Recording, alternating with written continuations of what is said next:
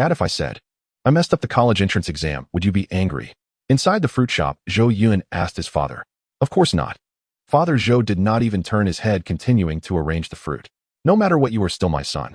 How could I truly be angry with you? Zhou Yun let out a breath of relief. That's great, actually. It's just that you'll end up shorter. Father Zhou finished the second half of the sentence. Zhou Yun's face filled with confusion.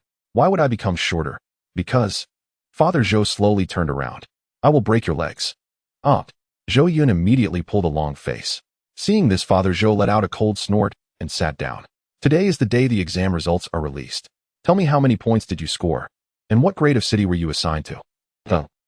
Zhou Yun mumbled under his breath. Father Zhou's face hardened at once. Louder. 372 points for grade city. What a... Father Zhou shot to his feet, his voice instantly rising several pitches, his eyes filled with shock and disappointment. In this era where everyone could become a city lord, the college entrance exam almost determined the fate of a person's entire life. Those with excellent scores were assigned to a grade, or even grade cities overflowing with resources and population. As long as they did not court death, their future was almost guaranteed to be brilliant. But for someone like Zhou Yun, assigned to a grade city, resources were scarce, and the quality of the population was abysmal. Forget about development. Being able to survive the novice period would already be a blessing from the heavens. Seeing his father's reaction, Zhou Yun's face grew even more bitter. He certainly understood his father's feelings. But what could he do? He was just as desperate. As a transmigrator, he had crossed over a year before the exam, yet the memories he inherited were scant at best. Coupled with the fact that his predecessor's grades had only ever been mediocre, even though he had gone all out in that final year, there was simply no saving the situation. After a long silence, Father Zhou let out a deep sigh. His eyes were full of desolation, as though he had suddenly aged 10 years. It's not all your fault. Dragons beget dragons, phoenixes beget phoenixes, and the child of a mouse will know how to dig holes. I am just an ordinary man myself. How much can I really demand of my own son? Dad. The tip of Zhou Yun's nose grew sore. At this moment, even if Father Zhou gave him a beating, he would have felt better. It was precisely this kind of understanding that made him blame himself even more. In his previous life on Earth, he had been an orphan. After crossing into this world, although he and Father Zhou had only been father and son for a single year, he had tasted a rare and precious fatherly love. If possible, he truly did not want to let this man down. What's done is done. All we can do now is face it. Father Zhou stepped forward, drew in a deep breath, and gave Zhou Yun's shoulder a heavy pat. Do not lose heart. Pull yourself together and work hard. Even if you were assigned to a grade city, you are still a city lord. Back then I held on for half a month. As long as you endure one more day than I did, you will already surpass me. The next day, on the school playground under Father Zhou's watchful gaze, Zhou Yun stepped into the golden radiance at the center of the field. After a bout of vertigo that turned heaven and earth upside down, he arrived in a dim gray room. The space was not small, but everything was in disrepair with dust and cobwebs everywhere. The only furnishings were a single chair and a desk. On the desk lay a large gray seal. Zhou Yun knew that this was the city lord's seal. At this moment, he had officially become the lord of this small grade city. Watching. He picked up the city lord's seal, blew the dust from its surface, and then stored it close to his body. Just then a neutral electronic voice rang out in his mind. Ding. Identity changed to city lord detected. Infinite refund system activated. Infinite refund. A system? Zhou Yun was overjoyed. As a transmigrator, how could he not know what a system was? The electronic voice continued. The host may grant any item to the citizens under his rule and will receive a critical refund reward of at least 100 times the value. Note: the item granted must be something the recipient truly needs, otherwise it will be judged a failed grant. Grant items and receive critical refund rewards. Zhou Yun blinked in astonishment. There is actually such a good thing. Doesn't this mean I will basically have unlimited resources? If I grant a sack of rice, I will get at least 100 sacks back. Then if I grant 100 sacks, I will get at least 10,000 in return. After a few rounds of this, the whole city will probably drown in rice. No, wait. There is also the possibility of a failed grant. That means the system does not simply accept whatever I give as valid. It must follow some kind of judgment rule. But even so, it is still outrageous. Where there is need, there will be something to grant. I may not be sure about grade or a grade cities, but in my little grade city, the citizens' needs will be endless. This is a cheat tailor-made just for me. Just as he was reveling in delight, a neat, unified shout suddenly came from outside. We respectfully welcome the city lord's arrival. Outside the city lord's mansion, the not-so-wide street was packed with kneeling people. The golden pillar of light that had just appeared above the mansion had told them that yet another city lord had descended. The great door creaked open. They saw a young man with delicate features. We respectfully welcome the city lord's arrival. Led by the city guards, everyone shouted in unison once more. Being welcomed by one's citizens upon taking office as city lord should have been a joyous occasion. But Zhou Yun felt no joy at all. On the faces of these citizens he saw no happiness or hope, only apprehension and even fear. Although he had only just taken office, he understood very well that the source of their unease and fear was the metal collars around their necks, each glowing with a red light. A red light meant that they had been judged to be harmful rather than beneficial to the city. It meant they had stepped across the execution line. Crossing that line meant being expelled from the city. In this world of myriad cities, every city possessed its own unique execution line. The more prosperous the city, the higher that line was. Conversely, in a small grade city like Huaqing, the execution line had already sunk almost to rock bottom. In other words, if one was expelled, even from Huaqing, there would be no other city left to go to. One could only drift into the wilderness. The wilderness crawled with vicious beasts. Being cast out, there was no different from a death sentence. At this moment, the captain of the city guards, dressed in worn leather armor, stepped forward to begin the protocol that accompanied every new city lord's arrival. My lord city lord, I am Lei Lai, the captain of the city guards of Huaqing. At present, Huaqing has a total population of 65,309, of whom 46,021 have already fallen below the execution line. Please give the order, city lord. As soon as the words fell, the 20 city guards paused their spears, halting midair. They were merely waiting for a single command to move at once. Zhou Yun remained silent, his gaze sweeping across the faces of the city dwellers one by one. Each of them was sallow and emaciated, dressed in thin, threadbare clothing. Though nominally citizens of the city, they looked no different from refugees in a time of famine. At this moment, their lips were tightly pressed together, saying nothing as they stared at Zhou Yun like convicts awaiting execution. Their eyes brimmed with terror that seemed ready to spill over. Yet beneath that fear there was still a faint glimmer of hope. That was why they had dragged themselves to kneel before the gates of the city lord's residence. They hoped that the newly appointed city lord might show great mercy, open a gap in the net, and spare their lives, even if it was only by granting them a few more days. They are all pitiful people, having fallen to such a state, who could truly steel their heart to strike them while they are down. Zhou Yun sighed inwardly and was just about to speak when a faint infant's cry suddenly rose from within the crowd. In an instant, everyone's gaze shot toward the source of the sound. They saw a woman clutching an infant tightly to her chest, her eyes darting about in utter panic as she trembled and crooned, don't cry, be good." Yet instead of soothing the child, her attempts only made the baby wail even louder. The woman's eyes reddened, her whole body beginning to shake. She could feel those knife-like stares cutting into her as though they meant to slice her to pieces. A moment ago there might still have been a sliver of hope, but now that her child had started crying, that last thread shattered completely. The crushing psychological pressure broke her in less than a heartbeat. She suddenly cried out, "Lord, city lord, it is all my fault. It has nothing to do with the others, nothing to do with them." Zhou Yun ignored that plea and instead asked calmly, "What is wrong with the child? Is he hungry?" Zhou Yun's tone was exceedingly gentle.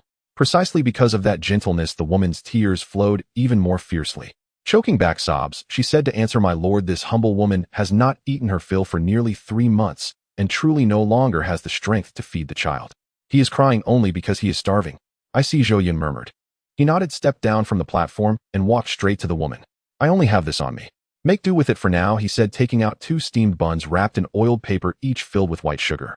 They were buns his Zhou's father had personally made for him before he set out. One of the few things he had been able to bring. Since he had not been here long, the snow-white sugar buns were still steaming, their warmth especially eye-catching in the depth of winter. At the sight of those 2 sugar buns, everyone froze. The city lord, what was he doing? For someone of his status to give those buns to a lowly woman like her. The woman herself was stunned. She stared fixedly at the buns before her, her mouth flooding with saliva, yet she did not dare move a muscle. "Since you are hungry, take them and eat," Zhou Yun said, oblivious to everyone else's gaze. Using the oiled paper as a tray, he firmly pressed the 2 buns into the woman's hands. The warmth seeping into her palms seemed to pierce straight through to her heart. Suddenly the woman burst into loud sobs. "Thank you, my lord. Thank you, my lord." Even as she cried out in gratitude, she tried to shout out to him, but Zhou Yun hurriedly reached out to support her. 2 buns. There was no need for such excessive thanks. To him it was nothing more than a casual gesture. After profuse thanks, the woman devoured half a bun in ravenous gulps, then pinched off pieces of the remaining bun and fed them directly to the baby. Zhou Yun instinctively moved to stop her. After all, feeding such a young infant with solid dough was an easy way to choke a child. But to his astonishment, as soon as the bun entered the baby's mouth, the crying ceased at once. Though toothless, the infant chewed with surprising skill and swallowed the morsel smoothly. With food finally in its belly, the baby's tearful expression vanished, replaced by a faint smile. Zhou Yun's own lips curved in response, yet his heart ached all the more. Before he crossed into this world back in his homeland, many things might have been uncertain, but if someone was hungry, they could at least ask any passerby for help, and that person would likely lend a hand. To starve to death was almost unimaginable, yet here in Flower City, under his own rule, his gaze swept over the others, catching the same ravenous longing in their eyes. How could this mother and child be the only ones who were starving? A clear chime sounded in his mind. He had successfully given away 2 sugar buns and triggered a 100-fold critical reward. 200 sugar buns had been granted to him, automatically stored in a system space for him to take out at will. The system's prompt rang out at just the right moment. System space. No sooner had the thought formed than his consciousness was drawn into a boundless, featureless expanse. 200 steaming sugar buns floated before his eyes. With another flicker of thought, his awareness returned to reality. With the system, and with the 200 sugar buns he had just been rewarded, he finally felt true confidence. So they were hungry. So they needed food. This might not be his homeland, but as long as he was here, he would never allow anyone to starve to death under his governance. Who else is hungry? With a flip of his right hand, a sugar bun appeared in his palm. Come and take it. No one moved, though naked hunger burned in every gaze. Zhou Yun sighed inwardly. Even at this point, they were still suppressing themselves, still forcing themselves to hold back. They were too honest to the point of heartbreak. Without further ado, he thrust a bun into the hands of an elderly man nearby. Then came the second, the third, the fourth. Every person who received a bun wore the same expression of utter disbelief. They first lifted the buns to their noses and inhaled deeply, then took tentative bites. Only when they were finally convinced that everything before them was real did they begin to devour the food in great mouthfuls. After a few mouthfuls, their eyes unknowingly turned moist. It's real bread. So delicious. It's so delicious. So fragrant, so sweet. As more and more people received buns, Zhou Yun could not help but reveal a smile that came from the depths of his heart. He did not worry that anyone in the city might covet this wealth and harbor malicious intent toward him. As city lord, so long as he remained within the city, he was absolutely safe. No existence could so much as harm a single hair on his head. Not far away, Lei Lai watched Zhou Yun handing out buns and shook his head repeatedly. Still too young, he muttered. Even if you can feed them this meal, can you feed them the next and the one after that? The 20 city guards likewise cast faint, resigned looks toward Zhou Yun's figure and sighed softly. Clearly their thoughts were identical to Lei Lai's. A capable city lord could make Flower City flourish, but a naive ruler with a soft, sentimental heart would only drag Flower City into deeper misery. In their eyes, Zhou Yun was undoubtedly the latter. What they did not know was that as Zhou Yun kept handing out buns, the number of buns being returned to his system space multiplied. Once again, the crisp chimes sounded. He had given away 1 sugar bun and triggered a 1,000-fold critical reward, gaining 1,000 sugar buns in return. Another chime for a single sugar bun given, he triggered a 10,000-fold critical reward and obtained 10,000 sugar buns. Again, the chime rang. 1 sugar bun given, 100-fold critical reward, 100 sugar buns gained. Yet another chime followed. 1 sugar bun given, 100,000-fold critical reward, 100,000 sugar buns obtained. On and on it went. Too much. Really too much. Zhou Yun had imagined that the rewards from infinite returns would be overwhelming, but only when he saw the mountains of steamed buns piled up in the space did he truly comprehend it. In less than 10 minutes, the system returned hundreds of thousands of sugar-steamed buns. Piled together, could they still be called steamed buns? They should be called a mountain of buns. Suddenly a hint of worry arose in his heart. If this continued, would the buns fill up the space? What if that happened? Although the system's space seemed boundless, what if? As he contemplated this, a system notification appeared. Ding. The system space is infinitely large. You need not worry about resources filling up the system space. Hearing the notification, Zhou Yun couldn't help but feel relieved. However, since the system space wouldn't fill up, he could now unleash his efforts. Lei Lai, he called out. Here, bring a few clean tables. Or a few clean cloths will do. Tables. Cloths. Lei Lai was puzzled, but as it was the command of the lord of the city, he complied. Soon Lei Lai and 20 city guards returned with 4 tables and a stack of cloths. Following Zhou Yun's instructions, they spread the cloth on the ground. Just as they were confused, Zhou Yun waved his hand, and a mountain of sugar-steamed buns instantly appeared on the cloth. Everyone present, including Lei Lai, was wide-eyed with astonishment. Sugar-steamed buns. Hot steaming sugar-steamed buns. So many. The heat gathered and rose, dispelling much of the coldness they felt. Come. I'm too slow to distribute them by myself. Help me out. Zhou Yun called out to Lei Lai again. Yes. Lei Lai responded decisively, rallying the 20 city guards to lend a hand. With their help, the distribution speed significantly increased. As the distribution speed increased, the system's rewards returned just as quickly. Ding. You have successfully given away 1 sugar-steamed bun, triggering a 100x critical reward, gaining 100 sugar-steamed buns. Ding. You have successfully given away 1 sugar steamed bun, triggering a 1000x critical reward, gaining 1000 sugar steamed buns. Ding. You have successfully given away 1 sugar steamed bun, triggering a 1000x critical reward, gaining 1000 sugar steamed buns. Ding. You have successfully given away 1 sugar steamed bun, triggering a 10,000x critical reward, gaining 10,000 sugar steamed buns. After half a day's hard work, Lei Lai and the 20 city guards finally managed to distribute all the sugar steamed buns on the cloth. Just as they were about to wrap up, Zhou Yun waved his hand again. On the cloth that had just been cleared, another mountain of buns appeared. Be quick. Zhou Yun smiled and said, there are still many people who haven't eaten yet. Lei Lai was momentarily stunned. Still many people haven't eaten. Hadn't all these people around already eaten? Surely not. His gaze swept through the crowd and spotted a long line that had formed at some point behind the crowd, causing his pupils to contract. This newly appointed lord of the city. He couldn't possibly be intending to distribute to everyone on this street, could he? While he was lost in thought, a city guard approached him and quietly asked, Captain, are we getting any of those buns? Huh. Lei Lai glared suddenly, and the city guard immediately withdrew, looking sullen. Seeing his subordinate's reaction, Lei Lai couldn't help but sigh inwardly.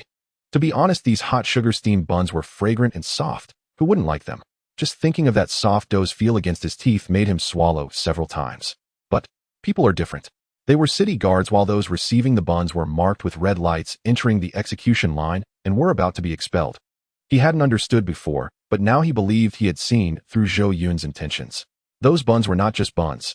They were clearly meals for the condemned. After this meal, they would be expelled from the city. As for sentiments of kindness, love for the people, impossible. In this world, who could be that foolish? The reason for distributing these buns was merely to leave a good reputation for himself as the newly appointed leader. This was also a common strategy for newly appointed city lords, although the price of doing so was indeed quite high.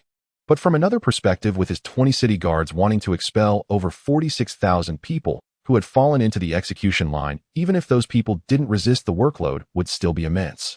But once they had eaten the Lord's buns, when the time came, wouldn't they just have to obey with a word from the Lord?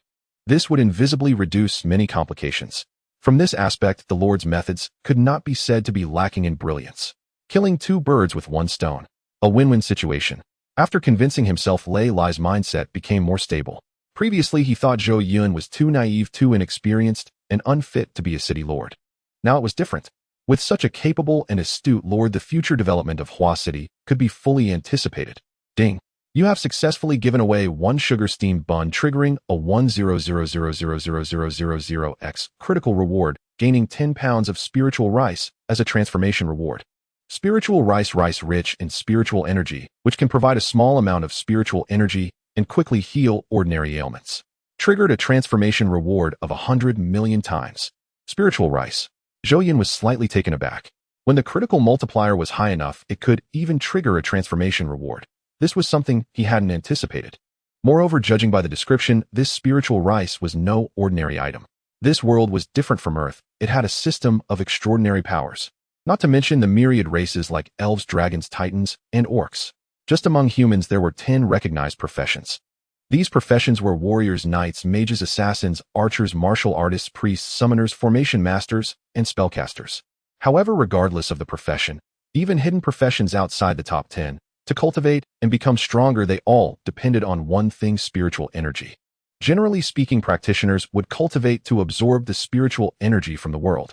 But aside from that, there were other ways to obtain spiritual energy, one of which included consuming food. However, Zhou Yun had learned from textbooks that food containing spiritual energy was exceedingly rare in nature. Each item was quite valuable. For example, the dragon tooth rice, which was only available in the royal city, was one such item. He just wondered, how would the effects of spiritual rice compare to dragon tooth rice? Setting that question aside for now, Zhou Yun continued distributing the buns. He intended to distribute the spiritual rice to see its effects, but spiritual rice was still raw. For these hungry citizens, the buns were a more direct choice. Lord of the city. With a timid call, Zhou Yun felt a tug on his pant leg. Turning around, he saw a little boy. Lord of the city. The boy mustered his courage and asked, "Can I take a bun home for my sister?" As soon as the words left his lips, he averted his gaze, as if dreading Zhou Yun's refusal. "Of course you may," Zhou Yun replied gently. "Take as many as you wish." Overjoyed, the boy's grin stretched nearly to his ears. "Thank you, Lord City Governor." Bowing deeply in gratitude, he hurried toward the mountain of steamed buns and snatched one before turning to leave. Yet after taking only a single step, he halted. then gritting his teeth, seized another. Zhou Yun watched the boy's retreating figure and smiled warmly. What a fine child. Even the metal collar around his neck pulsed with a faint red light. Yet how could he possibly banish such a child from the city? He simply could not bring himself to do it. Inspired by the boy's boldness, Zhou Yun raised his right hand and called out, "If anyone has friends or relatives in need, feel free to take buns home for them." At once astonished expressions bloomed across the crowd. They had assumed they were merely allowed to eat, but now they could carry food for others too. Had a benevolent deity truly descended among them? In that instant, Zhou Yun seemed to radiate golden light in their eyes. "My mother lies ill in bed. May I bring her too?" A young man ventured forward, timidly addressing Lei Lai. "Take them," Lei Lai replied, his face impassive. Though he feared this policy would inevitably encourage overclaiming, and thus wasteful loss of precious bonds. Yet since the city governor himself had spoken, what else could he say? "My grandfather is crippled, unable to walk. May I bring him too?" "Take them." "My sister." "Take them." Lei Lai remained utterly expressionless throughout. Yet this exchange eased their burden considerably. For now people helped themselves, no longer requiring staff to distribute. Moreover, the bun mountain dwindled rapidly. But even before it vanished entirely, Zhou Yun replenished it with another. Steamed buns. He had them in abundance. Only Lei Lai's lips twitched faintly. The third mount. Then swiftly came the fourth. The fifth. By the sixth mound, Lei Lai could bear it no longer. "Wait!" With a thunderous shout, he halted the queue of those about to approach. Meeting the bewildered gazes of both the crowd and Zhou Yun, he bowed respectfully and said, "Lord City Governor, though Huaqing is small, no fewer than 46021 citizens have already fallen below the execution threshold. Just 2 buns per person would require 92042 in total. And if some seize the opportunity to cheat, taking extra, perhaps even dozens, our losses could easily soar to 100,000 or even 150,000. Here he drew a deep breath. "I understand. You are no ordinary man, Lord City Governor, born into wealth and distinction. Yet even so, such profligacy is unsustainable." The crowd fell silent and instinctively stepped backward several paces. Though they stood to benefit, they acknowledged Lei Lai's logic. Nearly 100,000 steamed buns. In Huaqing, what an invaluable reserve of sustenance that was. To have one full meal was already more than they dared hope. How could they presume to feed everyone they knew? That would be sheer greed. As the atmosphere chilled, Zhou Yun only smiled. "Captain Lei makes a sound point," he nodded, voice calm and kind. "From an accounting perspective, it is indeed a considerable expenditure." Lei Lai exhaled slightly in relief. But Zhou Yun's tone shifted. "Yet, Captain Lei, the people are the foundation of the state. When the foundation is firm, the state endures." His gaze swept across the gaunt, hollow-cheeked citizens surrounding him, soft yet unshakable in its resolve. A city may be vast, yet without its people it is but an empty shell. No matter how abundant the grain, what use is it if its people starve to death? To me, these buns are food, perhaps even symbolize currency. But to those whose bellies gnaw with hunger, they represent nothing less than the continuation of life itself. To trade finite value buns for infinite value lives, that I believe is always worth doing. This, Lei Lai's stern expression softened. Finite for infinite. Such arithmetic humbled him deeply. Zhou Yun gave him a gentle nod, then turned to address the assembly, voice clear and resonant. "Today marks my first day in office, the very first time I serve as city governor. And the first thing I shall do is ensure every citizen in this city, every soul who suffers hunger, eats a full, satisfying meal." Silence fell instantly, broken only by the howling wind. "Long live the city governor!" Someone suddenly cried out. Instantly the cry spread like wildfire, sweeping through the crowd. "Long live the city governor! Long live the city governor! Long live the city governor!" Watching the ecstatic throng, hearing their thunderous oceanic chants, Lei Lai felt a fleeting daze. In all his years, had he ever witnessed a city governor receive such devotion? It seemed impossible. No, it was impossible. Even if similar scenes had occurred, they had been hollow performances, staged, artificial, nowhere near the raw sincerity and fervor unfolding before him. He looked at Zhou Yun, and his earlier suspicions dissolved entirely. Zhou Yun spoke with sincerity. He heard it clearly. Now he understood. Zhou Yun had never contemplated a final meal before execution, nor any cunning towards with an Estone stratagem. What hidden motives? What scheming? What calculated maneuvers? None existed, not even a trace. This was simply a man overflowing with compassion, a soft-hearted, well-meaning soul. Could such a person be called kind? Yet is kindness truly a compliment? Naive, utterly naive.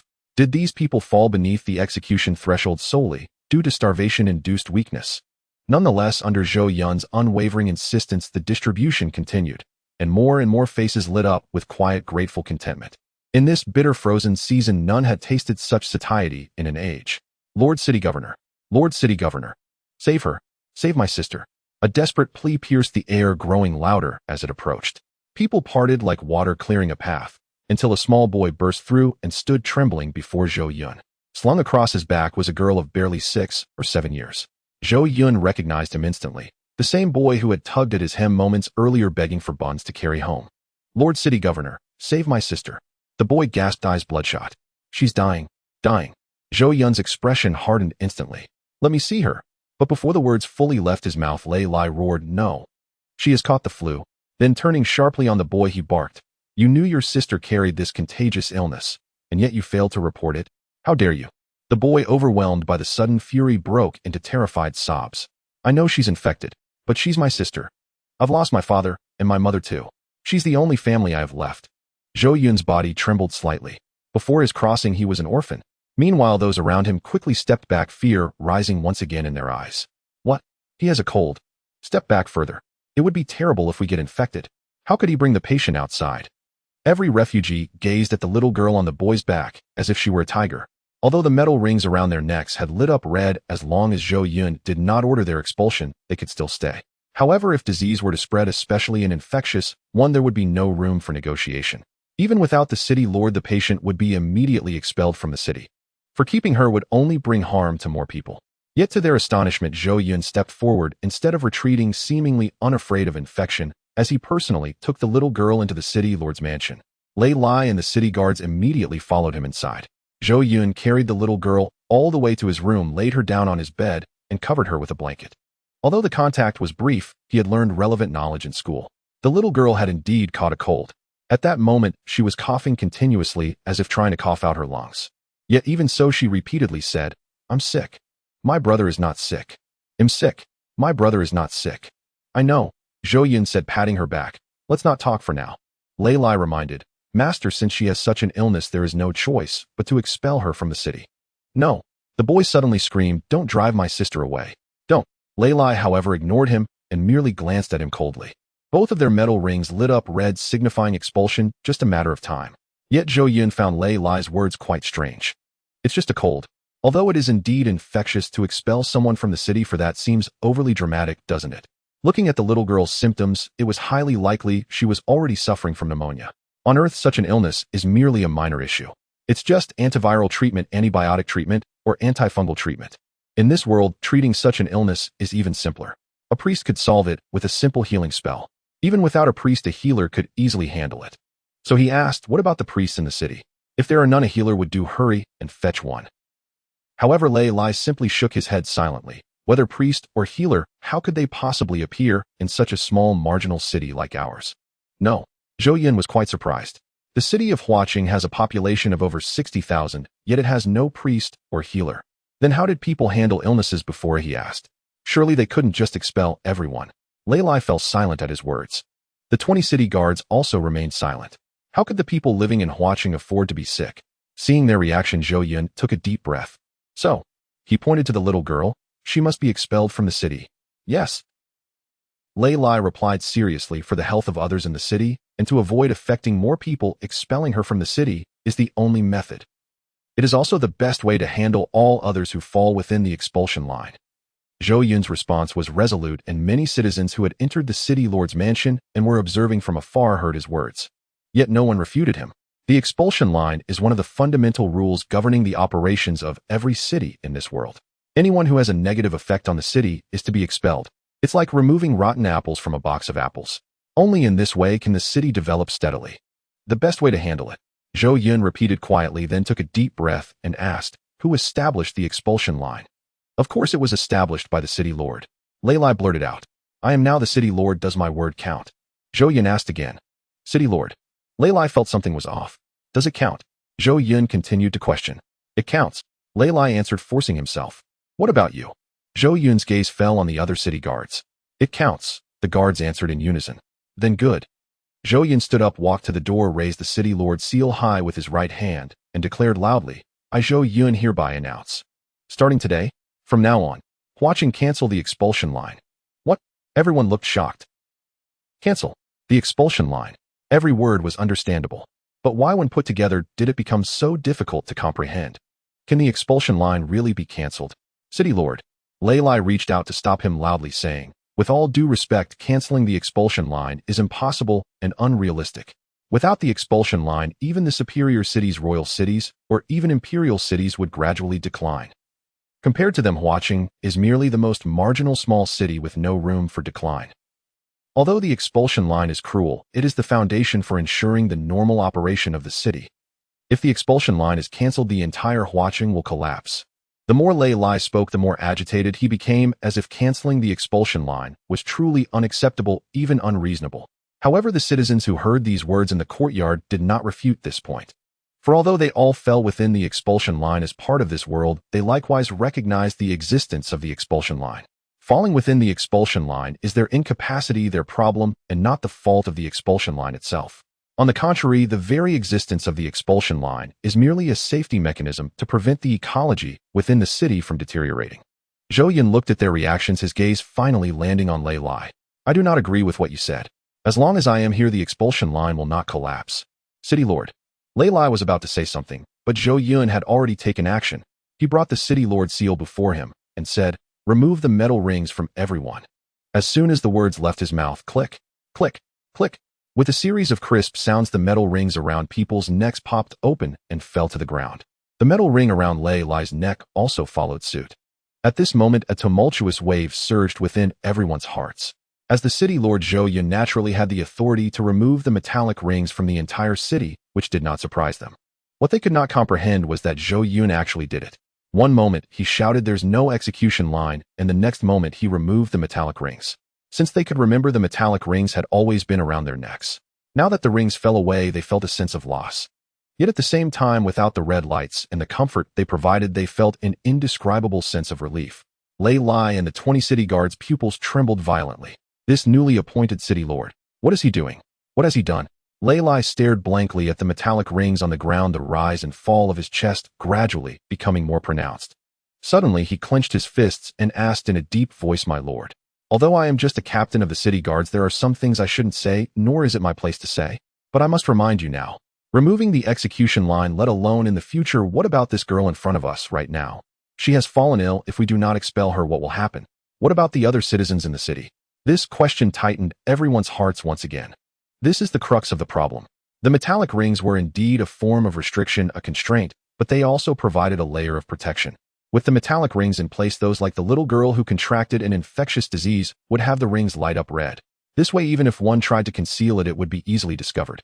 And once discovered, it could be addressed in a timely manner to prevent it from spreading to more people. But without the metallic rings, if such individuals deliberately disguised themselves, it would be nearly impossible to detect them. Unknowingly, a few dozens, hundreds, or even the entire city could be infected. Just thinking about it was like a disaster. They couldn't help but turn their gazes toward Zhou Yun. The removal of the metallic rings was his decision. So what is the solution? Is there one? What should we do? They all had a glimmer of light in their eyes. It was a light of expectation. Indeed, it was hope. Even though Zhou Yun had just arrived in Huaqing and was a newly appointed city lord, his unique actions had already left a deep impression on everyone in such a short time. If it were him, could there really be a solution? Under the gaze of the crowd, Zhou Yun smiled and naturally responded to Lei Lai's question, what should we do if someone falls ill? Isn't the answer obvious? Of course we should cure them. Lei Lai lowered his head in deep sorrow and then shook it vigorously. He wanted that too. Just like those who had just had their metallic rings removed, he wanted to hear a practical solution from Zhou Yun. If there was one, he would become a staunch supporter of removing the rings. But there wasn't. Yes, the metallic rings were the fundamental operational mechanism of this world. How could one simply abolish them? Cure them? He said with a bitter smile, my lord, you are a person of great status, and probably have forgotten that in Huaqing there are no priests or healers. Of course I remember. Zhou Yun maintained his smile, but it's just a cold. I don't see why a priest or healer is necessary. As he spoke with a bang, he placed a 10-pound bag of spirit rice on the table. Go take this and cook some rice. Cook rice. Lei Lai raised his head, looking baffled. What does cooking rice have to do with treating illnesses? Seeing Lei Lai standing there in a daze, Zhou Yun thought he wouldn't do it. He then looked at the other city guards. Who among you can cook? I. A city guard hesitantly raised his hand. Then you go, Zhou Yun designated him, while secretly sighing. With so many people, only one could cook. Their life skills were severely lacking. Yes, the city guard answered, and under the strange gazes of the other guards, and Lei Lai approached the table to take the rice. However, just as his hand was about to touch the rice bag, his movement froze. What? What? He stared blankly at the rice bag, his body slightly trembling, as if he had seen something incredible. What are you hesitating for? Lei Lai complained. The Lord asked you to go, so hurry up. It's spirit rice. The city guard looked at Lei Lai, his face showing a mixture of crying and laughter. Spirit rice. Lei Lai's expression froze. The other city guards' expressions also froze. The citizens outside the courtyard widened their eyes. Spirit rice. What is that? As the name implies, it is rice infused with spiritual energy. But just by adding one word, the value of spirit rice is worlds apart from ordinary rice. Ordinary rice costs 10 copper coins per pound, but spirit rice, 100 silver coins per pound. 1 silver coin equals 100 copper coins. In other words, it takes 10,000 copper coins to buy a pound of spirit rice, a price 1,000 times that of ordinary rice. Moreover, such spirit rice is generally only sold in intermediate cities. Slap. Lei Lai stepped forward, pushing the city guard away, peering into the rice bag, and indeed saw the glimmering white light emanating from the tempting spirit rice. As soon as he saw the spirit rice, his expression began to change dramatically. Surprise, confusion, understanding, relief. Finally, it transformed into guilt. Thud. He suddenly knelt on one knee, left hand pressing on his knee, right hand clenched on his chest, bowing his head and loudly declaring, "My lord, I have overstepped and offended, failing to understand your good intentions, and with my mundane heart I misjudged your magnificent and noble spirit. Please, my lord, punish me." The other city guards also knelt down in unison. "Please, my lord, punish us." Zhou Yun was taken aback, waving his hands repeatedly. "What on earth are you doing this for? What crime have you committed? You've done nothing wrong. Rise at once, and, if anything must be said, stop dawdling. Hurry and cook a pot of rice. A patient is waiting, and, thank you, Lord City Governor."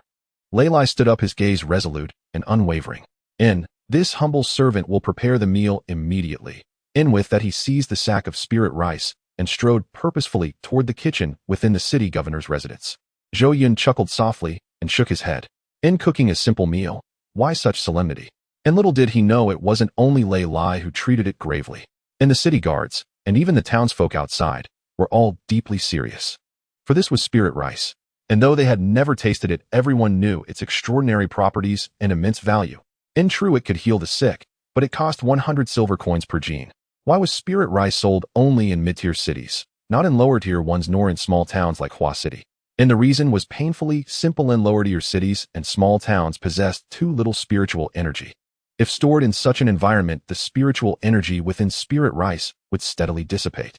And as its spiritual essence faded, so too would its worth plummet dramatically. Which merchant would willingly engage in such a ruinous trade? Yet Zhou Yun, and he had brought spirit rice to Hua City. And not only had he brought it, he intended to use it to heal a child he'd just met, stricken with nothing more than a common cold. Extravagant. Utterly extravagant. It was merely a cold. No priest could treat it for 500 copper coins. An apothecary would charge even less. Only 300 copper coins. But spirit rice. No single modest bowl cost over 1,000 copper coins. As they pondered this, their eyes grew inexplicably moist. In this world, what was most worthless? Life itself. Some lives were worth more than divine artifacts, yet theirs were worth less than blades of grass. That was how others saw them, and how they saw themselves. Yet to Zhou Yun it seemed different. He distributed steamed buns to them. He smiled upon seeing them eat. He nodded gently when they expressed gratitude. He abolished the metal collars to prevent them from being banished from the city. Now he had produced precious spirit rice, not for prestige or profit, but solely to heal a little girl with a cold whom he'd met mere moments before. The more they reflected, the less they understood, yet the deeper their hearts warmed. What was this gentle, swelling warmth within? Even the bitter winter chill seemed to soften. The rice is ready.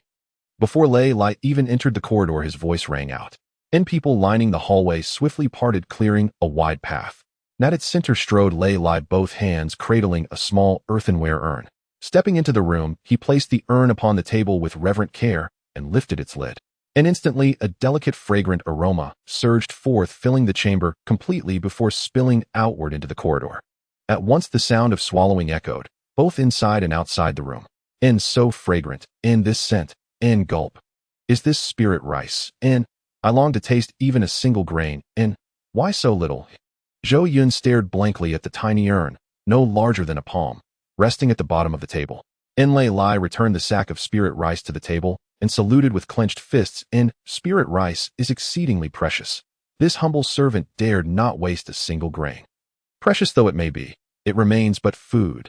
Musing inwardly, he scooped a generous spoonful blew gently to cool it and held it before the little girl's lips. "In here. You must be careful, but it's hot." The frail girl, whose strength had seemed utterly spent, somehow summoned unexpected vigor, sitting upright unaided, and swallowed the spoonful of spirit rice in one swift motion. She didn't even chew, simply swallowed it whole. Zhou Yun beamed with delight. No need to rush. There's more." Lei Lai, ever perceptive, stepped forward and placed the urn beside Zhou Yun to facilitate feeding. Spoon after spoon, then another, and the girl devoured every last grain within the urn. Zhou Yun stared astonished at the now empty urn. Though small, its capacity clearly exceeded what any child her age should reasonably consume. Yet the girl lingered, licking her lips with quiet longing. Just then her elder brother exclaimed in disbelief, "Little sister, you haven't coughed once, huh?" She seemed to notice it only then, and paused, sensing inwardly. "I feel strong again, and I no longer wish to cough. Brother, am I truly healed?" And without hesitation the boy rushed forward, pressed his palm to her forehead, and burst into tears. "Her fever's broken. Her skin is cool. She's healed. Truly healed." Thump. Without pause the boy dropped to his knees and struck the floor with 3 resounding kowtows. "Lord City Governor, thank you for saving my sister's life. Thank you for saving my sister's life. Speak plainly. We need no prostration," Zhou Yun replied sternly, lifting the boy to his feet and sighing at the raw wound on his forehead. "A man's knees hold gold. Do not kneel so readily." "Yes, sir," the boy answered loudly, his mouth stretched in something between a grin and a grimace, tears streaming down his cheeks, uncertain whether he wished to laugh or weep. "Brother." The girl slipped from the bed and embraced her brother tightly. That tender moment stirred profound empathy among all who witnessed it. To Zhou Yun it had been but a trivial act, yet to them it was deliverance from the very brink of death. Just then someone among the townsfolk gathered in the courtyard suddenly knelt. "Lord City Governor, please save my grandfather." Another followed, instantly dropping to his knees. "Lord City Governor, please save my father." Then a third, not fourth, not fifth. Lei Lai stood frozen, gazing at the scene, speechless. He had always believed that illness meant expulsion, a fundamental law of Hua City strictly observed by all for the sake of civic stability. Yet now, reality lay bare before him. That foundational law he held sacred was being flouted by countless people, just like the boy before him. They concealed contagious illness among their kin. Ni's first instinct was fury, and then came a wave of crushing helplessness. Hua City, though small, housed over 60,000 souls, yet its guard corps numbered only 21, including himself as captain. If the entire populace refused voluntary compliance, how could 21 men possibly enforce oversight? Zhou Yun glanced at Lei Lai. Though silent, the captain's expression spoke volumes. Yet, unlike Lei Lai's bewilderment, Zhou Yun understood their actions perfectly. It was simple: they were human. And humanity bore inherent compassion. When illness afflicted strangers' hardened hearts might look away indifferently. But when it struck friends, brothers, or kin, who truly could remain unmoved? "The Lord of the City, please grant me a bowl of spiritual rice. My father is really on the brink of death." Outside the city lord's residence, more and more people gathered upon hearing the news. The voices of prayer grew louder, merging into one. Suddenly Lei Lai spoke up, stopping Zhou Yun from stepping out of the room. Faced with Zhou Yun's puzzled gaze, he firmly and slowly shook his head. Without uttering a word, his attitude was clear. "No, it really can't be done. Saving one person is easy. Saving so many people is difficult. Spiritual rice is limited, but the number of the sick is vast. It can't be saved. Your kindness, I Lei Lai, truly see it and feel it deeply. But human power has its limits. This kindness of yours will be overwhelmed." Zhou Yun said nothing, only smiled, holding the bag of spiritual rice, and stepped over the threshold. He was a transmigrator. He grew up under the 5-star red flag. The education he received taught him not to overlook small acts of kindness and not to commit small evils. It is to uphold oneself in poverty and to help the world in prosperity. If he had no ability, he could easily turn a blind eye. But since he has the ability, how could he ignore it? Upon reaching outside the courtyard, he declared loudly, "I don't have that many pots to cook rice for you, nor do I have that much rice soup to share. However, if anyone has a sick person in need," he raised the bag of spiritual rice high, "come and take it. There's enough for everyone." The crowd erupted in excitement. What started as an unrealistic hope turned out to be a call answered. "Long live the Lord of the City! Long live the Lord of the City! Long live the Lord of the City!" The crowd began to chant again. The shouts spread farther and wider. This time it wasn't just the whole street. In a very short time, the entire city echoed with this voice. Ding! You successfully donated 1 pound of spiritual rice, triggering a 100x critical reward and received 100 pounds of spiritual rice. Ding. You successfully donated 1 pound of spiritual rice, triggering a 100x critical reward and received 100 pounds of spiritual rice. Ding. You successfully donated 1 pound of spiritual rice, triggering a 100x critical reward and received 100 pounds of spiritual rice. Similar to white sugar steamed buns, as spiritual rice was continuously distributed, the amount of spiritual rice in Zhou Yun's space grew at an astonishing rate. Lei Lai watched as people continuously received spiritual rice from Zhou Yun, feeling as if the entire world was rapidly collapsing. That was spiritual rice, not ordinary rice. Each person was to receive a pound. So many people, and in such a short time dozens or even hundreds of pounds were distributed. There were even more people waiting behind. Sharing buns like this could be understood, but can spiritual rice be distributed like this? Even the wealthy from higher cities cannot afford such extravagance. Boom. The world in his eyes shattered completely, turning into a void. But then fragments began to rise from the void, quickly reconstructing the world. Compared to the previously dull black and white world, this new world was bright and colorful. Zhou Yun's figure was reflected back in his pupils. The sun in the sky floated out from behind the clouds, its rays somewhat blinding, yet he was mesmerized. For at that moment Zhou Yun radiated a divine brilliance. Is this the kindness of a woman? He self-mockingly chuckled, shaking his head. It's just prejudice. In the next instant, a gleam of fervor appeared in his eyes. This is clearly loving the people, as if they were his own children. Ding. You successfully donated 1 pound of spiritual rice, triggering a 100x critical reward and received 100 pounds of spiritual rice. After another system notification, Zhou Yun noticed that the area in front of him was empty. Is it all gone? His questioning gaze swept over the city folk before him. However, no one stepped forward. Those who took the spiritual rice immediately expressed their gratitude and went back to cook. The little boy and girl had already happily returned home. The remaining people in front did not know why they stayed, nor did they realize the unconscious smiles on their faces. Confirming that no one else needed spiritual rice, Zhou Yun returned to his room and distributed a bag to each of the city guards inside. As he distributed them, the system notification echoed again. Ding. You successfully donated 10 pounds of spiritual rice, triggering a 100x critical reward and received 100 pounds of spiritual rice. Ding. You successfully donated 10 pounds of spiritual rice, triggering a 100x critical reward and received 100 pounds of spiritual rice. Ding. You successfully donated 10 pounds of spiritual rice, triggering a 100x critical reward and received 100 pounds of spiritual rice. Zhou Yun smiled. The appearance of the system notification indicated that his judgment was correct. These city guards also needed spiritual rice. Or rather, in a way, they needed it more than those sick people. But the city guards stared blankly at the spiritual rice in their hands, completely stunned. It was as if they had been struck unconscious by a bag of gold coins falling from the sky while walking down the street. So sudden, but also so blissful. 10 pounds. Heavy 10 pounds.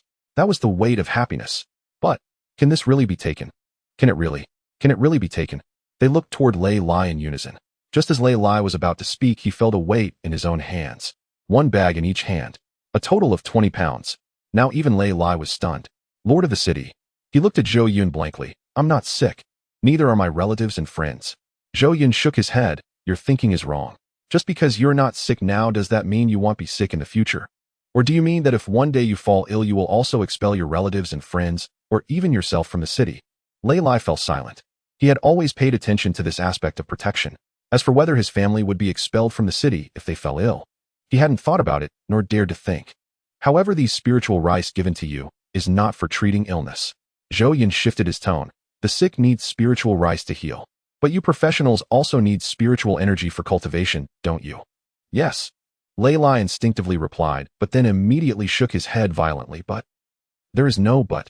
Zhou Yun raised his index finger, stopping Lei Lai from continuing. For you professionals, the spiritual energy in Huaqing is too thin and insufficient to support your cultivation. In such a situation, being able to stay in Huaqing is equivalent to making a sacrifice. These spiritual rice can be considered a small compensation for your contributions. Whoa. Before Lei Lai could say anything, suddenly one of the city guards began to cry loudly. What are you crying for? Lei Lai shouted loudly. In front of the city lord, what kind of behavior is this? Surprisingly, with this reprimand, the city guard cried even harder. I don't want to. I just can't help it. I just want to cry. Boo-hoo. This cry perhaps resonated with the other city guards. Several city guards quietly turned their heads, wiping their eyes. Living in Flower City, only they knew how difficult their situation was. With over 60,000 residents, there were only 21 city guards. In the absence of a city lord, it was they who maintained the basic order of the city. Yet what they received was merely a monthly salary of 5,000 copper coins contributed collectively by the merchants in the city. 5,000 copper coins a month compared to the ordinary residents of Flower City was certainly considerable. However, they were not ordinary people, they were professionals. If they were to go to a lower or middle-tier city with the spiritual energy concentration, how could their strength be limited to the bronze level? After much thought, Lei Lai finally made a decision. "Thank you, City Lord, for your generous gift." With his statement, the other 20 city guards naturally had nothing more to say. "That's the spirit." Zhou Yun patted his shoulder. Although they had not interacted for long, he could see that Lei Lai and the 20 city guards he led were all talents worth utilizing. In the future, they would certainly need to exert more effort. Just think about it, how rare it was to have professionals appear in such a spiritually thin small city like Flower City. If there were sufficient supplies of spiritual energy, their future prospects would be limitless. Lei Lai slowly stood up, looking at the spiritual rice in his hand. He sighed, such precious spiritual rice, to just consume it like this would be a tremendous waste. If only it could be cultivated. Zhou Yun expressed his confusion. If you want to plant, just plant. Is there any difficulty in that? Despite having a system to rely on which allowed him to supply the entire city as long as the residents needed, he was after all the city lord, not an ATM. What he truly wished to see was for the residents to be self-sufficient and return to a normal city ecology. Hearing Zhou Yun's question, Lei Lai sighed deeply. If only it could be cultivated. But where would the land for cultivation come from? Zhou Yun was even more perplexed. Why did it get more and more strange? He voiced his doubts. Flower City is not that small, there can't be no land for farming, right? To that, Lei Lai did not respond directly, but instead asked back. With over 60,000 people in the city, yet over 40,000 have their red lights on entering the execution line, doesn't the city lord find that strange? Of course it's strange. Zhou Yun pondered. Could it be related to the land? Exactly. Lei Lai nodded, saying, among the refugees in the city, except for a few who have lost their ability to work due to personal issues, nearly all possess labor potential and are willing to work. Logically speaking, they should not be classified as entering the execution line. But the metal ring does not make mistakes, and the fact that the red lights are on is the truth. Although Lei Lai did not elaborate, Zhou Yun understood. Is it because of the lack of job opportunities? City Lord, you see clearly. Lei Lai lamented. The economy of Flower City is in decline, and there are only so many merchants in the city, so the job positions they provide are naturally limited. This leads to many people wanting to work, but having no opportunities. If that were the case, it would be fine, or at worst they could farm themselves and achieve self-sufficiency. But the land in the city is currently in the hands of the wealthy, and there is simply no extra land to give to other residents. Listening to Lei Lai's words, Zhou Yun's mind became clearer. Those wealthy individuals possess vast amounts of land, but they cannot farm it all by themselves, so they hire others to cultivate it, but only pay meager wages, right? Exactly. Lei Lai's face showed a rare expression of hatred. Zhou Yun sensed something. If they possess the land, then what about the houses where the city residents live? Are they also? As the city lord thinks. Lei Lai sighed. Most of the property deeds for the houses in the city are also in their hands. The residents only have the most basic right to live. Hearing this, Zhou Yun sighed deeply in his heart. The entire city with all its properties in the hands of the merchants, he as the city lord was even worse off than a mere figurehead. After pondering for a moment, he asked, then how did those wealthy individuals acquire their land? Lei Lai slowly shook his head. The difficulty lies in the fact that their land was acquired through legitimate means. Moreover, even if the city lord wanted to forcibly reclaim it, I'm afraid. He did not finish his sentence, but Zhou Yun fully understood his meaning. Since these merchants dared to seize land and houses, how could they not have a certain level of armed strength? I have a general understanding of the situation. Zhou Yun nodded noncommittally. Gather all those wealthy individuals in the city. Oh, I want to have a talk with them. Lei Lai wanted to say something, but seeing Zhou Yun's faint smile recalling the previous incidents, he ultimately held back and led the 20 city guards out the door. Lei Lai was very efficient in his work. In less than 20 minutes, a group of people had already been brought in. In stark contrast to the shabby attire of the city residents Zhou Yun had seen earlier, the wealthy individuals appearing before him were all dressed in fine garments. By clothing alone, Zhou Yun looked like a bumpkin compared to them. In the conference hall, just as Zhou Yun stood up from his chair, a chubby man adorned with various jewels approached him. Commoner Wang Fugue is the president of the Flower City Chamber of Commerce. If the city lord has any instructions, please inform this commoner directly. He was all smiles, speaking politely, but Zhou Yun felt nothing but insincerity. Thus he spoke directly to the point. Currently, the residents in the city lack land for farming, so I hope everyone can allocate some of the extra land they have. Of course. However, before he could finish, he was interrupted by Wang Fuguwei. City Lord, he said seriously, no matter where it is, land is fundamental. Although there may be a few acres of land in the hands of the chamber members, there is no such thing as surplus land. City Lord, you have just taken office and are unfamiliar with the conditions in Flower City. Oh, please do not be misled by the ulterior motives of certain individuals. You, Lei Lai's fierce gaze immediately shot over, ready to explode, but Zhou Yun raised his hand to stop him. So does that mean you indeed have no extra land? Zhou Yun asked. Actually, it can't be said that there is completely none. Wang Fuguwei smiled, hinting, for example, if we were to plant spiritual rice, then we could squeeze out some land, of course. Squeeze out some land. Zhou Yun was amused by this phrasing. It seems you know I have spiritual rice in my possession. Then why not tell me how you plan to squeeze? In response, Wang Fuguwei seemed to have a plan ready and spoke eloquently. We provide the land, you provide the rice, and the residents provide the labor. We cooperate in this three-way partnership. The harvested spiritual rice will be split 9-1 with the city lord. We get 1 and the city lord gets 9. The profits will be settled once a year. Moreover, during this period, the food and accommodation of the residents will also be taken care of by our chamber. How does the city lord find this arrangement? Zhou Yun's smile grew wider. Well spoken. Brilliantly articulated. A split of 9-1. I get 9. The abacus beads are practically bouncing off my face. Profits settled once a year. By the time the spiritual rice in the fields matures in a year, they could easily kick me out. After that, the residents remain as refugees and the land still belongs to them. The problem remains unchanged, yet the rich become richer. Isn't it true that rich people will always remain rich? Making money is just that easy. Zhou Yun sighed repeatedly in his heart. Clearly they already have so much, yet they are never satisfied, always thinking about wanting more. Can you really earn all the money in the world? He sat back in his chair, the smile on his face unwavering. It seems we are both just wishful thinkers. Since that is the case, everyone please take your leave.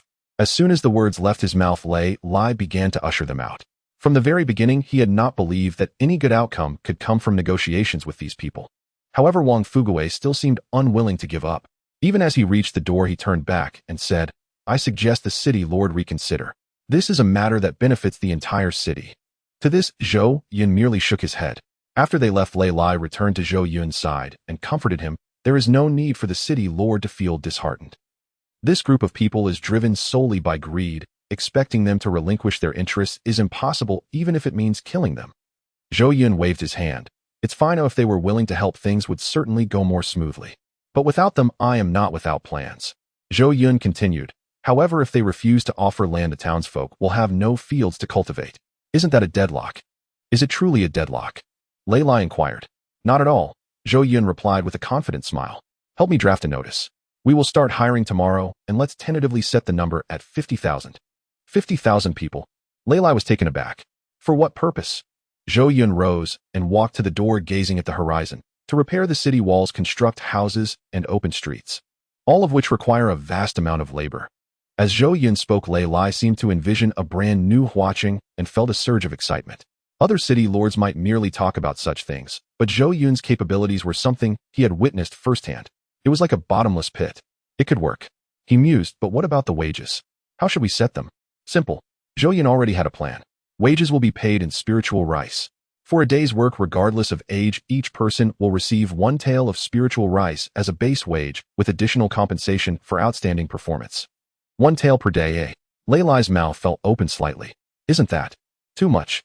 1 pound of spiritual rice was worth 10,000 copper coins. 1 tael equals 1,000 copper coins. Wouldn't that be 30,000 copper coins in a month? What kind of work could possibly be worth that much? That's settled then. Zhou Yun made a decisive statement. Seeing his determination, Lei Lai could only acquiesce and brought out paper and pen to begin drafting the notice. However, after writing just 2 characters, Zhou Yun, standing beside him, already frowned. This handwriting was too ugly. It was almost indistinguishable from his own. Yet there was no one else around to help, so he had to endure it. Meanwhile, on the other side, townsfolk throughout the city were engaged in animated discussions. The center of their chatter had a remarkably similar theme: Zhou Yun. This new city lord is wonderful. A great person. A benevolent man. Indeed, he just took office and has already given us big white bonds. I've heard that the Zhang family next door received spiritual rice because Zhang's father fell ill. Spiritual rice. That's incredible. Not to mention the metal rings around our necks were abolished. The city lord himself said so. From now on, there will be no execution lines in Huaqing. Fantastic. Fantastic. Having such a city lord in Huaqing is our fortune. That's true, but the more we say this, the less we can let him down. But what can we do? Without work, there's no money, and we can't always rely on the city lord to support us. Exactly. Continuing like this for a day or two is fine, but over time, who can bear it? Though there's something I feel I shouldn't say, I still think that execution lines do have their rationale. People like us who can't help but only drag others down will truly cause trouble if we remain in the city. As the conversation reached this point, the initial excitement faded and the atmosphere quickly grew cold. But just then someone rushed in, shouting excitedly as he ran. Good news. Tremendous news. The city lord's office is hiring. 1 tael of spiritual rice per day. What? Upon hearing this news, someone immediately stopped him. What's going on? Speak clearly. I've already made it very clear. The messenger repeated, the city lord's office is hiring. 1 tael of spiritual rice per day. Oh my God. 1 tael of spiritual rice. 1,000 copper coins. Is this still in Huaqing? Are we sure we're not in heaven? After confirming they heard correctly, people held their heads with both hands, dazed by the overwhelming happiness. But soon someone quickly woke up and asked, how many people are they hiring? Everyone who had just been dazed suddenly became alert. Right? How many people? If the number hired is small, it wouldn't matter to everyone. In response to this question, the messenger burst into laughter. Don't worry. Everyone will have a share. The notice clearly states, they are hiring 50,000 people. Everyone instantly went wild. Some ran, some jumped, and others embraced each other. There's work to be done. There's work to be done. Dad, Mom, little brother, we're going to have food to eat. Where is the hiring? I want to go right now. On the other side, the wealthy merchants, led by Wang Fugui, also received the news. If he doesn't accept my conditions I just left, and he immediately issued a notice to recruit city residents for construction. He clearly wants to challenge me. Isn't that right? The subordinate reporting the news echoed. This city lord is offering spiritual rice as wages paid daily. This is clearly targeting our tenants. Wang Fugui's eyes grew colder at these words. Using spiritual rice to poach our tenants. If our fields are left uncultivated, they will naturally become worthless. This city lord isn't as naive as he looks. He has some brains. But with just this, does he think he can shake our foundation? He is too naive. Wang Fugui ordered. Make it known, increase the daily wages for all tenants under the Merchant Association to 1,000 copper coins. Also paid daily. His subordinates were taken aback. Isn't that too much? With so many tenants under us, paying each one 1,000 copper coins a day adds up to quite a sum. What are you panicking about? Wang Fugui glanced at him dismissively. No matter how many tenants we have, can they compare to the number of city residents he is recruiting? Since he wants to challenge all merchants in Huaqing by himself, I want to see how long he can hold on. Outside the city lord's mansion, not long after the notice was posted, a crowd began to gather. As time passed, the crowd grew larger, nearly blocking the entire street. Compared to meals, they were evidently more eager about the job recruitment. Hey, what does the notice say? I can't see clearly. Don't push. Is the recruitment starting? What specific jobs are available? Do you need tailors? What's going on? Someone speak up. The city residents present were very anxious. Having finally found a job opportunity, they feared it would slip away, and all wanted to seize it at the first moment. Creak. The door of the city lord's mansion opened. Zhou Yun heard the commotion outside and stepped out. Upon seeing Zhou Yun, the already excited crowd erupted into cheers. City lord, when will we start working? City lord, hire me. I am strong. Hire me. I can do anything. City lord, you saved my life. Ooh, I don't need wages, just feed me 2 meals a day. Me too.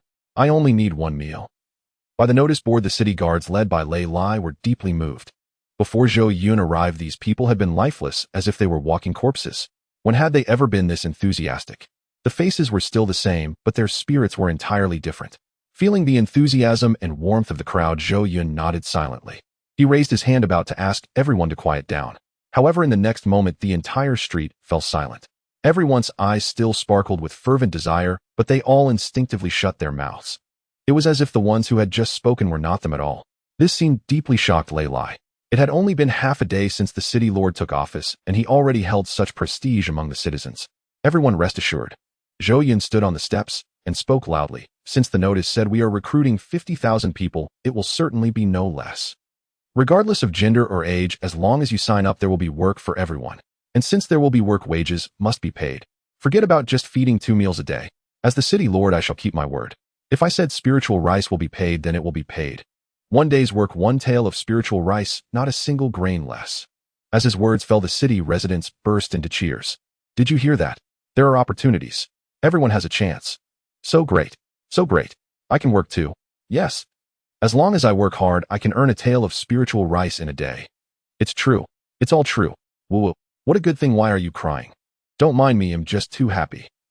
I can feel everyone's enthusiasm. Zhou Yun raised his hand to gesture for calm. However, 50,000 people is no small number. Building city walls, cultivating wasteland, constructing houses. These are all major projects. Just having brute strength is not enough. There must be organization, planning, and coordination. At this point, he looked intently at the crowd and declared loudly, "Is there anyone among you with experience in such affairs who is willing to step forward and help me shoulder some responsibility?" As his words fell, the originally noisy crowd quieted down a bit. Everyone looked at each other. They could all put in physical labor. But as for planning and management, that was something only the nobles understood. How could these illiterate commoners know about such things? Just as Zhou Yun thought no one would respond, and prepared to step up himself, a weak, yet firm cough came from the corner of the crowd. If the city lord doesn't mind this old man being useless, I can give it a try. The crowd automatically parted to make a path. An old man, hunched and small, yet wiry, slowly stepped forward. Though he looked frail and tattered, his hands were exceptionally large and calloused. Seeing this person, Lei Lai, who had been following Zhou Yun, brightened and hurriedly whispered in Zhou Yun's ear, "City lord, this is Tai Shan, known as Master Tai. He is the best blacksmith in Huaqing and also the finest old craftsman. During the tenure of the previous city lord, the majority of the construction planning in the city came from his hands, and he is quite talented." Upon hearing this, Zhou Yun became interested. "Oh, since he is such a talent, why does he appear so downcast now?" Lei Lai sighed and lowered his voice. "Isn't it because of Wang Fugui?" Master Tai offended Wang Fugui quite a bit due to his upright character during his tenure. So after the previous city lord passed away, Wang Fugui targeted and suppressed him relentlessly. Master Tai has had no opportunity to showcase his skills, and he couldn't even find a job to make ends meet, which is why he has fallen to this state. Upon hearing this, Zhou Yun's gaze towards Tai Shan added a hint of respect. He quickly walked down the steps and approached Tai Shan. "Old man, I have heard about your situation. I apologize for the grievances you have endured."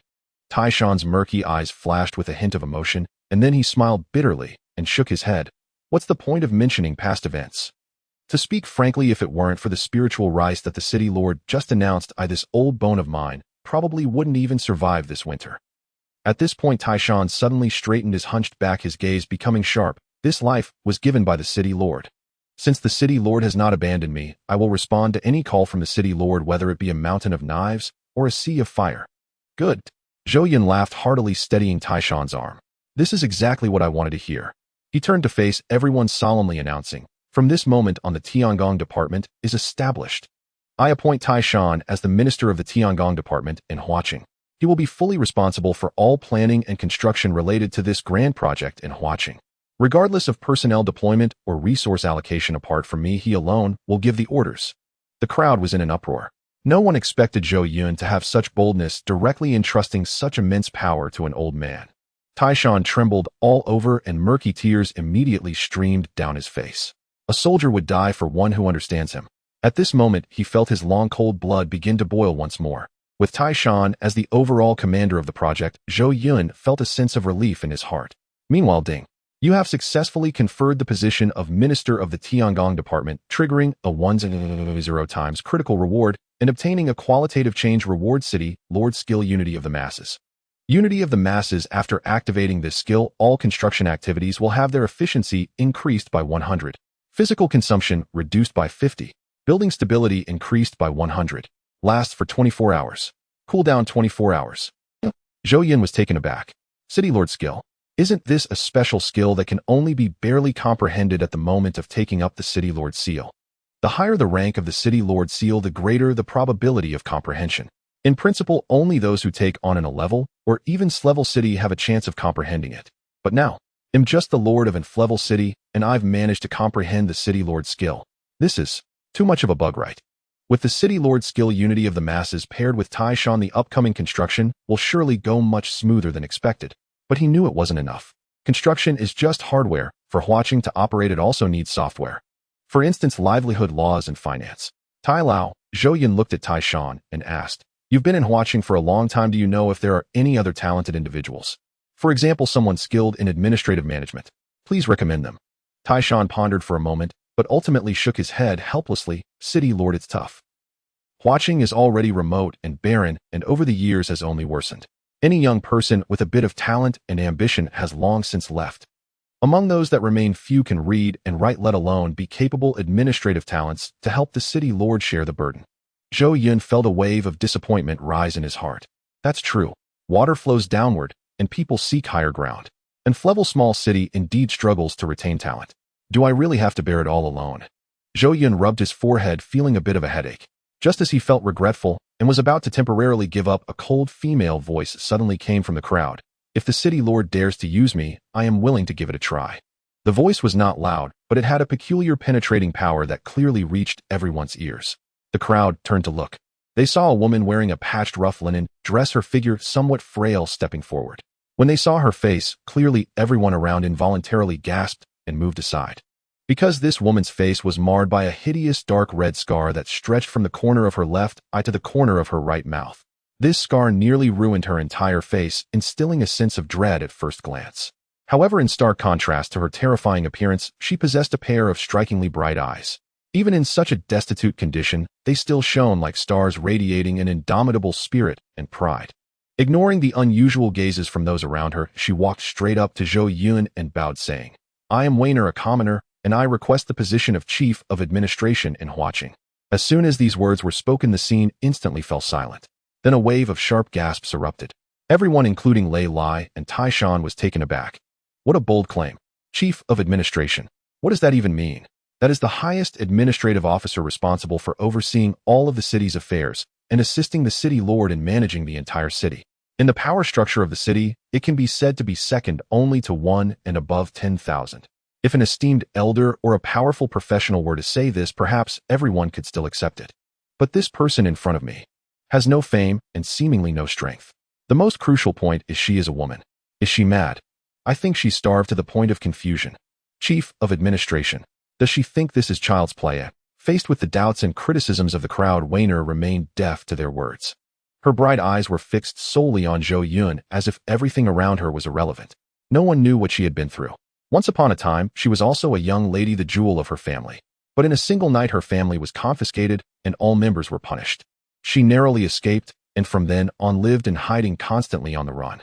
To survive and evade capture, she even went as far as to disfigure her own face, marking her once beautiful visage with this dreadful scar.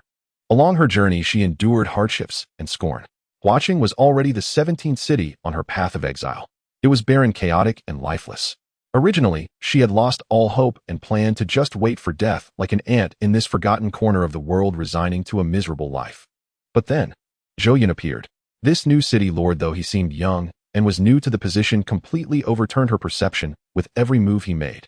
Whether it was the mountain of white sugar steamed buns, the invaluable spirit rice, or the resonating statement, "Cancel the execution line," each matter struck deeply at her heart, which had long been silent. She looked at Zhou Yun, and a flame named hope ignited in her eyes. If it were him, if I could follow such a lord, perhaps I could even just once showcase what I have learned and prove that I once existed. Zhou Yun looked at the woman standing before him, although tattered, her back straight as a pine tree, and his expression became more serious.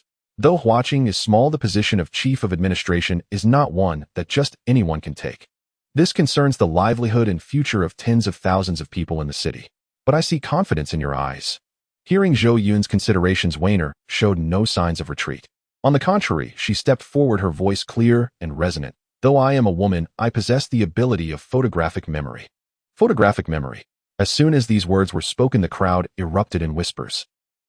Weiner ignored the reactions around her and continued, "Moreover, I have read extensively since childhood, and whether it be classics or military strategies, I am well versed in them. I do not understand women's work or embroidery, but I harbor strategies for governing a nation." She took a deep breath, her gaze burning bright, her speech rapid, yet extremely coherent.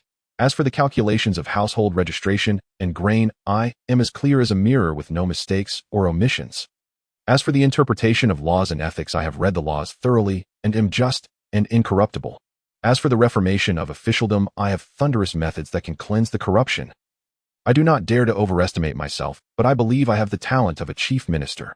The declaration of having the talent of a chief minister was like a thunderclap in the ears of the crowd. Even Zhou Yun's pupils slightly contracted. How arrogant, how proud, but How exhilarating. Wainer stared directly at Zhou Yun, suddenly clasping her hands in salute again. If the city lord does not abandon me, grant me authority. Internally, I will study governance to ensure the treasury is abundant and no talented individuals are left behind, so that Huaqing will never face famine again. Externally, I will strictly enforce laws, making rewards and punishments clear, ensuring that Huaqing will never be plagued by treachery. I will assist the city lord in strategizing and ensure the citizens live in peace. This oath is witnessed by heaven and earth. The entire venue fell silent. Everyone was left stunned by these words, their scalps tingling. What a bold claim. What a grand vision. Zhou Yun looked at the woman kneeling before him, and internally he was stirred by tumultuous waves. This was not merely an application for the position of chief of administration. This was clearly aspiring to be the prime minister of a nation, strategizing for the world, talent of a chief minister. Such terminology would only be laughable if spoken by an ordinary person. But her eloquence and demeanor were far from ordinary. And for some unknown reason, looking into Weiner's eyes, which were determined to the point of obsession, Zhou Yun had a premonition. This person had no exaggeration in her words. Perhaps he had stumbled upon a treasure. Granted.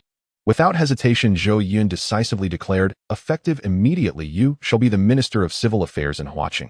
I command you to take office at once. As soon as Zhou Yun's words fell, the system notification chime echoed again in his mind. Ding. You have successfully granted the position of Minister of Civil Affairs, triggering a 1 times critical reward, receiving a qualitative change reward. City Lord skill. Favorable weather. Favorable weather can alter the weather within the sphere of influence. Can block any natural disasters. Cooldown time 72 hours. Zhou Yun was overjoyed, his clenched fists tightening with excitement. Another billionfold critical hit. Another City Lord skill. The previous unity in solving the human harmony issue allowed everyone to work harder, faster, and more steadily.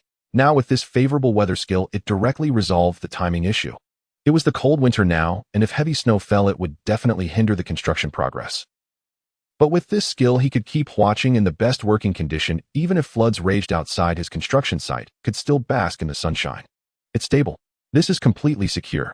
Zhou Yun reveled in joy, while Weiner remained in shock. Has this really succeeded? After all this, is the Minister of Civil Affairs wielding the full administrative power of the city? City Lord. Weiner looked at Zhou Yun in disbelief. Do you really trust me this much? Let's give it a try. Zhou Yun smiled, saying, if you do well, that would be the best. If not, we can just replace you later. He spoke lightly, but deep down he knew he was just saying what sounded good. Trust. I'm just a half-baked city lord who crossed over, barely studied for a year in high school. What do I know about administration? Now that someone was there to share the burden, he was already grateful. Weiner, of course, could not hear Zhou Yun's inner thoughts. In her eyes, this was such great magnanimity and such boldness. Yet she still had a trace of concern, a barrier she had encountered countless times during her journey of fleeing and the greatest prejudice of the secular world. But, after all, Weiner is a woman. However, Zhou Yun's next words shattered all her concerns. A woman. Zhou Yun chuckled softly, shaking his head. Whether male or female, even if it's a magical beast, as long as they have talent, I will employ them. Weiner trembled, her eyes instantly reddening. She took a deep breath, bowed deeply again, and with a choked but resolute voice said, Weiner will surely live up to the city lord's trust. Not far away, a figure was hidden in the shadow of the alley, observing everything. His name was Zhang Tai, a spy sent by Wang Fugue to gather information. Watching this scene, he couldn't help but cover his mouth and chuckle. This is truly laughable. An old man on the brink of death and a woman who is disfigured and looks sickly. And this is considered a treasure. What Minister of Craftsmanship, what Minister of Civil Affairs? It's simply child's play. He shook his head, his eyes filled with disdain. It seems the master is overly concerned. With such a hastily appointed, inexperienced city lord leading a group of old, weak, sick, and disabled, what can they achieve? They are simply not to be feared. After the appointments, the leadership of the city lord's mansion finally took shape. Although Weiner was physically weak, she adapted to her role very quickly. She stood up, and though her clothes were tattered, her demeanor had already changed dramatically, as if she truly had become a competent Minister of Civil Affairs. City Lord, may I ask what the next arrangement is? Since we need to recruit 50,000 laborers, there must be a place for them to go. Zhou Yun nodded, turning to point in one direction, waving his hand. Let's go out of the city. Out of the city? Everyone was taken aback. Weren't we supposed to be building Huaqing? Why are we running outside the city? Yet, given Zhou Yun's previous actions, everyone followed obediently despite their confusion. A vast crowd followed Zhou Yun, making their way through the dilapidated streets to the western city gate of Huaqing. Huaqing was located in a remote area at the very edge of the city cluster. Exiting the east gate leads to other cities, but exiting the west gate opens to the boundless wilderness. As the western city gate opened, the people looked out to see a desolate expanse overgrown with weeds. In the distance, the mountains rolled and faint beast roars could be heard, carrying a sense of desolation and danger. Taishan couldn't help but ask, "City Lord, aren't we supposed to be building a city? Why are we here?" Zhou Yun stood at the forefront, facing the biting cold wind, spreading his arms as if to embrace this vast land. "Master Tai is correct, we are indeed going to build a city. But I never said that I intended to build the Huaqing behind us. I will build a brand new Huaqing here against the western city wall extending westward." "What? Build a new city?" At this declaration, the crowd erupted in astonishment. Everyone's eyes widened as if they had heard something unbelievable. Zhou Yun looked at the shocked expressions of the crowd, still wearing a calm smile. "I know everyone must think my idea is crazy. You may wonder why build a new city when Huaqing is just fine. Huaqing is our home. But I want to ask, does everyone really have a home in Huaqing? No jobs, no land, not even a house that belongs to you. Huaqing may belong to everyone, but does it truly belong to you? If that's the case." He pointed to the endless wilderness outside the city, shouting loudly, "Why not look outside? Look, this vast and boundless wilderness is our new paradise. No land? Then let's cultivate our own. The wilderness is vast, and our fields can be just as vast. No houses? Then let's build our own. Build as big as we want. What we labor for is what we gain. Everyone will have land to cultivate. Everyone will have a house to live in." Boom. This statement struck like thunder from the heavens, fiercely breaking the chains of conventional thinking in everyone's minds. What we labor for is what we gain. They were all stunned. This idea was something they had never even dreamed of. All along they thought they could only beg for a little space to survive within that small circle from the wealthy merchants. Never did they think that as long as they jumped out of that circle, there would be boundless freedom outside. Lei Lai was the first to react. He slammed his thigh, his eyes sparkling with unprecedented brilliance. "Wonderful. Truly wonderful. City Lord is wise." He excitedly shouted to the still-dazed citizens around him, "Everyone think about it, all the land in the city is in the hands of the wealthy. Even if we build Huaqing beautifully and pave the roads smoothly, the ones who benefit in the end are still those wealthy merchants. We still won't gain anything. But building a new city is different. This vast wilderness is our endless farmland. We can use our hands to cultivate our future. As for safety, everyone need not worry." He patted his chest and assured, "Although the outside is wilderness, within a 10-kilometer radius, it is absolutely safe. In more distant places, the city guards will also ensure everyone's safety." Lei Lai's words ignited everyone's emotions completely. The citizens' eyes lit up. It was a glow like that of a starving wolf seeing meat or a drowning person grabbing onto a straw. What did they have in that old Huaqing? Only poverty, hunger, debt, and the ever-present shadow of death. It was a cage filled with painful memories. But now, just outside the city wall, it's a blank slate, a new beginning. A homeland that belongs to them. Build a new city. Build a new city. Listen to the city lord. Let's work together and be self-sufficient. To hell with Wang Fuguwei. To hell with the merchant guild. I'm not serving anymore. I want to build a big house for myself. I want to cultivate 100 acres of land. Let's do it. Your Excellency, the magistrate. Everyone's spirits are soaring. Let's seize this momentum and begin construction at once." Taishan gazed upon those flushed, exhilarated faces around him, feeling the scorching heat of collective fervor rise like a tide. His own blood seemed to ignite, urging him to rush forward and labor with unbridled passion. Yet Zhou Yun shook his head with a gentle smile. "No haste. No emperor commands starving soldiers. How can one work on an empty stomach?" His gaze swept across the crowd as he called out firmly, "First, everyone eats. Only after eating our fill shall we return to work." At the word eat, a chorus of audible swallows rippled through the crowd.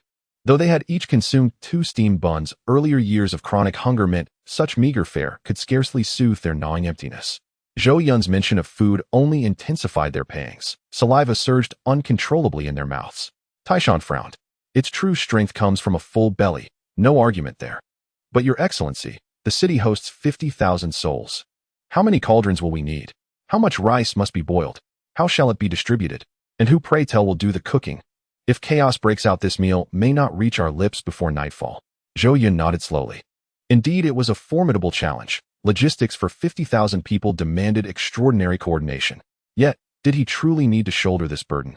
Had he not just appointed a Grand Minister of Civil Administration? Perfect, let her prove her mettle. Just as he prepared to speak, Warner, who had stood quietly beside him, stepped forward without prompting. "What difficulty is there in this?" she declared, poised and serene. "Such a trivial matter falls well within my purview." Without consulting any register, she strode directly into the throng and began calling names: Li Ernyang of West City, Wang Erseo from Southgate, Ali Aunt Sun Aunt Zhao. You possess nimble hands and masterful culinary skill. Manual labor like wall building suits you ill. Henceforth you shall lead the cooking detail. The named women stared in astonishment. Grand Minister, how did you know all this? Li Ernyang blurted out. Wanner merely offered a faint, enigmatic smile, offering no explanation. Her memory was flawless. Though she had never deliberately sought such knowledge, she already grasped the essence of nearly every one of the city's tens of thousands of residents. She then continued naming individuals. This time men. You three, gather dry firewood from the nearby woods. Gather as much as you can. You, fetch water from the river. And you, construct simple stoves from stones found on site. Moreover, her gaze shifted toward a cluster of young men, slight of frame, yet clad in tattered, yet neatly mended garments. Zhang Wentao Lu Jiadong, Wang Shuabin. From this moment forth you serve as scribes under my command. While others eat, record every laborer's name, skills, and family circumstances in meticulous registers. Who labored, who abstained, who received rations. Every entry must be precise and unerring. In less than 10 minutes, the chaotic mass of 50,000 souls coalesced under Wanner's direction, like interlocking gears of a mastercraft mechanism turning with seamless precision. Some erected stoves, others hauled cauldrons, some gathered firewood, still others registered names. All with flawless order, not a single thread of confusion. Zhou Yun watched utterly spellbound, his admiration swelling beyond measure. Beyond doubt, her battlefield command and prodigious memory eclipsed his own by leagues. Had he taken charge, he'd still be struggling to impose order. Many hands make light work. Soon over 100 rudimentary stoves stood assembled on the open plain west of the city gates. Cauldrons were hoisted, water reached a rolling boil. Seeing this, Zhou Yun wasted no time. He raised his hand and gestured sharply. With a rustling cascade, sack after sack of translucent, softly luminous rice poured forth from his system's space, piling high beside the stoves. The moment the first sack opened, an exquisite, ethereal fragrance unfurled, pure, sweet, and deeply resonant. What does this say? Li Ernyang, tasked with cooking, nearly dropped her ladle in shock. Citizens nearby gasped, eyes wide with disbelief. Spirit rice. It's spirit rice. Heavens above. His Excellency the Magistrate intends to cook spirit rice for us. That's extravagance beyond reckoning. This isn't dining, it's devouring wealth. To them, sweetened steamed buns were rare delicacies. Even a single bowl of ordinary rice was a luxury beyond expectation. Now Zhou Yun offered spirit rice. To them it felt like sacrilege, an utter waste of sacred treasure.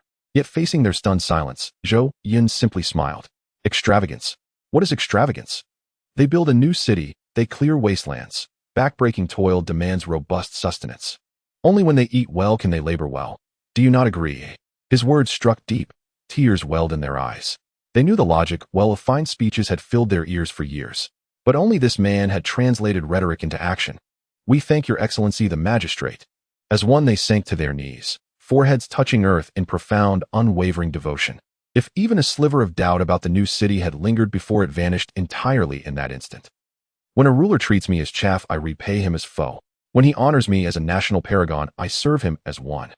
Whether the new city rises or falls, whether its purpose is sound or flawed, His Excellency serves us spirit rice meals. Whatever he commands we obey, without question, without hesitation. Half an hour later, all 50,000 citizens sat down to steaming, fragrant bowls of spirit rice. As spiritual energy seeped into their bodies, the weakness wrought by cold and hunger dissolved, replaced instantly by surging vitality. Weariness lifted like mist, limbs thrummed with inexhaustible vigor. Commence work. At Taishan's booming command, the satiated citizens surged forward with renewed zeal. Taishan pointed toward a distant peak. That mountain, Qingshi Mountain, yields stone of exceptional hardness and fine grain, the finest material for city construction. Stone quarrying team, follow me. Timber cutting team, head for the Black Pine Grove. At the order, everyone seized their tools and charged toward their tasks. Watching their fervent resolve, Zhou Yun nodded with quiet satisfaction and murmured, "Wan'er Lei Lai." "Yes, sir. Tell me now, about Wang Fugui." Wan'er and Lei Lai exchanged a glance, both puzzled, yet answered in unison. Moments later, just as the workforce settled into rhythm, the already overcast sky darkened swiftly. A piercing, bone-chilling wind howled in from the wild expanse, whipping dead grass into ghostly wails. Then, dot by dot, then thick and fast, countless white snowflakes descended. "Snow has fallen. Damn it, why now? No matter. We've just eaten. We'll work through the snow." "Exactly. Brothers, forward." The sudden snowflakes did not dampen the spirits of the people, rather it ignited their enthusiasm even more. However, the snow came swiftly and fiercely. In just a few breaths it transformed into a flurry of goose feather snow. Wayner couldn't help but frown. At the call of the city lord, everyone was about to get to work when the heavy snow began to fall. This is not a good omen. It easily led people to think that the city lord's construction is against the heavens. As she pondered how to solve the problem, she heard Zhou Yun's loud admiration, snowflakes dancing in the wild, exquisite, and pure, untouched by dust. This snow is truly beautiful. Beautiful. The people's gazes involuntarily turned towards Zhou Yun. They only felt the cold. Feeling the attention of the crowd, Zhou Yun shook his head with a hint of embarrassment. Before his journey through time, he was a southerner. In the south, snow was a rare sight, so encountering the goose feather snow before him stirred his emotions. But in the eyes of the citizens of Huaqing, this snow certainly held no beauty. He stretched out his hand, allowing several snowflakes to settle in his palm, and sighed. Though the snow is beautiful, it truly comes at an inopportune time. Then let it disperse. With that, he waved his right hand towards the raging snowstorm, making a sweeping gesture in the air. The city lord's technique, harmonious winds and rains. Activate. An invisible momentum erupted, instantly centered around Zhou Yun. In the next moment, an unforgettable scene unfolded before everyone's eyes. Suddenly, a brilliance erupted in the gloomy sky. Countless golden light points gathered, coalescing in midair into several colossal golden characters that obscured the sun. Huaqing City, Lord's order, disperse. Boom. These words, like a decree, commanded the laws of nature. The originally violent cold winds seemed to encounter a natural enemy at the moment the golden characters appeared, instantly dissipating with a whimper. The flurry of goose feather snow was as if erased by an invisible hand, evaporating directly in midair. The snow had stopped. The wind had ceased, as if it had never come. Everyone who witnessed this scene felt as though their hearts had been struck by a great hammer. Commands must be followed. The laws obey words. The city lord's technique. This is the city lord's technique. Such a spectacle is said to be something only a superior city lord can wield. Yet at this moment, Zhou Yun did not notice the changes in the expressions of those around him. He gazed at the dark clouds, raised his hand once more, and declared, "I want the sunlight to shine brightly outside Huaqing." The sky trembled again. New golden characters thundered into existence. Huaqing City, Lord's order, bright sun. Swish. The heavy dark clouds seemed to be cleaved in two by a sharp sword. Streams of dazzling and warm golden sunlight poured down like a waterfall.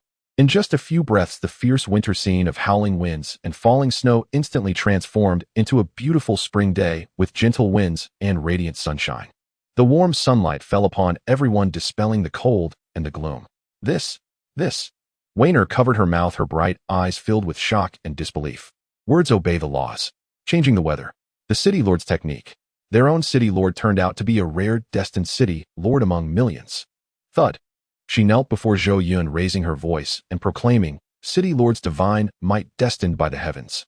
After she shouted this, thud, thud, 50,000 people, like a line of falling dominoes, simultaneously knelt before the figure standing in the sunlight, as if clad in golden armor. This time there were no cheers. What filled the air was only the awe and reverence that came from the depths of their souls. Being stared at by 50,000 pairs of eyes filled with fervor and adoration, Zhou Yun felt quite uneasy. He said somewhat awkwardly, "Why are you all looking at me like that? It's just changing the weather." Changing the weather? Just that. Hearing this, Lai nearly popped his eyes out. "My lord, city lord, this is a city lord's technique that can command heaven and earth. Looking across the world, how many city lords can accomplish this? How could it be so simple when it came out of your mouth like drinking a glass of water?" Taishan and Wayner exchanged glances, both seeing the helplessness in each other's eyes. "It seems our city lord does not appreciate the shock value of the city lord's technique. All right. Stop being dazed." Taishan very tactfully helped Zhou Yun out of the predicament. "Get back to work. Right away. Let's go. Get to work. The crowd laughed as they dispersed, rushing to their respective posts. Though it was still the same group of people doing the same tasks, at this moment the spirit of the 50,000 people had undergone a transformative change. If before they worked for the sake of a bowl of spiritual rice, now they were fighting for destiny. It was said that any city where a destined city lord descends is destined to break free from shackles, leading the citizens towards glory. As for this, they had not personally experienced it, so they naturally did not know the truth. However, ever since Zhou Yun arrived in Huaqing in less than a day's time, everything he had done was indeed remarkable. All of this everyone had seen. No grain. He provided it to them. Fell ill. He treated them. No jobs. He found work for them. No land or houses. He led everyone to build a new city. Following such a city lord who would worry about not having a good life. On the city wall, watching the enthusiasm of the people, Zhou Yun nodded in satisfaction. The people's hearts can be won. Then let's strike while the iron is hot and add fuel to the fire. With a thought, he raised his hand again, pointing towards the heavens. City Lord's technique united as one activate. Where the sky trembled once more. The golden light that had just dissipated coalesced again, transforming into 8 new grand characters hovering above every citizen's head. Watching City Lord's order united as one. Seeing this scene, the citizens felt their legs weaken, nearly kneeling again. Again, there's even more. A scholar who was moving stones couldn't help but approach Wayner, tremblingly asking, Teetotal leader, the book says that awakening a City Lord's technique means being a rare destined City Lord. What kind of level does it mean for one who has awakened 2 City Lord's techniques? Wayner stared blankly at the magnificent golden characters in the sky, typically known for her extensive knowledge and photographic memory, yet her mind was blank at this moment. She opened her mouth, but only managed to utter 4 words with great difficulty. Never heard of it. Don't say she's seen it, as she's never even heard of it. Not even in books is there any record of such a thing. As the golden light fell, it integrated into everyone's body. Everyone felt a strange power surging through their limbs. Movements became lighter, and an inexplicable tacit understanding arose among them. It felt as if everyone had turned into one entity. Ugh, my big shovel is already thirsty for action. Is it just you who's stubborn? Just you who want given? I hammer again. With the strength to uproot trees and a spirit that covers the world. Get moving. Everyone shouted and swung their tools at the stones and trees. However, before long, an awkward situation occurred. Crack, bang, pop. A series of crisp sounds echoed back and forth. It turned out that the tools everyone had were not of good quality to begin with. After such a tumult, they all sustained some damage. Taishan quickly went to the city wall to report to Zhou Yun, my lord. Everyone is working too hard. Many of the tools in their hands have broken. To do a good job, one must first sharpen their tools. If the tools are broken, how can we continue? Zhou Yun, however, was unperturbed. No worries. I was prepared for this. With high-intensity work, it was inevitable that the tools would sustain damage, and he had anticipated it.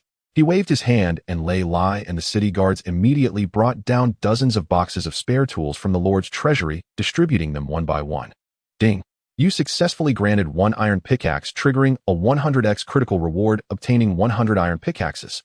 Ding. You successfully granted 1 iron pickaxe, triggering a 10x critical reward, obtaining a transformation reward of 10 black gold shattering picks.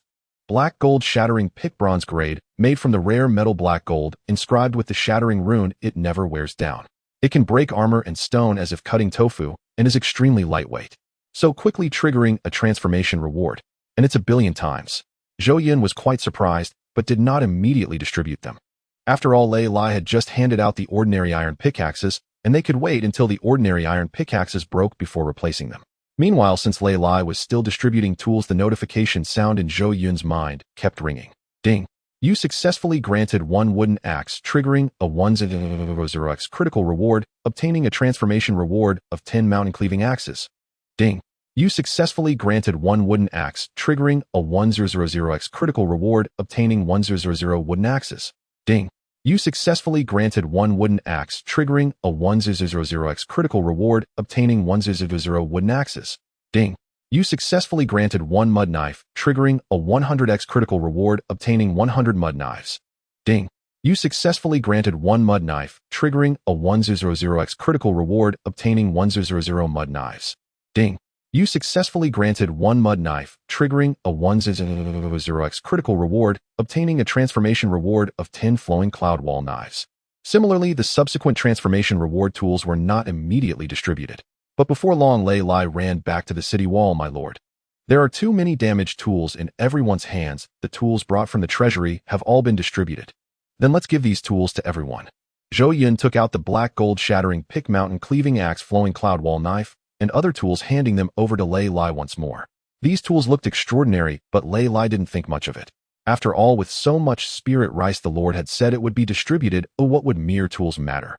However, when the townspeople swapped out for these divine weapons, the scene changed instantly. Puff! The originally hard bluestone shattered like tofu before the black gold shattering pick, breaking off large chunks with a gentle tap.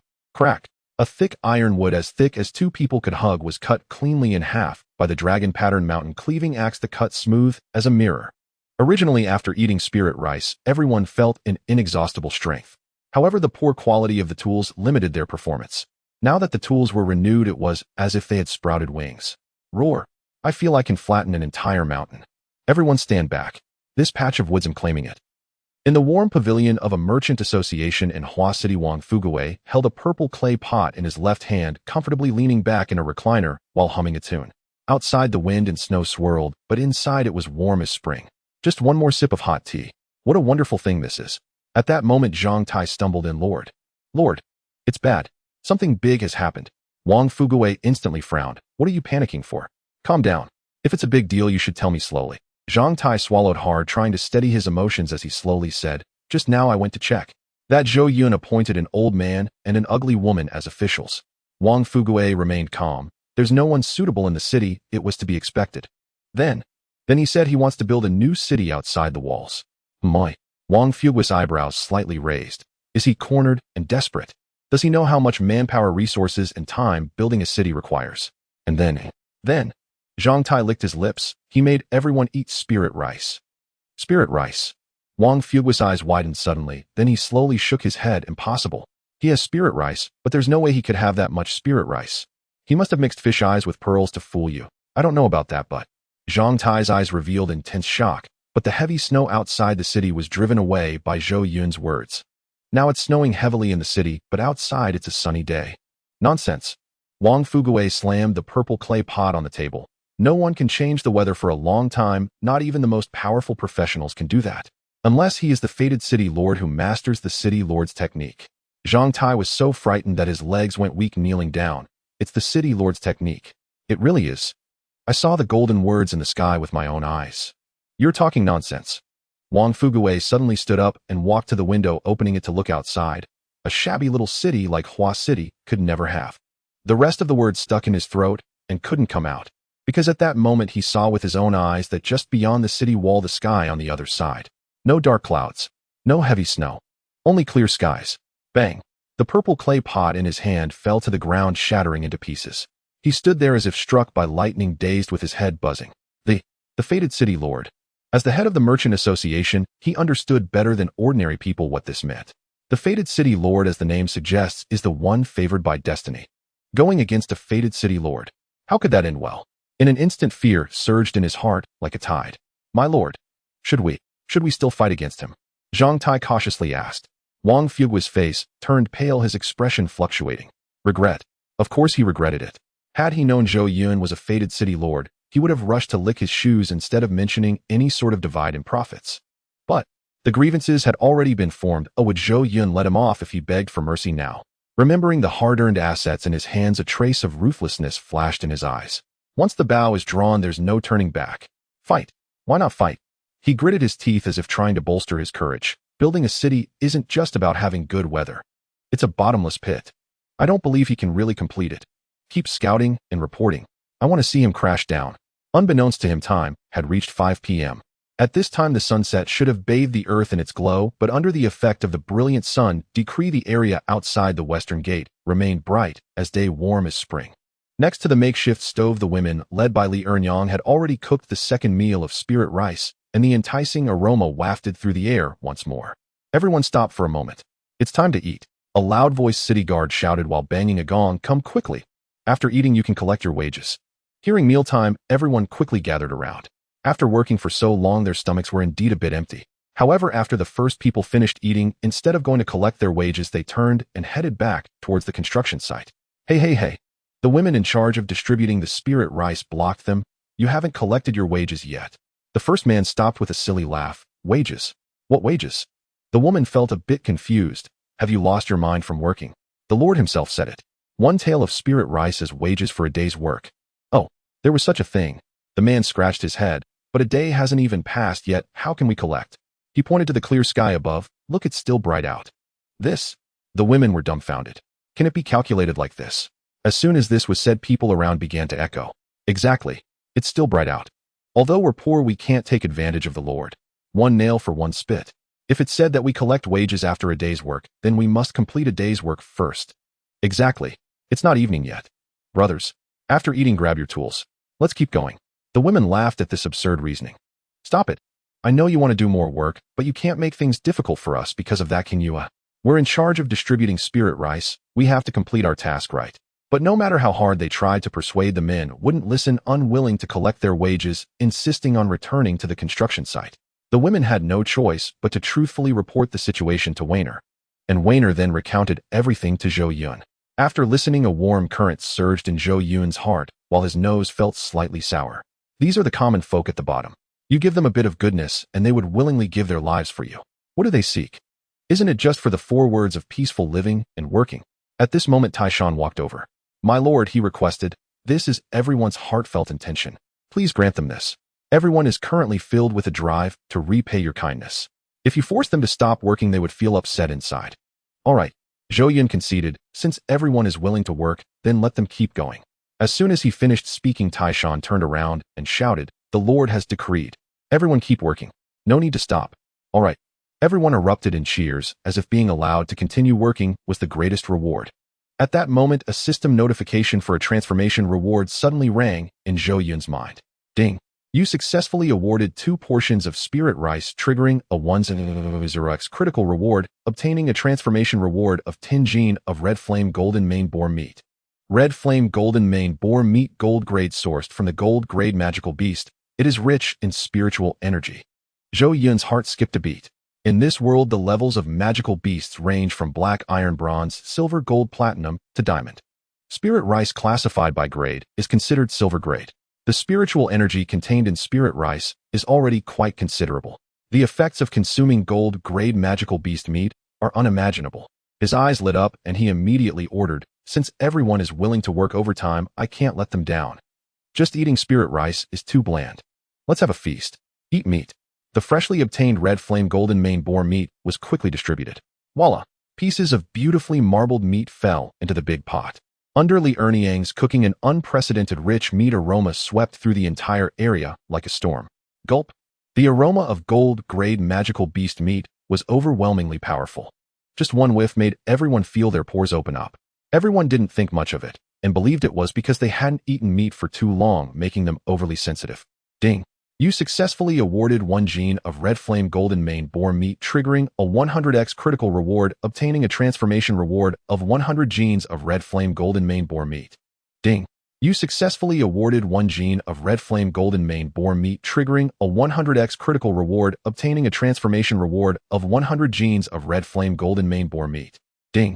You successfully awarded 1 gene of red flame golden mane boar meat, triggering a 100x critical reward, obtaining a transformation reward of 100 genes of red flame golden mane boar meat. One pot after another of red flame golden mane boar meat was distributed into everyone's bowls and then sent to their mouths. The meat melted in their mouths, turning into a rolling heat that rushed into their stomachs, then spreading throughout their limbs. Soon something unusual happened. Crack! A crisp sound. A young man who was eating froze, looking at the wooden chopsticks in his hand that had broken into, utterly bewildered. I just gently squeezed. Bang! On the other side, a person who had finished eating and wanted to stand up to get more rice ended up pushing off the ground, propelling himself like a cannonball, directly knocking over 3 or 4 people in the queue. Why am I running so fast? Others rubbed their eyes as if they had seen a ghost. Why do my eyes suddenly feel off? How come I can see so far? The spiritual energy contained in gold-grade magical beast meat was simply too massive. Especially with Zhou Yun's unlimited supply, people ingested a vast amount of concentrated spiritual energy in a very short time. Thus, buzz! Among the crowd, a burly man suddenly shone with a brownish-yellow light. Brownish-yellow fighting spirit. Lei Lai sensed the movement and immediately looked over, awakened. He has awakened as a warrior. Before Lei Lai could close his jaw, buzz! Another blue light rose not far away. Blue fighting spirit. Another archer has awakened. Buzz! Buzz! Buzz! One after another, lights rose among the crowd like bamboo shoots after rain. Golden, red, blue, green. Various colors of light intertwined, illuminating the open space outside the western city gate like a dream. As the peculiar glow gradually dissipated, the construction site erupted into a frenzy. Those who had successfully awakened were dancing with excitement. Meanwhile, the onlookers who had not awakened cast envious glances at them. Becoming a professional was a significant matter that brought glory to one's ancestors. It was a source of pride.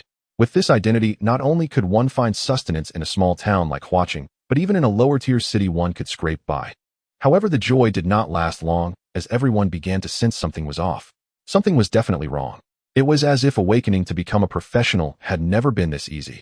Just one or two would be fine, but why were they all appearing in clusters? Previously, in Huaching, with over 60,000 people apart from about 100 professionals in the Merchant Guild, there were only 21 members of the City Guard. Combined, there were barely 200. And now in the span of a meal, nearly 1,000 professionals had popped up. Is this right? How strange. A young man rubbed his stomach full of doubt. Why do I feel a warm flow surging within me after this meal? Upon hearing this, others immediately chimed in.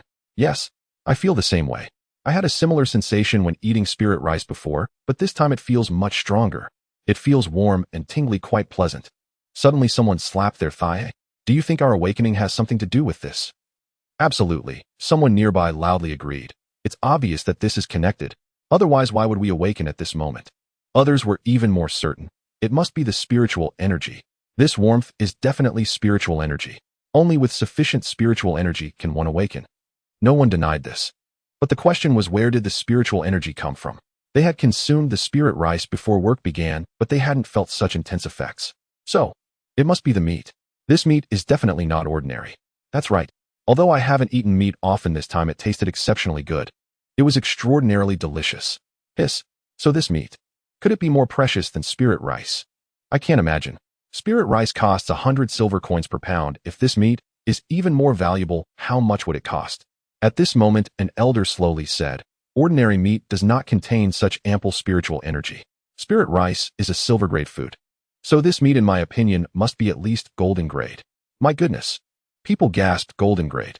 Just thinking about the meat they had hastily consumed earlier, which turned out to be golden grade ingredients, made everyone's expressions quite remarkable. There was shock, there was emotion, but more so a deep sense of fear and inferiority. Before the Lord City Master arrived, I had never even seen bronze grade items. How did I end up eating golden grade food? Sigh. How could someone like us mere mud-legged folks be treated this way by the Lord City Master? Not only did he build a new city for us to live in, but he also distributed spirit rice, and now he serves us golden grade ingredients. Why didn't the Lord City Master inform us beforehand? Exactly. It's a waste to serve people like us. At this point, Lei Lai could no longer hold back. He stepped forward, his voice booming with a hint of anger. You people stop pretending to be pitiful after getting something for nothing. The Lord City Master wants you to eat such good things so he can see you all wallowing in self-pity. Let me tell you this. The reason the Lord City Master didn't tell you the truth was because he didn't expect you to repay him. But seeing you all act like this truly makes me angry. Have you finished eating? If you have, hurry up and get to work. Don't get in my way. Though Lei Lai's scolding was harsh, it snapped everyone back to reality. That's right. They had eaten the spirit rice. They had eaten the meat. It was all in their stomachs. Now could they vomit it back up? Why put on a long face and wallow in self-pity? Get to work. Everyone move. Finished eating and still sitting here. Do you really think you're some kind of noble professionals? Stop wasting time. I am now a professional. I need to work 3 times, no 5 times as hard. Stop bragging. Don't let it be that I who haven't awakened end up doing more than you. Compare. Come on. Atop the city wall, Wainer quickly arrived at Zhou Yun's side. Lord City Master, we have tallied the numbers. Just now we awakened a total of 5074 professionals here. 5074. Lei Lai, who had just stepped onto the city wall, was taken aback. He knew that many professionals had awakened this time, but he never expected it to be so many. The newly awakened professionals were considered black iron grade, merely the lowest tier of professionals. Yet even at its peak, Huaching never had more than 200 professionals combined. Did this one meal yield 25 times the combat power of Huaching's peak? Seeing that Zhou Yun did not respond, Wainer continued reporting. Among the 507, the majority are warriors with 765. Archers come next with 674. Besides that, after hearing Wainer's report, Lei Lai excitedly rubbed his hands together, murmuring, "That's wonderful. Truly wonderful. The distribution of professions is quite balanced. With a little training, the beast tide won't be a concern at all." However, in contrast to Lei Lai's excitement, Zhou Yun merely stared blankly at the people below, his eyes somewhat dazed. What about those who haven't awakened? Are they just unable to awaken? He asked softly. Although he felt happy for those who had awakened, he couldn't help but wonder about himself. He had also eaten spirit rice and meat, and he had eaten plenty. But why had he not awakened? Was it due to poor aptitude? Or was it that he simply had no chance to awaken? Though he was the Lord City Master, as long as he stayed in the city, he didn't have to worry about safety. Yet seeing so many others awaken while he could not, he inevitably felt a sense of disappointment.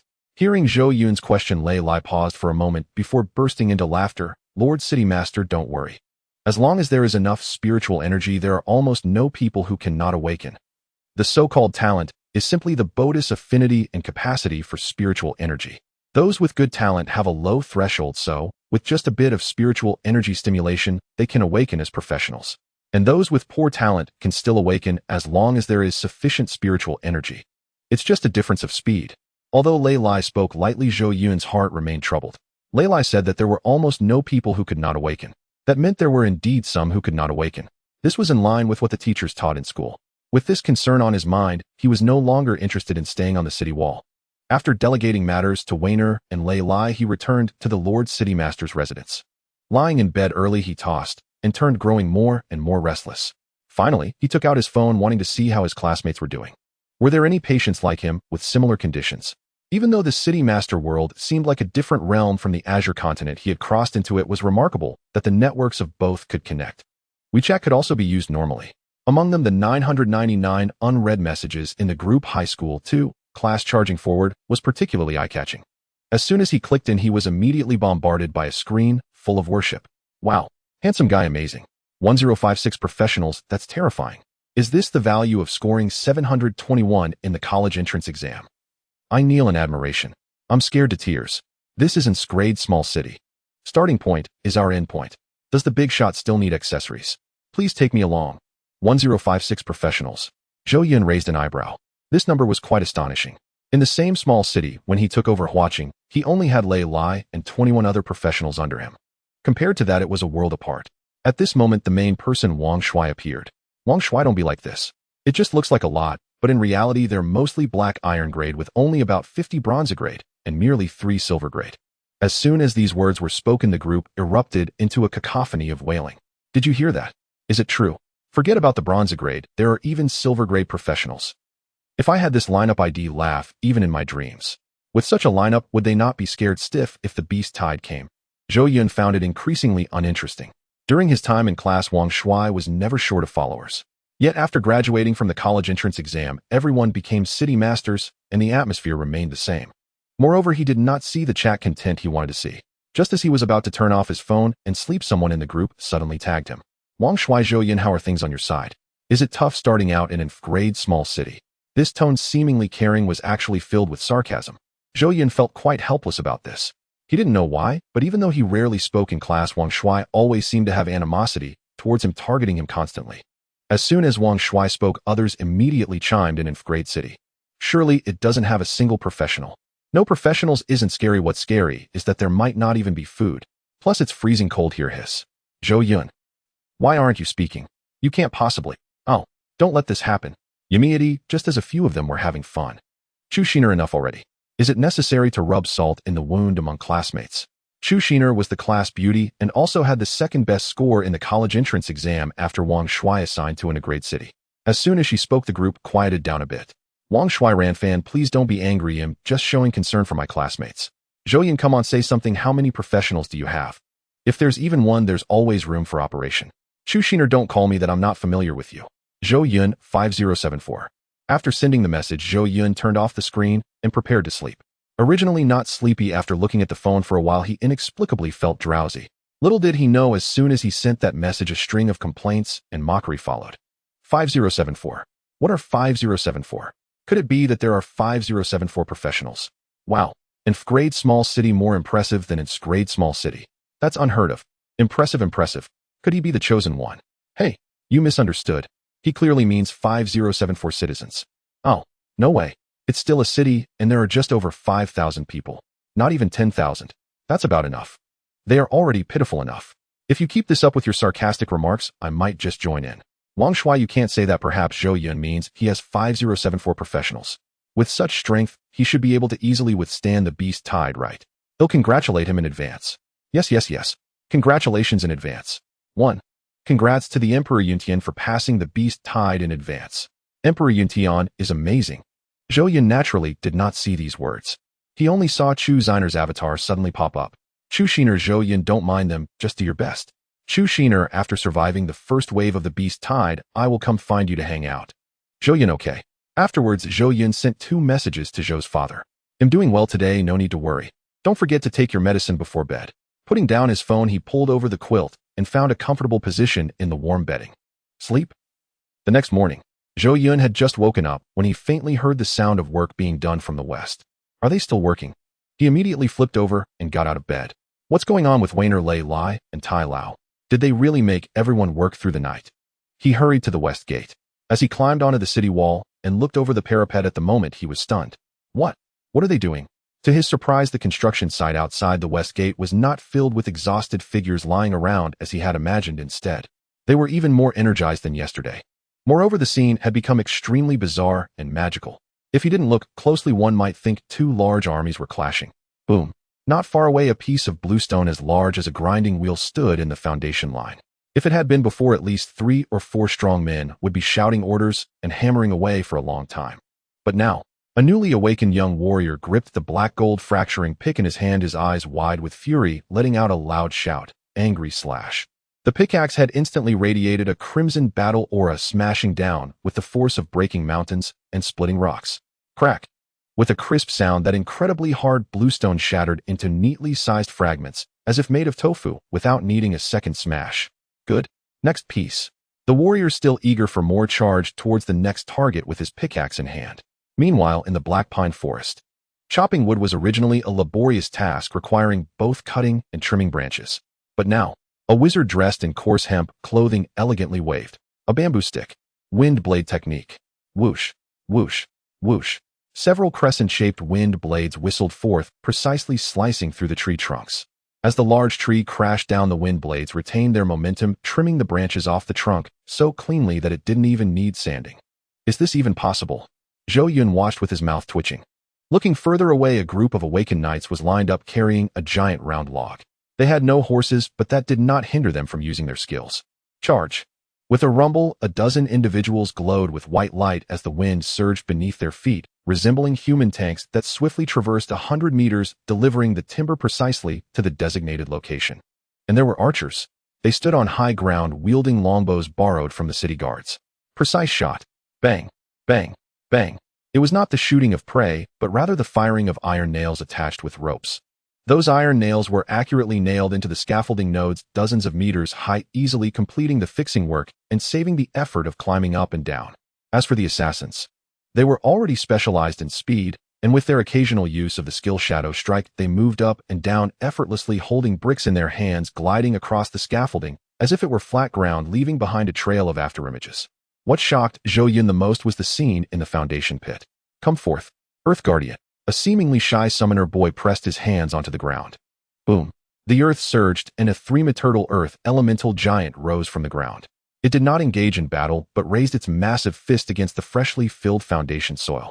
Bang, bang, bang. This was simply an unwearied, oil-free human pile driver.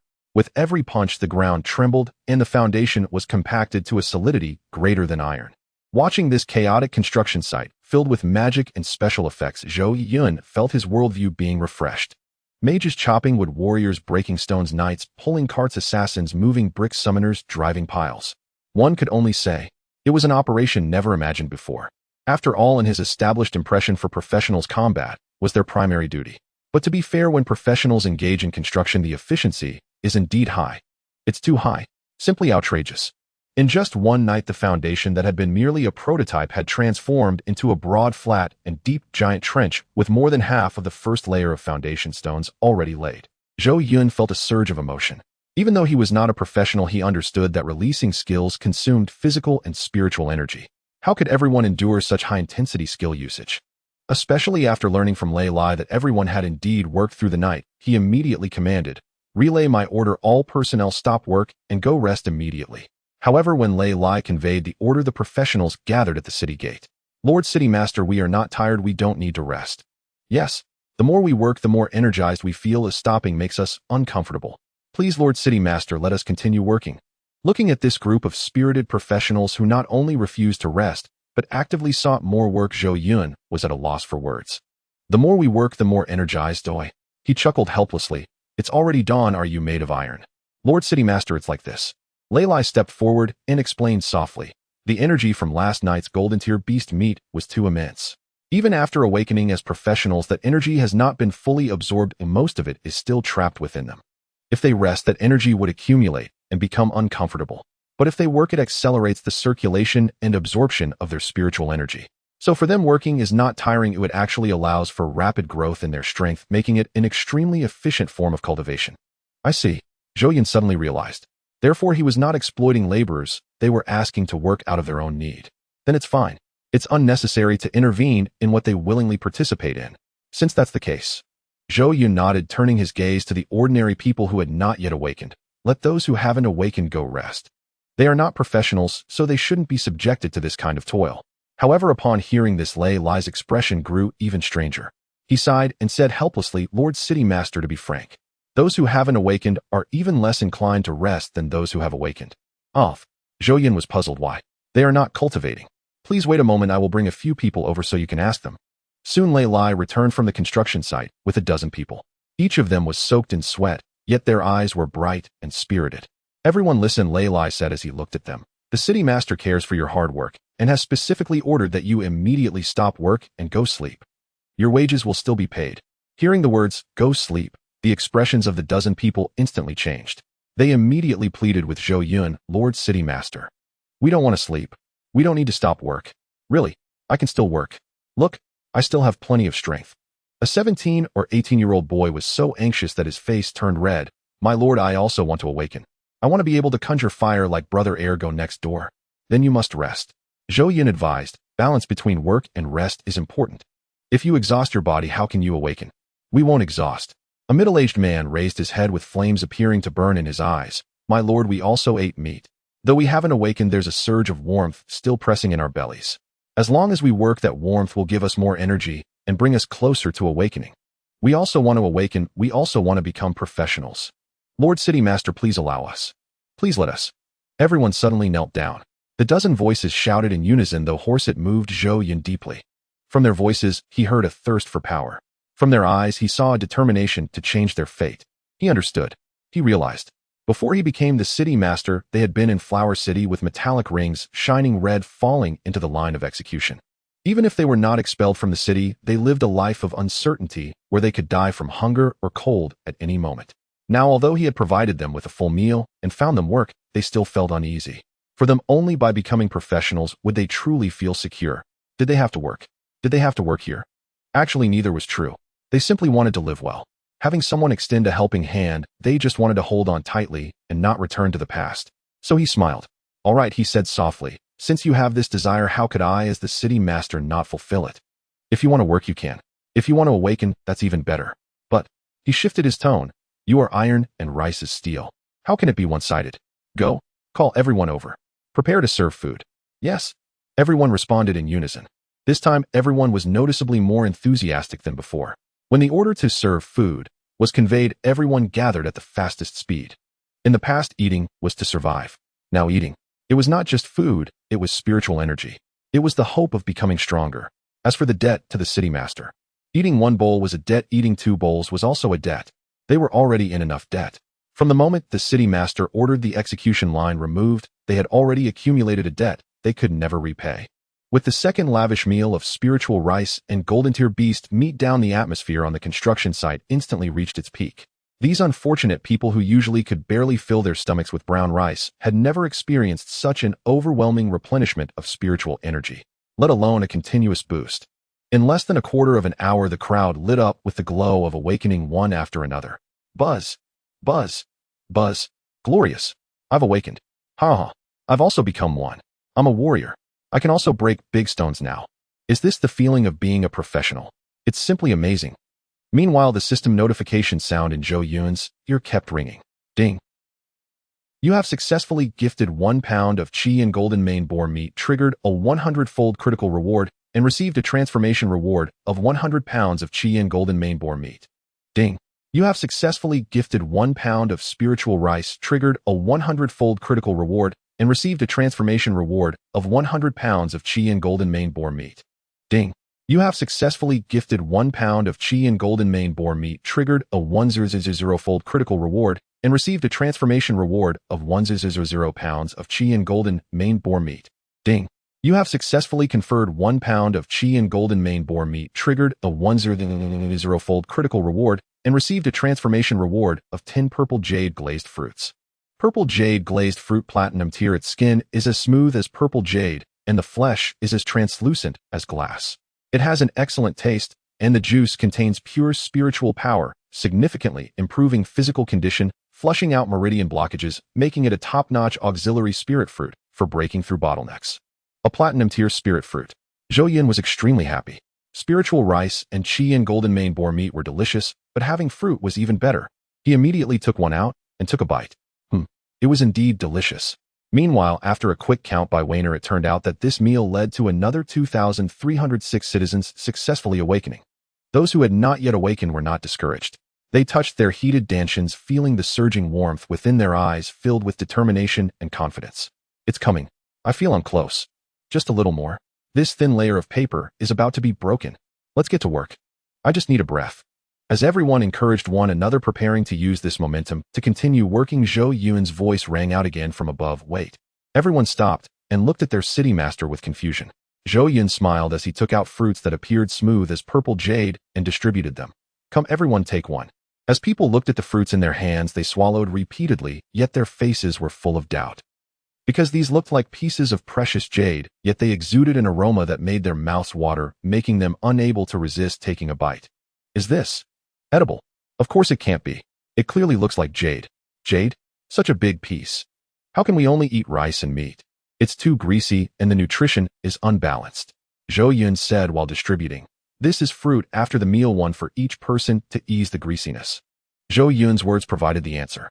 But, ease the greasiness. Lei Lai looked at the extraordinary fruit in his hand, his hands trembling slightly. Although he had never seen such a fruit, his instincts told him that the rank of this thing might even be above the beast meat. Lord City Master. Lei Lai's voice was dry. Is this fruit too precious? What's precious or not? Zhou Yun laughed. It's just a fruit. Eat it. Although everyone was already aware from Lei Lai's words that this fruit was likely extraordinary, they simply could not hold back. The aroma of beast meat was bearable to resist, but the fragrance of this fruit was simply irresistible. Crunch. They bit into it fiercely. Crisp, sweet, and juicy. The flesh melted in the mouth, transforming into a sweet nectar that flowed down their throats. Delicious. So delicious. Too delicious. It felt like jumping into a cool mountain spring during the scorching summer. It made them feel completely refreshed. But soon, boom, a gentle yet immense and pure spiritual energy began to wash through their meridians, cleansing their muscles and bones. If the spiritual energy provided by the previous spiritual rice and meat was a trickling stream, then the energy from this purple jade glazed fruit was a river, a great river. Ugh. Off. The crowd erupted with crisp sounds like popping beans. Buzz. Buzz. Buzz. Buzz. Buzz. Various awakening lights now erupted like a fireworks feast. Groups of people glowed with the brilliance indicative of professionals. 1,000, 3,000, 5,000. A full 5,400 people collectively awakened in that instant. Adding the previous 2,000 plus and the first batch of awakened at this moment, the number of professionals in this group of 50,000 had already surpassed 10,000. The most astonishing commotion came from Lei Lai. This captain of the city guards, who had always been at the bronze level, was now enveloped in silvery light. A powerful aura surged from him, creating visible ripples in the air. Roar! Lei Lai howled at the sky, his voice like a booming bell. As the light dissipated, his muscles appeared as if cast in silver, exuding a unique sense of power. Silver. Silver level. Weiner, who was tallying data, covered her mouth in shock. Captain Lei Lai has broken through. Captain. Captain. Captain. The city guards who had followed Lei Lai for years were also incredibly excited. Only they knew how outstanding Lei Lai's talent was. Yet out of sentiment, he never left Flower City, always rooting himself in Flower City. Day after day, year after year, he welcomed one city master after another. When monsters came, they relied on him. When wild beasts came, they still relied on him. He had given so much for Flower City. His body bore countless hidden injuries. Because of this, he should have long since advanced to silver level, but remained stuck at bronze 9 stars, unable to make any progress. But now he had broken through. He had broken through to silver level. I have broken through. Lei Lai stared at his hands, his tiger-like eyes glistening with tears, yet his voice remained unervingly calm. He turned slowly toward Zhou Yun, raised his right fist to his chest, dropped to one knee, and bowed his head deeply. 13 years, 13 Huaqing city lords. None had delivered a future to the city. They had left only regret and scars. He did not regret his past, but he was far from reconciled. Thus, he welcomed the 14th city lord. It was this 14th lord who granted him new life. Lei Lai, I hereby swear my allegiance to you. In this life and beyond, I shall never repent, even unto 10,000 deaths. The words remained unspoken on many lips, yet the vow had already been carved into their souls. It was not only Lei Lai. Other professionals too felt their powers surge with sudden, astonishing leaps. Power, an unprecedented force coursed through every body. They watched their own hands, felt an energy within, as if about to erupt. One by one their eyes reddened, and hot breath steamed from their nostrils. I can't take it. I won't stand it. A warrior ripped off his shirt baring his thin chest, and cried out, I'm not waiting for you all. I'm going to work. I feel like you'll explode otherwise. Me too. I swear I could shatter a mountain with a single punch right now. Brothers, after all the bounty his lordship the city lord has provided, our strength has risen so much. If we build at the old pace, are we even human? Embarrassing. Utterly embarrassing. Indeed, at this snail's pace, when will the city lord ever be able to occupy a new manor? I propose we stop sleeping and work overtime, striving to finish the new city in 7 days. 7 days, someone said, displeased. Too slow. 3 days. Well, finish it in 3 days. How about that? Good idea. It's settled. 3 days. 3 days. I like that number. Move out. A great roar erupted. No one needed to give orders. Over 10,000 overcharged professionals, accompanied by 40,000 physically enhanced quasi-professionals, descended upon the construction site, like a pack of tigers loosed from their cages. Watching from not far off, Taishan, who oversaw the entire operation, could only smile and shake his head. 3 days. These children take building a city far too lightly. As an old craftsman who had spent his life wrestling with stone and metal, he had long since calculated the project timetable with absolute clarity. This new city spanned 1 kilometer in width and 10 kilometers in length, a grand scale. Count the buildings within, and by conventional standards, even mobilizing 50,000 laborers for tamping earth, quarrying, hauling, and masonry, factoring in weather and accidents. This would not be completed in less than 2 to 3 years. Now we have 10,000 professionals, and those tools that cut iron like mud. Taishan stroked his beard and calculated silently. Efficiency will indeed multiply several times. But even if everyone worked without sleep, he estimated the earliest completion would still be around 3 months. 3 months to raise a mighty city. Such a feat would already sound astounding to the outside world. As for 3 days, that was simply wishful boasting after a gluttonous feast.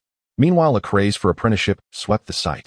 The newly awakened novices clustered around the elders, who had awakened the night before, humbly seeking instruction. Brother Wong, how do you wield the wind blade so cleanly that it shaves bark away? Uncle Lee, how do I cleave a stone into powder with a single strike? Sister May, whenever I charge I lose my bearing. What should I do? As construction surged onward like wildfire, a different voice cut through the tumult. Is it never going to stop, eh? Wang Fuguwei sat in his soft sedan, 2 deep dark circles under his eyes, bloodshot scara teetering on the edge of rage. He was a light sleeper, any disturbance woke him. Last night had been unbearable. Those mud-legged folk outside had fussed all night. At first, there had been the clinking and clanking of chisels, later inexplicable cheers. He had endured until morning, thinking at last the noise would abate. But no sooner had he crept back into bed than a sudden howl outside jolted him upright. Then the combined roar of tens of thousands shook the dust from his beams. This is an affront. An absolute affront. Wang Fuguwei ground his teeth and slammed the sedan pole. Do they really think that having a destined city lord backing them lets them trample over me? What of the city lord? Does being a destined city lord mean you can deprive people of sleep? Get everyone, follow me. Thousands followed in a dark tide. Merchants, stewards, household retainers, even tenant farmers had been dragged along. At their vanguard strode 40 professionals, each wearing an expression of haughty contempt and emanating an unmistakable aura of menace. These were Wang Fugui's trump card, the Black Frontier Guard squad he had lavishly funded. And in frank hamlet like watching, such force could sweep all before it. Just as the procession was about to set off, a figure caked in mud hurled himself forward and clung to the sedan pole. It was the scout Zhang Tai. Pale with terror, he shouted, "Do not go. Truly do not go. I just want to look. They are no longer the mud-footed peasants they once were. Changed. All changed. Just last night. Last night, thousands there awakened. Now that side is full of professionals. If we march there, it's suicide, my lord." But what Zhang Tai had seen with his own eyes sounded like lunacy to Wang Fuguwei. Thousands awakened. Wang Fuguwei spat and kicked Zhang Tai in the face. "Are you still half asleep, or have you been bought by that Zhou Yun to frighten me? A whole night and thousands awaken. You can invent that too. Do I look like a child to you?" In watching, anyone with true talent had long since left. He knew full well the quality of those who remained. Thousands awakening at once. Even novels dared not conjure such nonsense. Zhang Tai continued to plead, but Wang Fuguwei bared his teeth. "Shut him up. Bind him," he barked. "Disrupting morale. I'll deal with you when I return." Several retainers forced a rag into Zhang Tai's mouth, bound him tightly, and tossed him aside. Zhang Tai stared in despair, struggling fruitlessly as Wang Fuguei waved his hand and led a great number of men surging toward the western gate with furious momentum. Listen well. Once you're outside the gate, whoever you meet, show them your force at once. Anyone who dares block the road, beat them.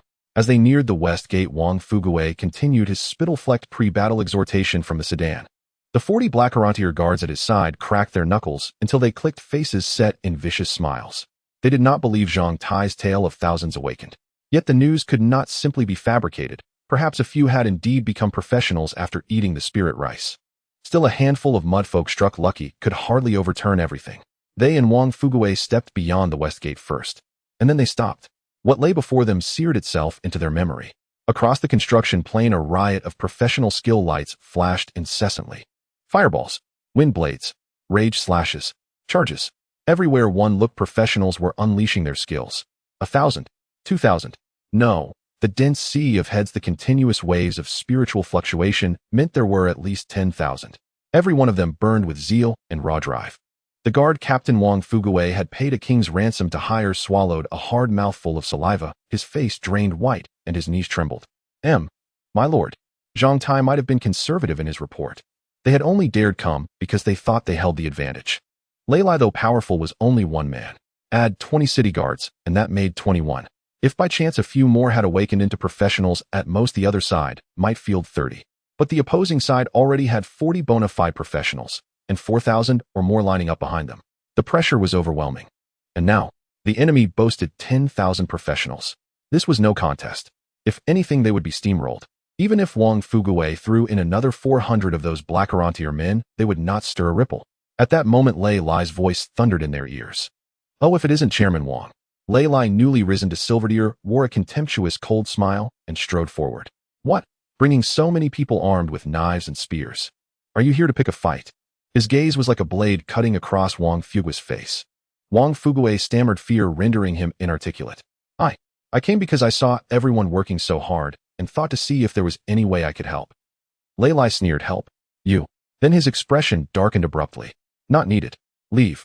Wang Fuguei, obsequious by nature, turned as if to obey without protest. But a gentle voice rang down from the ramparts. Zhou Yun descended briskly and called, Is that not Chairman Wang? Why have you brought so many people in? Lei Lai snorted coldly. City lord, that old scoundrel claims to help, but is clearly here to cause trouble. I have already told him to leave. Zhou Yun smiled, his tone warm and earnest. Chairman Wang wished to help. If he offers his efforts to Huaching, that is a good thing. Lei Lai bristled.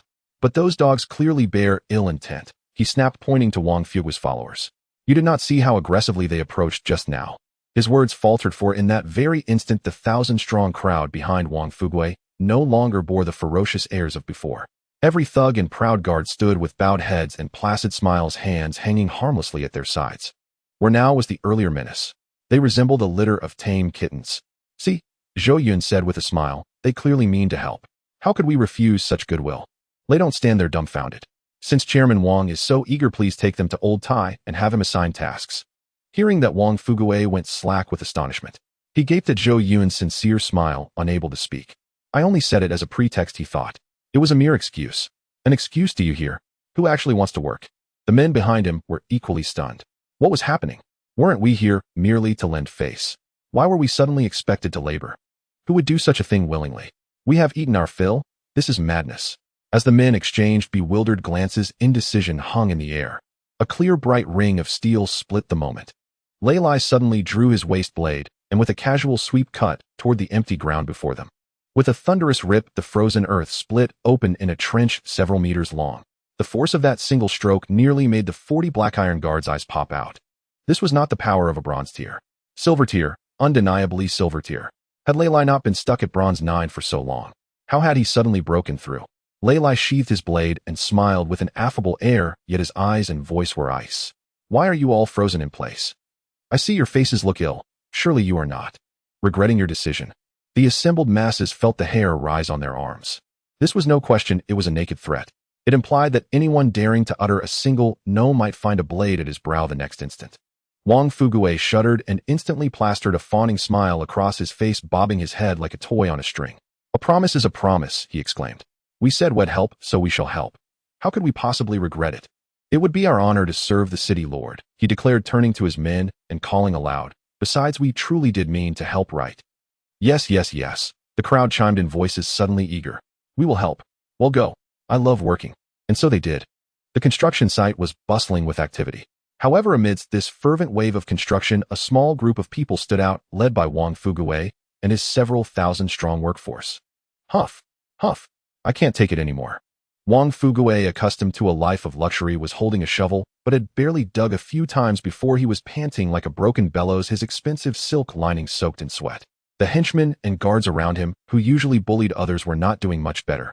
Although they were slightly stronger than Wang Fugui, it was only marginally so. Compared to the others on the construction site, their work efficiency was practically negligible. Hey, move aside. Don't block the way. A burly man carrying a massive stone rushed by like a gust of wind, nearly knocking Wang Fugui off his feet. Just as Wang Fugui was about to explode with anger, he realized that it was one of the laborers from his former estate. The burly man turned back, looking at him with disdain. I say, Lord Wang, if you lack strength, just step aside and rest. Don't be a hindrance here. Everyone is working hard. Exactly. A nearby woman wielding an earth element hammer to shape the foundation rolled her eyes and said, You're slower than a woman. I really don't know why the Lord Mayor keeps you around. You're just a hindrance. You all. Wang Fugui trembled with anger, his face turning the color of pig liver. This is outrageous. How could they dare to look down on him? In the past, these mud-legged peasants would bow and scrape when they saw him. Now, they actually had the audacity to disdain him. It wasn't just him. The guards and henchmen felt equally humiliated. Previously, they were the ones looking down on others, but now the tables had turned. Who could tolerate this? Damn it. Who do you think you are? The captain of the guards gritted his teeth, rolling up his sleeves. Brothers, give it your all. Let these mud-legged people see our true strength. Right? We can't be outdone by them. Let's go. Motivated by competitiveness, everyone began to work as if they had been injected with adrenaline. Yet, the ideal was slim, but reality was harsh. Half an hour later. I can't do it. Really can't. The captain felt like his lungs were about to burst. His arms were as heavy as lead, and he couldn't lift them anymore. He looked despairingly at the young boy next to him, who was still tirelessly swinging his pickaxe. Throughout this half hour, he had gritted his teeth, trying to compete with the boy. Who could have guessed that the seemingly frail boy wielded the pickaxe as if it were weightless, effortlessly smashing the hard rocks into pieces each time. One strike after another. There was no pause. He didn't even seem to be out of breath. Is this even human? The captain was on the verge of breaking down.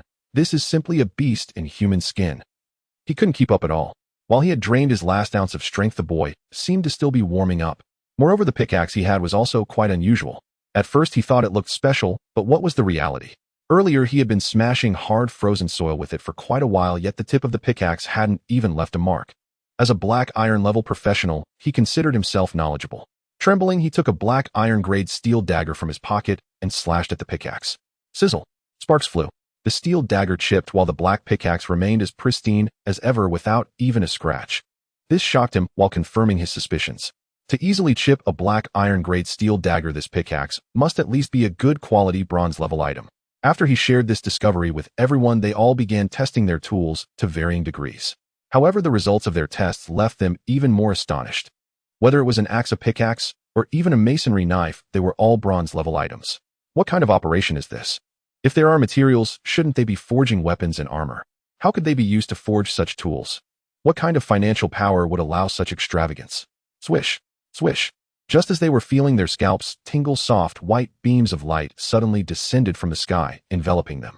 Warm energy surged into their bodies, alleviating their sore muscles, and the previously exhausted stamina was partially restored. Healing. Spell. A priest.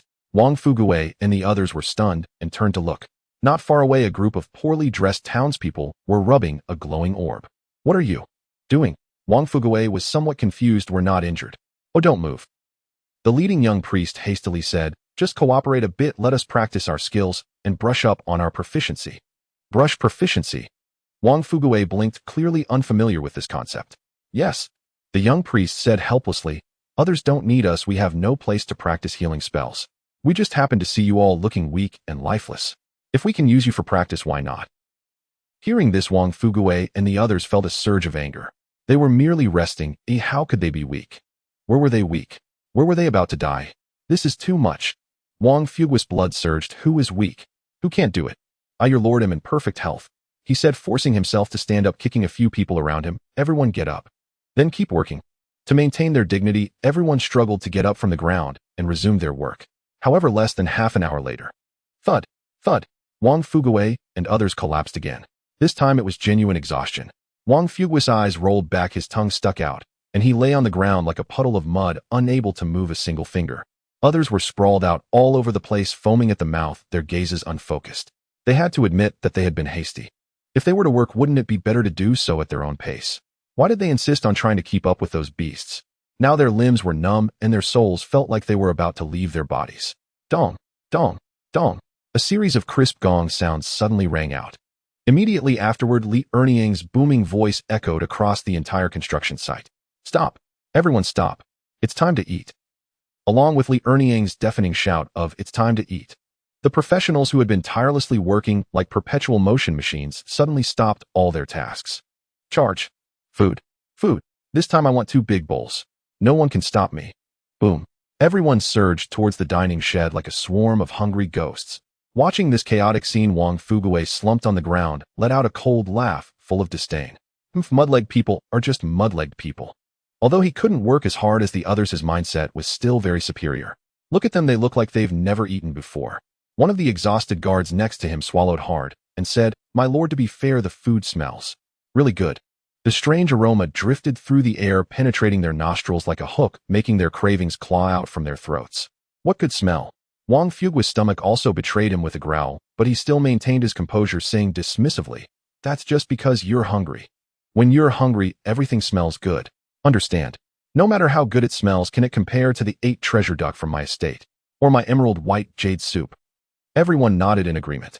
Indeed, their lord had experienced fine dining, and the communal pot on the construction site at best had just a bit more oil. How could it compare to the exquisite delicacies from the estate? Yet despite saying that, Wang Fugui's cravings were genuinely piqued. "All right, help me up."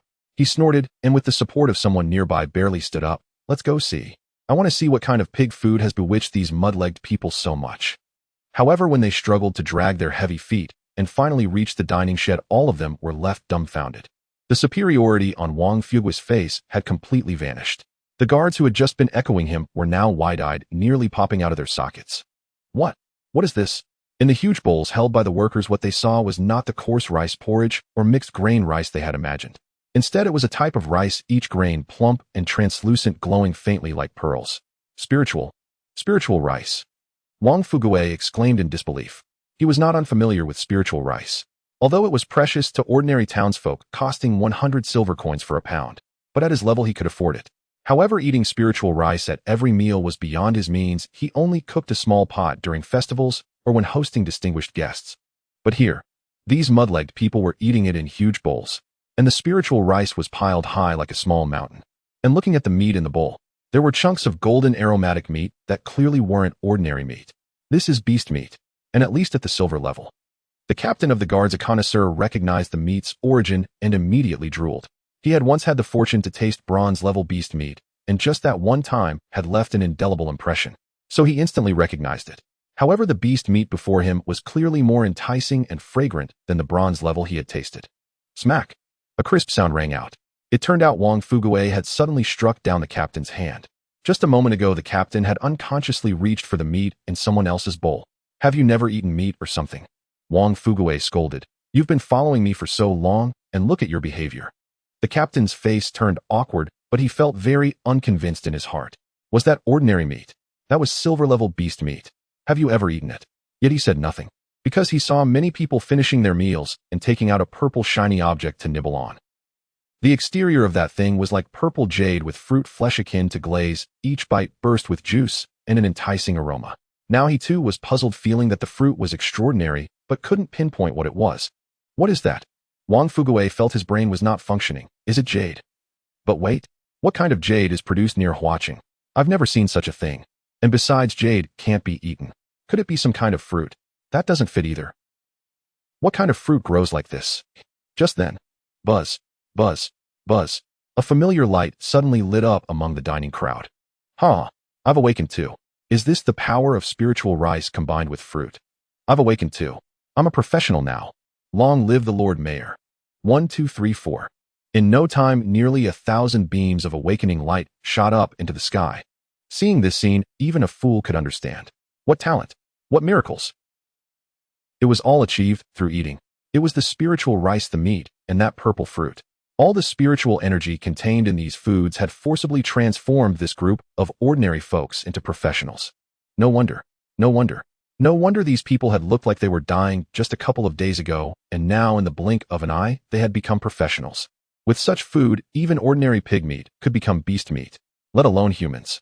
Gulp. The sound of everyone swallowing in unison echoed. What ate treasure duck? What emerald white jade soup? Compared to these foods in front of them, those were mere pig food. Trash.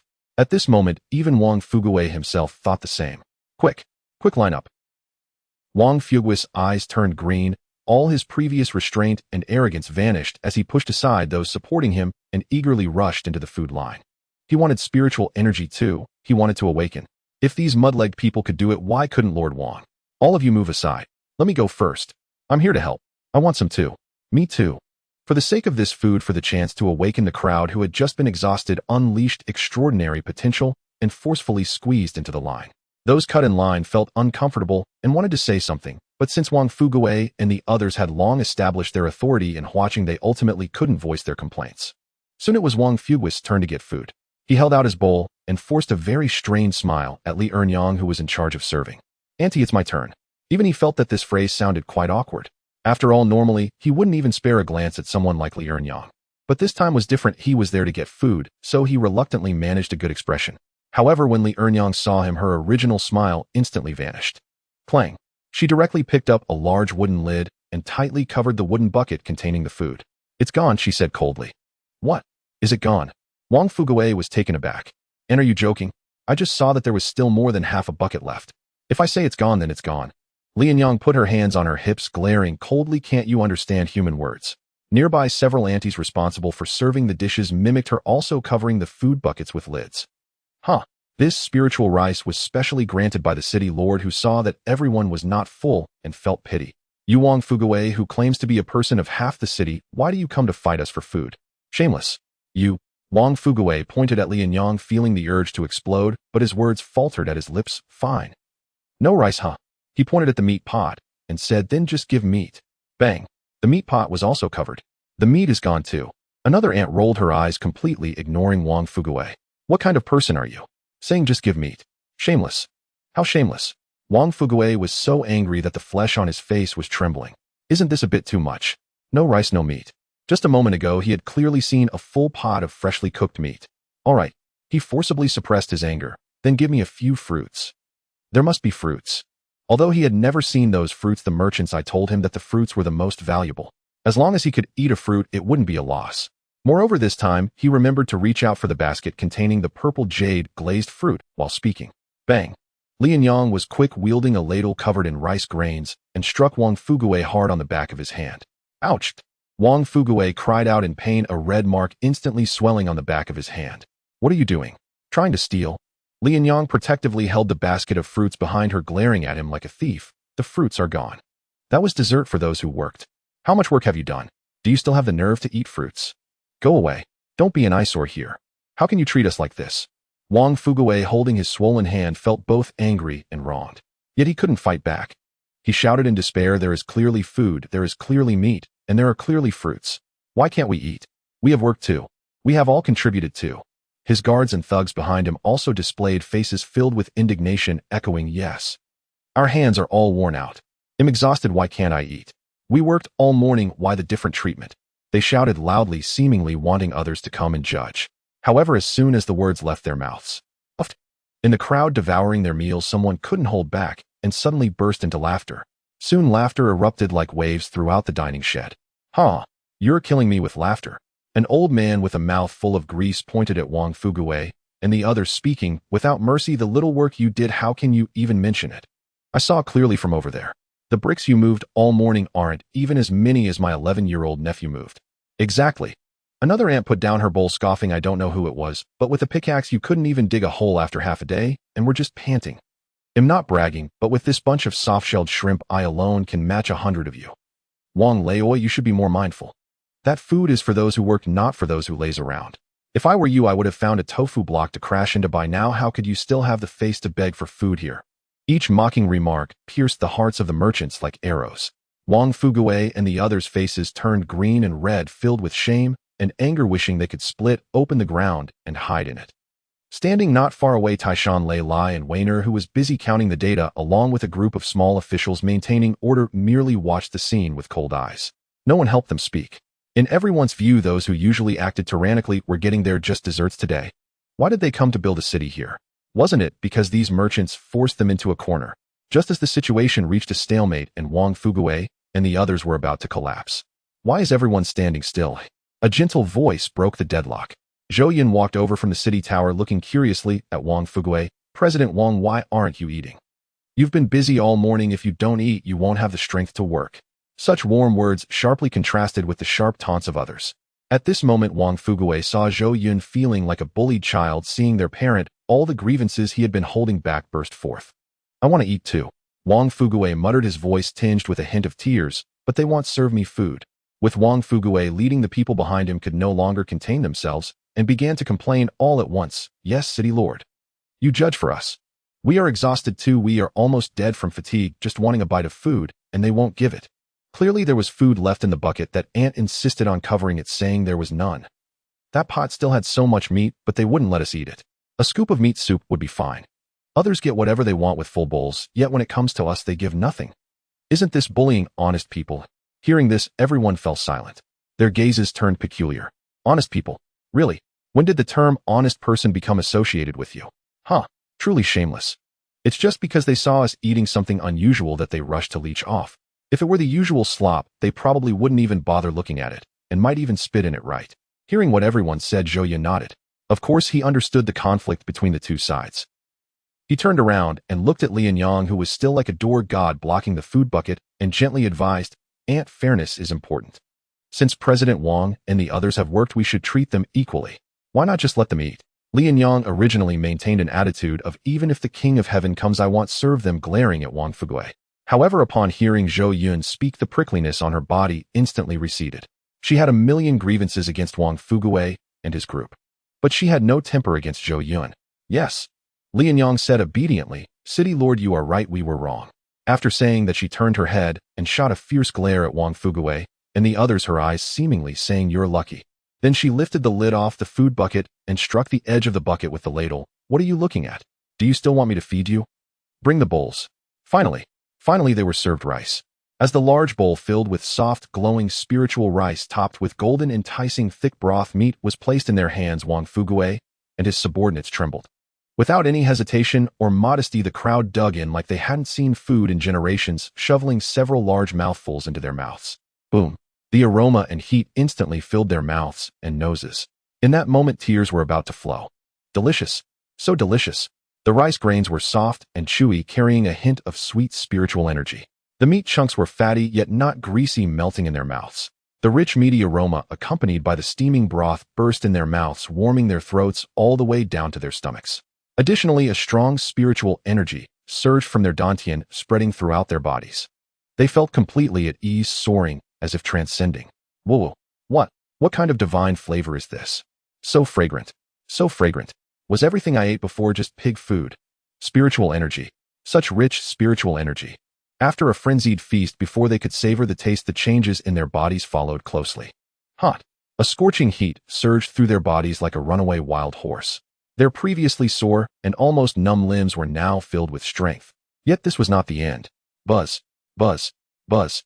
Some among them even radiated the light that represented awakening. I awakened. A sturdy man who was merely an ordinary thug looked at his hands in disbelief. I am now a professional. A farmer then laughed foolishly. I made it. I also made it. Ha ha. Through this meal, more than 100 people brought by Wang Fugui awakened on the spot. Though the rest did not awaken, they felt their qi and blood surging, their strength greatly increased. It was indeed so. It was indeed so. At this moment, everyone's previous speculations were thoroughly confirmed. Where did the gifted talents come from? Where did the miracles come from? This bunch of mud-legged folks could awaken entirely because of the meal provided by the city lord. Feeling the surging power within him, Wang Fugui couldn't help but lick his bowl clean, even wiping his mouth of grease.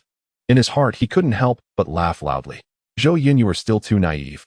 Not only did I discover your awakening secrets, but we also got a free grand meal greatly enhancing our strength. You are raising a tiger to harm yourself. You are helping the enemy. I just played the victim and you softened your heart. If one isn't ruthless, they won't stand firm. If you don't understand this simple principle, how can you be the city lord? With this thought, he tossed his bowl aside, standing up confidently, waving at his subordinates. All right, we've eaten and we've helped. Stop being dazed, let's go. Head back home. Since the secret was already known, there was no need to stay and suffer here. Moreover, if eating a meal was that difficult, there would likely be no chance to eat well again. Since that was the case, it would be better to return early and avoid working for half a day for nothing only to be ridiculed. However, 1 second passed. 2 seconds passed. The scene fell silent with only the sound of the wind blowing across the construction site. The smile on Wang Fugui's face gradually froze. Because he had clearly walked several steps out, yet no one followed him. Those guards, thugs, and farmers who usually obeyed him seemed to not hear his words at this moment, silently putting down their bowls and wiping their mouths. Then they turned and walked toward the construction site. Not only that, but they also gathered around those mud-legged folks who had mocked them earlier, their faces filled with sincere and even somewhat humble smiles. Brother, could you teach me the woodcutting technique you just used? Big brother, I was wrong earlier. I worked too slowly. I won't slack off this afternoon. Could you guide me? Whatever I missed this morning, I will definitely make up for this afternoon. I won't lag behind. Uncle, we had some misunderstandings before. I apologize to you here. Please be magnanimous and don't hold it against me. If it comes to it, you can beat me up. I promise I won't fight back. Watching this group of subordinates who not only refused to leave, but were instead desperately trying to integrate into the larger crowd, Wang Fugue was dumbfounded. What? What are you doing? He shouted from behind him. Right here. I'm talking to you. Are you all deaf? Back to the city. I command you to return to the city. Yet no matter how loudly he shouted, no one paid him any mind. Some guards even turned back, looking at him with a gaze that suggested he was an idiot, then turned back and continued walking toward the construction site. At this moment, they were filled with guilt and gratitude towards Zhou Yun. They had clearly come to cause trouble, but the city lord didn't hold it against them and even treated them to such a good meal. Such a precious thing was freely given. This was truly a good person. Some even awakened because of this. How could they repay this kindness? But what about themselves? They had only done a little bit of trivial work in the morning and were completely exhausted. Did that even qualify as helping? Did that justify the meal they just had? Human hearts are made of flesh. Who could just walk away at this moment? As for Wang Fugue, he was someone who was clearly scheming behind the scenes. To let us leave was just to plot against the city lord again, right? With such a city lord, you still think you can deal with him? If you want to leave, then go. The captain of the guards turned back one last time, spitting, I'm not going. Seeing this group of subordinates who not only refused to leave, but instead worked even harder, Wang Fugue was furious. Did he not know the character of these people who had followed him for so long? From what they said, it seemed like everyone appeared to be acting grateful. But if they were truly grateful, hadn't he also fed them before? Hadn't he given them jobs? Why didn't they show gratitude toward him? The real reason was simple. It was merely because they were attracted to the food here. Spiritual rice, monster meat, spiritual fruits. How lavish, how tantalizing. After one meal, of course, they wanted a second meal. After a second meal, naturally, they would want a third meal. That was the fundamental reason they truly betrayed him. However, after realizing this, he surprisingly felt no anger. Merchants seek profit. If the benefits he provided were insufficient, it is only natural for them to abandon him. Yet, he looked towards Zhou Yun atop the city wall, snorting coldly in his heart. How long can you provide them with such a spiritual energy package? One day, when you are no longer of any use, they will just as easily kick you aside. On the city wall, Zhou Yun took a glance at his phone. Finally, the long silent father replied. Old Zhou, I've eaten. What about you, the newly appointed city lord? Do you still have time to worry about me? It's only the second day. Don't be careless. Try to hold on for a few more days. Old Zhou, you better not be worse than I was back in the day. Followed closely by a meme of a stick figure wildly hitting a dog's head. Looking at the messages on the screen, Zhou Yun smiled slightly, as if he could see his father's fake stern yet caring expression. He quickly typed a reply. Zhou Yun, don't worry, Dad, I'll definitely surpass the past. Moreover, I feel that I will easily get through the novice phase. Wait until I return to surprise you. As soon as he sent the message, it was almost immediately replied. Old Zhou, just make sure it's not a shock. Fear, Zhou Yun couldn't help but chuckle. Shock. Over 10,000 professionals. 40,000 semi-professionals whose physical qualities have been enhanced but have not yet awakened. Not to mention the supplies piled up in the space. If such a lineup can't get through the novice phase, Zhou Yun put away his phone, shaking his head and laughing, then no one in this world can do it. On the other side, Wang Fugue finally left. Alone, he returned to watching in a dejected manner. In the Chamber of Commerce Hall, other merchants were gathered together toasting and chatting, the atmosphere lively. Seeing Wang Fuguwei enter, everyone's eyes lit up and they crowded around him. Yo, the president is back. How was it? Did you give that arrogant kid a good beating? Did Zhou Yun cry in fear? Did it really come to blows? Huh? Did it come to blows? Zhou Yun probably went weak in the knees at first sight. Our president brought so many people, even a mouthful of spit could drown him. Everyone laughed heartily, filling the hall with a joyful atmosphere. To them, Wang Fugui's intervention meant an iron-fisted approach. A mere kid like Zhou Yun, what could he do other than kneel and beg for mercy? However, facing the crowd's flattery, Wang Fuguwei remained grim-faced silent. He walked to the main seat and sat down heavily, lifting the wine cup on the table, his hand slightly trembling. My! It was only then that everyone noticed the atmosphere was a bit off. Someone looked outside and asked curiously, "President, where are the others? Why did you come back alone? What about the 40 guards? And the thousands of servants and farmers we sent?" Wang Fuguwei slammed the cup down heavily on the table and answered sullenly, "They are all still there working." The hall fell silent for a second. Then a more fervent cheer erupted. "Working?"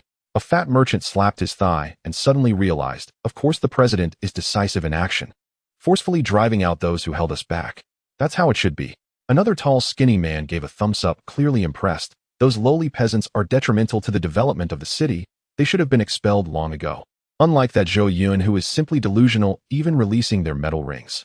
Feeding them. I think he's lost his mind, harming both others and himself. This is called benevolence, not ruling the army. Our president has the means. Listening to these piercing praises and watching the self-satisfied faces, Wang Fuguwei felt like a heavy stone was lodged in his throat. Forceful expulsion. He recalled the scene just now where he begged his subordinates to leave, but no one paid him any mind.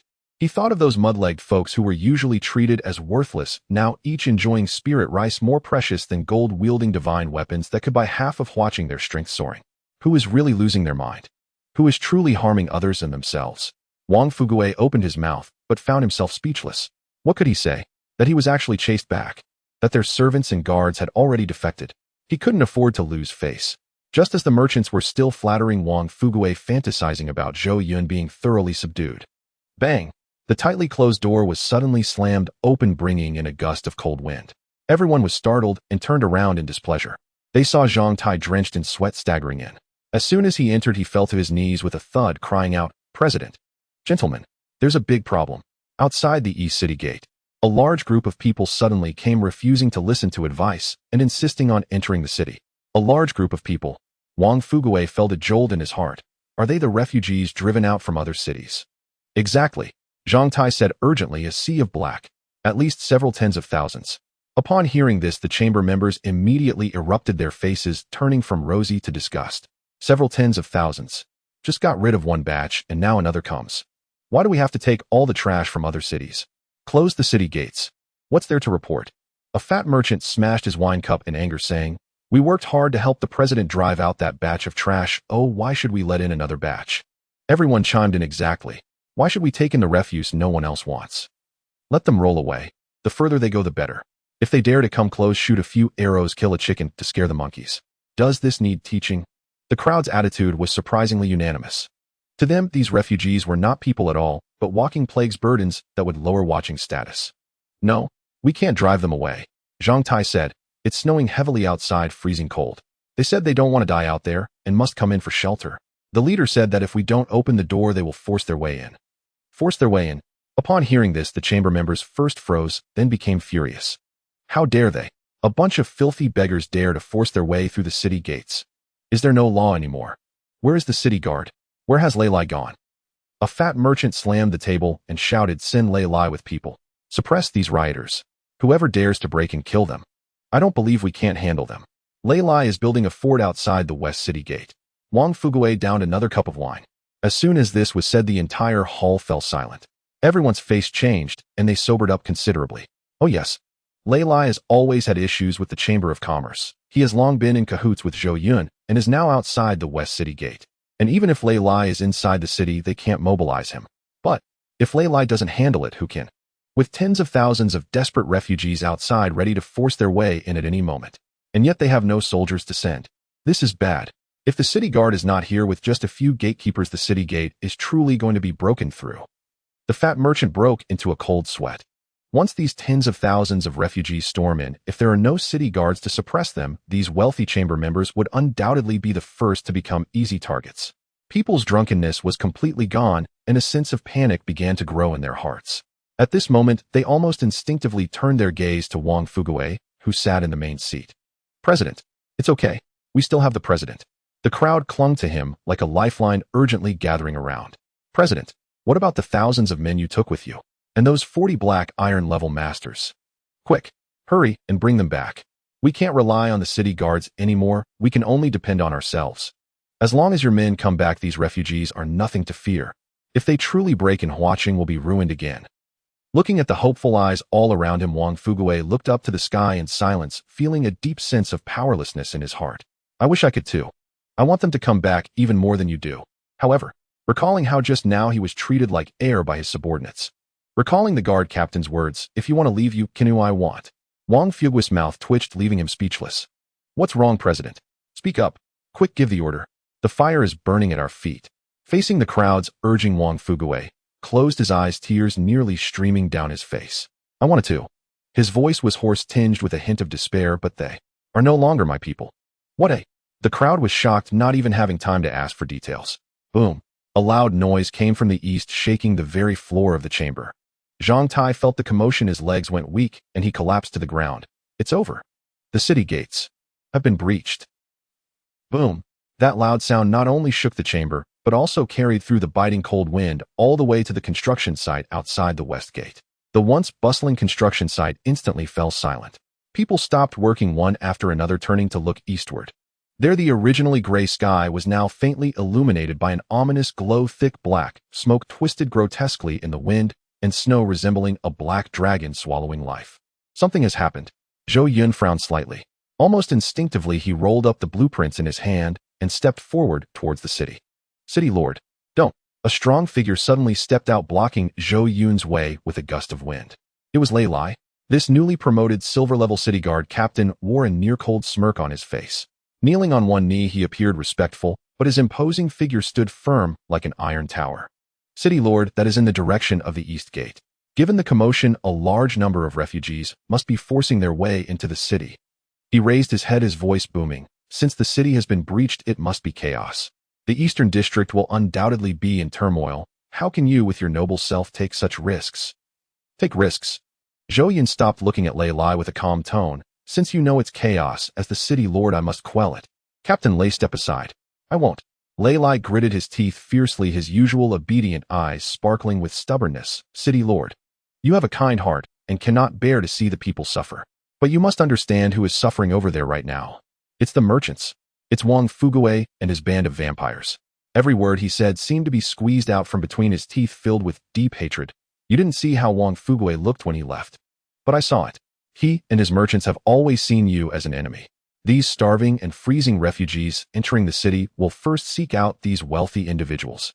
This is called evil met with evil. This is called retribution. Let the refugees teach them a lesson. By the time the refugees have killed and robbed those unscrupulous beasts clean, we can clean up the mess afterward. Lei Lai's words instantly resonated with those around him, especially the newly awakened professionals, most of whom had suffered under the merchants' exploitation, even barely escaping the line of slaughter. Hearing this, now their long-suppressed anger ignited instantly. The captain is right. Let the refugees deal with them. Those unscrupulous merchants deserve to die. Why should we go save them? Exactly. Just a while ago, Wang Fuguwei insulted us as mud-legged peasants. Now let him taste the blade of a mud-legged man. City Lord, don't go. Let them die. The crowd was filled with righteous indignation. Every face was marked with the delight of revenge. In their simple values, evil people should receive their just deserts. Now the heavens have sent the refugees to punish the wicked. They were overjoyed and would never think of saving them. Watching the faces redden with anger, hearing the shouts for blood, Zhou Yun remained silent. Yet he felt no anger nor disappointment. He simply gazed quietly at everyone, his eyes still as peaceful as the warm sun outside the west gate, without a ripple of emotion. That tranquility gradually made the noisy crowd feel a hint of unease, and their voices began to dwindle. Everyone looked at Zhou Yun somewhat at a loss.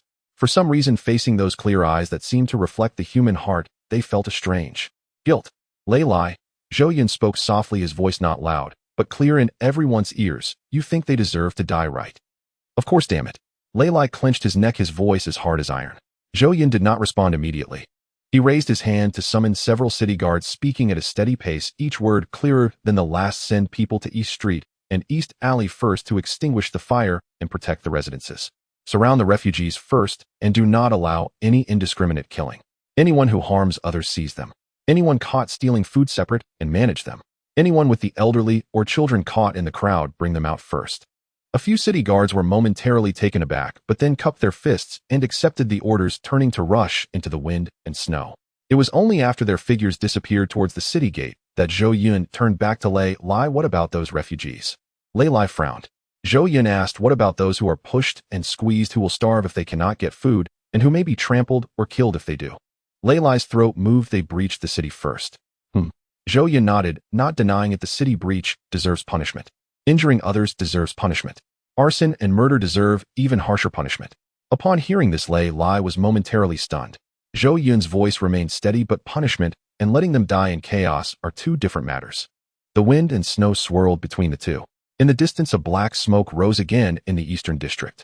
This smoke did not rise from the Merchant Association, but from a street corner slightly further north, low and thick, blown by the wind, resembling a dirty cloud. Zhou Yun looked in that direction and asked again, what about the ordinary citizens in the city? Lei Lai's expression finally changed. Just now his mind was filled with Wang Fuguei, with the scene of the Merchant Association's vampires crying out under the blades of the mob. But there were more than just the Merchant Association in the Eastern District. There were old men selling firewood, widows mending clothes, young people who had just received new jobs last night and were waiting to report to the construction site, and a group of ordinary people who didn't even know which way the Merchant Association's door opened. When the fire starts, it won't pick and choose which roof to burn. When people go mad, they won't first ask if you're a scoundrel. Lei Lai's grip on the hilt of his knife tightened, his knuckles turning white. Zhou Yun stepped closer and placed a hand on his shoulder. The pressure was light, but sent a shock through Lei Lai's body. I know you hate them, everyone hates them.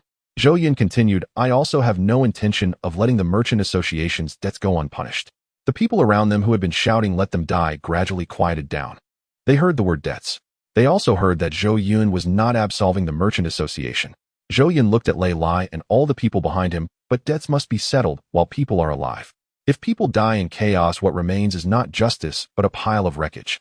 Lei Lai's lips moved as if he wanted to say something, but no words came out. Zhou Yun's gaze passed over him and fell upon the flames rising in the Eastern District. Hua City has just abolished the line of execution. If today I look on as the Merchant Association is reviled and see them beaten to death, tomorrow others can also look on as the refugees are frozen to death because they are dirty and chaotic. The day after, someone else might feel that sick people burden the city and the elderly waste food, and they could justifiably push them out too. At this point, what exactly have we abolished? The line of execution, or just swapped one group of people drawing the line for another? Lei Lai suddenly looked up. The wind and snow settled on his brow, melting into water and streaming down his cheeks. He suddenly recalled that not long ago he too had stood beside that line, coldly telling others that the sick, the useless, and those who burden the city should all be driven out. At that time he thought he was defending the city. Now he realized that once certain things are let go, they can easily grow back from other places. It was not just the name of the line of execution. It was the habit of casually taking other people's lives. The anger on Lei Lai's face gradually faded. He lowered his head, his voice hoarse. My lord, I was mistaken. Zhou Yun revealed a gentle smile. You did not err. You just hate them too much. Lei Lai's chest heaved slightly, and then he cupped his fists, bending low at the waist. I request permission to enter the city and quell the chaos. Go. Zhou Yun finally showed a bit of a smile. Remember, save lives, control the fire, and seize those who harm others. We will settle the Merchant Association's debts once they are alive. Lei Lai's eyes sharpened. Yes. He suddenly turned, drawing his sword from its sheath. The cold light flashed in the wind and snow. City guards, follow me into the city. Extinguish the fire on East Street. Protect the citizens in East Alley. The other teams will split up and encircle. Anyone who dares to take advantage of the chaos to kill will be seized. The professionals who had been resentful looked at each other. Some still bore resentment on their faces, but no one shouted, let them die anymore. A young man who had just awakened wiped his face and muttered, let those scoundrels take advantage of it. The old craftsman next to him hoisted his pick onto his shoulder and grumbled, the Lord is right, debts must be settled while alive. Soon a flurry of footsteps swept into the wind and snow. Teams split off from the western gate, like streams of iron rushing toward the eastern district. In the Merchant Association's conference hall, boom, another loud bang rang out, this time closer than before, as if even the beams of the hall were trembling. Faintly the cries of the refugees could be heard. They are coming. A fat merchant sat down in fright, his body quivering. Suddenly, he seemed to grasp the last straw for survival and rushed toward Wang Fuguwei, president. Quickly send someone to ask Zhou Yun. He's the only one who can save us now. Almost the entire strength of Hua City is in his hands. As long as he is willing to intervene, these refugees are no threat at all. Others also reacted like drowning people seeing a floating log. Yes. Go find Zhou Yun. He is the lord of the city responsible for guarding the land. He cannot ignore us. Hurry and call him for help. Looking at the crowd in chaos, Wang Fuguwei let out a chilling laugh. Ask him for help. He suddenly lifted his head, his bloodshot eyes filled with mockery. Have you all lost your minds? Who are we? We are the enemies who have undermined him, made things difficult for him, and seized his land. Why would he save us? If it were you, would you save an enemy who would love to kill you? The crowd fell silent, exchanging glances. Wang Fuguwei took a deep breath, his tone certain. Right now, he is definitely hiding outside the western gate and laughing. He must be eager to use the hands of these refugees to rob us of our fortunes. He might even want to kill us all. Once we are dead, he can come out to clean up the mess, gaining both reputation and profit. This is called using a borrowed knife to kill. With these 4 words, despair filled the crowd. If they were in Zhou Yun's position, they would definitely do the same. This was the choice for maximizing their benefits, and also the most satisfying choice. No, I don't believe it. Just then Zhang Tai, who had been kneeling on the ground, suddenly shouted, standing up violently, Lord Zhou is not that kind of person. He gives buns to beggars, feeds sick little girls with spirit rice, and even feeds us the troublemakers with beast meat. How could such a good person possibly watch us die? I'm going to find him. He turned and rushed out. As long as he knows the situation here, he will definitely come. Stop, you idiot. Wang Fuguwei shouted in anger. Come back. Don't humiliate yourself. You're ruining my reputation. Zhang Tai had always listened to Wang Fuguwei's words. In his heart, it was the Lord who fed him, it was the Lord who gave him a job. Thus his life belonged to the Lord. However, this normally docile servant who obeyed Wang Fuguwei at this moment seemed to have gained a resolute heart, shaking off the bodyguards who tried to stop him and charging into the blinding snow. Crazy. They are all crazy. Wang Fuguwei slumped in his chair, closed his eyes. Let them wait for death. Let them wait for death. The wind and snow howled. Zhang Tai ran wildly in the snow, losing a shoe, his foot numb from the cold, but he dared not stop. Behind him were the increasingly close sounds of shouting and killing. Ahead lay the vast wind and snow. Wait for me, my lord. As long as the Lord knows the situation in the city, he will definitely come to save you. He kept praying in his heart. Just as he ran past a street corner and was about to turn onto the main road leading to the western gate, the ground suddenly trembled slightly. Boom, boom. The rhythmic footsteps could be clearly heard even amidst the howling wind. Zhang Tai abruptly looked up. In the next second, he froze in place, hot tears streaming down his face, melting the frost on his cheeks. At the end of the wind and snow, a grand procession was marching toward him. There were no glimmering blades or the fierce roars of anger. Leading the way was Zhou Yun, dressed in thin, regular clothes, his expression calm, followed by Lei Lai Taishan. And a vast crowd of people. Lord of the city. Zhang Tai could no longer control himself, his legs buckled, and he knelt heavily in the snow. He crawled frantically to Zhou Yun, not even daring to grasp the hem of Zhou Yun's clothes, instead bowing his head heavily against the ground, blood staining the snow. Wu, Lord of the city. Help, my lord.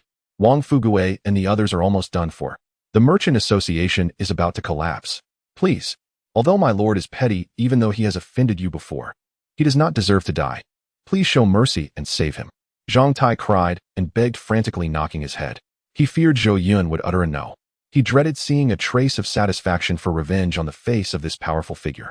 After all, the merchant association had acted too ruthlessly before, and anyone would have reason to stand by and watch. However, the anticipated mockery did not appear.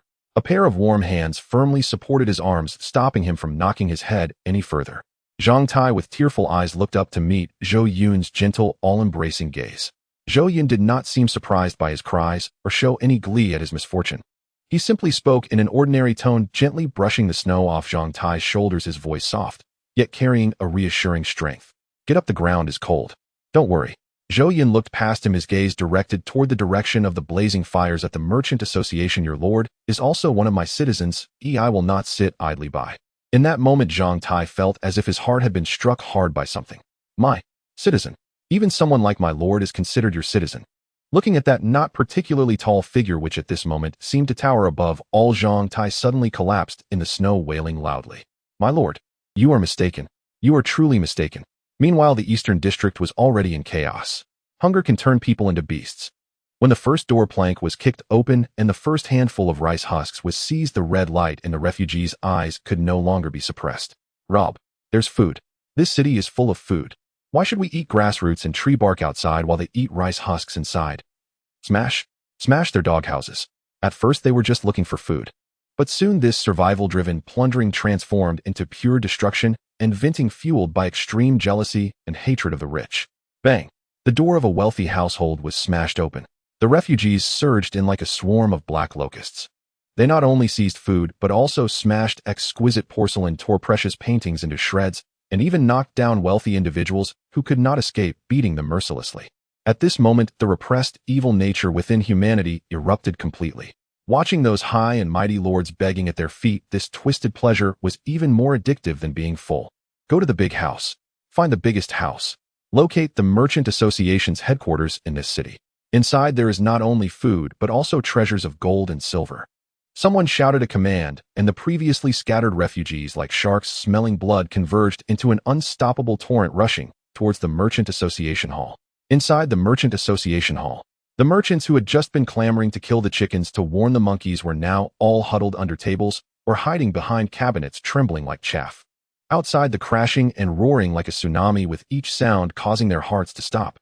We can't hold them. The door won't hold. The fat merchant clutched his head, his face smeared with tears. And snot my money. My shop. Whoa. Not far away, Wang Fuguwei tightly grasped the table leg he was using for defense. He did not want to die, but what despaired him was that no one would come to save him. He could only wait to die. Even Zhang Tai, whom he had saved back, then his most loyal servant, used the excuse of finding help to leave him. Looking at the Lord, who was surely standing high above, sneering at this scene. Retribution. Is it really retribution?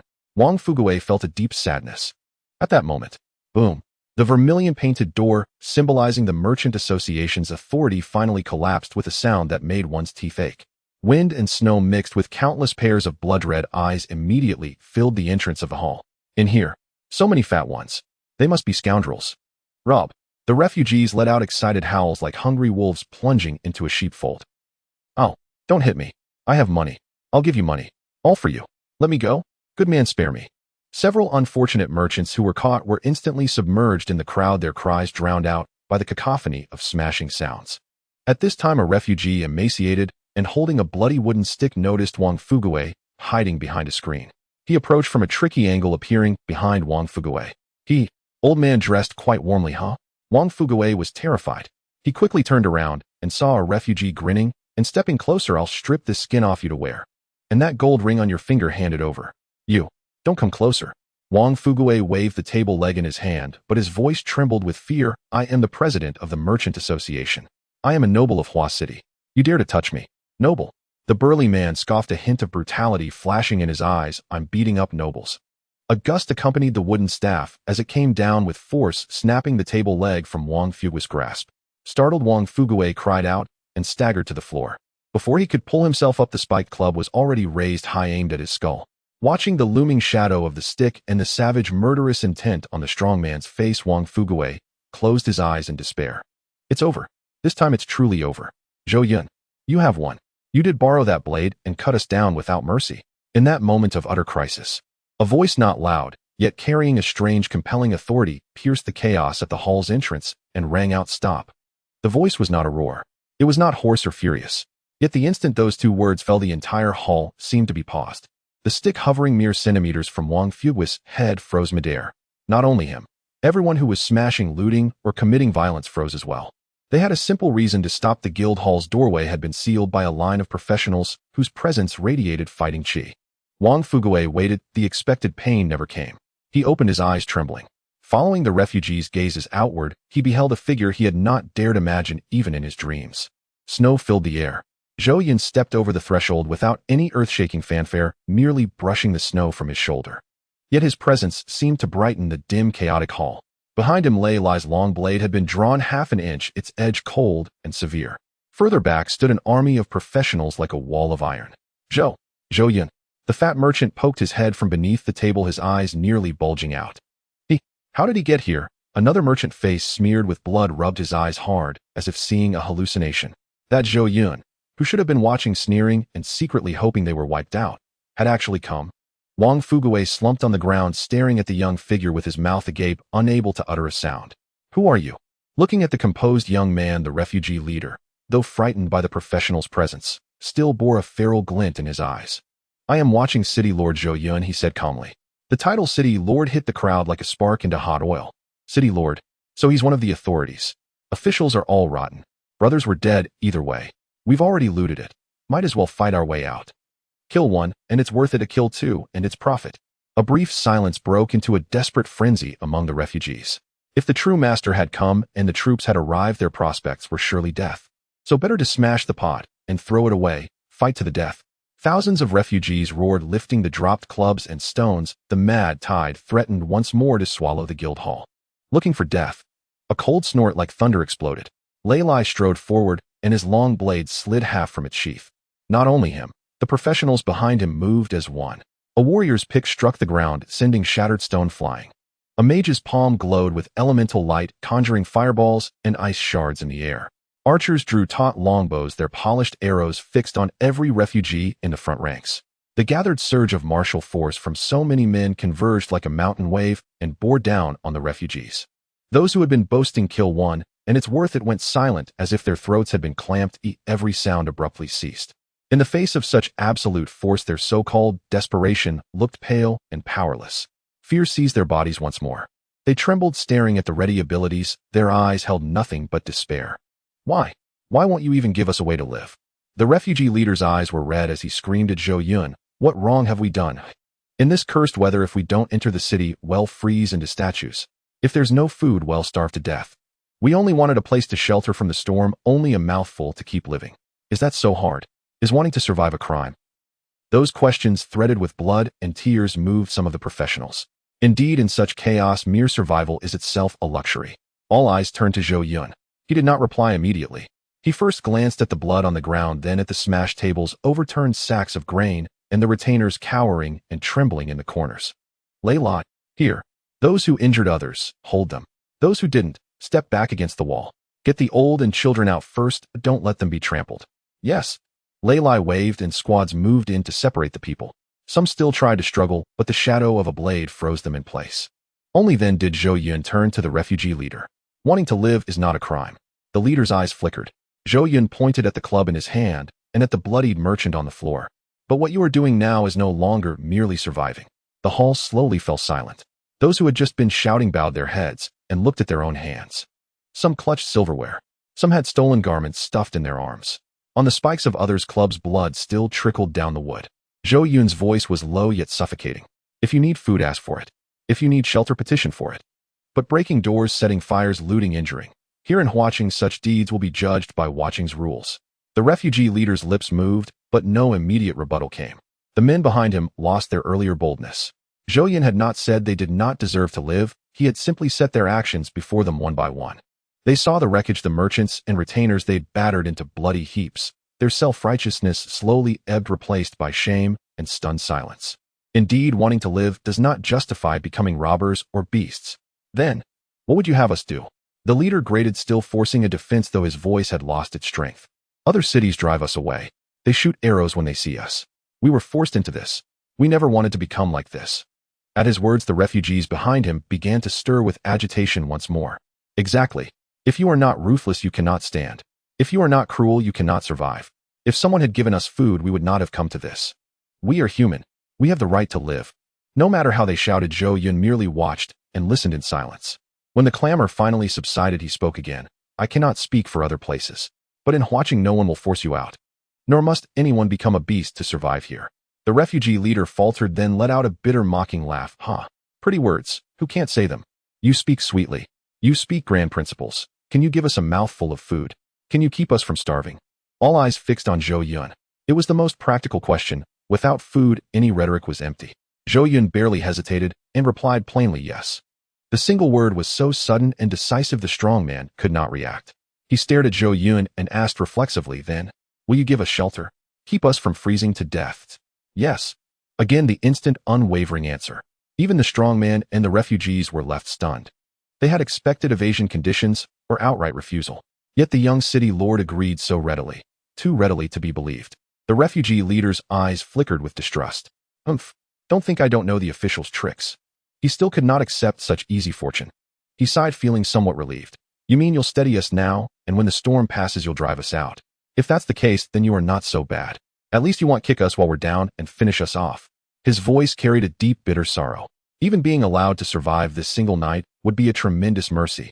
To let tens of thousands through one storming night, such a thing would be a gift they could hardly imagine. Zhou Yun let out a sudden, almost amused smile. Why would I drive you away? If you wish, you may stay. The hall fell silent. The leader's club clattered to the floor. Stay. Stay, he stammered as if hearing an impossible promise. Of course not for free. Zhou Yun's expression turned serious. If you want to stay, you will need to work. In this world, nothing is given as mere charity. But if you are willing. He stretched out both hands to the desperate crowd and issued an invitation. If you are willing to labor with your own hands and watching, I guarantee each of you will eat your fill, wear warmth, and have a place to live. After the brief shock, the refugee leader inhaled deeply and forced himself to steady his pounding heart. Your words do sound better than singing, he muttered. He looked at Zhou Yun with a thin, mocking smile. Young city lord, your tongue is sharp. For a moment, even I who have rolled in the heaps of the dead almost believed the cake you painted for us. Work and you'll be fed and clothed. Huh. He shook his head, his eyes full of weary disbelief. Such idealistic nonsense only fools a child. In these chaotic times, living at all is a mercy. To live like a human being. Silence. A sudden roar cut through. Lei Lai's eyes widened, hand on his sword hilt, killing intent radiating from him. When the city lord speaks, how dare you question him? The refugee leader did not yield. He straightened and, pointing at his gaunt brothers, shouted, If your words are weighty, then don't only talk. Show us food. Even old chaff or moldy bran. Bring it out now, so we can eat one full meal. If we see grain, no more talk, I'll sell my life for it. Though crude, his words struck the heart of the starving crowd. Grand principles are easy to recite, but a body racked by hunger cannot be fooled. Right? We want food. Bring out the grain. Even chaff porridge will do. The refugees echoed him, and the roar rose anew. To them, this was the only proof that the city lord was sincere. Facing the pressure, Zhou Yun sighed softly. Chaff. I have none. At that admission, the hall erupted. The leader's derisive smile deepened. He prepared to mock the city lord for having nothing. But Zhou Yun's next words came slowly and calmly. However, feeding you is not a problem. He said no more and gestured to his men. Follow me. This is not a place to eat. Seeing him turn to leave, the refugee leader felt a sudden tightening in his chest. Suspicion flared and he shouted, Wait. Go with you. Where to? What? Lei Lai looked back coldly, his gaze as if on a fool. You're lucky to have food. Do you think you have a choice? That condescending contempt pierced the leader's pride. Don't push us too far, he barked, attempting bluster. Don't forget, outside this guild in the East District's alleys, we have over 20,000 brothers. If we die here today, they will avenge us. He said it so loudly his heart thundered in his chest. Only he knew the claim was bluff. He was a makeshift leader with no real authority. But he had to gamble. Bet that the young city lord would avoid trouble, bet that these professionals would not truly risk everything. No sooner had he finished than brisk, orderly footsteps sounded at the hall's outer doors. A dozen city guards entered rapidly and knelt before Zhou Yun, reporting in turn. Report. The refugees on East 1st Street have been contained. No resistance. Report. The fire in East 2nd Alley has been extinguished. The arson ringleader captured. Report. Refugees in the north attempted to storm homes and have been fully suppressed. One report after another struck like drumbeats, hammering on the refugee leader's heart. With each contained, his face grew paler. Each confirmed suppression made the bodies behind him quake. In less than the time it takes to boil a cup of tea, the very mass he had boasted would avenge them, the so-called 20,000, had been rounded up and pinned like fledglings in a farmer's hand. All at once, the refugee leader's bluster collapsed. The tide he had hoped to unleash had been stilled with ease. So, it's over. What? Don't you believe it? Lei Lai looked at the ashen-faced leader of the refugees and sneered. Should I bring over your 2,000 brothers and have you point them out one by one? The leader of the refugees moved his lips, wanting to say something, but in the end not a word came out. They were merely a group of refugees driven from the city, a rabble that couldn't even fill their bellies. In front of the professionals, being swiftly suppressed was simply the norm. This time he truly submitted, and he was genuinely afraid. In the face of such absolute power, his little cleverness and bluster seemed like that of a mere clown. So. The leader of the refugees swallowed hard, his eyes carrying the last hint of pleading and probing as he looked at the young figure. My lord, what you just said about letting us eat our fill, does it still count? Upon hearing this, all the refugees in the hall held their breath. In this world where strength was revered, victors typically turned the defeated into slaves or simply slaughtered them. Just a moment ago they dared to bargain. Now they had lost even the right to negotiate. With just a word from Zhou Yun, they would be sent to their graves without a burial. A long silence. It felt as if a century had passed. Zhou Yun slightly turned his face, his calm voice still gentle as a spring breeze, of course. Those simple 2 words almost brought the refugees to tears. Good. As long as you let us eat our fill, we will leave immediately. The leader of the refugees stared fixedly at Zhou Yun as if trying to find even the slightest flaw in the young lord's expression. Though we are refugees, we still uphold principles. If we are filled and regain our strength, we will leave Huaqing and never cause you trouble again. The refugees behind him also raised their hands in unison, loudly echoing yes. As long as we get a meal, we will leave. I admit my mistakes and accept my punishment. But you must feed us first. That's right. I accept death. We refuse to die as starving ghosts. After we eat, we will leave, and we won't linger. We keep our word.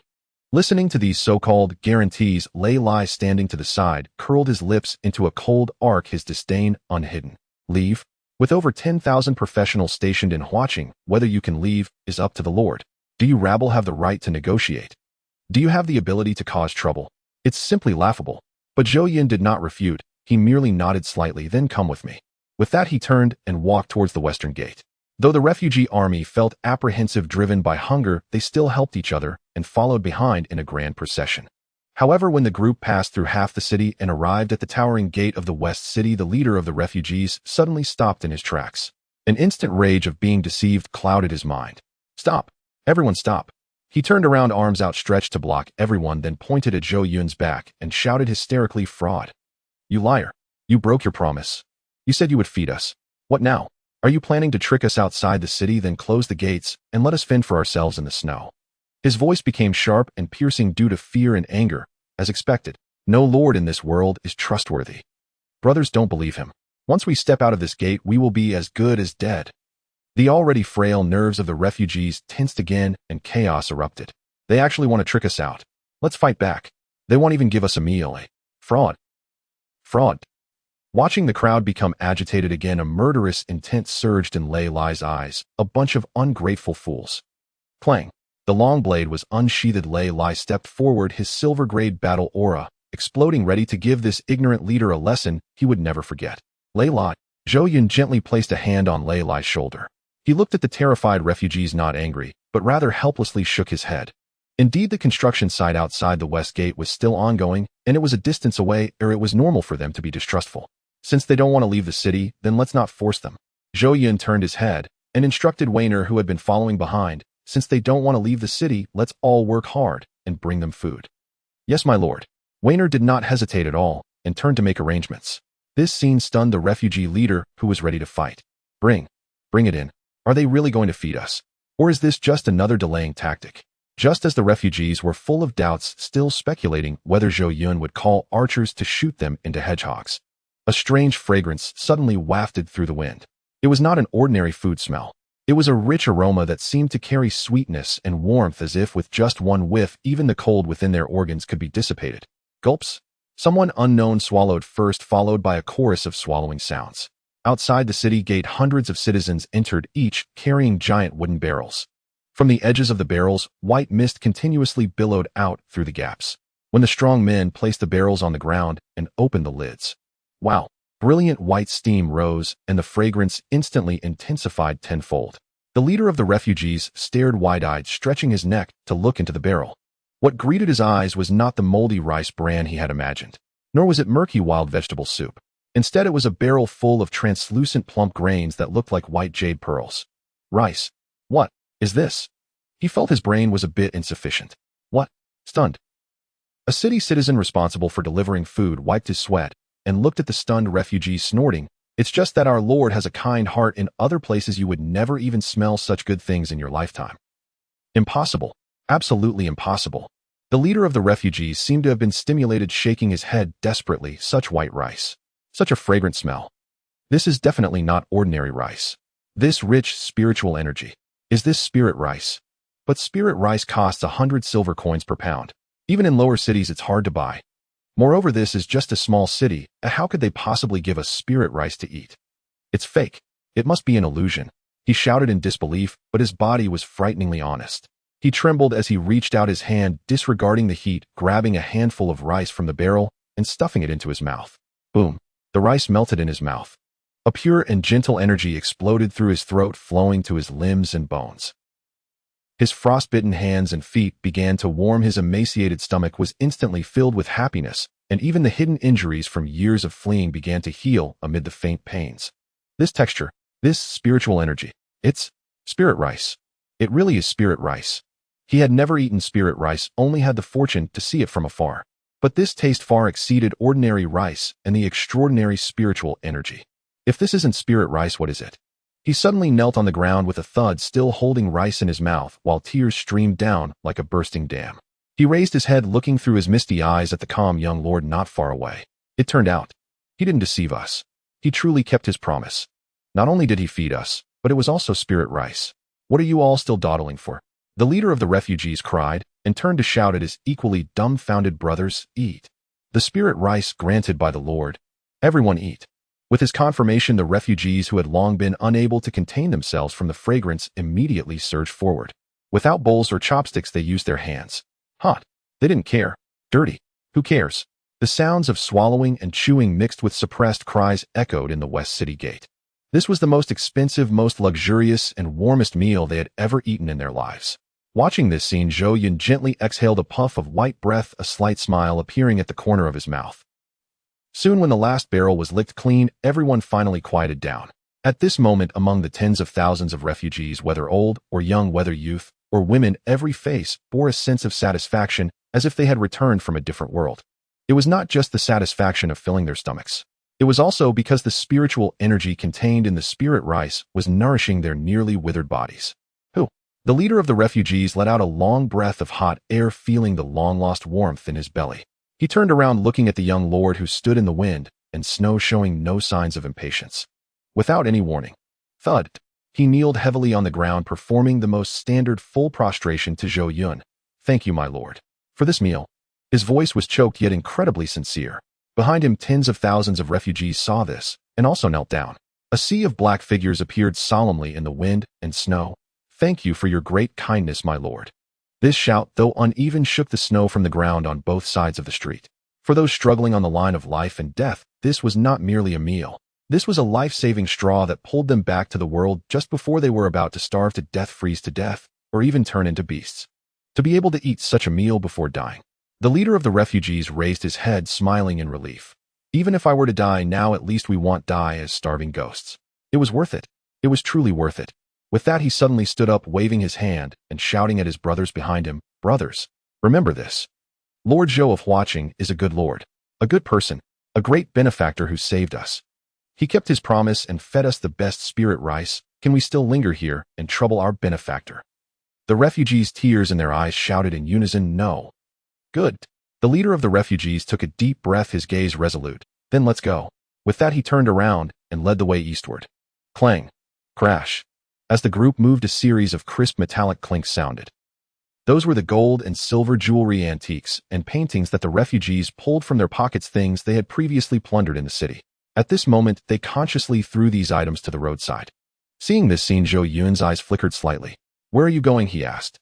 The leader of the refugees smiled and replied with a very calm tone, we are heading east. One step at a time.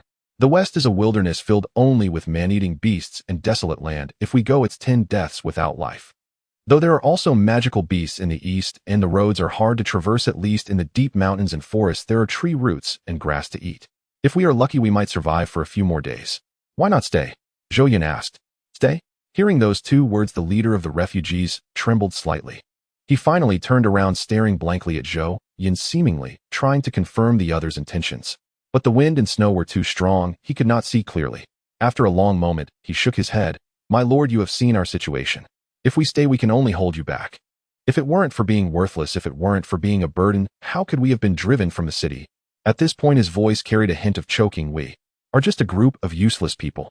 There was a sudden atmosphere of desolation that enveloped the entire area. All the refugees bowed their heads, making suppressed sobbing sounds. Indeed, who wouldn't want a home? But this world is vast, yet there is no place for them to stand. Holding you back. Zhou Yun's gaze swept over each of them. You all have hands and feet and are physically healthy. Why would you hold anyone back? Could it be that you are inherently lazy and unwilling to work? This sentence seemed to touch the most painful scar in the heart of the leader of the refugees. How could we not be willing? The leader of the refugees suddenly raised his head, his emotions, agitated veins bulging on his neck. We dream of working. We dream of eating with our own strength. But is there any? Is there an opportunity? No matter how we plead, those lords won't even glance at us. They despise us for being dirty, for being stupid, for not awakening a profession. Clearly we are willing to do anything, even if it means shoveling dung, even if we have to risk our lives. As long as we can get a meal. But no one wants us. The man had tears in his eyes, but had never shed a tear, even on the line of life and death. At this moment, he cried like a wronged child. This was the despair of being abandoned by the world, the sorrow of wanting to prove oneself, yet having no way in. Looking at those pairs of eyes filled with longing yet despair, Zhou Yun smiled. If that's the case, he looked at the refugees, took a deep breath, and said loudly, then stay. The leader of the refugees froze, tears hanging on his face. Stay. Stay. Everyone else also froze, staring blankly at Zhou Yun. Zhou Yun took 2 steps forward, walking in front of them. On this snowstorm-ridden street, he opened his arms as if embracing these children abandoned by the world, his voice firm and powerful, echoing in everyone's ears. Have you forgotten what I said before? In watching under my rule, as long as you are willing to work with your own hands, I guarantee that each of you will be full, will be warm, and will have a place to live. Seeing everyone's still disbelieving expressions, Zhou Yun smiled and instructed, Wainer, take them to the West City Gate. This time, not a single refugee raised any objections. No one hesitated. Let's go. Everyone follow me. The refugee leader turned around first and strode towards the West City Gate. What a joke. They had offered them the precious spirit rice to eat, and with so many professionals under them, would they really need to wait until now to harm them? Thus a procession of tens of thousands of people passed through the deep and dark city gate. Inside the city gate, it was cold and damp with the howling wind. With each step, the snow beneath their feet crunched, sending chills down their spines. However, when the refugee leader at the front took the last step out of the city gate, whoosh, it was as if an invisible hand had suddenly torn apart the dim curtain that enveloped the world. The glaring light made him instinctively squint. Immediately following, the knife-like cold wind he had anticipated did not blow in. On the contrary, a warm spring-like breath rushed towards him, penetrating every pore of his body. This is... The refugee leader slowly opened his eyes, stunned by the sight before him. He saw that the area outside the West Gate, which should have been covered in snow and desolation, was now basking in bright sunshine. Above, the sky was clear with no clouds, and the golden sunlight generously bathed the earth. The once snow-covered wasteland was now lush and green, and even the air was filled with the fragrance of earth and grass. He stiffly turned his head. Just a few meters behind him, the city walls were still blanketed with heavy snow and fierce winds. But right under his feet, in the area outside the West Gate, it felt as warm as spring. A step away was a world apart. A step away was the difference between hell and heaven. Mom, it's so warm. In the crowd, a little girl with a red face from the cold poked her head out from her mother's embrace. She stretched out her small hand, wanting to grasp that golden sunlight, her eyes squinting with contentment. Hearing the child's tender voice, her mother was already in tears. She trembled as she unwrapped the tattered cloth from her child, feeling the genuine warmth, and sobbed, yes. It's really warm.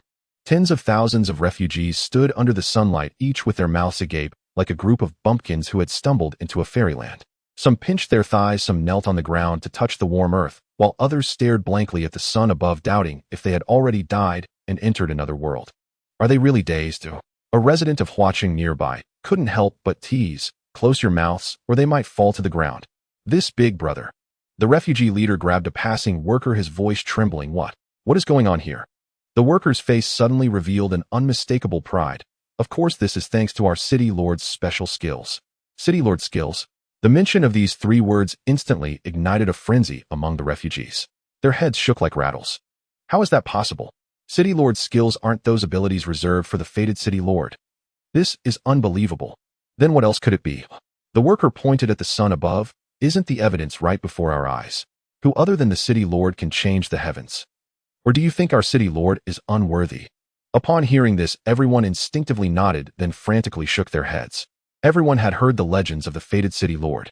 Every person hoped to encounter such a City Lord and live a happy life under his rule. But that was merely a legend. How could legendary events appear in reality? But then they thought. Since they had been expelled from the city, they had passed through 6 cities. Yet in every city, the lords looked down upon them, treating them like weeds. For their requests to enter the city, they were either met with dogs or arrows. Only in this city, only with this City Lord. The power under him was stronger than any City Lord they had seen before. But he not only did not oppress the weak, he even fed them spirit rice. Instead of blaming them for breaking the city walls, he allowed them to stay in Huaqing. All these anomalies and blessings, even if he wasn't the legendary fated city lord, he was the fated city lord in their hearts. Yes, what do I have to doubt? He is the fated city lord. He truly is. The refugee leader murmured his doubts, completely dissipating, replaced by a fervent admiration. The other refugees also gradually came to this realization. A sense of happiness, a sense of fulfillment began to grow and spread wildly in their hearts. At that moment, more than 20 clerks holding brushes and ink walked over, led by Weiner. Come, the leading clerk opened a thick ledger and waved at the still dazed refugees. If you wish to stay, come over to register. Write down your names, and after receiving your identification tokens from now on, you will be the proper citizens of Huaqing. Under the warm sun outside the west gate, the long line was arranged in an orderly fashion. No one was pushing or shouting. The clerk's pens flew quickly across the paper, recording names that were almost forgotten. Name: Zhou Yun. Special skills: I have strength, I can carry bags. All right, here's your identity token, hold on to it tightly. The young clerk handed over a new token that emitted a faint fragrance of wood, then, without looking up, pointed to the empty space nearby and casually said, "Go queue over there, don't rush to work yet." "Why not let us work? I'm full of energy and can't be at ease without working," Zhou Yun said, cradling the token in his hands as if it were a treasure. The clerk smiled and said, "No need to rush to work. Once everyone is registered, we still have to report to the city lord, letting him relieve the burden and remove the metal rings from your necks first." Having said this, he continued to call the next person next. However, Zhou Yun did not leave. Not just him, but the surrounding refugees who heard this sentence were all frozen in place, as if under a spell. Someone rubbed their ears, doubting if they had misheard. "Master, did you just say? Remove. Remove what?" "The metal ring." The clerk pointed at the cold collar around Zhou Yun's neck that was flashing a red light. "Oh." The refugees looked at each other, their eyes filled with disbelief. The metal ring. Removed? They recognized both words. The metal ring represented shackles, humiliation, and the sword hanging over their heads. Removed meant dismantled, meant laid down. But could these 5 words really fit together? Even in lower-tier cities or mid-tier cities, every citizen had to wear a metal ring. Remove. How to remove? Could it be that they want to chop off my head? A timid refugee covered his neck in terror. "Don't talk nonsense." The refugee leader scolded, pushing through the crowd to stand in front of the clerk, nervously asking, "Master, you're not joking, right? That metal ring is used to monitor life signs and contribution values. It was set by those high-ranking officials. Can this really be removed?" Oi. As soon as he finished speaking, someone suddenly shouted, as if they had discovered a new continent, pointing at the Huaqing citizens who were working nearby. They don't have metal rings on their necks. Just now, because they were too hungry and cold, combined with the subsequent shock of the spirit rice and the city lord's skills, they had overlooked this most obvious and jarring detail. Looking around, whether it was the clerks writing or the workers moving bricks or the woman sweeping the floor, their necks were completely bare. There was no damned cold metal collar that represented servitude and death. "Oh, you mean that?" A nearby young man who was carrying stones stopped and revealed a proud smile. "What's so surprising about that? On the very first day the city lord arrived in Huaqing, he publicly destroyed that broken thing in front of the whole city." As he spoke, he puffed out his chest, his voice booming, as if declaring some truth. The city lord said that as long as he is in Huaqing, we citizens will never have to wear that thing. And we will never have to worry about being expelled due to some ridiculous killing line. What? The emotions of the refugees completely erupted. If the city lord's skills earlier had shocked their senses, then this statement was a direct explosion of their souls. Abolishing the killing line. Never having a killing line. As long as he was here, no one would be expelled. These words echoed madly in every refugee's mind like rolling thunder. Why did they wander? Because of the killing line. Why were they treated like garbage? Because of the killing line. Why did they live like ghosts, not like humans? Still because of that damned high-hanging killing line. And now, someone told them that here that line didn't exist. Is this the fated city lord? The refugee leader felt his legs could no longer support his weight. He looked at the young figure speaking with Weiner in the distance, his vision once again becoming blurry. If providing food was mercy, giving sunlight was a miracle, then abolishing the killing line and granting them freedom and dignity, this was salvation. Whoa. In the crowd, someone began to cry first. Then the cries merged into one. But this time it was no longer sorrowful weeping, but a wail of grievances that had been suppressed for half a lifetime, finally finding an outlet.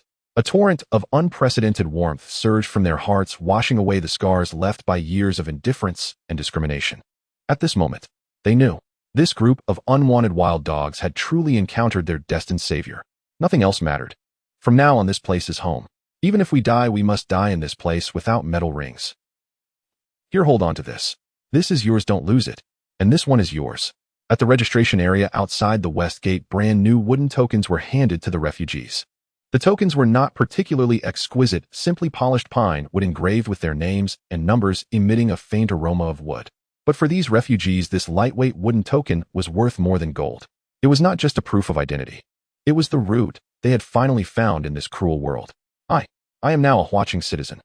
Zhou Daniu stroked the still wet ink on the character Zhao on the token, grinning foolishly, and his eyes turned red.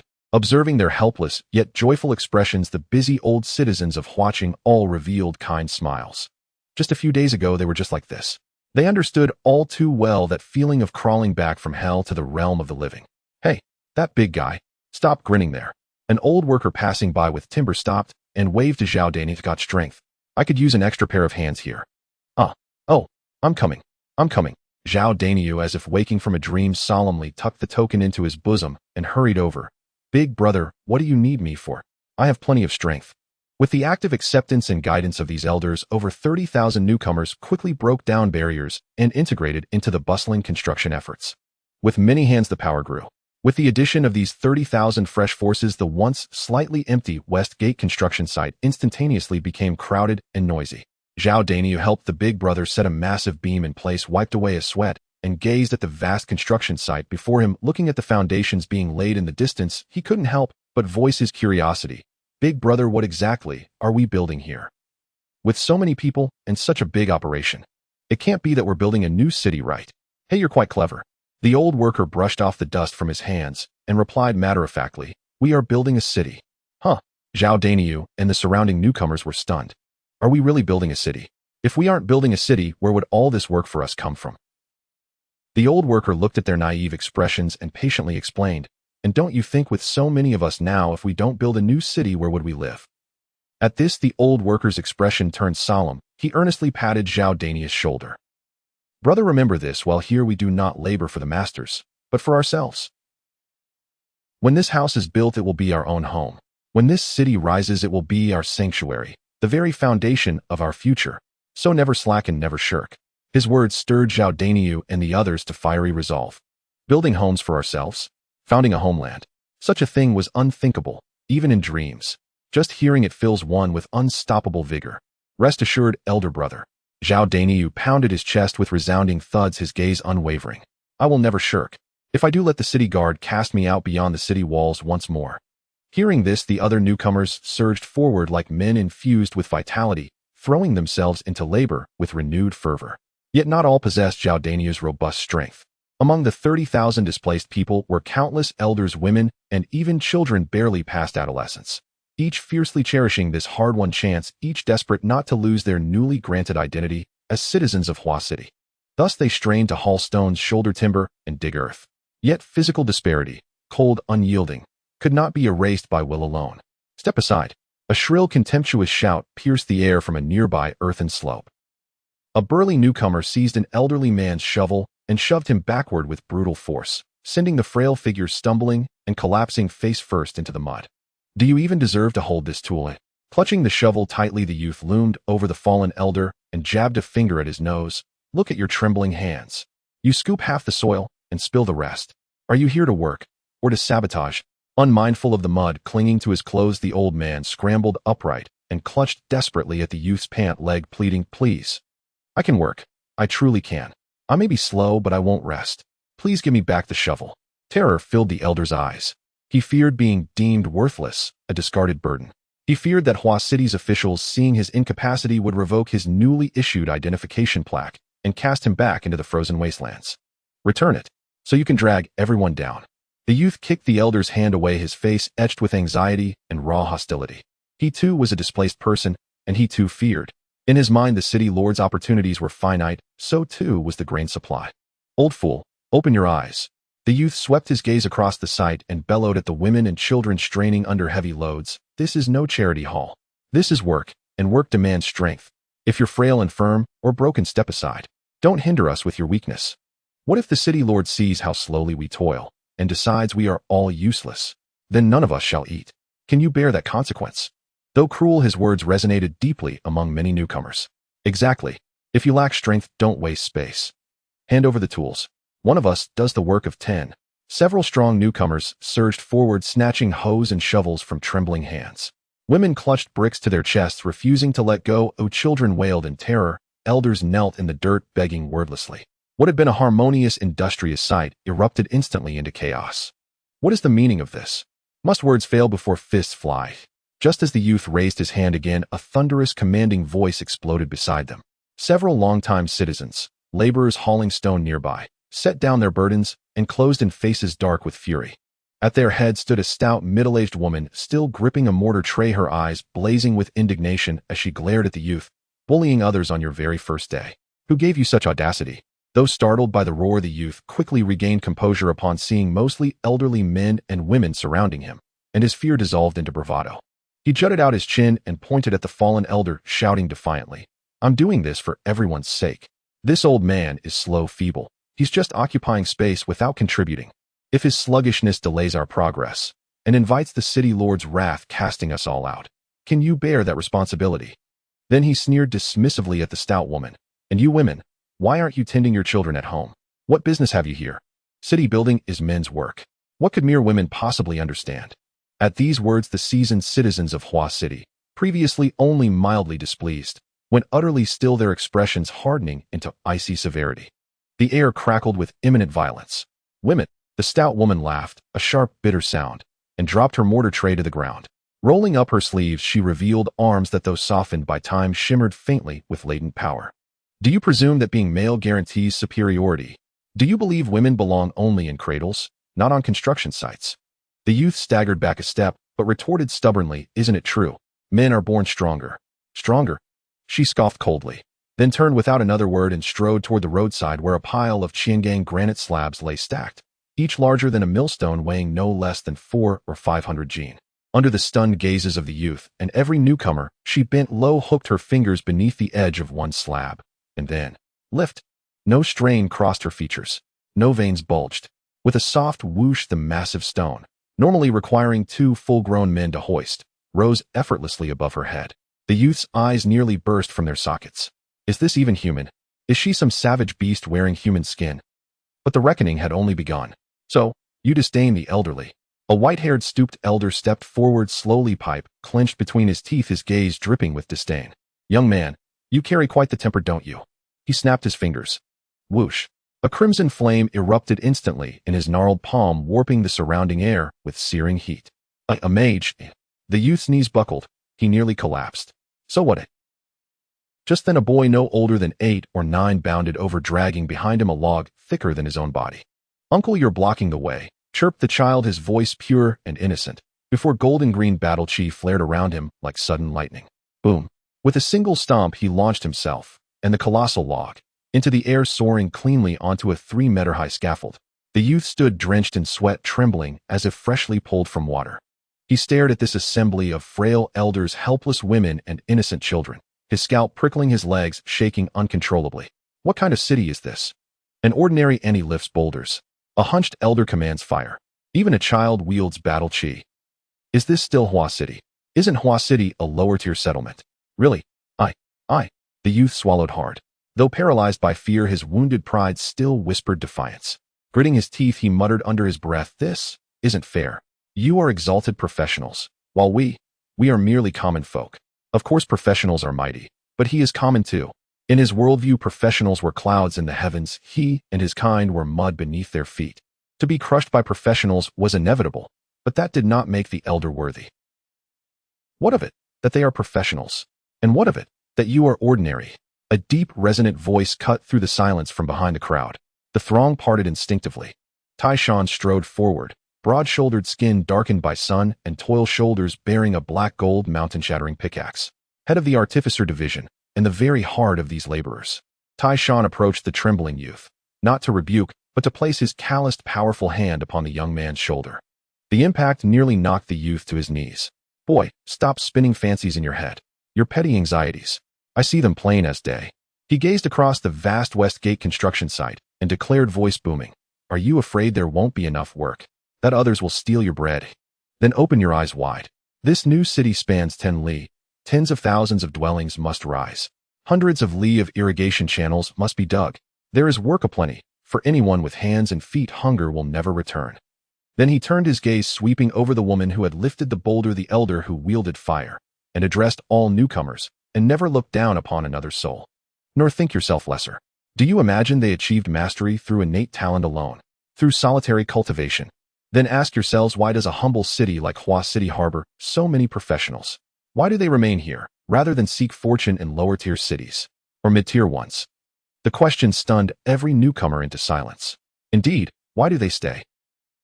Before any could voice the question, Taishan laughed heartily and answered, "Let me tell you.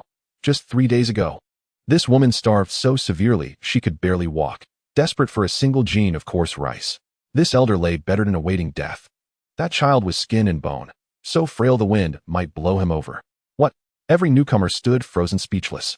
This revelation struck deeper than lifting stones, conjuring flames, or channeling battle chi. The youth jerked his head up, disbelief flooding his stare as he locked eyes with the stout woman. 3 days ago, still ordinary, still starving, too weak to stand. How could this be possible? Yet neither the woman, nor the elder, nor any other offered denial. Only quiet melancholy, as if revisiting memories too painful to name. Unbelievable. Taishan surveyed their stunned faces, reverence glowing in his own. This is Hua City. This is the grace of our city lord. He abolished the execution line. He distributed precious spirit rice and monster meat, feeding us ordinary souls until we became professionals. He drew a deep breath, his voice ringing like temple bells. So discard your outdated dog-eat-dog philosophies. Here, we are family, united in purpose, steadfast in labor. Today's heroes shall be tomorrow's you. This is the blessing bestowed by our city lord. And whoever betrays this grace, stirs discord, schemes, and shadows. He raised his massive pickaxe and slammed it into the earth. Crunch. A deep crater split the ground. I'll hurl him myself, to feed the monsters. Night fell. Though the West Gate construction site blazed with lanterns and roared with activity, Zhou Yun, the city lord, finally claimed a moment's reprieve. Returning to the spacious, yet hollow city lord's residence, he washed quickly and collapsed onto his bed in a sprawling shape. He exhaled deeply, then reached beneath his pillow and retrieved his smartphone. He checked the time, 7:00 p.m. Opening WeChat, he navigated to the top and chat. Its avatar a money tree, its contact labeled Old Zhou. Zhou Yun, Dad, don't forget your medicine tonight. Within seconds, the typing indicator flickered. Old Zhou already taking it. Never miss a dose. Honestly, whose father are you anyway? 2 days as city lord, and suddenly you're more nagging than me. Zhou Yun's lips curled upward involuntarily. Before he could reply, another message arrived. Old Zhou, how was today? Smooth sailing. Zhou Yun, all good. Everything's fine. Old Zhou, good. But don't grow careless. By tomorrow, displaced people will begin arriving at various city gates. Old Zhou, your professors must have drilled this into you. But I'll say it again, under no circumstances admit displaced people. Understand? Zhou Yun rubbed his nose, guilt prickling his conscience. If his father knew, he'd not only admitted them, but welcomed over 30,000 and fed them spirit rice. Zhou Yun, got it. Don't worry, Dad. I'll absolutely refuse them. Not a single one. Old Zhou, that's my boy, clear-headed. Alright, it's late. Get some rest. You've got an early start tomorrow. Exiting the chat, Zhou Yun's gaze drifted to his class group. Senior 3-2, class chat, 99, someone mentioned you. Someone's looking for me. Zhou Yun arched a brow and tapped the notification. Wang Kai, Zhou Yun, Cloud Emperor. Pop in. Still alive. Li Hao, Zhou Yun, Cloud Emperor. Lend me 1,000 professionals, yeah? Xiaoya, Zhou Yun, need displaced people. I've got stacks. Reading these teasing messages, Zhou Yun felt no irritation, only amusement. Lightly tapping his screen, he replied one by one. Zhou Yun, Wang Kai, still breathing. Zhou Yun, Li Hao, not lending. Zhou Yun, Xiaoya, bring all you've got. The moment he sent the replies, the group fell silent for a beat, then flooded with question marks. As expected of the Cloud Emperor, uniquely brilliant. Wang Shui, why the question marks? The Cloud Emperor commands thousands of professionals. Why would he care about displaced people? Yes. The Cloud Emperor reigns supreme. Cloud Emperor, drop your coordinates. If we're close, I'll redirect my displaced people straight to you. Looking at the screen filled with Yuntian Emperor, Zhou Yun felt no anger. He lightly moved his fingers and replied one by one. Zhou Yun, Li Hao, no borrowing. Zhou Yun, Li Hao, yes. The message was sent out. In the group, a series of question marks immediately appeared. What? Is the Yuntian Emperor dissatisfied with the pace of death in the Flevel City? Wang Shui, if you really want to send me a coordinate, they'll see how close it is. If it's nearby, I just expelled about 2,000 to 3,000 people, or should I let them go to you? Yeah, don't just talk big. Send a coordinate to show your strength. What are you arguing about? Do you think I, the Yuntian Emperor, would hesitate? Huh. Yuntian Emperor, send the coordinates. Let the handsome guys broaden their horizons. Everyone chimed in following Wang Shuai's words and pushing Zhou Yun up. Before Zhou Yun could reply, his phone suddenly vibrated. A private message popped up. It was sent by Chu Xinran. Chu Xinran, don't mind them. Whatever you do, don't send the coordinates. Although it was just a short 2 sentences, Zhou Yun could feel Chu Xinran's concern for him. He smiled and shook his head. Without the system by his side, he certainly wouldn't be able to send coordinates, let alone talk big about wanting refugees in the group. However, with the system, many choices became different. He did not rush to reply to Chu Xinran, but returned to the class group and sent a string of numbers. Zhou Yun 1024, 3368. Immediately the messages began to roll in at a much faster pace. What the hell? Is this for real? Don't just casually throw out coordinates to fool us, right? Or are those someone else's coordinates? That would be a serious moral breach. This is just embarrassing. Putting aside everything else, who would dare question the Yuntian Emperor's integrity? To be fair indeed. Wang Shuai, there is strength. Yuntian Emperor, you are this. Thumb up. JPG. Chu Xinran, we are all classmates, so we can talk, but don't really stir up trouble. Xinran, this is somewhat looking down on people. If he really sends the coordinates, can we really send refugees? Those who understand, understand. With him having in Flevel City, if we send refugees, would that not just harm people? Rest assured, everyone is just joking around. Woo, woo. Just as Chu Xinran finished sending the message in the group, she sent another private message to Zhou Yun. Chu Xinran, are you stupid? Chu Xinran, I told you not to send, and you still sent it. Chu Xinran, what if someone really sends refugees to you? Although refugees are weak, their numbers cannot be ignored. Though Chu Xinran's messages carried a tone of reproach, Zhou Yun's smile only deepened. Zhou Yun, it's okay. Zhou Yun Xinran, if you have refugees on your side that you can't handle, and it's convenient, you can let them come to me. Chu Xinran, you. Chu Xinran, I'm not talking to you anymore. Zhou Yun smiled, putting away his phone. He certainly knew Chu Xinran's good intentions. During school, she had often helped him out. But for him now, refugees were not a burden, but rather an asset. However, some things were inconvenient to say. The next day in the morning, after a simple wash, Zhou Yun arrived at the city wall of the West Gate. Upon arriving here, his view instantly opened up. The cold wind howled past the city parapet, rustling his clothes. But as long as he looked beyond the city wall and towards the area outside the West Gate, the scene abruptly changed. Their golden light shone brightly, radiating warmth. Tens of thousands of new and old city residents were mixed together, densely packed, like diligent worker ants. Carrying wood, building walls, transporting soil. The sounds of work resonated, and the vigorous spirit surged into the sky, easily overpowering the howling wind and snow behind him. Lord City Master, you have arrived. At this time, Weiner was standing at one side of the city wall, holding a thick register, looking like she had been waiting here for a long time. Seeing Zhou Yun arrive, she was about to report the situation, but Zhou Yun waved his hand, frowning slightly. Weiner, please don't tell me they have been working all night again. Hearing this, Weiner showed a helpless smile. Yes, City Master. I urged them 3 times last night to stop working and rest. Tai Lao also scolded them several times, saying that their health is important, but these people just wouldn't listen. Zhou Yun shook his head. This is my fault. For not canceling the effect of the bright sun. How can you blame yourself? Just as Lei Lai stepped onto the city wall, he couldn't help but step forward upon hearing this. It is precisely because of the presence of this round of bright sun that everyone is spared from the cold and the wind and snow. Zhou Yun placed his hands on the parapet, smiling helplessly. Unfortunately, I can only change the weather, making night like day, but I cannot change the climate here. Turning day into night is easy for me, but this would cause a drop in temperature. Seemingly guessing Zhou Yun's concerns, Weiner softly said, City Master, you actually don't need to worry too much about this. Because after 2 days of food supplementation, our Huaqing has successfully awakened 12056 people, becoming formal professionals. 12,000 professionals. Zhou Yun raised his eyebrows. Just before it was barely 10,000, and now it's 12,000. This growth rate surprised him greatly. Yes, Weiner continued, although the others have not yet awakened, their physical quality has also improved significantly because of it. So if you really want to force everyone to rest, you can safely cancel the bright sun effect. Lei Lai beside her slightly nodded. He also strongly agreed with Weiner's statement. However, Zhou Yun shook his head. No. If it was before, I could indeed do that. But now the situation is different. He turned around, leaning against the parapet, his gaze calmly fixed on Weiner and Lei Lai. If the bright sun is cancelled, the temperature will drop suddenly.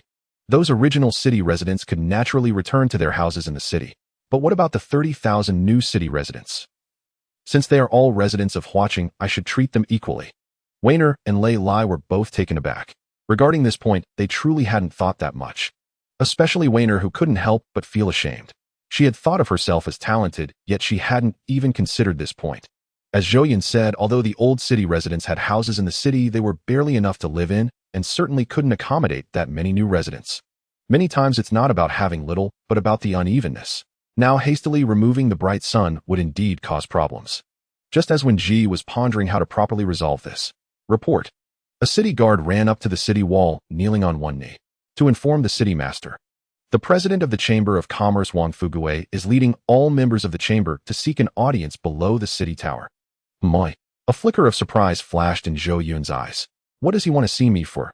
Lei Lai immediately volunteered, City Master. This group of people coming is certainly not for good. Why will go and drive them away? No. Zhou Yun raised his hand. Let them come up. Accompanied by a somewhat heavy and chaotic sound of footsteps led by Wang Fuguei, the members of the Chamber of Commerce ascended the city tower. This was their second formal meeting with Zhou Yun. However, compared to the first meeting, which was tense and filled with the intention to establish rules for the new city master, the faces of the chamber members now bore no trace of their former arrogance. Instead, they were replaced by deep confusion and a sense of helplessness, especially Wang Fuguei, who walked at the forefront. This man, who once commanded respect in Huaqing, now looked as if he had aged 10 years. His long robe of purple silk still appeared luxurious, but seemed somewhat loose. His usually sharp and calculating eyes were now red and swollen, with heavy dark circles beneath them resembling a severely sleep-deprived individual. In fact, he truly hadn't slept all night. This was not solely because the incessant noise of city building outside the west gate had disturbed him. It was also because everything that happened yesterday felt like a heavy hammer striking out an irremediable crack in the belief he had held on to for half his life. All along, he firmly believed that money was everything. Everything in the world changes, people's hearts change, feelings fade, but only money remains eternal. Money can move mountains. Money can buy almost everything, and the rest can be bought with even more money. Thus, he worked tirelessly to earn money not just for enjoyment, but also for the sense of security that control brings. But yesterday, when the refugees broke through the door and the threat of death was imminent, reality dealt him a hard slap in the face. He possessed a vast fortune, employing so many servants, guards, and tenants. But in the face of a life-and-death crisis, only Zhang Tai, a normally inconspicuous subordinate, cried out and rushed out to find help for him. Where were the others? Those guards he had hired at great expense, those servants he believed were well-treated, were all bought over by Zhou Yun with just one meal. They betrayed him. Moreover, from the information Zhang Tai brought back, he learned that those people had been working outside the West Gate all night. No one urged them, nor did anyone push them. They worked enthusiastically and willingly, as if working was the happiest thing in the world. This left him utterly baffled. In his understanding, if he wanted the people beneath him to work, there had to be a strict system. Supervisors oversee workers, managers supervise supervisors, and the head manager oversees the managers. Just maintaining this massive and complex supervisory system had exhausted him. If he failed to notice even a little, those beneath him would be lazy. But Zhou Yun, he merely stood atop the city wall, and everyone willingly labored for him. It should be known that under him there were almost 100,000 people. 100,000.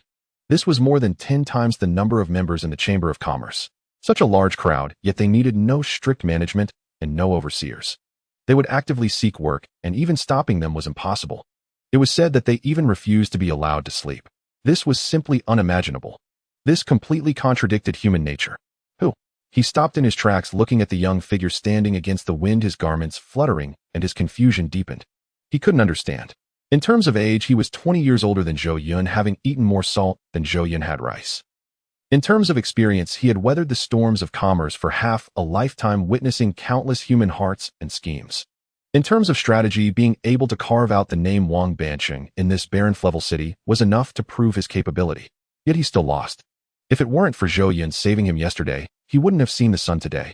He considered his defeat to be thorough, to the point of being utterly miserable. But he couldn't even comprehend where he lost. President Wang. As he stood there lost in thought, Zhou Yun's voice floated over with the wind. Looking at President Wang's complexion, it seems you didn't rest well last night.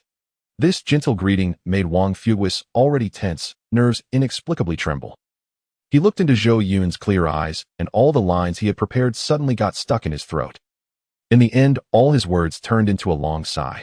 He did not bow or put on the usual smooth merchant smile. He simply shook his head bitterly.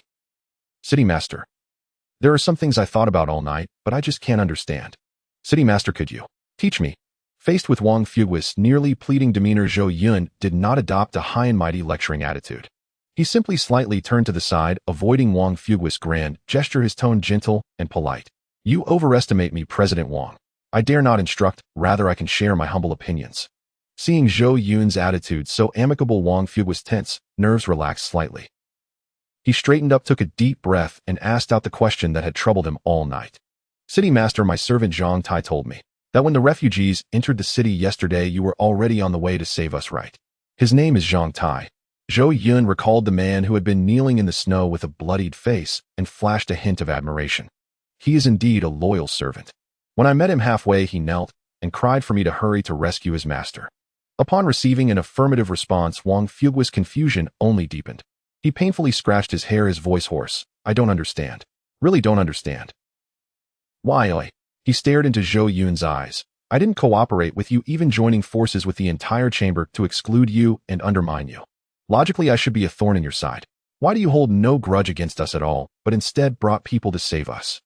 Hearing this, Zhou Yun revealed a hint of confusion. Exclude? I'm not aware of what President Wang refers to as exclusion. Where does it manifest? This. Wang Fugui paused for a moment. Of course, by refusing to produce land and houses. Not responding to your calls. Zhou Yun, upon hearing this, couldn't help but laugh. President Wang, those lands and houses are your private properties to begin with. Helping me by offering them would be kindness. Not offering them is merely fulfilling your own duties. Since it's your duty, how can it be considered exclusion? Wang Fugui was taken aback. The members of the Chamber of Commerce kneeling behind him were equally stunned. Isn't it their duty as citizens to cooperate with the city lord?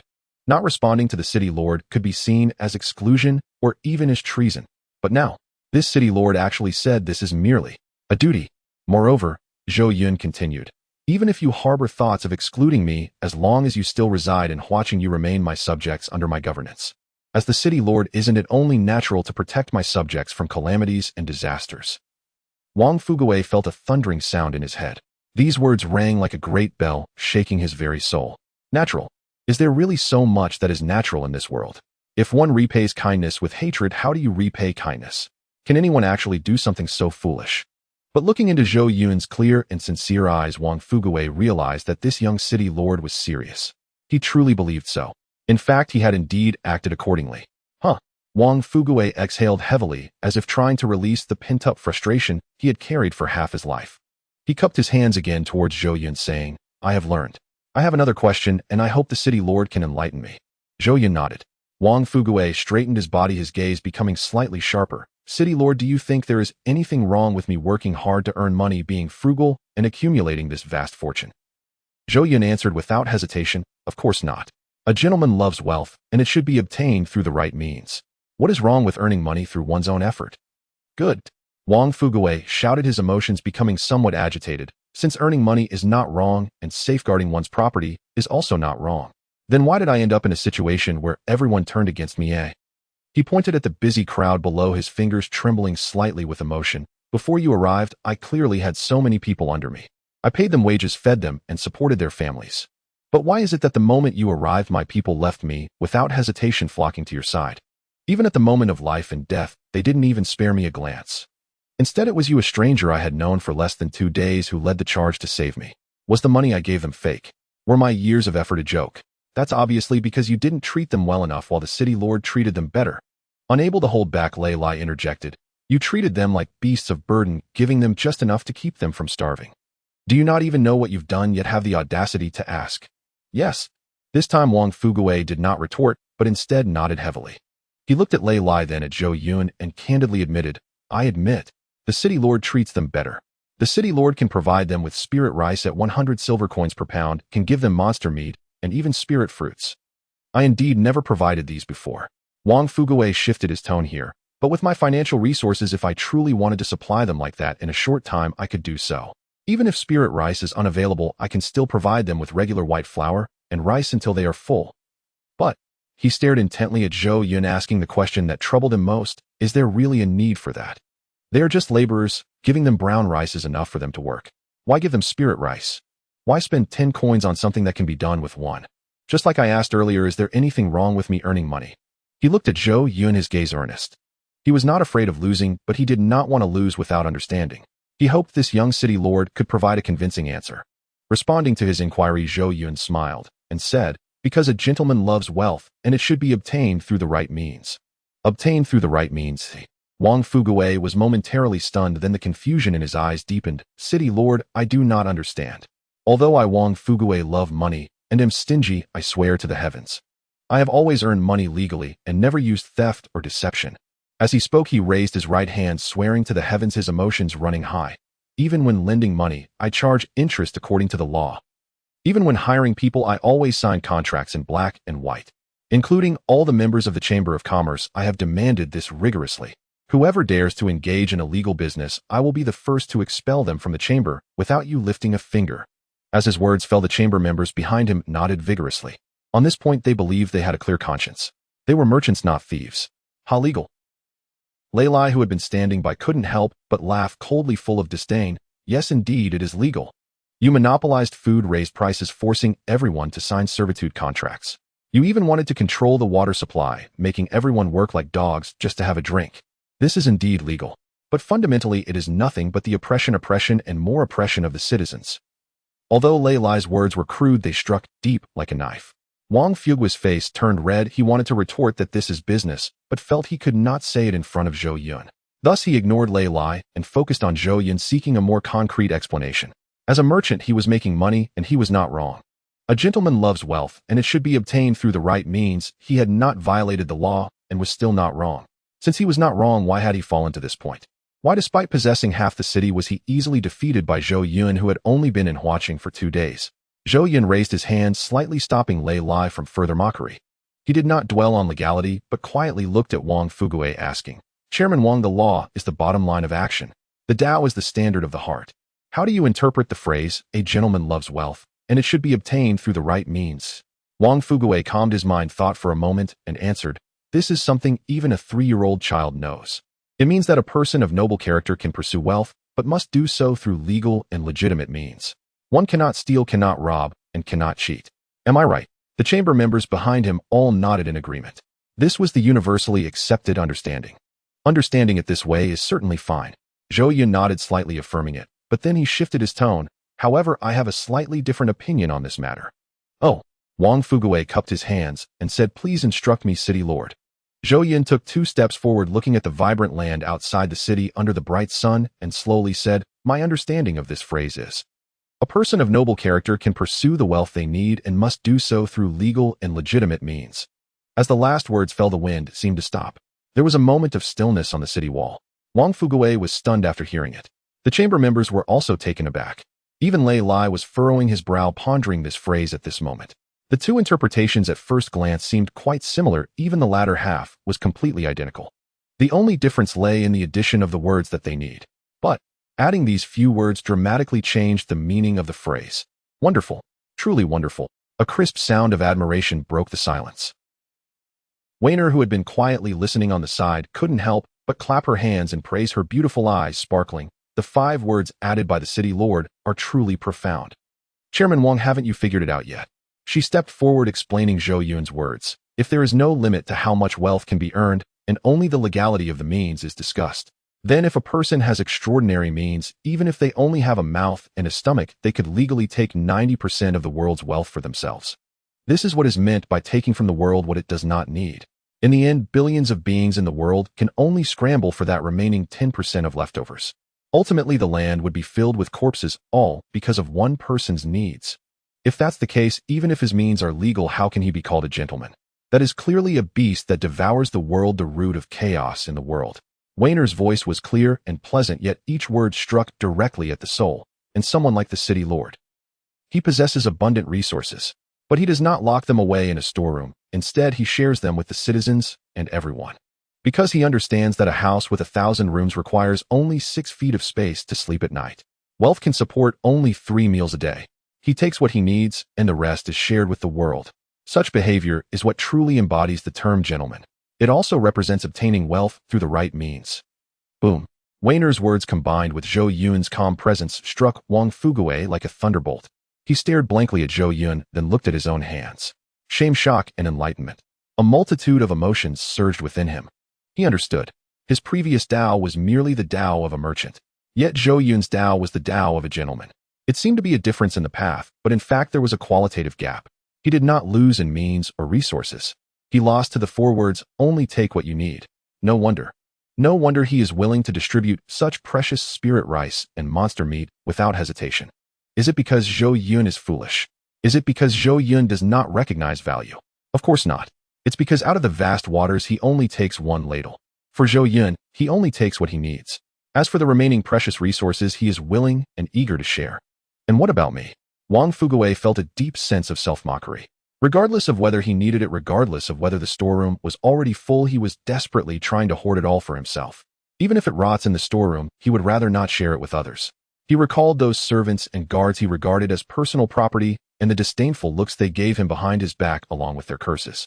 Then he looked down at the city, those thousands of citizens carrying bricks and moving earth. Clearly doing the hardest work, clearly drenched in sweat, yet their faces were filled with genuine smiles. That was hope for the future, affection for their leader. The contrast was stark. He took a deep breath, adjusted his clothing, then clasped his hands and bowed deeply to Zhou Yun in a gesture of respect he had never shown before. Listening to your words is like seeing the light through the clouds. Thank you, City Lord, for teaching me. This bow was filled with sincerity. However, before he could bend down completely, a pair of warm, strong hands had already supported his arms. Zhou Yun did not accept this bow. He gently exerted force to lift Wang Fugui up, still wearing that humble and gentle smile. Chairman Wang, you are exaggerating. I am merely a junior who has just stepped into the world. In terms of age, I am younger than you, and in terms of experience and vision, I am far inferior to you, who has navigated the business world for half a lifetime.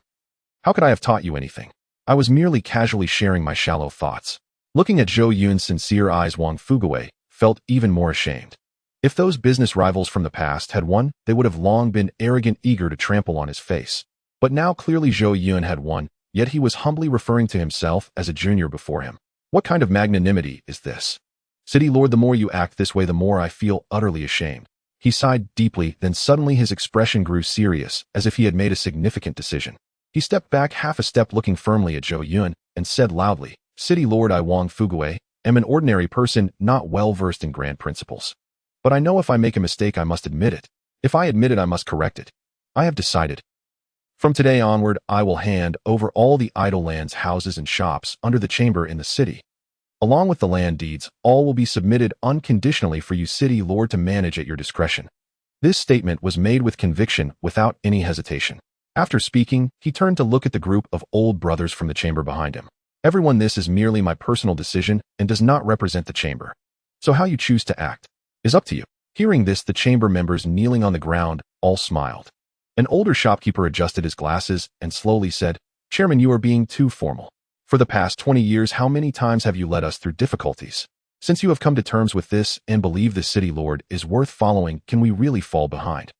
Exactly. Another plump shopkeeper chimed in after hearing the City Lord's words. I also see things clearly. What use is it to hold on to those empty houses? Yesterday, watching the refugees break into the city, I was almost scared to death. No matter how much money you have, if you don't have a life to spend it, it's all for nothing.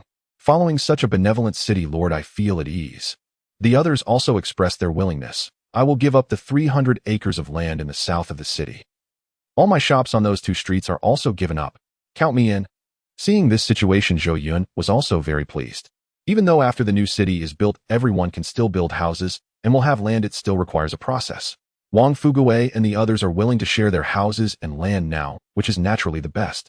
Just as he was about to say something to thank Wang Fugui and the chamber for their contributions, Wang Fugui took out a small booklet and solemnly handed it to Zhou Yun. City Lord, this is a cultivation technique I happen to acquire called the Qing Element Heart Sutra. Please, City Lord, be sure to accept it. Zhou Yun, Weiner, Lei Lai, chamber members. The emergence of this technique made everyone on the city wall gasp in shock. For the merchants, even with their relationship with Wang Fugui, they had no idea he was hiding such a technique. Moreover, he was willing to offer it. Lei Lai and Weiner, who had always looked down on Wang Fugui, now regarded him with greatly changed expressions. Techniques are immensely beneficial to professionals. Before having a technique, professionals could only passively absorb spiritual energy. But with a technique, they can actively draw in the spiritual energy from the world. This undoubtedly greatly accelerates the improvement of their strength, just like the citizens of Huaqing who have awakened as professionals. Although they consumed food rich in spiritual energy, they could only let the energy accumulate within their bodies. They could only absorb it faster through labor and by continuously unleashing their skills. However, if they had a technique, they would only need to operate it to convert spiritual energy into their own power at dozens of times the speed. That is why there is the saying, only those with techniques are true professionals. But precisely because techniques are so beneficial to professionals, every dynasty and every professional places great importance on them. This directly led to techniques becoming extremely scarce in this world. For example, Lei Lai, who has been a professional for nearly 20 years and has reached the silver level, still does not possess any techniques. Zhou Yun had only arrived in this world a few days ago, but he had learned about the preciousness of techniques in school. Therefore, he did not reach out to take it, merely expressing President Wang, this gift is truly too precious. What are you saying, Lord City Master? Wang Fuguwei pushed the technique a bit closer. Without your intervention, I might not have survived yesterday. Moreover, this is merely a black iron level technique. It won't be useful at the silver level. Please, Lord City Master, accept it. With such insistence, Zhou Yun stopped being polite and accepted it. Perhaps others saw his words about its preciousness as mere politeness. But he knew very well that this technique was indeed a valuable gift for him. Even though he possessed an infinite return system, he still needed a seed to obtain rewards. This Qing Element Heart Sutra is just that. With it, he could obtain higher-level techniques by bestowing techniques. Wang Fuguwei was right, a black iron level technique is only useful for those at the black iron level. However, with the infinite return system, he could definitely obtain silver level, gold level, or even higher techniques. After securely keeping the Qing Element Heart Sutra, he made a decision in his heart. Wang Fuguwei listened well. His tone suddenly became stern. Wang Fuguwei subconsciously bowed. I am here. Zhou Yun looked at him, his voice clear and resonating across the entire city wall. As the president of the Huaqing Merchant Association, you have taken the lead in offering houses, farmland, and a technique, thus rendering great merit to Huaqing. Now, as Huaqing is in urgent need of revitalization, I hereby appoint you as the Minister of Commerce for Huaqing. You will oversee all matters of trade, commerce, and resource circulation in Huaqing. This appointment shocked everyone even more than the revelation of the technique. Wang Fuguwei, an official, Minister of Commerce. That is a senior official among the 6 departments. Wang Fuguwei himself suddenly raised his head, his pupils shrinking to pinpoints. No. He repeatedly declined. How could someone like me, covered in the stench of copper, deserve such a heavy responsibility? Moreover, my past actions in Huaqing. Everyone surely won't recognize me. Behind him, the merchants, after a brief moment of surprise, were overjoyed. Seeing Wang Fuguwei refuse, they were speechless, nearly dying of anxiety. Accept it, President. Take this appointment. No matter how rich a merchant is, they are still just a commoner. Now that there's a chance to be a high official, what is there to hesitate about? Once you become an official, that is a fundamental change in status. At that time, won't everyone in the association benefit a bit? How can you not deserve it? Zhou Yun said with a smile. Among so many people in Huaqing, who can compare to you in the way of commerce? As for your past actions, Lei and Weiner have told me a lot. Indeed, you were the one who schemed to take people's houses and farmland. You were the one who sold grain at high prices, but you were also the one who provided aid to ensure the survival of our citizens. You were the one who wielded power, yet you also hired Lei Lai and others as guards to maintain order. Wrong is wrong and merit is merit. Everyone sees it clearly. Wang Fuguwei suddenly raised his head, looking at Zhou Yun, his eyes filled with disbelief. Ordinary people loathed him, but this new city lord not only understood his background in every aspect, but also viewed him this way. Wrong is wrong, and merit is merit. I, Wang Fuguwei, actually have merit in Huaqing. For the first time, someone is seeing me this way. A surge of heat suddenly surged in his heart, rushing to his throat. The merchants behind him could no longer hold back. The Lord City Master has encouraged you like this, yet you still refuse. What if the Lord City Master truly revokes the appointment? Wouldn't that be a missed golden opportunity? President, accept it. Do it. Make sure to work hard. Such an opportunity, if missed, will never come again. Seeing that Wang Fuguwei was still hesitating, Zhou Yun reined in his smile and said earnestly, President Wang, I have just taken office as city lord, and the capable people under me are few.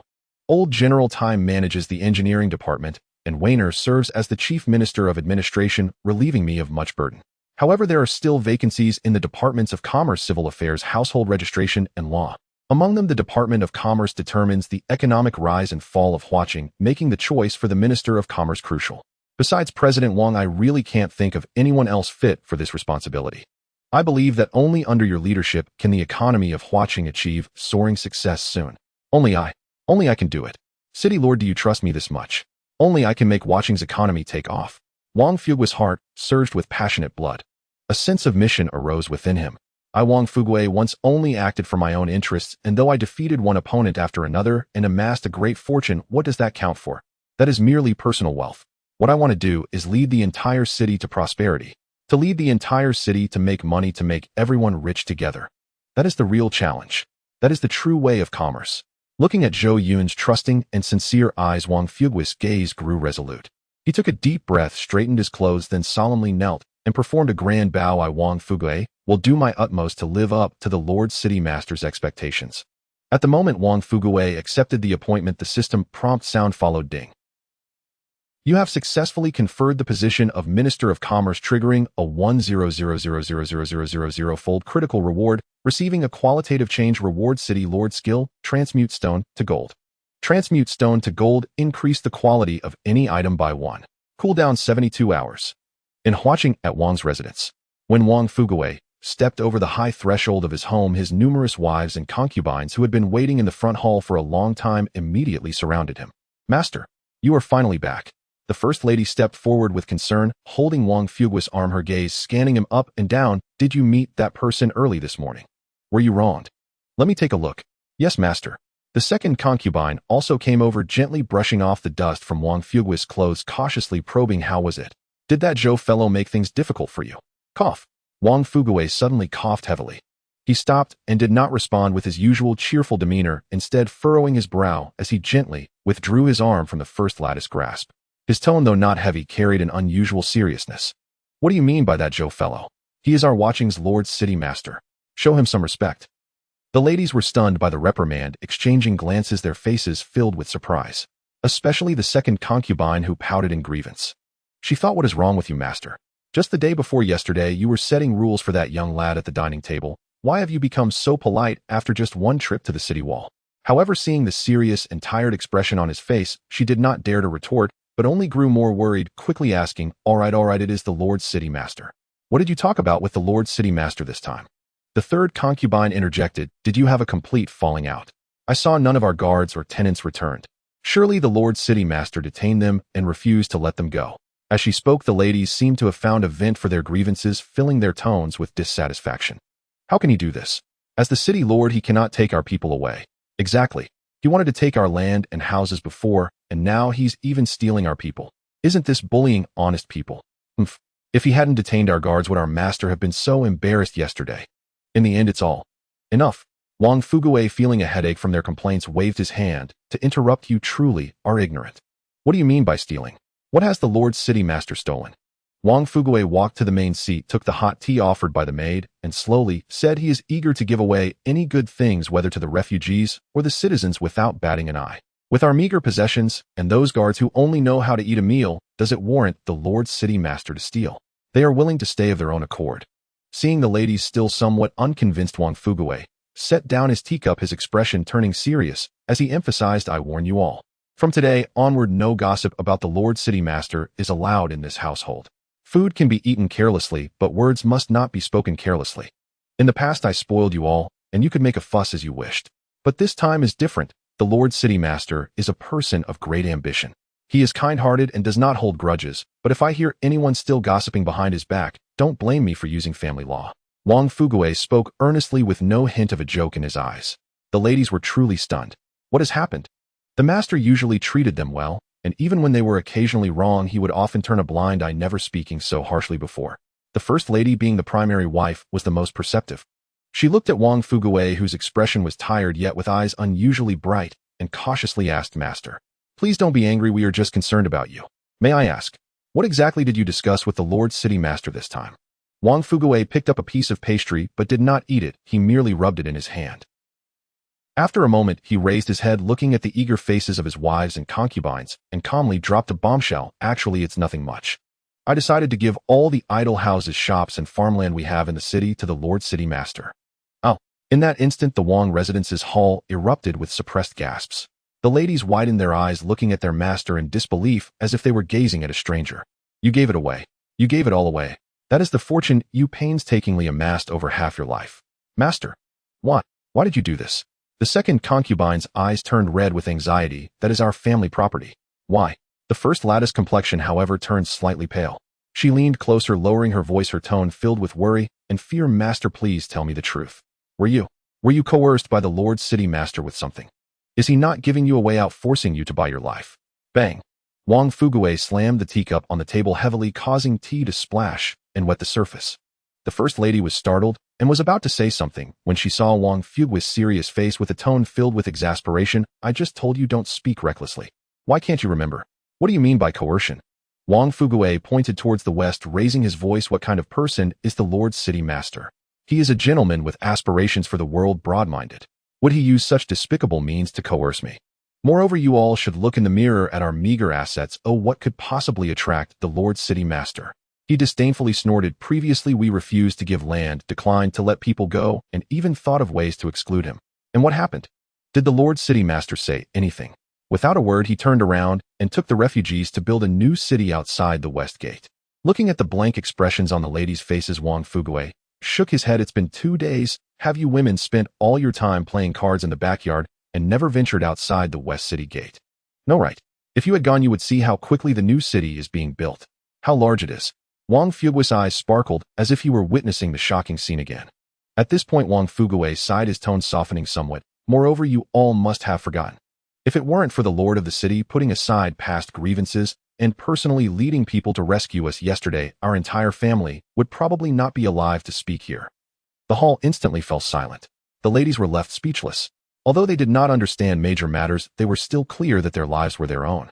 Then, after a long pause, the doctor finally mustered the courage to ask cautiously, since the Lord of the City did not threaten. Then what about these land deeds and house deeds? Wang Fugui sat upright, adjusted his clothing, and said word by word, It is I, the master, who voluntarily offered them to the Lord of the City. What? Although they had mentally prepared themselves earlier, this phrase of voluntarily offered still left the ladies in shock, their jaws nearly dropping. Their usually frugal master, who would even pick up a copper coin from the ground to wipe it, had actually taken the initiative to give away more than half of the family fortune. However, before they could digest this news, Wang Fugui's next words struck them like a bolt from the blue, leaving them utterly dumbfounded. Not just the land and the house. He took a sip of the leftover tea and said calmly, I also gave away that Qing element heart sutra. This time, even the usually composed first wife couldn't help but exclaim.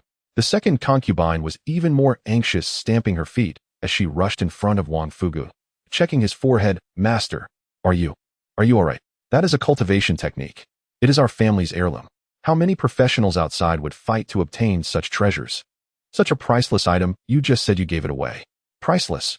Seeing the lady's heartbroken expressions, Wang Fugui not only felt no heartache, but instead snickered. He glanced sideways at the second concubine and retorted, Let me ask you, how many years has this book been gathering dust in our home? The second concubine was speechless. I am not even a professional, and neither are you. What do we need that for? Is it a book? It is waste paper. It is even a source of disaster. Wang Fugui stood up, his gaze intense. A treasure is only a treasure if it is put to use. In contrast, the Lord of the City has so many newly awakened professionals under him. If they obtain this cultivation technique, they will gain a tremendous advantage and their power will double. Looking at their master's passionate demeanor, the lady's expressions became even more peculiar. Is this still the stingy Wang Banqing? How did he change so drastically after a trip to the city, as if possessed by something, or had his brain swapped out, suddenly becoming so selfless? Wang Fugui paid no attention to the lady's strange looks. He walked to the door, gazing in the westward direction, as if envisioning the grand blueprint of Watching's future. You do not understand. In the future, our Watching's professionals will only increase. 10,000, 20,000, even 100,000. The more professionals there are, the more value this Qing element heart sutra will provide. At that time, our Watching will grow even stronger. By then, our Watching will no longer be a small city. At the very least, it can be a lower-tier city. Seeing Wang Fugui's appearance carrying the weight of Watching's rise and fall, the first wife finally couldn't hold back. She shifted her position, leaned in closer, and gently advised, Master, why are you suddenly considering the affairs of the whole Watching? Such major matters should be handled by the Lord of the City. We are just merchants. It's enough for us to manage our own little piece of land and live our little lives right. As soon as the first wife's words fell, Wang Fugui, who had been filled with anticipation, suddenly turned serious. Otherwise, he turned his head, fixing a stern gaze on the first wife, and retorted, If I don't worry, who will? I am now the Minister of Commerce for Watching. If I do not consider Watching, who will consider Watching? As soon as this sentence was spoken, the entire hall fell silent. The sound of a pin dropping could be heard. The ladies stared wide-eyed at one another, their faces filled with confusion. What did the master just say? Minister. Master you. What did you just say? The second concubine stammered, what minister? Wang Fuguei did not rush to answer. He leisurely picked up his teacup, took a gentle sip, and made a satisfied sound in his throat. The ladies instantly became excited. Oh my, is this true? Did you really become a minister? Minister of Commerce. My goodness. That is one of the 6 ministries. That is a high official. Although the ladies lived in the inner chamber, they were aware of Huaqing's bureaucratic structure. The ministers of the 6 ministries hold positions that are second only to the chief of internal affairs Weiner and the lord of the city. Previously the master was wealthy, but in front of those officials he still had to bow and call himself a commoner. Now the master has become a high official himself. Was it the lord of the city who appointed you? The first wife was so excited that the handkerchief in her hand was nearly twisted into a braid. Wang Fuguei did not answer, but slowly stood up, his hands behind his back, standing tall and looking around. What's with all this fuss? Cough. As your master. Cough. As this official's wife, your behavior is so inappropriate, shouting and yelling. What would outsiders think? If it spreads, wouldn't it disgrace this official? The ladies did not take offense at the scolding, but instead their faces brightened with joy as they responded in unison. Yes, yes, yes. Master. Oh no, sir, your words are indeed wise. Even the third concubine, who usually slouched, straightened her back and placed her hands on her knees, adopting the demeanor of a dignified lady. The first wife even cautiously extended her hand, her eyes full of expectation as she asked, then, sir, the appointment letter. As soon as the first wife mentioned it, the other women immediately looked at Wang Fuguei eagerly. Words are not enough, we need to see it to believe it. Without saying a word, Wang Fuguei took out 2 items from his chest. Bang, bang. With 2 heavy thuds, he slammed them onto the table. One was a certificate of appointment red with gold lettering. The other was a heavy copper seal. The first wife hurriedly picked it up to look and saw that the square seal was engraved with the words Huaqing Minister of Commerce seal. Then looking at the appointment letter, it not only stated Wang Fuguei's appointment, but also had the fresh red stamp of the Lord of Huaqing in the lower right corner. It's real. Absolutely true. Upon seeing these 2 items, the ladies in the room were all grinning from ear to ear. Oh my, the Lord of the city is indeed a wonderful person. Truly has an eye for talent. This is truly a great event that brings glory to our ancestors. Master did well. The house must be offered. The land must be offered too. Looking at these women who changed their expressions faster than turning pages, Wang Fuguei chuckled. He put away the seal, sat back down, looked at everyone, and threw out the next decision. Since everyone thinks offering is good, then I can rest assured. So stop laughing and hurry up to pack your things. Tomorrow morning the whole family will move to Dogtail Alley in the west. Also go to the account room to get some money and dismiss all the servants, maids, and matrons. The lady's smile suddenly froze. That, master. The first wife trembled as she asked, where did you just say we are moving? Dogtail Alley. Wang Fuguei repeated calmly. That is a slum. The third concubine screamed. The houses there are leaky and drafty. Is that a place for people to live? And the second concubine also panicked. If we dismiss all the servants and maids, what will we do? With such a large family, washing clothes, cooking, and cleaning. Who will serve us? Looking at the terrified expressions of the ladies, Wang Fuguei snorted coldly, his official demeanor even more pronounced. Serve. We have hands and feet. Who needs to serve us? He stood up, bowed his hands towards the direction of the Lord's residence, and said with righteous indignation, the Lord of the city, being the master of a city, does not have a single personal servant to attend to him. Daily necessities are all simple and unadorned. As the Minister of Commerce, a subordinate to the Lord of the city, am I supposed to have hundreds of servants at home? What kind of propriety is that? And the house is the same. Wang Fuguei pointed at their grand residence with carved beams and painted rafters, speaking with deep sorrow.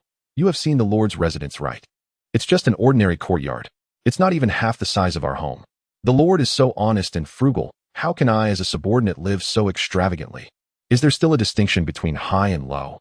If this gets out, how will the Lord of the city look at me? How will the people of Huaqing view me? At this point, Wang Fuguei waved his sleeve dismissively, saying unequivocally, you all don't need to say more. This matter is settled. The ladies instantly wilted. Wang Fuguei was the head of the family. Naturally, he was the one to make decisions. But, moving from such a large house to Dogtail Alley, and with not a single servant. Just thinking about that kind of life, they pouted, each one of them on the verge of tears. As the saying goes, it is easy to fall from frugality to extravagance, but hard to descend from extravagance to frugality. They had been accustomed to luxury, where even a sip of water had to be delivered to their lips by a maid.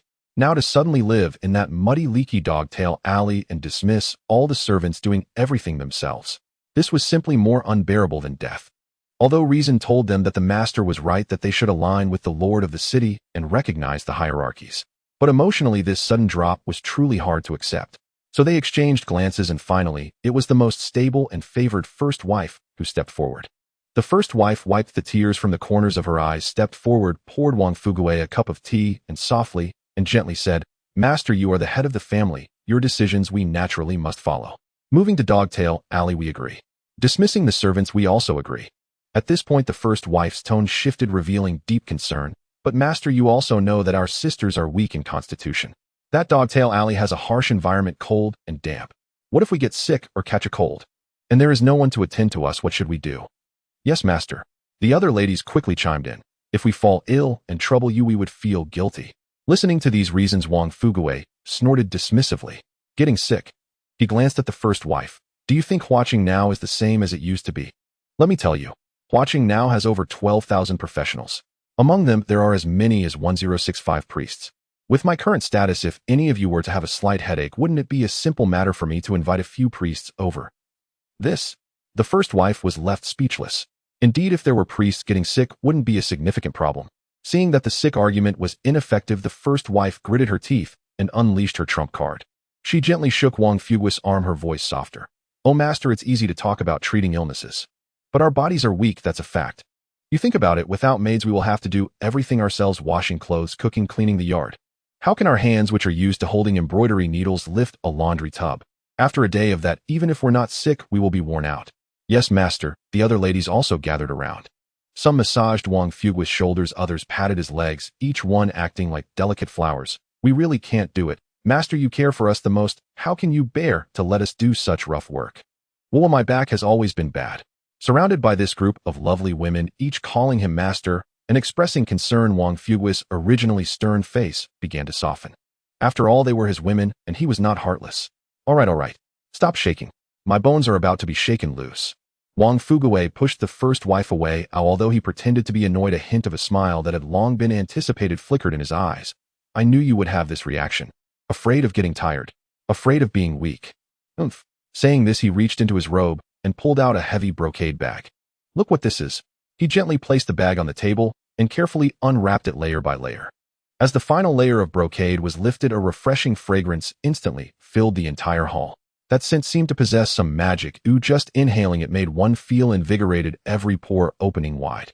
Following that, 10 fist-sized fruits, crystal clear and emitting a faint purple light, appeared before everyone's eyes. As soon as the fruits appeared, the ladies who had been complaining and whining moments ago were instantly mesmerized. All complaints ceased. Pairs of eyes were fixated on the fruits on the table, unable to look away any longer. "Oh my, how beautiful! Master, are these ornaments carved from purple jade? How can they emit light? What purple jade? Have you ever seen purple jade that smells this good? This scent. Oh my goodness, just smelling it makes me hungry. Just look at you all. So naive." Seeing the ladies' clueless expressions, Wang Fugui let out a smug hum, reaching for a fruit. "Let me tell you, this is a gift personally bestowed by the city lord, the purple jade glazed fruit." Purple jade glazed fruit. The eldest lady blinked, glancing at her sisters with confusion. "Have you heard of it?" Everyone shook their heads. "Such a beautiful name. Not jade, but a fruit." The third concubine leaned closer to sniff the exotic fragrance, made her swallow, "So it can be eaten."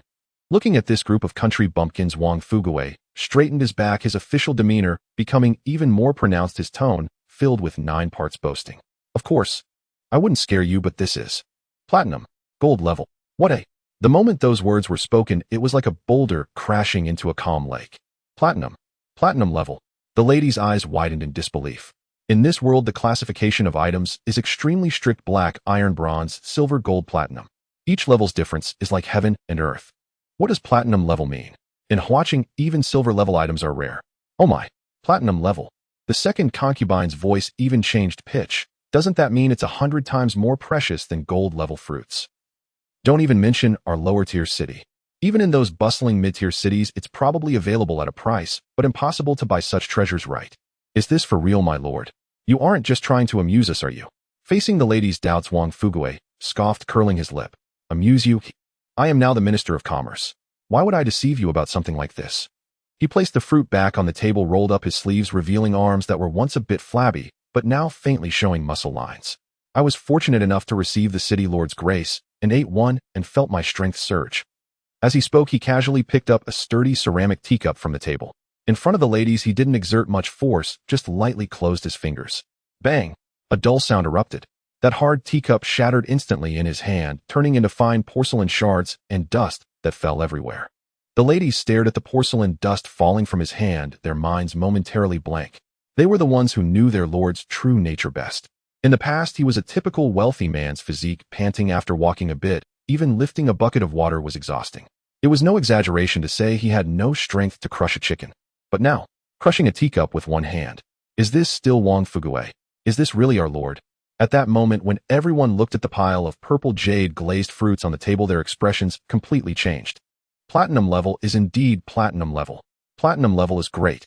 Purple jade glazed fruit is wonderful. Platinum level is marvelous. The platinum level purple jade glazed fruit is truly amazing. Gulp. It was unclear who swallowed first. Soon the hall echoed with sounds of swallowing. Wang Fugui chuckled at their expressions, saying, "All right, don't drool. The city lord has shown mercy to me, especially granting more. There are a total of 10 fruits here with 5 of us in the family, that's 2 each. Let's divide them up." Wow! The ladies immediately cheered. At that moment, all thoughts of the dogtail alley and dismissing the servants were thrown to the clouds. "Thank you, my lord. You are the best, my lord. You are amazing, my lord. You are mighty, my lord." Once they got the fruits, everyone eagerly started eating.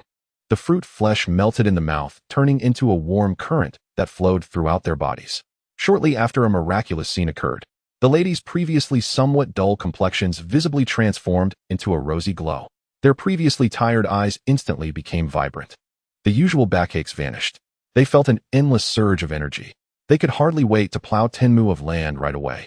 "Oh my skin," the eldest lady exclaimed, touching her cheek in surprise. "Why has it become so smooth? Huh, how come I never noticed how beautiful I am before? Sigh, here I am almost 13, yet still looking so enchanting. How can those young girls survive against this?" Looking at the rejuvenated ladies, Wang Fugui raised the teapot and took a swig, then asked with a half smile, "So what do you think? Are you still weak?" The ladies immediately shook their heads. Wang Fugui asked again, "Then will you still easily fall ill without maidservants attending to you?" The ladies shook their heads once more. "That's great." Wang Fugui nodded in satisfaction, standing up, his gaze sweeping over this group of family members who had completely transformed, giving his final command, "Since your health is restored, is there still an issue with living in the Dogtail Alley?" "No." The ladies responded in unison, even a bit eager to try. "Great." Wang Fugui waved his hand, "Then don't dawdle. Pack your things immediately and dismiss the servants. Let's move as soon as possible." Meanwhile, Zhou Yun along with Weiner and Lei Lai arrived at the treasury of Huaqing. A treasury is supposed to be heavily guarded and well-stocked. However, when the heavy iron door creaked open, all that greeted them was a stale, rotten smell and an expanse of emptiness. Zhou Yun stepped inside using the dim light filtering in from outside to observe the dark environment and the rows of empty shelves, his brow furrowing slightly. Is this Huaqing's foundation? It's even cleaner than he imagined. Following behind, Weiner spoke calmly, though her tone carried a hint of helplessness. "City Lord, I conducted a preliminary inventory of the treasury's supplies yesterday. Currently, the treasury of Huaqing only contains 202 pounds of coarse rice, 54 old quilts, 106 various old garments.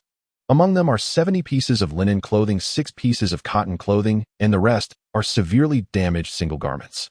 In terms of weapons, there are 12 long swords and 30 spears, which are relatively well preserved. As for armor, there are only 3 sets of slightly intact leather armor." Listening to this string of meager data, Zhou Yun couldn't help but sigh inwardly. Even as a small-level city, the stock of supplies is indeed too little. However, this was somewhat expected. After patiently listening to the report, he turned to look at Weiner's slightly haggard face, gently saying, "Weiner, the inventory, storage, and coordination of supplies should be the work of the Ministry of Civil Affairs and the Household Department. Now that these 2 departments are understaffed, so many tasks are on your shoulders alone, managing both administrative affairs and logistics. It must be tough for you." Weiner felt warmth in her heart and smiled. "City Lord, you flatter me. With Huaqing in dire need of revival, since I am trusted by you to hold the position of chief administrator, I will naturally give my all." Zhou Yun nodded, just about to say something more. Suddenly, a faint sound echoed from the dark corner of the treasury. It sounded like something knocked over miscellaneous items on the ground. Although the sound was small, it was particularly jarring in the empty, quiet treasury. "Moi." Zhou Yun's eyes narrowed, instantly becoming vigilant. Lei Lai reacted even quicker, pressing his palm against the knife handle, stepping forward to stand in front of Zhou Yun, sternly shouting, "Who is it? Who is there?" However, the only reply they received was their own echoes. Could it be a mouse? A hint of confusion flickered in Lei Lai's eyes. But Zhou Yun was staring at a dark corner piled with clutter, saying calmly, "Come out." After finishing his words, he quietly waited for a moment. Still there was no response. He continued, "I've already seen you." After a while there was still no sound. Just when he thought he might have misjudged, a rustling sound came from behind the pile of clutter. Then a small figure timidly emerged from the darkness. Lei Lai's eyes widened. There was actually a person hiding in the treasury. Without saying a word, he dashed over like lightning, grabbing the person's collar before they could react, pulling them out as if lifting a chick. "How dare you, thief? How bold to intrude." "Huh." Lei Lai froze the moment he pulled the person into the light and saw their face. His hand also froze midair. Xuanyuan. The person he captured was a girl who looked about 15 or 16. She was wearing an oversized burlap robe that was clearly ill-fitting, covered in patches. Her face was dirty, smudged with black grime, her hair a disheveled mess like a bird's nest, yet it could not hide the breathtaking beauty in her features. She was a piece of dust-covered jade. "Whoa, Uncle Lei." The girl trembled in fear at Lei Lai's shout, tears instantly streaming down her dirty face, leaving 2 white streaks. "Don't grab me." Xuanyuan knows she was wrong. "Whoa." Zhou Yun stepped forward and asked, "What happened?" Lei Lai's expression was complex, filled with shock, anger, and a deep sorrow. He let the girl down and turned to Zhou Yun, cupping his fist in explanation, reporting to the city lord, "This girl's surname is Xia. Her name is Xuanyuan. She is the only daughter of the previous treasury officer, Lady Xia Peiji." "Xia Peiji." Zhou Yun repeated the name. "She passed away a year ago." Lei Lai sighed. "Lady Xia was honest and upright during her lifetime, a close friend of mine. But I never expected."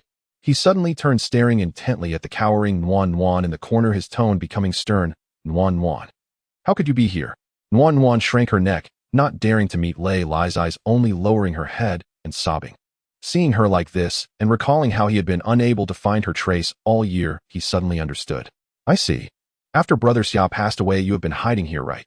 He pointed to the shabby bedding and signs of life deep in the treasury, raising his voice a few degrees. No wonder I searched the entire city for you and couldn't find you. It turns out you were hiding here." "You?" His chest heaved violently, looking at the weak daughter of his late friend, his tone becoming one of disappointment. "Xuanyuan, how could you be so foolish? Your father Xia Peiji guarded the treasury all his life with clean hands and a pure heart. Even when his family was starving, he never touched a grain of public rice. As his daughter, how could you do such a thing?" He questioned in heartbreak. "In this past year, what have you been eating? Drinking? Were you not stealing food from the treasury? If it was to survive, you could have come to Uncle Lei. Why steal? Why tarnish your father's reputation?" Xuanyuan trembled at his scolding, tears cascading down her face like a broken string of pearls, not daring to retort a single word. "Speak." Lei Lai shouted with reddened eyes. "Confess honestly.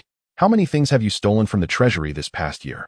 "Whoa, I didn't steal anything else." Facing Lei Lai's roar like that of a fierce tiger, Xuanyuan shrank into a ball, clutching the corner of her clothes tightly, her tears flowing like rain. "I only ate the moldy rice bran. And water. Nothing else. Weapons and armor, I haven't even touched them." "Really? Only rice bran and water?" Lei Lai snorted coldly, clearly unconvinced. At that moment, Weiner, who had been standing thoughtfully nearby, suddenly spoke up.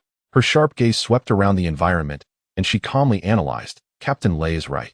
Although there are old rations in the treasury, they have never stored water to prevent dampness. The walls here are sealed, and there is no source of water entrance. More importantly, if someone has lived here for a year, eating and drinking becomes a major issue. However, apart from the dust and the smell of mold, there are no obvious strange odors or living garbage." Hearing Weiner's analysis, Lei Lai suddenly reacted. "Is there a hidden room in the treasury?" Upon hearing this, Xuanyuan, who had been crying, suddenly stiffened her body. She resembled a kitten that had its tail stepped on, immediately closing her mouth tightly, not daring to breathe, her eyes filled with fear and resistance. Seeing Lei Lai about to lose his temper again, Zhou Yun gently patted his shoulder. "That's enough." He stepped forward, blocking the aggressive Lei Lai behind him, shaking his head helplessly. "Captain Lei, Weiner, what are you doing? She's just a young girl in her teens, hiding here to survive, and hasn't done anything atrocious." After speaking, he slowly crouched down, aligning his gaze with the cowering Xuanyuan on the ground. He did not approach her, but maintained a distance that made her feel safe, wearing a gentle smile. "Don't be afraid. Captain Lei has a loud voice, but he means no harm. We will not hurt you." Zhou Yun's voice seemed to carry a calming power, slightly easing Xuanyuan's mood. She timidly raised her head, and through her misty tears, she saw a gentle and jade-like face. In this dark, damp treasury filled with a musty smell, this older brother in front of her was like a warm ray of sunlight, instantly illuminating her frightened and uneasy heart. Stunned, she instinctively murmured, "Big brother, you are so kind." Impudence. A sharp reprimand rang out again. Lei Lai stood behind Zhou Yun, his eyes wide as copper bells, reflexively scolding. "How dare you? What big brother? The Lord of Huaqing is right here. Hurry up and pay your respects." Xuanyuan was startled by this sudden shout, causing her tense nerves to tighten again, her little face turning pale. Seeing this, Zhou Yun sighed slightly. Lei Lai finally reacted, stepping back, awkwardly cupping his fists. "I apologize for my mistake." Although Lei Lai retreated, Xuanyuan seemed to have been scared into a psychological shadow. She dared not call him big brother anymore, but hurriedly got up from the ground, her knees buckling as she knelt respectfully before Zhou Yun, her forehead touching the cold ground, her voice trembling, but exceptionally clear. "The sinner. Xuanyuan pays respects to the Lord of the city." "There's no need for that. Please get up and speak." Zhou Yun quickly reached out to help her, but Xuanyuan stubbornly knelt on the ground, refusing to rise. She lowered her head, pulling out a crumpled little notebook from her sleeve, holding it above her head with both hands, her voice filled with a deep-seated stubbornness. "The sinner dares not rise. The sinner Xuanyuan has unlawfully consumed the treasury's public grain for a total of 31 jeans, 6 taels, and 4 qian. Please punish me, Lord of the city." Hearing this number, Zhou Yun, who was about to say something, froze in midair. 31 jeans. He instinctively looked at Weiner, then at Lei Lai, and finally in disbelief at the girl kneeling on the ground. He was shocked. Not because she ate too much, but because it was far too little. Only 31 jeans in a year. That's absurd. This meant she averaged less than 1 tael of rice bran per day. How much is 1 tael? It's about a small handful the size of a child's fist. And this was without any nutritious rice bran. This. Zhou Yun looked at the emaciated girl before him, as if a gust of wind could blow her down, and a wave of indescribable sorrow surged within him. Only eating less than 1 tael per day, eh? And having to survive in such a completely sealed place. Zhou Yun crouched down, looking into Xuanyuan's eyes, which were still clear despite her fear, his voice trembling slightly. "Yuan, tell big brother. How have you been getting by this past year?" Facing Zhou Yun's concerned inquiry, Xuanyuan lowered her head, biting her bloodless lips, yet remained silent. How to get by? This question was one she didn't even know how to answer herself. Was it by counting the mold spots on the walls of the hidden room? Or by recalling the warmth from when her father was still alive in her dreams? Seeing that Xuanyuan remained silent, Zhou Yun was fine, but Lei Lai beside him grew impatient. He couldn't stand her hesitance and immediately raised his brows, that stern demeanor of a strict captain resurfacing. "What? The Lord of the city asks you a question and you still don't respond?" Lei Lai stepped forward, the armor on him clinking, his tone severe. "I see you clearly don't know your mistake. Where's the hidden room? Hurry and lead the way. If you dare to conceal anything again, even if you are Xia Xiong's daughter, I will not show mercy." Lei Lai. Zhou Yun frowned and softly reprimanded, wanting to stop him. However, Lei Lai's intimidation evidently had an effect. Xuanyuan trembled violently, then took a deep breath as if she had used all her strength. Only then did she finally manage to lift her head with difficulty, her voice as faint as a mosquito's. "Buzzed, the sinner will lead the way. Please, Lord of the city, follow the sinner." As she spoke, she shakily got up from the ground and walked towards the darkest corner of the treasury. There lay a pile of wooden boxes that had long since rotted and turned black. Xuanyuan struggled to move 2 empty boxes aside, revealing a stone wall covered in moss behind it. She extended her bony little hand and rhythmically pressed on what appeared to be an ordinary green brick. Click! A very faint sound of a mechanism echoed. Immediately, the once tightly sealed stone wall slowly recessed inward, revealing a narrow gap barely wide enough for one person to pass sideways. There really is a hidden room in the treasury, Zhou Yun thought in astonishment. Xuanyuan did not speak, only lowered her head and first slipped inside. Zhou Yun followed closely without hesitation. However, when he truly stepped into this so-called hidden room, he couldn't help but gasp. What kind of hidden room was this? This was clearly a living tomb. By the light of the torch in Weiner's hand, Zhou Yun saw the full layout of the room. It was too small. It was simply too small. The entire space was rectangular with a height similar to the outside, but its width and length were extremely cramped. With all things considered, it was no more than 3 square meters. There was no bed, no table or chairs, and not even a slightly flat ground. Only a large water tank occupying a considerable amount of space stood out. Water. Weiner stepped forward and reached the tank. She was somewhat puzzled. In such a hidden room, even if water had been stored in advance, it would quickly spoil.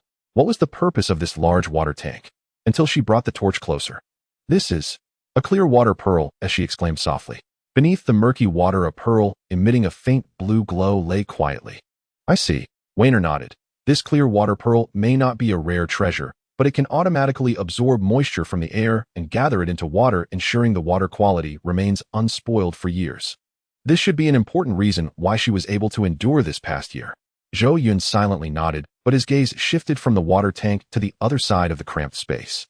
There was a dark waterway about a foot wide leading who knows where, with faint sounds of flowing water.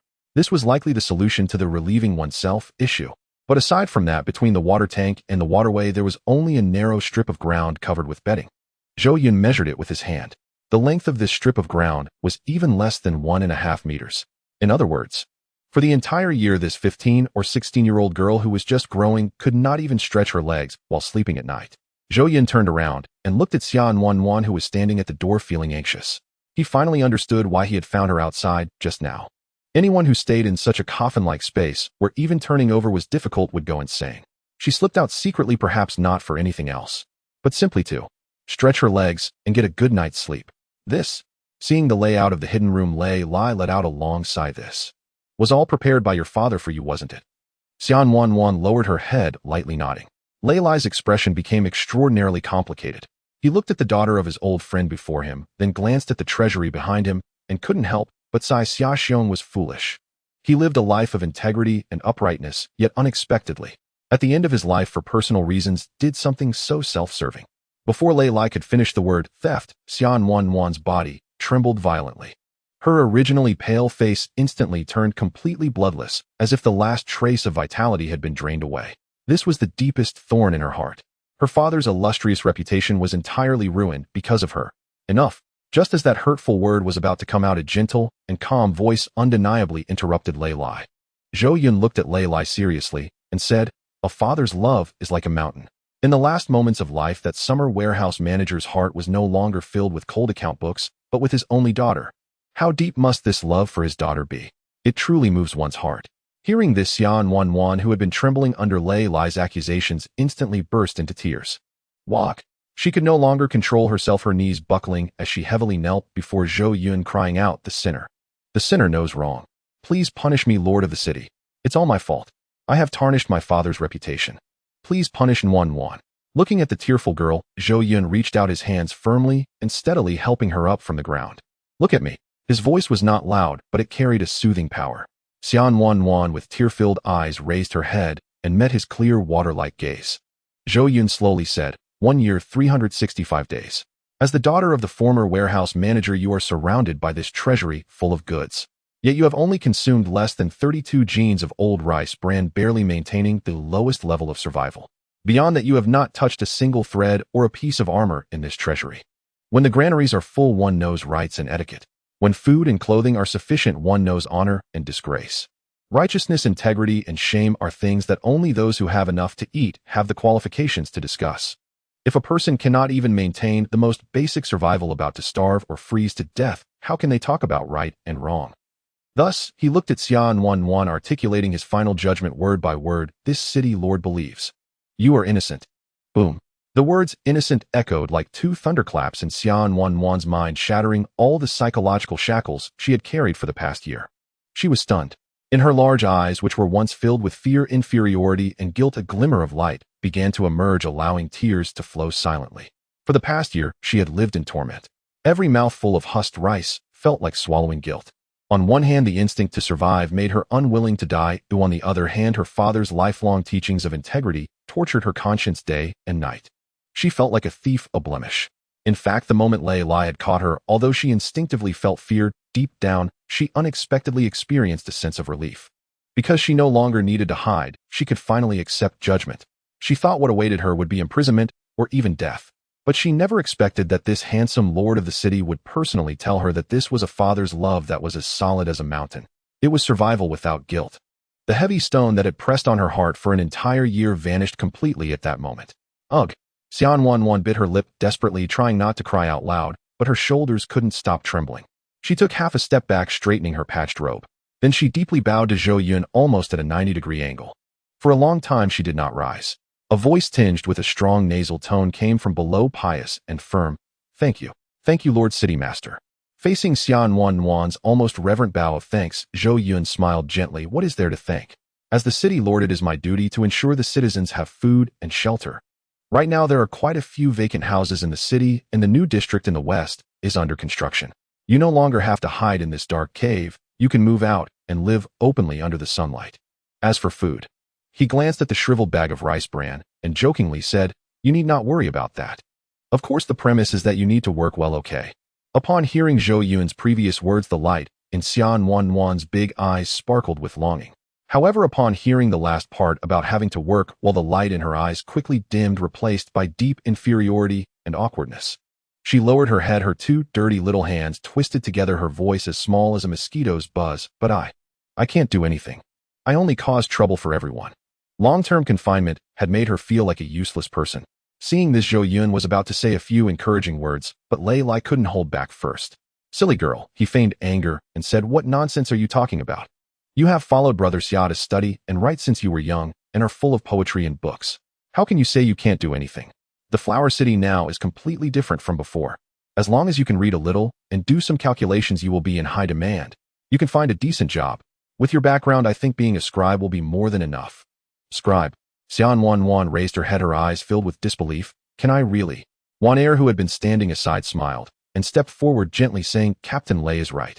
There is indeed a shortage of clerical work now. However, since you are going to be a scribe, neat handwriting is the basic requirement. Characters. Upon hearing this, Zhou Yun's mind stirred. He gently opened the accounting booklet Xuanyuan had given him, stepped out of the dark room, and walked a few steps towards the treasury door. With the sunlight streaming in, rows of clear handwriting came into view. At just a glance, his gaze froze. On the yellowed rough pages, every day was meticulously recorded with dates and the weight of the consumed rice bran. Although it was just a tedious ledger, the handwriting was beautiful. It was standard tiny script. Each character was only the size of a grain of rice, yet the strokes were graceful, imbued with strength. They flowed like a grand array of clouds, bending like the release of a crossbow. The words exuded an air of meticulousness and composure, even when amidst despair. In that dim, constricted dark room, she managed to write such neat and tranquil script. The writing reflected the person. Even while mired in the quagmire, her heart still faced the sun. From this, one could glimpse Xuanyuan's character. What beautiful writing! Zhou Yun couldn't help but praise out loud. Wanair also curiously leaned over to take a look, her beautiful eyes widening as she nodded repeatedly in agreement. Indeed, it is beautiful writing. This small script, even placed in the Academy of the Royal Capital, would be commendable, right? Zhou Yun chuckled, increasingly fond of the handwriting. Suddenly a thought flashed through Zhou Yun's mind. He recalled that just days ago, due to the business association strike, there was no one available at the city lord's office. At that time, to issue a public notice for the citizens, he had to ask Lei Lai to write. The result was that Lei Lai's handwriting looked like a chicken's claw, barely distinguishing itself from his own. Thinking of this, he closed the booklet and looked at the dirty yet unyielding girl before him, immediately making a decision. Xuanyuan. Having you be a regular scribe feels like underutilizing your talent. I happen to need a personal secretary to convey orders, write documents, and organize archives. I really like your handwriting. So how about you stay by my side? Huh? Xuanyuan was completely taken aback. She stared blankly at Zhou Yun, her mind a blank. Stay beside the lord of the city. Be a personal secretary. Does that mean she could follow this handsome older brother every day? A tremendous, unreal sense of happiness struck her instantly, causing her small face to flush crimson, not knowing where to place her hands. Silly girl, what are you dazed about? Seeing this, Lei Lai stepped forward, his nostrils flaring. This is an immense fortune. You should quickly thank the lord of the city. After being yelled at by Lei Lai, Xuanyuan finally came to her senses. Thud. She knelt down heavily again. This time it was not out of fear nor for atonement, but out of gratitude. Thank you, Lord City Master. Xuanyuan raised her head, her clear big eyes sparkling with unprecedented determination, her voice crisp and loud. I will definitely work hard. I will never let down Lord City Master's trust. Zhou Yun nodded with a smile. With Xuanyuan arranged, his attention naturally returned to the purpose of his visit to the treasury. He looked at Wanair and instructed, Wanair, Minister Wang, and everyone in the business association have already offered up their idle houses, fields, and a large amount of stored supplies. This way the housing issue has basically been resolved. But just having a place to live is not enough. So you should immediately arrange personnel to transition with Minister Wang. Compile an inventory of the existing bedding, winter clothing, and garments, and distribute them as soon as possible. We must not let anyone suffer from the cold while having homes to live in. Wanair's expression changed, and she immediately bowed to accept the order, Understood. I will do this right away, ensuring no citizen suffers from the cold. After watching one heir hurry away, Lei Lai stepped forward to remind, Lord City Master, there is one more thing. Last night the East City Gate was breached by the refugees. Although we temporarily blocked it with debris, it has yet to be repaired. Currently our main forces are engaged in constructing the new city in the west, leaving the east side defenseless. Should we arrange personnel to repair the East Gate first? Otherwise, if we encounter magical beasts or rioters, I'm afraid. This is indeed a problem. Zhou Yun nodded. Refugees are secondary, but if magical beasts enter the city, that would be disastrous. So for the repair of the city gate, you will be responsible for transitioning with Old Tai. Additionally, the 30,000 people who knocked on the city gate yesterday should not be a coincidence. There will likely be a large number of refugees arriving in Flower City soon. But the gates of Flower City can block magical beasts, but not refugees. If more refugees come, there is no need to stop or drive them away. As long as they are willing to work and abide by the rules of Flower City, they can all stay. You will need to take care of this matter. You can select as many personnel as needed from the current citizens. Whether to form patrol teams or expand the city guard, you have the authority to act first and report later. Lord City Master, your compassion for the suffering of the refugees is truly admirable. Lei Lai clasped his fists heavily, his voice booming. Rest assured, Lord City Master. I will do my utmost to protect Flower City. I will never allow magical beasts or any evildoers to step into Flower City. With your words, I am at ease. Zhou Yun nodded with a smile. Lei Lai was currently the only silver-level practitioner in Flower City and had served as the city guard captain for many years, so he should be entrusted with an important task. However, he had previously hinted multiple times, and Lei Lai had always declined on the grounds of insufficient ability. The issue of ability is often one of the smaller problems. As long as there is a suitable platform, ordinary citizens can quickly grow into capable individuals. That's why he assigned this task to Lei Lai. After Lei Lai left, only Zhou Yun remained in the treasury along with his newly appointed, currently obedient, little tail, Xuanyuan. Zhou Yun stepped out of the treasury and pulled out the Qing Element Heart Sutra from his bosom. His fingers gently brushed over the rough cover, and looking at the ancient characters on it, he felt a stir of excitement in his heart. This was a skill. It was what practitioners longed for the most. Now he had obtained it. But the problem was, since his arrival, although he had a system by his side and was a lord of a city, he was still an ordinary person who had not awakened. Without awakening a profession, he naturally could not cultivate this skill. Thinking of this, he felt a slight sense of loss. However, this emotion lasted only a brief moment. This Qing Element Heart Sutra holds great significance for Flower City at present. Zhou Yun reassessed the ancient book in his hand, softly murmuring, however, this is only a black iron level skill, which is a bit low in rank. Thinking of this, his mind stirred, and his eyes suddenly turned golden. City Lord skill. Turning stone to gold. Boom. The sky trembled. Golden characters erupted in the air. Flower City Lord's order, turning stone to gold. With the activation of the skill, a profound wave that only Zhou Yun and xuanyuan could see instantly enveloped the ancient book in Zhou Yun's hand. In an instant, the once yellowed, worn, and even frayed Qing Element Heart Sutra began to flip pages automatically under the golden light. Golden symbols surged from the void, entering the pages, modifying the originally rough and obscure pathways and chapter contents. At this moment, almost everyone in the city was busily working in the west, and this strange phenomenon did not cause any disturbance. Only xuanyuan, standing behind Zhou Yun, had her eyes wide open. She did not understand what those golden symbols represented, but she could clearly see the golden characters in the sky. Flower City Lord's order. The City Lord's order. This was clearly a skill that only a destined City Lord could use. Zhou Yun, however, did not notice xuanyuan's reaction. When the golden light dissipated, the worn Qing Element Heart Sutra had completely vanished. In its place was a brand new manual exuding a faint blue glow with a texture as smooth as jade. The characters on the cover had changed from 5 to 3, written with vigor and life. Qing Muju. It really changed. Zhou Yun looked at the new book in his hand, his eyes filled with surprise. The previously black iron-level Qing Element Heart Sutra had transformed into the bronze-level Qing Muju after the turning stone to gold. Just as he was about to flip through the new skill to see the changes within, he heard hurried footsteps approaching. A city guard rushed forward shouting, Reporting to Lord City Master. There are a large number of refugees outside the East City Gate requesting to enter the city. Another wave of refugees. Hearing the city guard's report, Zhou Yun frowned slightly, a flicker of perplexity crossing his eyes. He murmured to himself. According to the instructors who repeated the City Lord survival code at the academy, the newbie protection lasts 7 days, yet refugee waves usually come every 2 days. Just yesterday, 3 10,000 strong had arrived, How could the next wave come before the day was over? Such a frequency seemed unnaturally high. Despite his doubts, no annoyance showed on his face. To other city lords, refugees were trouble, a burden. To him, however, the more the better. Let's go take a look. At the east gate, when Zhou Yun mounted the battlement, the sight below made his pupils contract. Beneath the wall on the cold snow there had appeared a dense black mass of people. They made no noise, no pushing or jostling. They were all kneeling in the snow in neat rows. Though the snowfall had ceased, the drifts were deep and the chill bit through the air.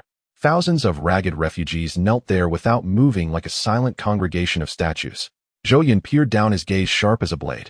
He noticed that although their faces were sallow and frostbitten, their eyes showed none of the dullness or aimlessness one expected in the destitute. Moreover, many had crude cloth bandages wrapped about them, dark red blood seeping through.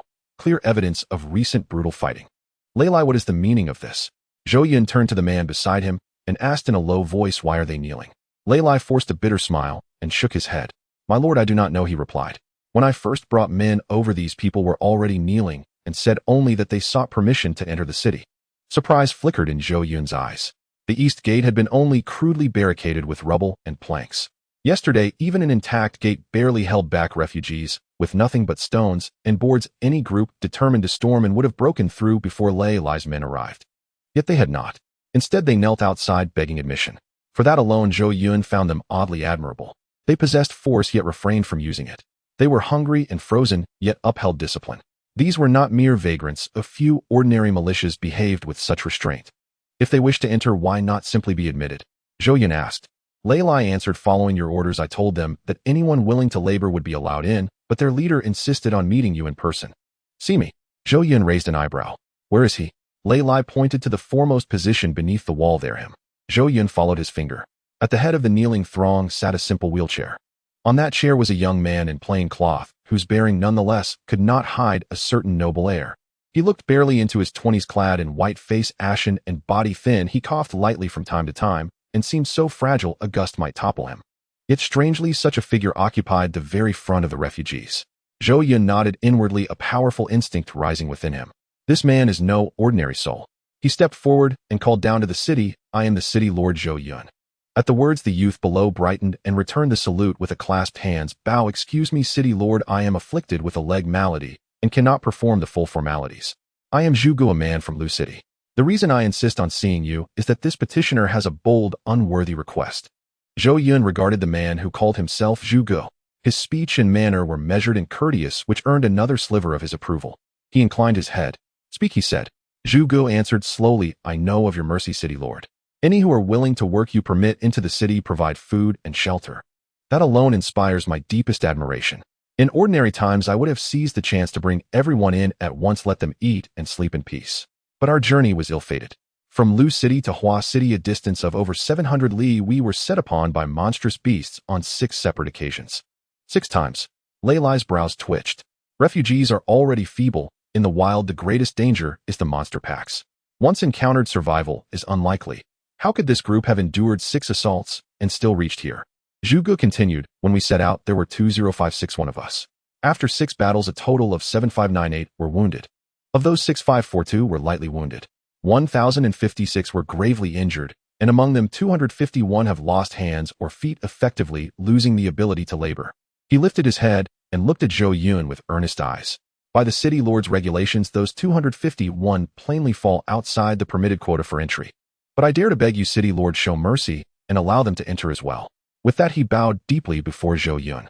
Before Zhou Yun could answer, Leilai suddenly stepped forward. Hold. He cried.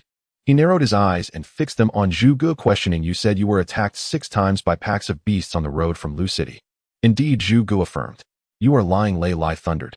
You are a group of unarmed refugees, not a regular army. With your composition, even one encounter with a beast pack would scatter you into tatters. Yet you claim 6 times. And not only did you survive those 6 encounters, your casualties are less than half. You even claim there were no deaths. Under Leilai's pressing tone, Zhu Gu showed neither anger nor panic, but a deep, shameful humility instead. Your rebuke is justified, he sighed, his voice laden with self-reproach. The losses were indeed grievous. It is my failing, he continued. None of us received formal military training, or our weapons are inadequate and our coordination poor. Otherwise, if I had half a month to drill them, the wounded could be held to fewer than 2,000.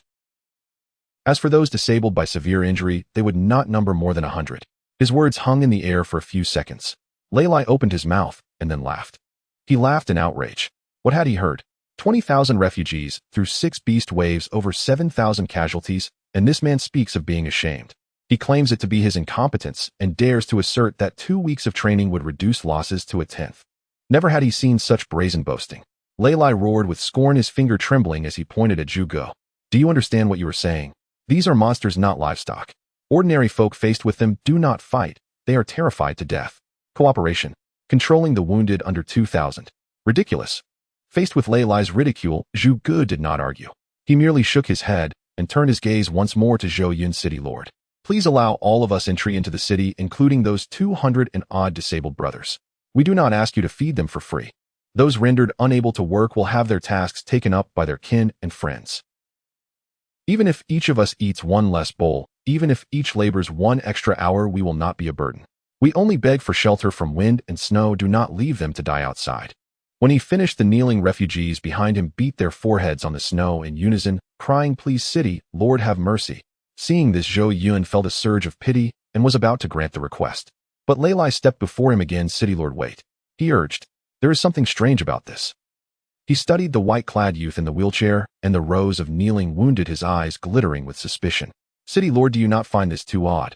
We would already admit those who can work and feed them, and any other refugees would gratefully leave behind the incapacitated. Yet these people insist on bringing everyone in. This is not mere greed. It looks like they are preserving an organizational structure. And that man Zhu Gu boasts wildly. 6 beast waves with no deaths, training for half a month to become unbeatable. Utter nonsense, not to be trusted. Most importantly, look at their formation. They act with strict obedience. Even kneeling, there is a grim martial air. This is not the manner of refugees, but of troops. City lord, I suspect this may be a force sent by some other city disguised as refugees to infiltrate and usurp our stronghold. Lei Lai's words fell like cold water, instantly dousing the sympathy that had gathered. Zhou Yun's gaze hardened. Lei Lai's warning was not without merit. In a world starved of resources and ruled by the strong, such schemes were not impossible, but commonplace. Some cities, when supplies ran low or progress stalled, indeed sent forces to plunder weaker neighbors. Plunder is the swiftest way to acquire resources, but besieging a city costs dearly in lives and time. Deception is easier posed as refugees when compassion and trust, and once inside it is like Sun Wukong entering the Iron Fan Princess belly. Then when vigilance relaxes, set fire by night, and coordinate inside and out. And great small city could change hands in an instant. Moreover, the timing of this wave was highly irregular. It was possible, even likely, that some neighboring city had deliberately sent them our way. If it were anyone else, perhaps one could dismiss it. But if it were certain particular rivals, they might have spiked the gift with tricks. The thought flashed across Zhou Yun's mind, and he issued the order, Captain Lei. Let them enter. Lei Lai instantly grew anxious. City lord. He protested. Let them enter, Zhou Yun repeated. Lei Lai sighed heavily as he watched Zhou Yun's unshakable back. His lord was good in many ways, but his heart was far too soft. Knowing their unknown origins, he still insisted they be allowed in. If something went wrong, what then? But since the order had been given, Lei Lai could only obey, and he barked the command. Go and remove the stones and planks blocking the gate. He cried, and he led a team down from the battlement to clear the makeshift defenses piled the night before. With heavy stones rolled aside and timbers shifted, the battered east gate slowly opened to the refugees. The refugees could no longer contain their joy and began to whisper among themselves, It's open. It's truly open. The city lord has agreed. He really is letting us in. Many could not help but weep for joy. In the front, Zhu Gu's usually placid eyes brimmed with a faint mist of tears. His gamble had paid off. He had led these 20,000 people for miles, who almost no city would take them in. Those that did only took the able-bodied youth. Only here. Only city lord Zhou Yun. He did not examine origins or worth, did not judge whether they were a burden. With a wave of his hand, he accepted them all. A one-armed man in the crowd knelt in the snow and wept like a child. Zhu sir was right, he sobbed. There truly is a city willing to take us in. Stop bawling and get moving. Lei Lai shoved aside the final boulder and shouted impatiently to those outside, Listen up. Once inside, follow the rules. Anyone who dares. Before he could finish his threat, an alarm rose. A beastly roar thundered from the distance, followed by cries of alarm from the refugees. Monsters. They've caught up. They're coming. How are there still more? Came the frightened shouts. Lei Lai's expression snapped taut, and the silver-grade fighting Qi in his body flared, wrapping him in a dazzling sheen. With a thunderous burst, he launched upward like a projectile, vaulting to the battlement dozens of meters above in a few powerful bounds. From his vantage, the horizon tightened within his gaze.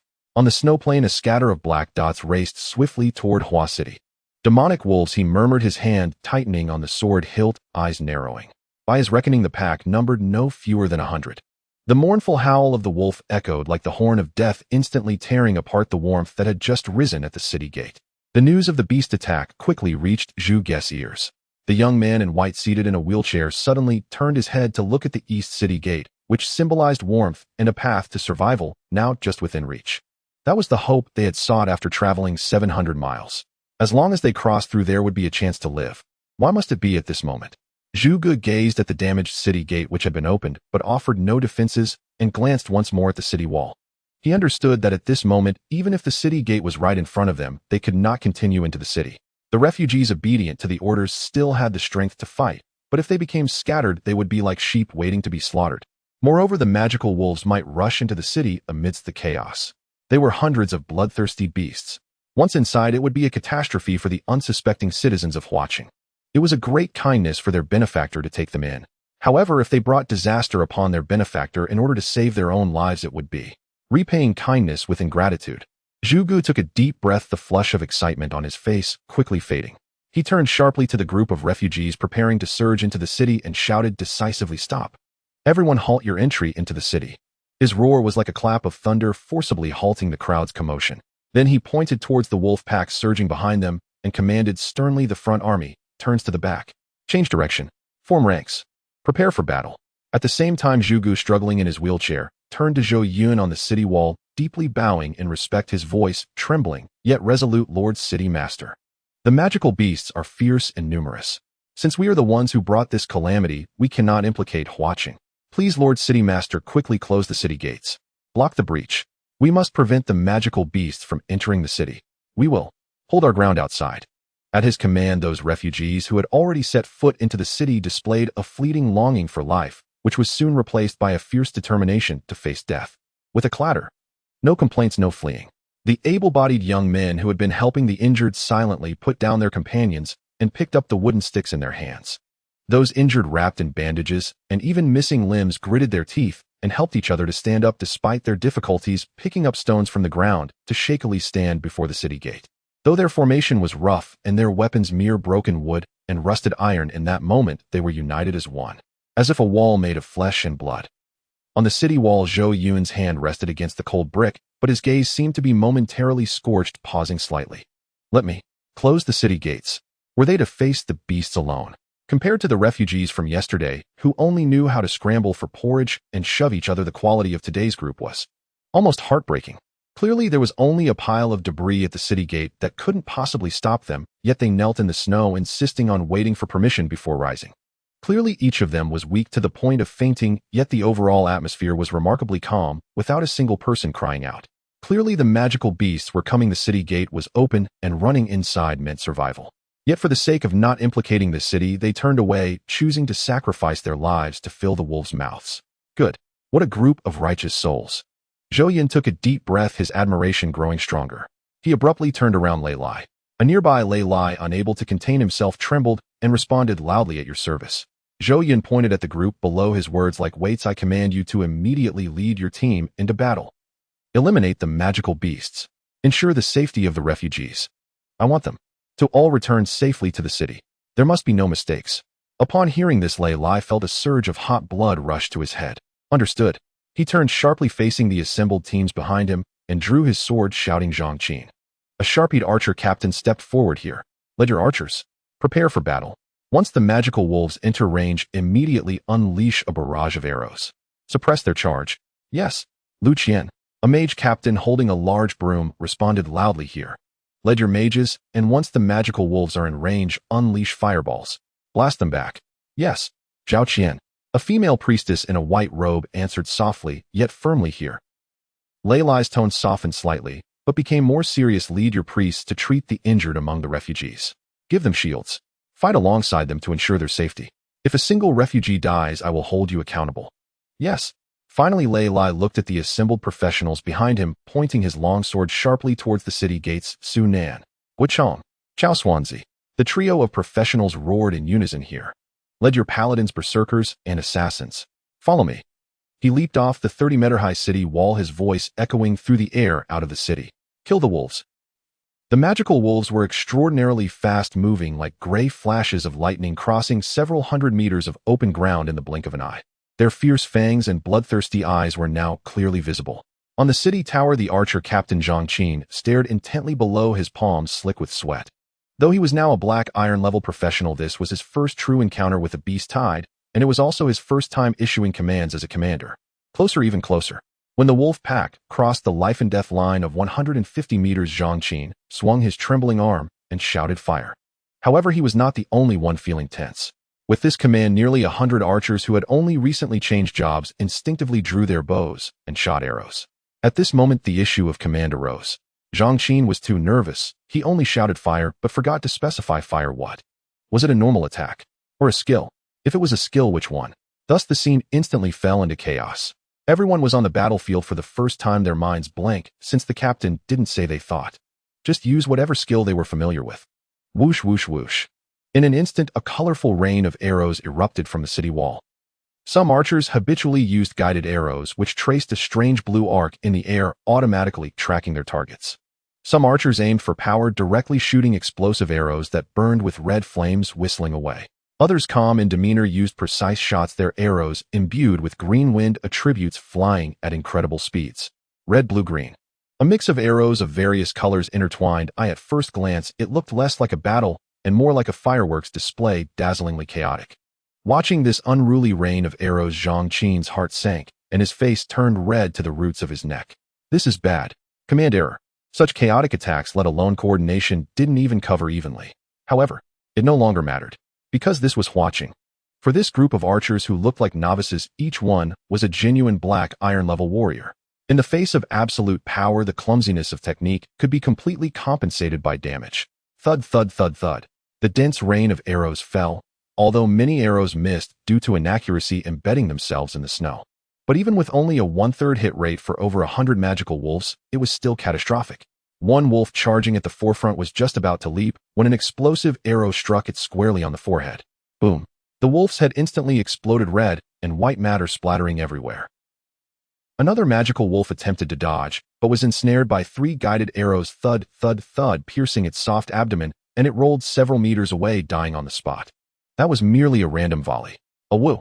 The once fierce and orderly charge of the wolf pack suddenly crashed against an invisible wall of air. Screams echoed as the first 30 or 40 magical wolves fell to the ground, their blood staining the pure white snow. The archers on the city wall were stunned. Their hands gripping the bows still trembled, but their expressions shifted from fear to dazedness and finally to ecstatic joy. They had heard from the older generation that magical beasts were incredibly vicious, with tough hides and thick flesh, making them hard to wound with ordinary blades. They had all prepared for a tough battle. The result was this. It seemed not so formidable after all. It was almost like they were made of paper. An unprecedented confidence flooded everyone's chest in an instant. Zhang Qin also felt a surge of spirit. Looking at the disheveled wolf pack below, all his previous tension vanished, and he felt a newfound confidence in his command. In that earlier random volley, he keenly noticed that explosive arrows caused the best area damage. Thus he decisively raised his hand again and shouted loudly, "Everyone listen up. Explosive arrows, fire." This time with a unified command, the archers' movements were much more synchronized.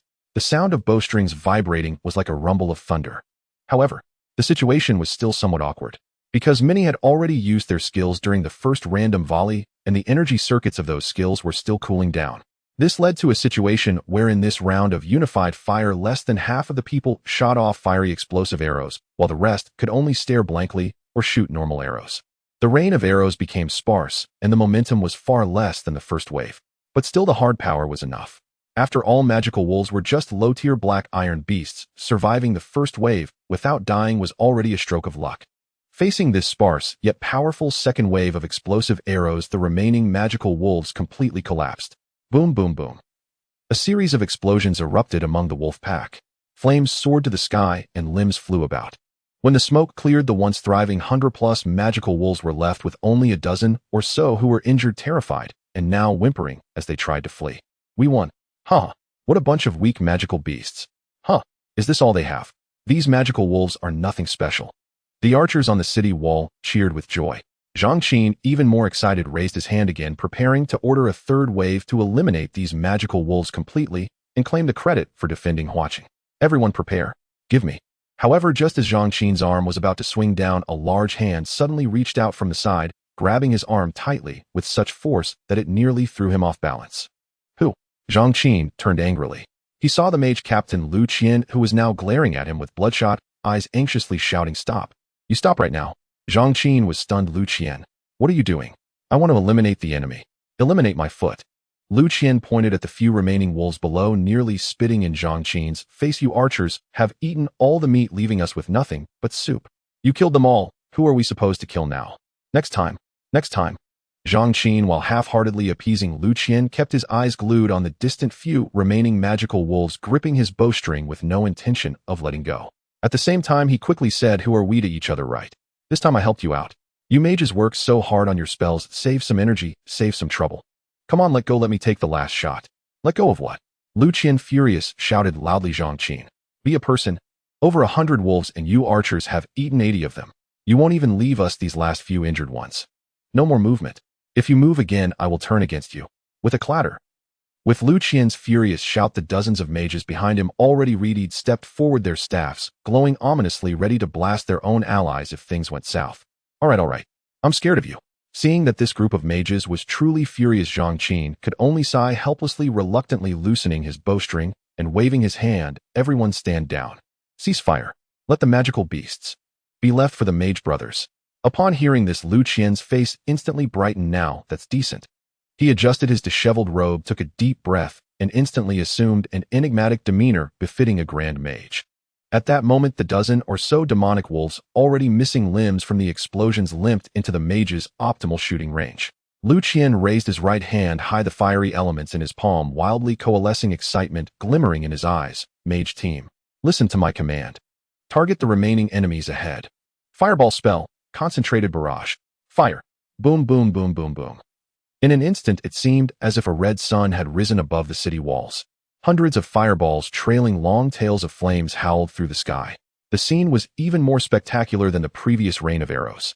100 fireballs struck the severely injured wolves. It was like using a cannon to swat flies. Boom!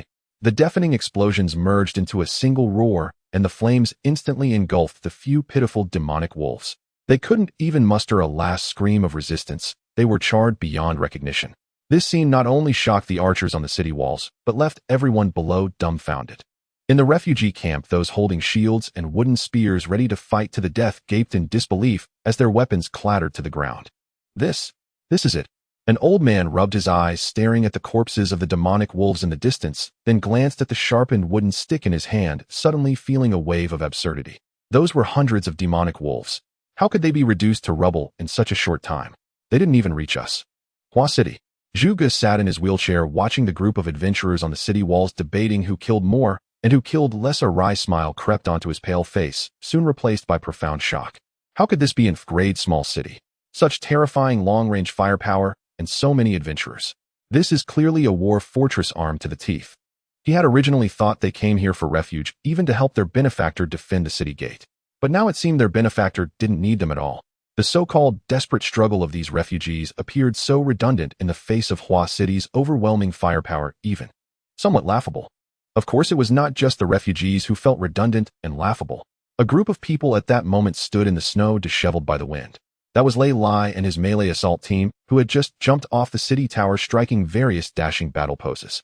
The cold wind swept through Lei Lai's rigid face. He still held his long knife high, maintaining a charged stance.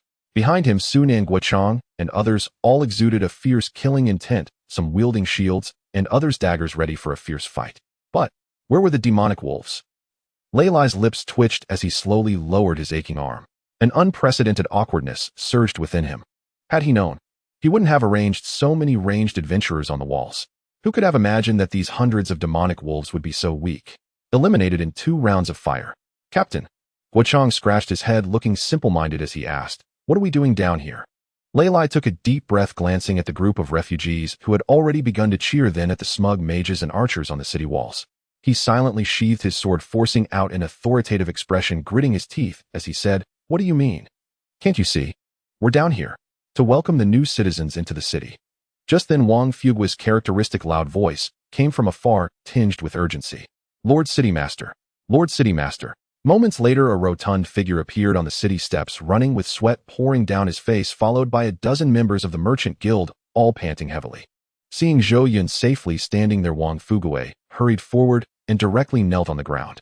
I heard there were demonic beasts attacking the city, and I arrived late to protect you. Please forgive me, Lord City Master. His forehead knocked heavily on the bluestone ground, his voice carrying a hint of panic and self-reproach. Zhou Yun reached out to help him up and gently said, Minister Wang, there is no need for that. It has already been resolved.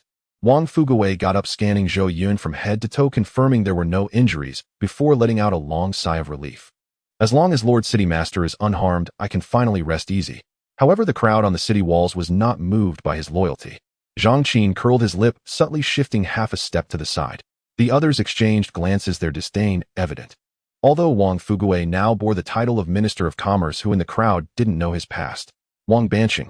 This name in the hearts of the old Hua City people was almost synonymous with a vampire. How many had suffered due to high prices for grain during disasters, hoarding, and indirect harm? Those debts could not be erased by donating a few shops. Someone muttered softly, he's quick to run now, but where was he during the fight? Someone nearby chimed in, where else could he be? Of course he's hiding far away when there's danger. Sho, keep it down. What are you afraid of? Can he hear us? Though the voices were hushed, the wind on the city walls was not strong, and the words still drifted into Wang Fugui's ears, darkening his expression. The Merchant Guild members behind him looked furious and were about to retort when Wang Fugui raised his hand to stop them. Don't pay attention to it. He lowered his voice, his tone calm. But Minister, what they said is not wrong. Wang Fugui interrupted his subordinate. I was indeed that kind of person before. His eyes were complex, filled with self-mockery about the past, and an indescribable sense of relief. If he hadn't met Zhou Yun, he would have probably continued being that shrewd, cold-blooded, profit-driven Wang Banqing. How many people died in the city? What did it matter to him? He only needed to guard his mountains of gold and silver and live peacefully. But fate had him meet Zhou Yun. This young city lord who could have easily crushed him chose to give him a way out. This fool who could monopolize all resources yet chose to ensure everyone in the city was well fed.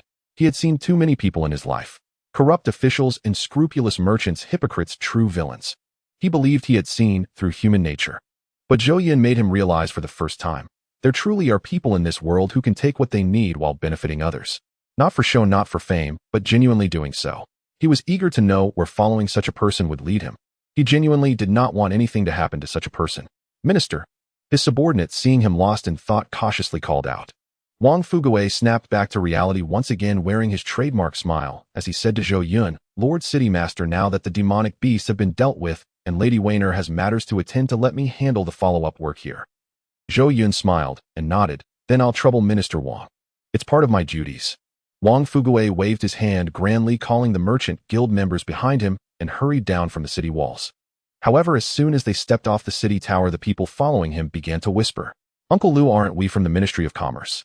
Are we really responsible for this dirty work too? I don't. Just as the topic began, Wang Fugui abruptly stopped in his tracks and turned his head. He scanned the crowd with an unhappy tone. What's wrong with the Ministry of Commerce?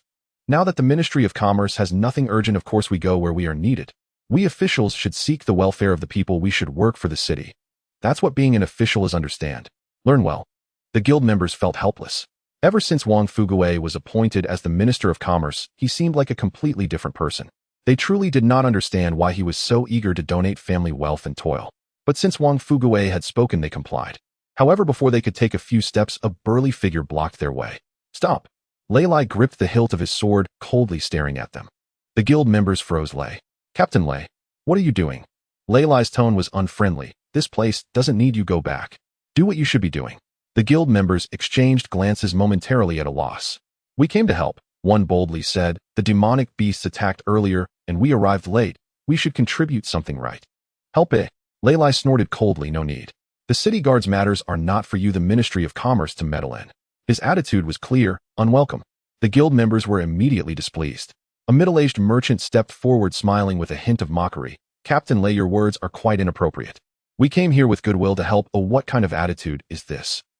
Moreover, he elongated his tone, a glint of sarcasm flashing in his eyes.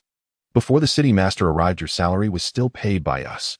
As soon as he said this, several guild members around echoed in agreement. Exactly. And now you're acting all high and mighty. How ridiculous. Lei Lai's expression darkened instantly. These words struck a nerve. Yes, Hua City used to be impoverished and half of the city guard's salaries came from the guild's loans. Though it was called a loan, everyone knew what it meant. Wang Fugui controlled Hua City's economic lifeline at that time. Not just the city guard, even the former city lord had to act according to his wishes. That period was a lasting humiliation in Lei Lai's heart. As the commander of the city guard, he had to use the silver bestowed by Wang Fugui to guard the city for him, which was shameful to say. Now these people dared to use this matter to oppress him. Get out of the way. Lei Lai's voice lowered, carrying a dangerous undertone. I said this is none of your business.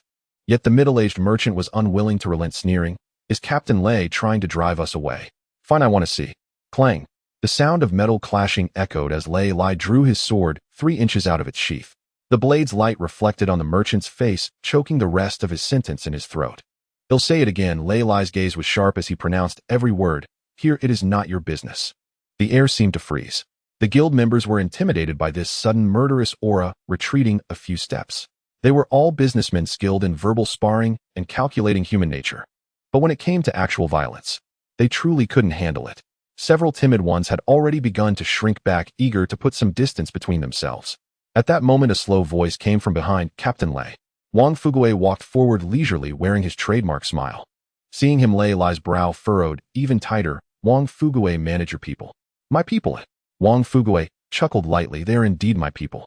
He approached Lei Lai, meeting his gaze without subservience or arrogance. They speak, you can choose not to listen. But what about me, the Minister of Commerce? Does what I say carry weight? Lei Lai narrowed his eyes but did not answer. Wang Fugui was unconcerned and continued, they work for me, but they also work for the city. Your people also work for the city. We are all contributing to Hua City. Why divide between you and me? His tone was calm, but every word was pronounced with conviction. Lei Lai's brows twisted into a knot. He knew Wang Fugui spoke the truth, yet he felt uncomfortable. He had missed the chance to kill the demonic beasts. If the follow-up work was also taken away, wouldn't it mean he had done nothing? Wang Fugui, I am indeed the Minister of Commerce, but this is outside the city, under the jurisdiction of the city guard. Lei Lai said in a low voice. I appreciate your goodwill, but we can handle it ourselves. The implication was clear. This is my territory, don't meddle. However, Wang Fugui's reaction was beyond his expectations.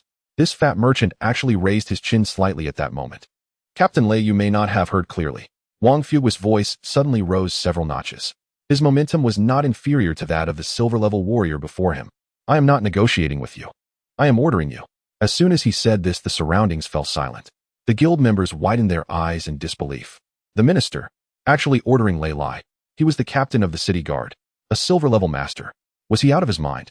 Lei Lai was also stunned. He glared at Wang Fugui, a flicker of anger in his eyes. What did you say? I said. Wang Fugui stepped forward, standing face to face with Lei Lai. His gaze was calm and firm, showing no signs of retreat. The minister commands you and your subordinates to immediately cooperate with the Ministry of Commerce, complete the handover of the refugees, and clean up the remains of the demonic wolves. He paused, enunciating, Captain Lei, did you understand? Lei Lai's face turned crimson. He never expected that Wang Fugui, this fat man, would dare to speak to him like this today. His grip tightened on the hilt, knuckles turning white. He wanted to slash down and show this arrogant guy what a silver-level warrior was. But he couldn't. Damn it. Lei Lai cursed inwardly. Wang Fugui was the Minister of Commerce, personally appointed by the city master. And he, Lei Lai, was, after all, just a captain. Understood. Lei Lai squeezed out these 2 words through clenched teeth, his face turning an extreme shade of unpleasantness. If I accept the Lord City's appointment and become the minister of the military department. Such thoughts inevitably arose in his mind. However, this thought was extinguished in an instant. The minister of the military department held a high position and great power, and only those with extraordinary military talents could assume such a role. As a mere captain of the city guard, what merit did he have? Meanwhile, the members of the merchant guild behind Wang Fugui were overjoyed. Several young assistants exchanged glances, their mouths practically stretching to their ears. Uncle Lu couldn't help but stroke his chin, a glimmer of satisfaction flashing in his eyes. Back in the day when their guild provided salaries to the city guard, how did these soldiers act? They were quick to take the money, yet when they saw them on regular days, their noses were practically in the air. Especially this Lei Lai, with a foul temper and rigid demeanor, he never regarded them with any respect. The guild wanted him to do something. Sorry, that was not under my jurisdiction. The guild asked for his assistance. Sorry, I belong to the city guard, not your private soldiers. And now, their salaries were no longer from them, yet this stubborn mule had turned obedient. A young assistant leaned closer to Uncle Liu's ear and whispered, Uncle Lu, this official position is indeed useful. Uncle Lu glanced at him, the corners of his mouth lifting slightly, no kidding. Under the coordination of the crowd, the refugees began to enter the city in an orderly manner. The city guard was responsible for maintaining order, while the merchant guild took charge of registration. Wang Fuguei stood at the city gate directing while personally verifying the numbers. No pushing, no pushing. One at a time. Those who have registered can go in. Elders and children come this way. Hey, injured ones, take it easy. What if you drop them accidentally? Shortly after, the corpses of the magic wolves were successively transported into the city. The remains of a dozen giant wolves piled together, and the stench of blood began to spread. However, the gaze of the refugees looking at these corpses was not one of fear. Instead, it was desire. A gaunt, middle-aged man fixed his eyes on the magic wolves, his throat involuntarily bobbing. His wife beside him clutched his sleeve tightly, her voice trembling. Dear, those are magical beasts, right? The man nodded, licking his cracked lips. The flesh of magical beasts. They had never eaten it in their lives. No, it should be said that they didn't even dare to think about it. Yet now the corpses of those magic wolves lay right before their eyes, exuding an intangible aura. This aura, indescribable and mysterious, seemed to possess a magical allure, making one's heart itch. Clearly uncooked, but just smelling that scent made their mouths water profusely. Several children stared intently at the corpses, their eyes not blinking. Mother, I'm hungry. Be good, hold on a bit longer, there will be food once we get into the city. The young mother held her child close, yet her gaze couldn't help but dart towards those magic wolves. At this moment, Zhou Yun had already descended from the city tower. He walked through the crowd at a leisurely pace. The refugees parted to make way for him, looking at this young city lord with reverence. Zhu Gu sat in a wheelchair, pushed forward by someone. I am Zhu Gu, paying my respects to the Lord City Lord. He clasped his hands together and bowed deeply. Zhou Yun glanced at him. A young man in white, handsome in appearance with a refined demeanor. Yet his legs were incapacitated, relying solely on the wheelchair for mobility. However, his eyes were remarkably bright, exuding a sense of calmness and wisdom. You are the leader of this group of refugees? Zhou Yun inquired. Indeed. Zhu Gu nodded, hesitating for a moment before speaking up. Lord City Lord, I have a request, and I dare to ask for your permission. Speak. Zhu Gu took a deep breath, his gaze landing on the pile of magic wolf corpses not far away. I humbly request Lord City Lord to allocate a few magic wolves to us. As soon as these words were spoken, the surroundings fell silent. The members of the merchant guild and city guards looked at Zhu Gu with astonished expressions. This man had quite the audacity. The corpses of magical beasts, after all, were valuable items. Fur bones, internal organs. Each was a treasure. Not to mention these were the spoils of the Lord City Lord. How could a mere refugee leader demand them? Lei Lai furrowed his brows, even more, snorting coldly. You are quite impolite. Zhu Gu, however, paid him no mind, merely gazing quietly at Zhou Yun. He understood that this request was indeed very presumptuous and could even be deemed audacious. However, the flesh of magic wolves contained spiritual energy. Many of the refugees he led had suffered severe injuries during their escape to this point.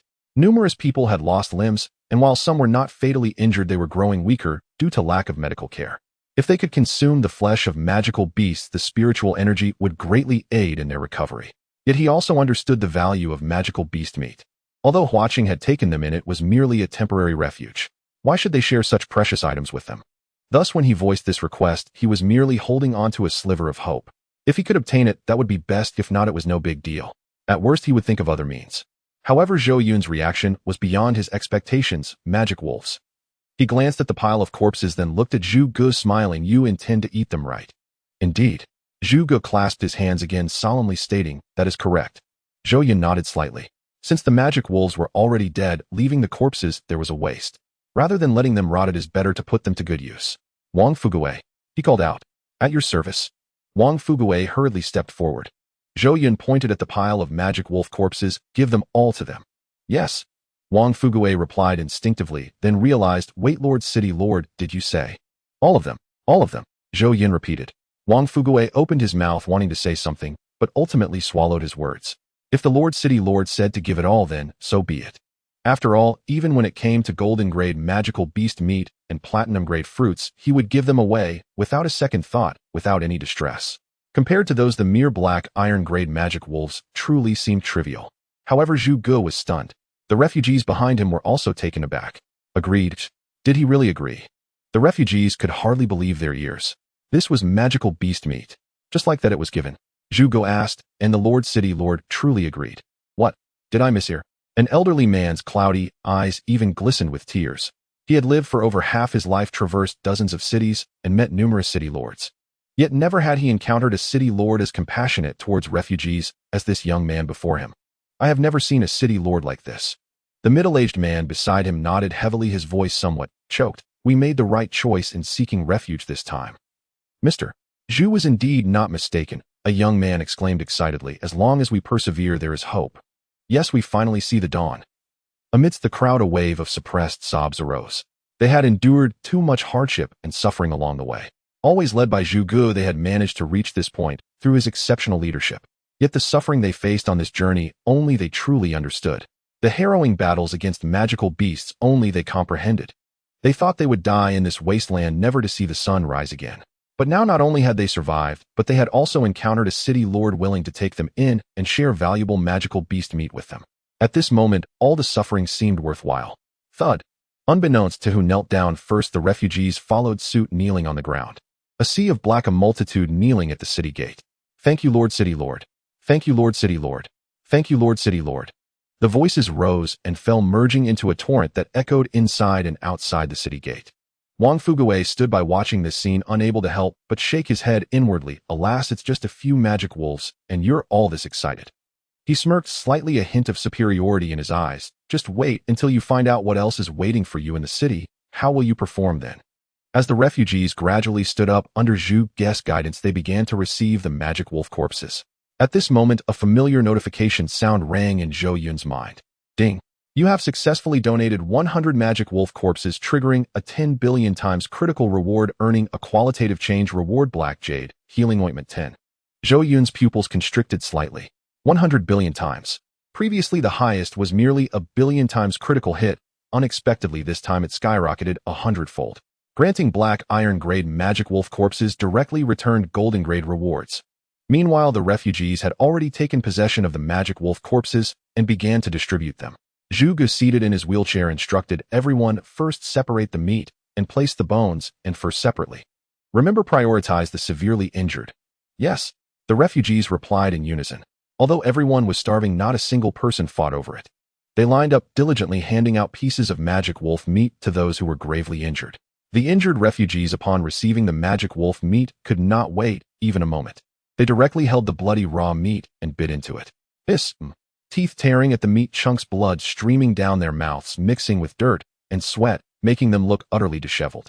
Yet their eyes sparkled with a sense of satisfaction. Zhou Yun witnessed this scene, his footsteps momentarily halting.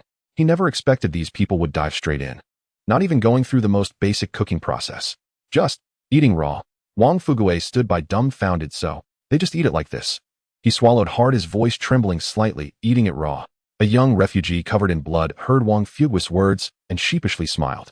He wiped the blood from the corner of his mouth and said earnestly, Sir, please don't laugh. Being able to eat is already wonderful. Who cares if it's raw or cooked? Moreover, this is magic wolf meat. Another refugee chimed in, his eyes sparkling. The taste is incredible. It's more delicious than anything I've eaten before. Yes. The moment the meat enters, my whole body feels warm. Sir, would you like to try some too?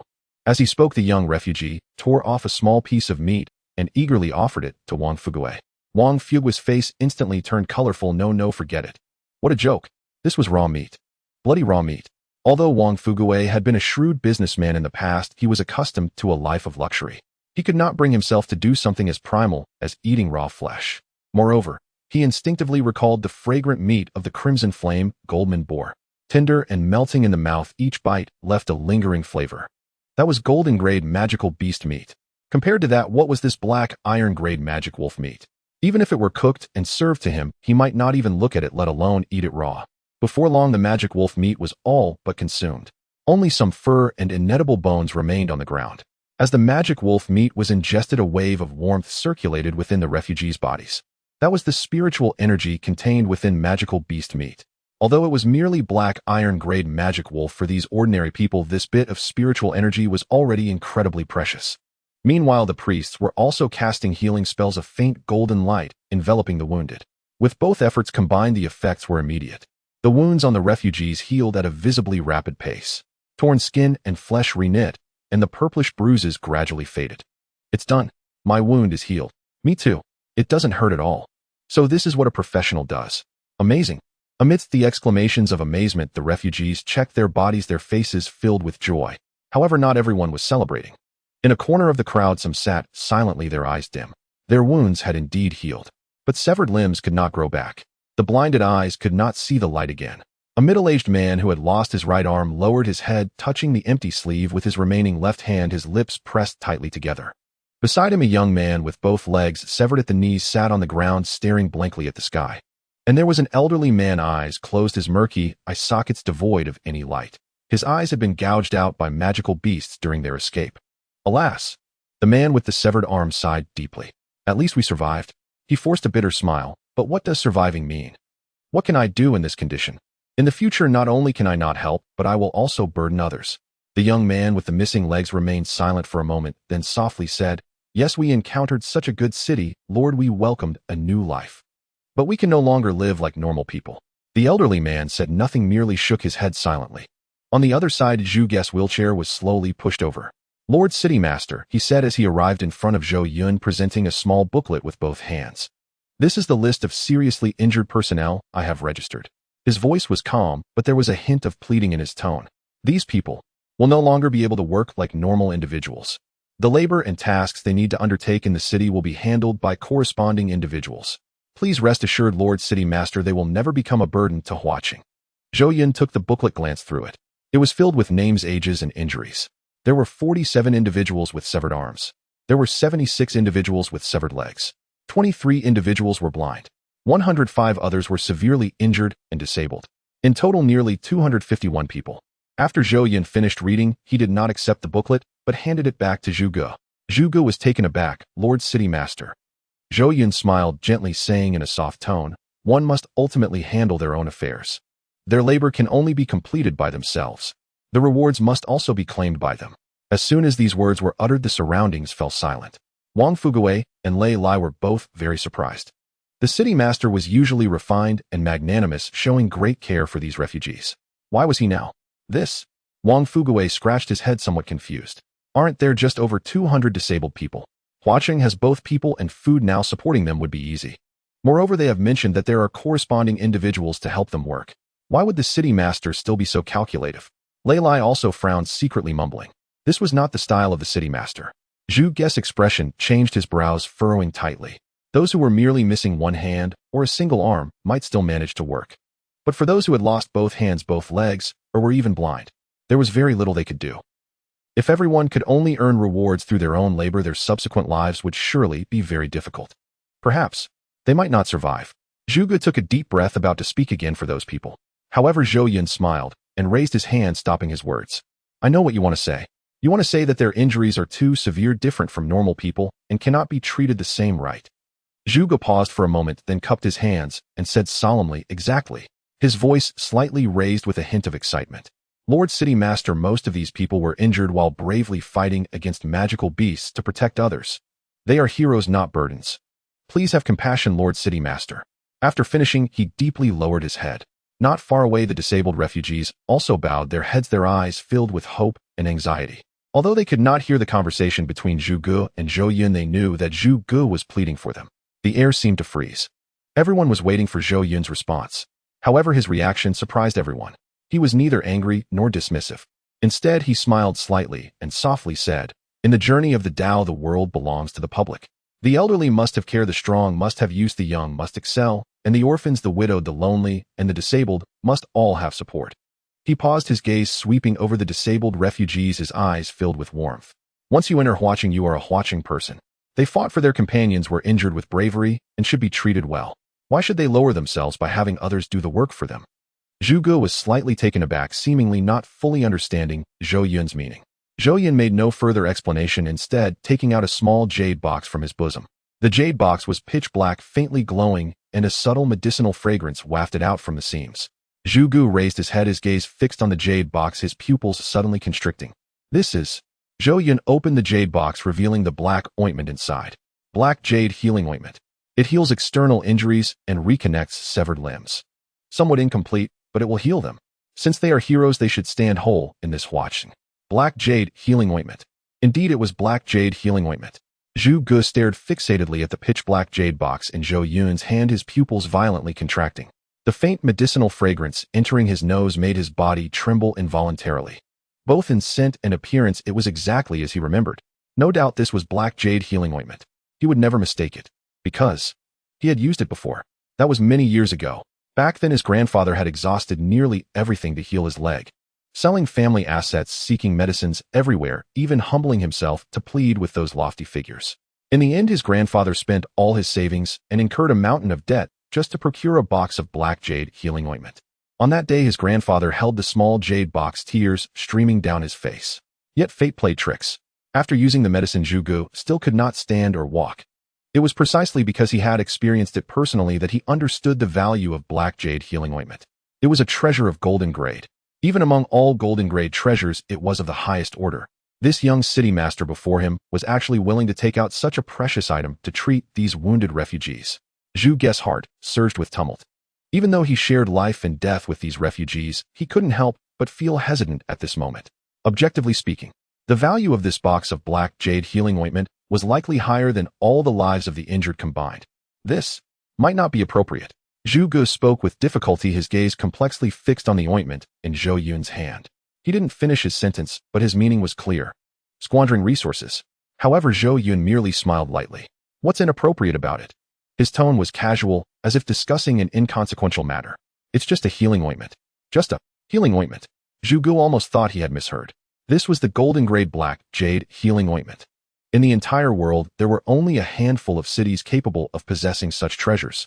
Yet in the mouth of this city master it had become just a healing ointment. Take it.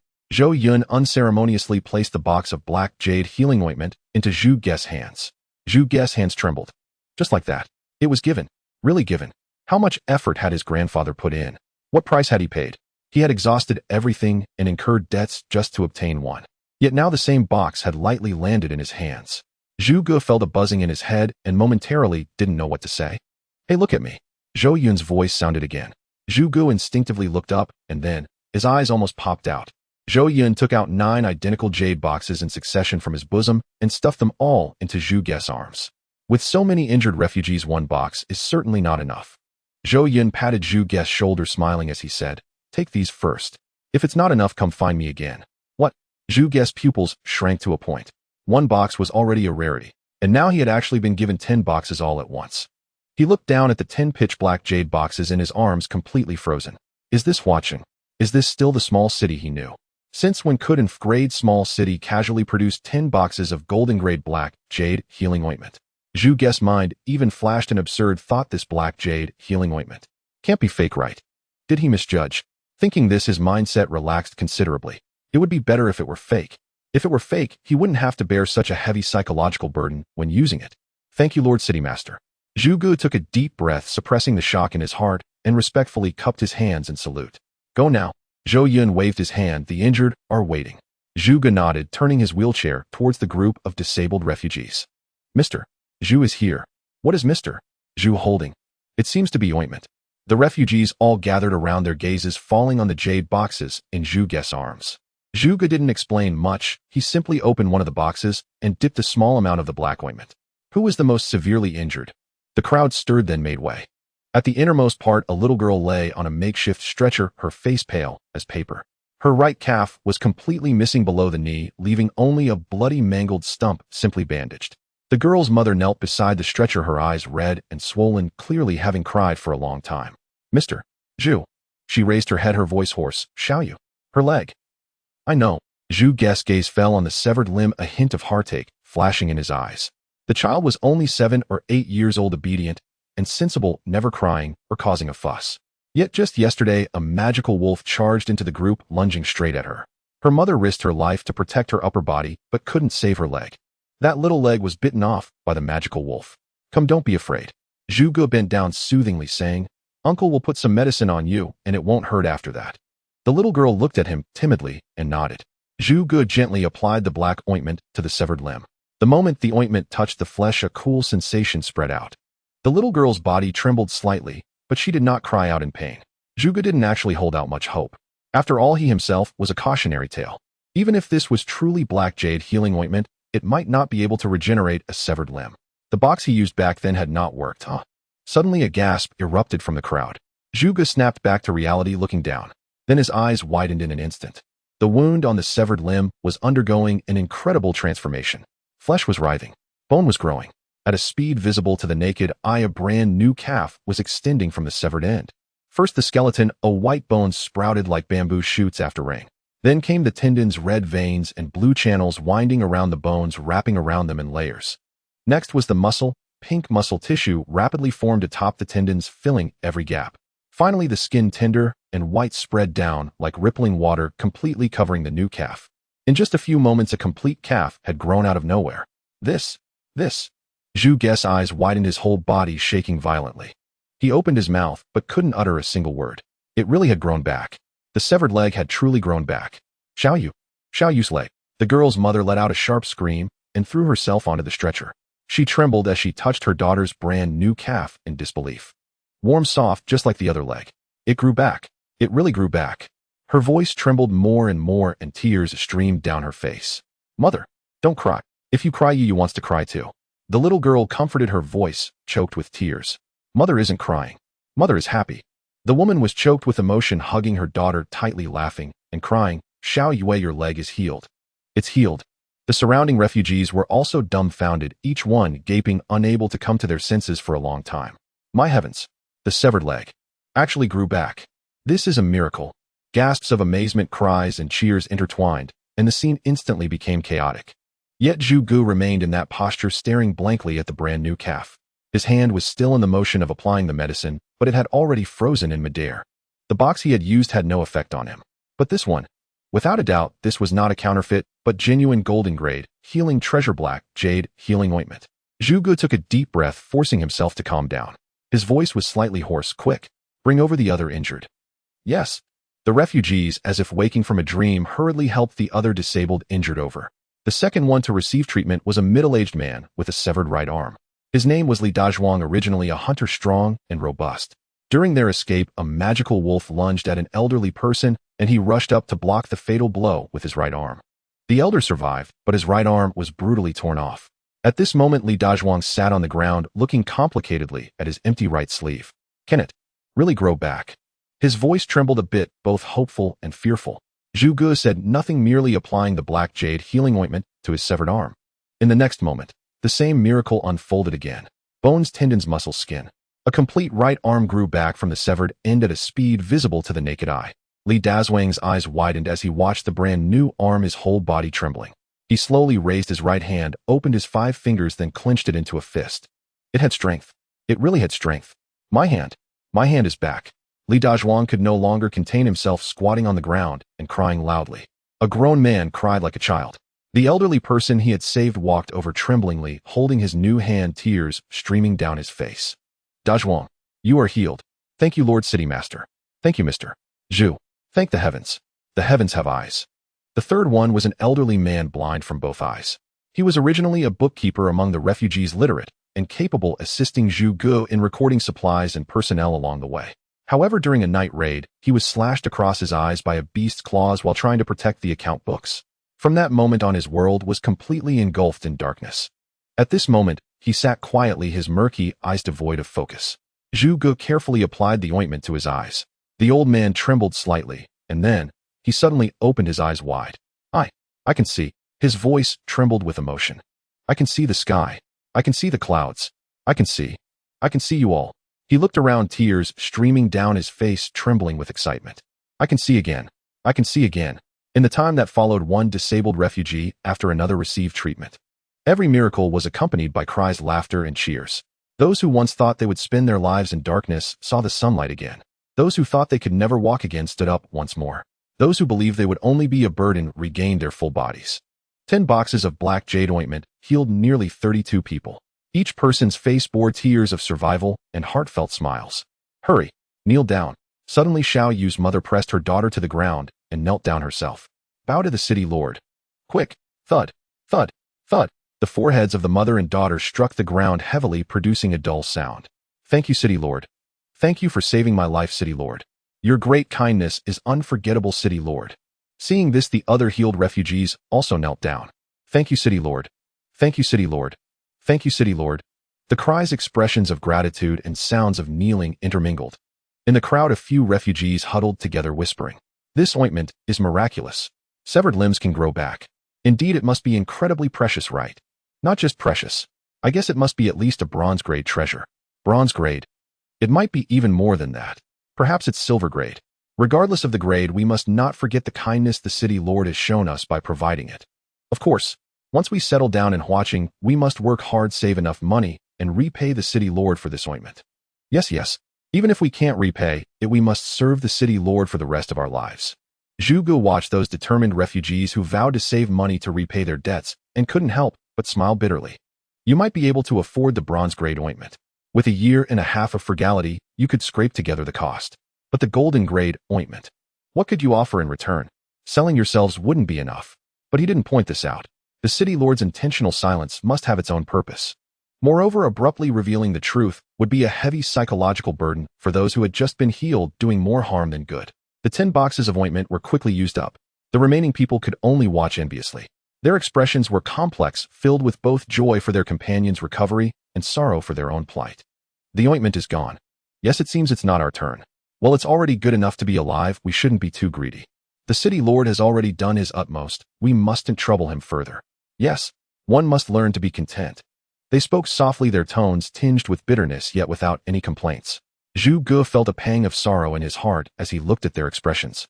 He longed to ask Zhou Yun for more ointment, but as the words reached his lips, he swallowed them back. Since they met, he had already made several excessive requests. The city lord was broad-minded, not holding it against him. But Zhu Gu could not be too unreasonable. At that moment, a clear voice came from afar. Mr. Zhu. Zhu Gu looked up following the sound. Instantly, he froze. A group of priests in white robes was walking toward them, led by a young woman with a delicate face and gentle demeanor. It was Priest Captain Zhao Qian. But what shocked Zhu Gu was not Zhao Qian herself, but what she and the priests behind her were holding. 1 box, 2 boxes, 3 boxes. Dozens of pitch-black jade boxes neatly held by the priests. That familiar color, that familiar sheen, that familiar medicinal fragrance. Zhu Gu's pupils constricted sharply. It was black jade ointment. Again, black jade ointment. Zhao Qian walked in front of Zhu Gu, slightly bowed and smiled. Mr. Zhu, the city lord feels that it is inconvenient for the injured to apply the ointment themselves, so he specially sent us to help. She paused and added, the city lord mentioned that there are too many injured refugees. Those 10 boxes might not be enough. These are the supplements, Mr. Zhu can just oversee the distribution. Zhu Gu opened his mouth, but couldn't say a single word. He felt a tightness in his throat and warmth in his eyes. The previous 10 boxes were not enough, so they brought out dozens more. He lowered his head and looked at the box of black jade ointment in Zhao Qian's hands. The same pitch-black box, the same golden sheen, the same rich medicinal fragrance. At that moment, Zhu Gu's mind went blank. He slowly turned his head, his gaze passing through the crowd, landing on the young figure not far away. Zhou Yun was turned away from him, talking to Lei Lai, calm and relaxed. As if everything that just happened was merely a trivial matter. As if those invaluable golden grade divine medicines were nothing more than weeds by the roadside in his eyes. Zhu Gu's heart surged with waves of emotion.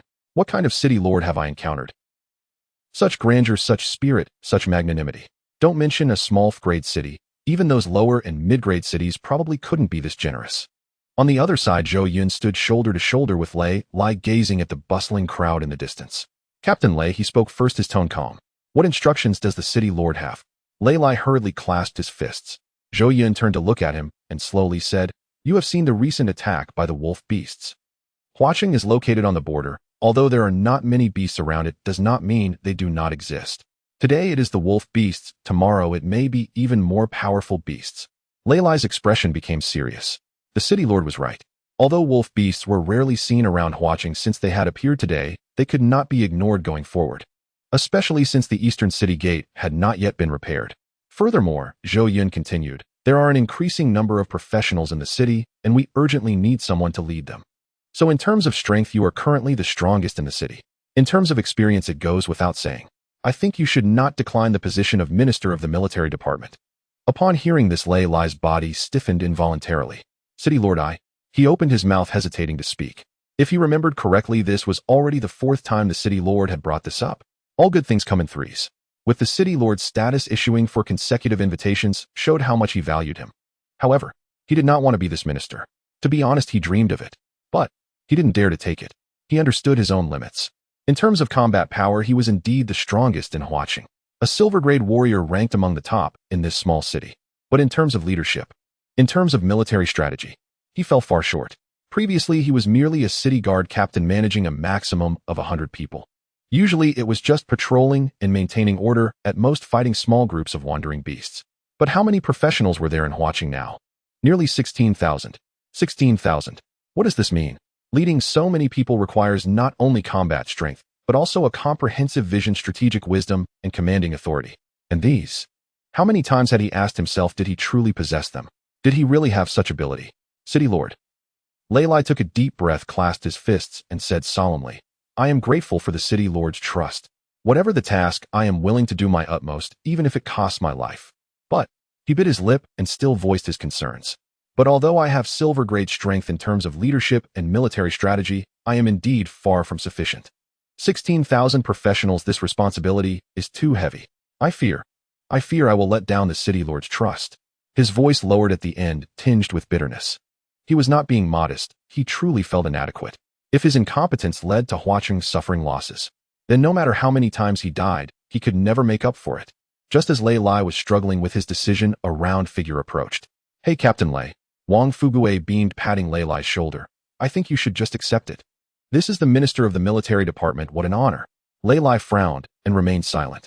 But Wang Fuguei didn't care about his expression and continued, if you don't take this position, I really envy you. Besides, who else in the entire city can take this ministerial position besides you? You are a silver-grade warrior, the strongest. You are the commander of the city guards, the most experienced. If this position isn't given to you, are we going to give it to a merchant like me? Yeah, he said exaggeratingly, throwing up his hands. Lei Lai's frown deepened. How did this Wang Fuguei end up everywhere? TSK, you look so troubled, could it be you don't want to help the City Lord? Wang Fuguei's tone shifted as he squinted at Lei Lai, teasing him. Upon hearing this, Lei Lai's expression darkened. What do you mean by not wanting to help the City Lord? Lei Lai's loyalty to the City Lord is as solid as heaven and earth. Get lost. He snapped, a hint of anger flashing in his eyes. Wang Fuguei was momentarily stumped by his shout. Minister Wang, Zhou Yun spoke at the right moment. Wang Fuguei quickly composed himself and respectfully turned to Zhou Yun. What instructions does the City Lord have? Zhou Yun smiled and said, Huacheng is currently in need of personnel. These refugees need proper arrangements. So I trouble Minister Wang to take them to find Weiner and Tai Lao to expedite the registration, housing, and work arrangements. He paused and added, if they are short-handed on that side and cannot manage, Minister Wang should also assist as much as possible. Wang Fuguei nodded repeatedly, a smile plastered on his face. Of course. Of course. Rest assured, City Lord, I will handle it right away. With that, he deeply bowed to Zhou Yun, then turned and hurriedly left. Before he left, he couldn't help but glare at Lei Lai. After Wang Fuguei left, the city gate became significantly quieter. At this moment, Lei Lai had truly made his decision. He took a deep breath, clasped his fists, and bowed. I am immensely grateful for the City Lord's trust. However, I am well aware that my ability is insufficient, far from enough. 16,000 professionals, this responsibility is far too great. If I were to take on this role forcefully, I fear I would hinder the City Lord's grand plans. I request the City Lord to choose someone more capable. With that, he bowed deeply. Zhou Yun looked at him, gently shook his head. This Lei Lai was good at everything, but his straightforwardness was a flaw. He didn't know how to be indirect, he was rigid and adhered to his principles. If he said he couldn't be the minister, he truly believed it. No matter how much he tried to persuade him, it was useless. Zhou Yun pondered for a moment, then suddenly smiled. Captain Lei, since you feel your abilities are lacking, let me put it another way. Lei Lai was taken aback and looked up. Zhou Yun looked at him and slowly said, you can take on the position of Minister of the Military Department for now. When someone more capable than you appears, you can step down and let them take over. How does that sound? Lei Lai was stunned. Take the position for now. Let someone more capable take over later. This suggestion. He lowered his head and thought carefully. If that's the case, it didn't seem impossible. But what if he messed things up during this time? Zhou Yun seemed to see through his thoughts, the corners of his mouth lifting slightly, his tone teasing. Captain Lei, if you still refuse after this, I might just think you have an opinion about me. Lei Lai's body jolted. Have an opinion about the City Lord? How could that be possible? City Lord, I dare not. I have yet to repay the City Lord's kindness toward Huacheng. How could I have an opinion? The City Lord's grace and trust towards me, I would find it impossible to repay, even if I were to shatter my bones. I have no second thoughts, heaven and earth can bear witness. He was so emotional that his voice trembled. Zhou Yun watched him in this state of fear and couldn't help but laugh. All right, I understand. Since there are no objections, do you accept my proposal? Lei Lai opened his mouth, momentarily speechless.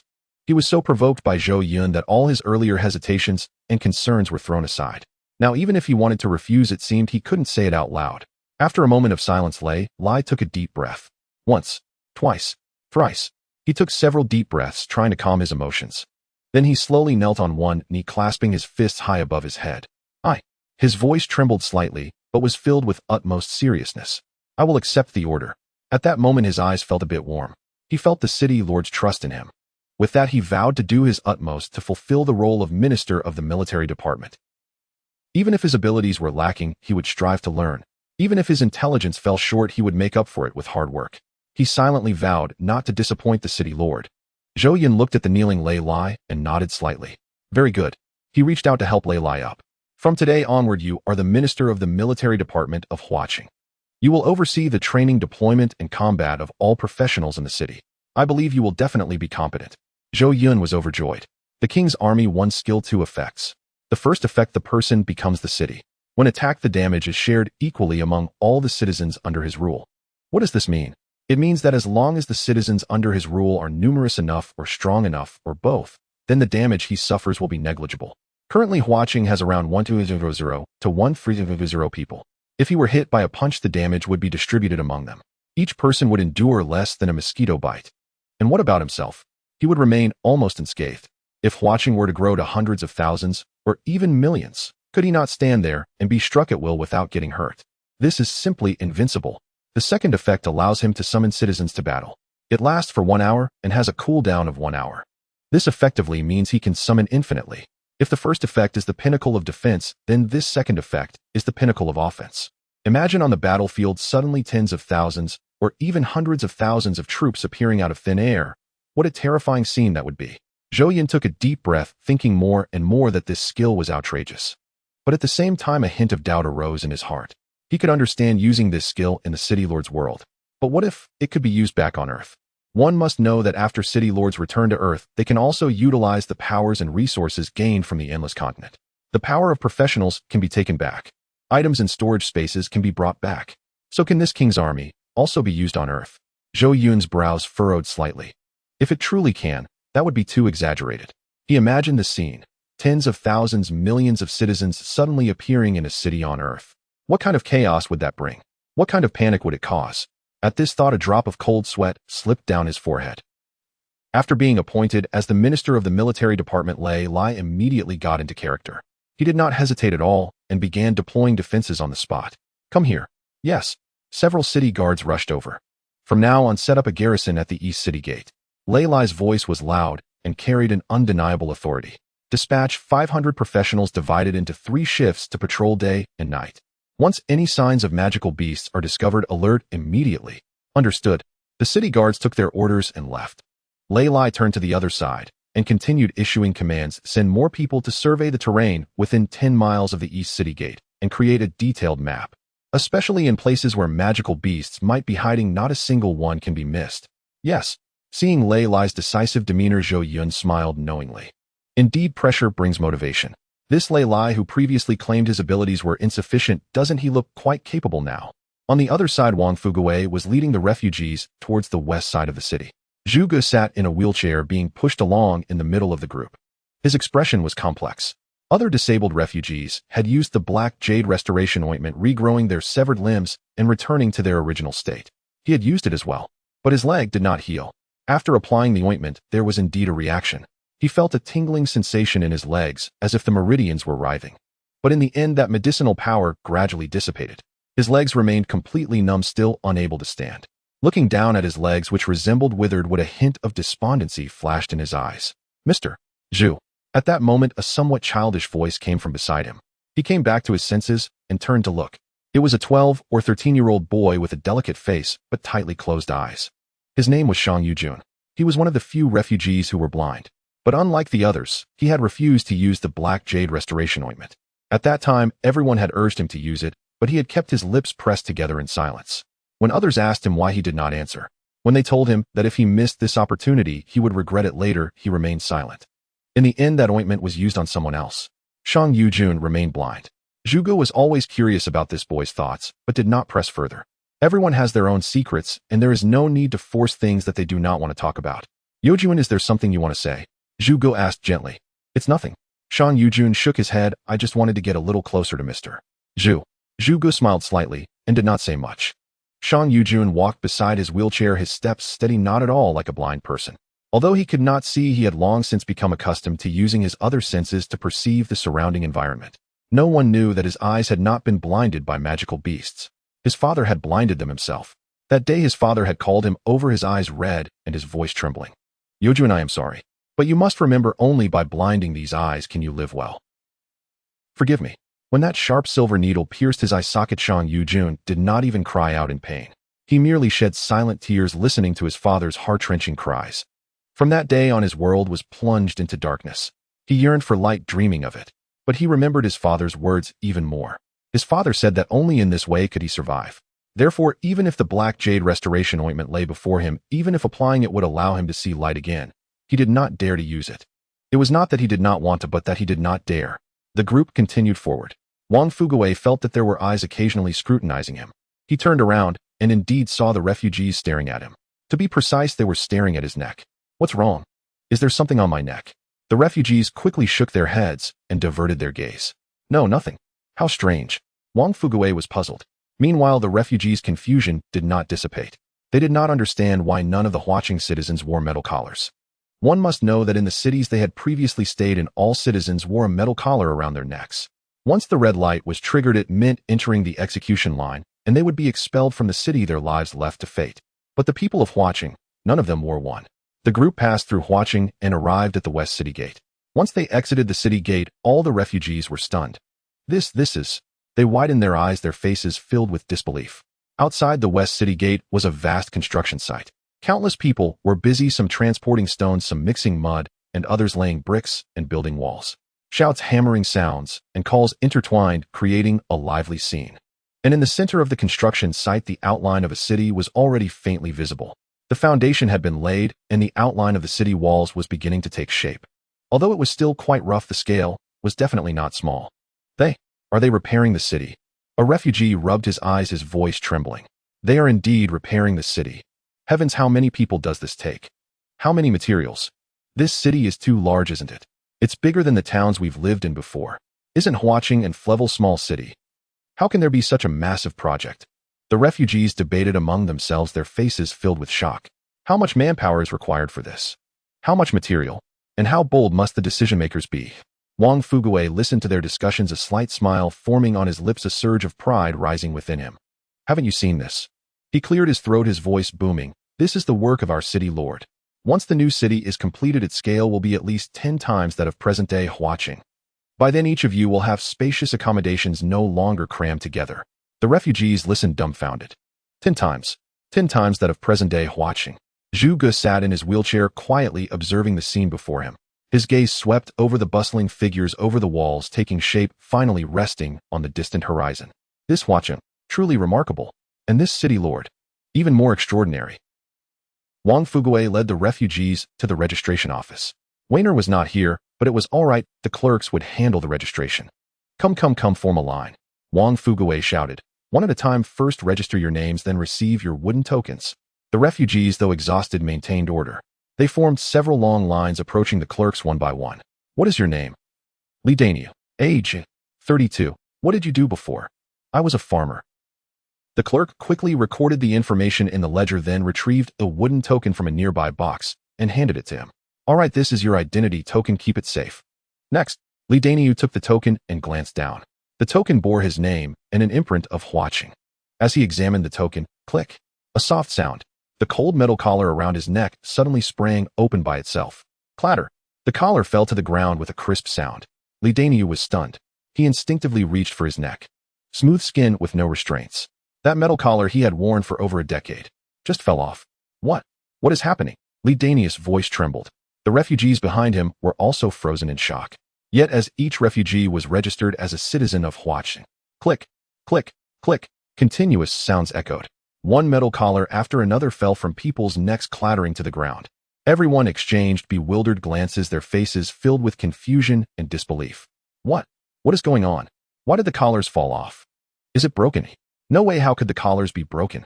They debated among themselves, yet no one could provide an explanation. These collars were their shackles, their nightmares. They had tried countless times to break free, yet found no way to do so. But now, the collars had just fallen off by themselves. The refugees were completely bewildered. The clerk, observing their reactions, couldn't help but chuckle. Haha, what are you all staring at?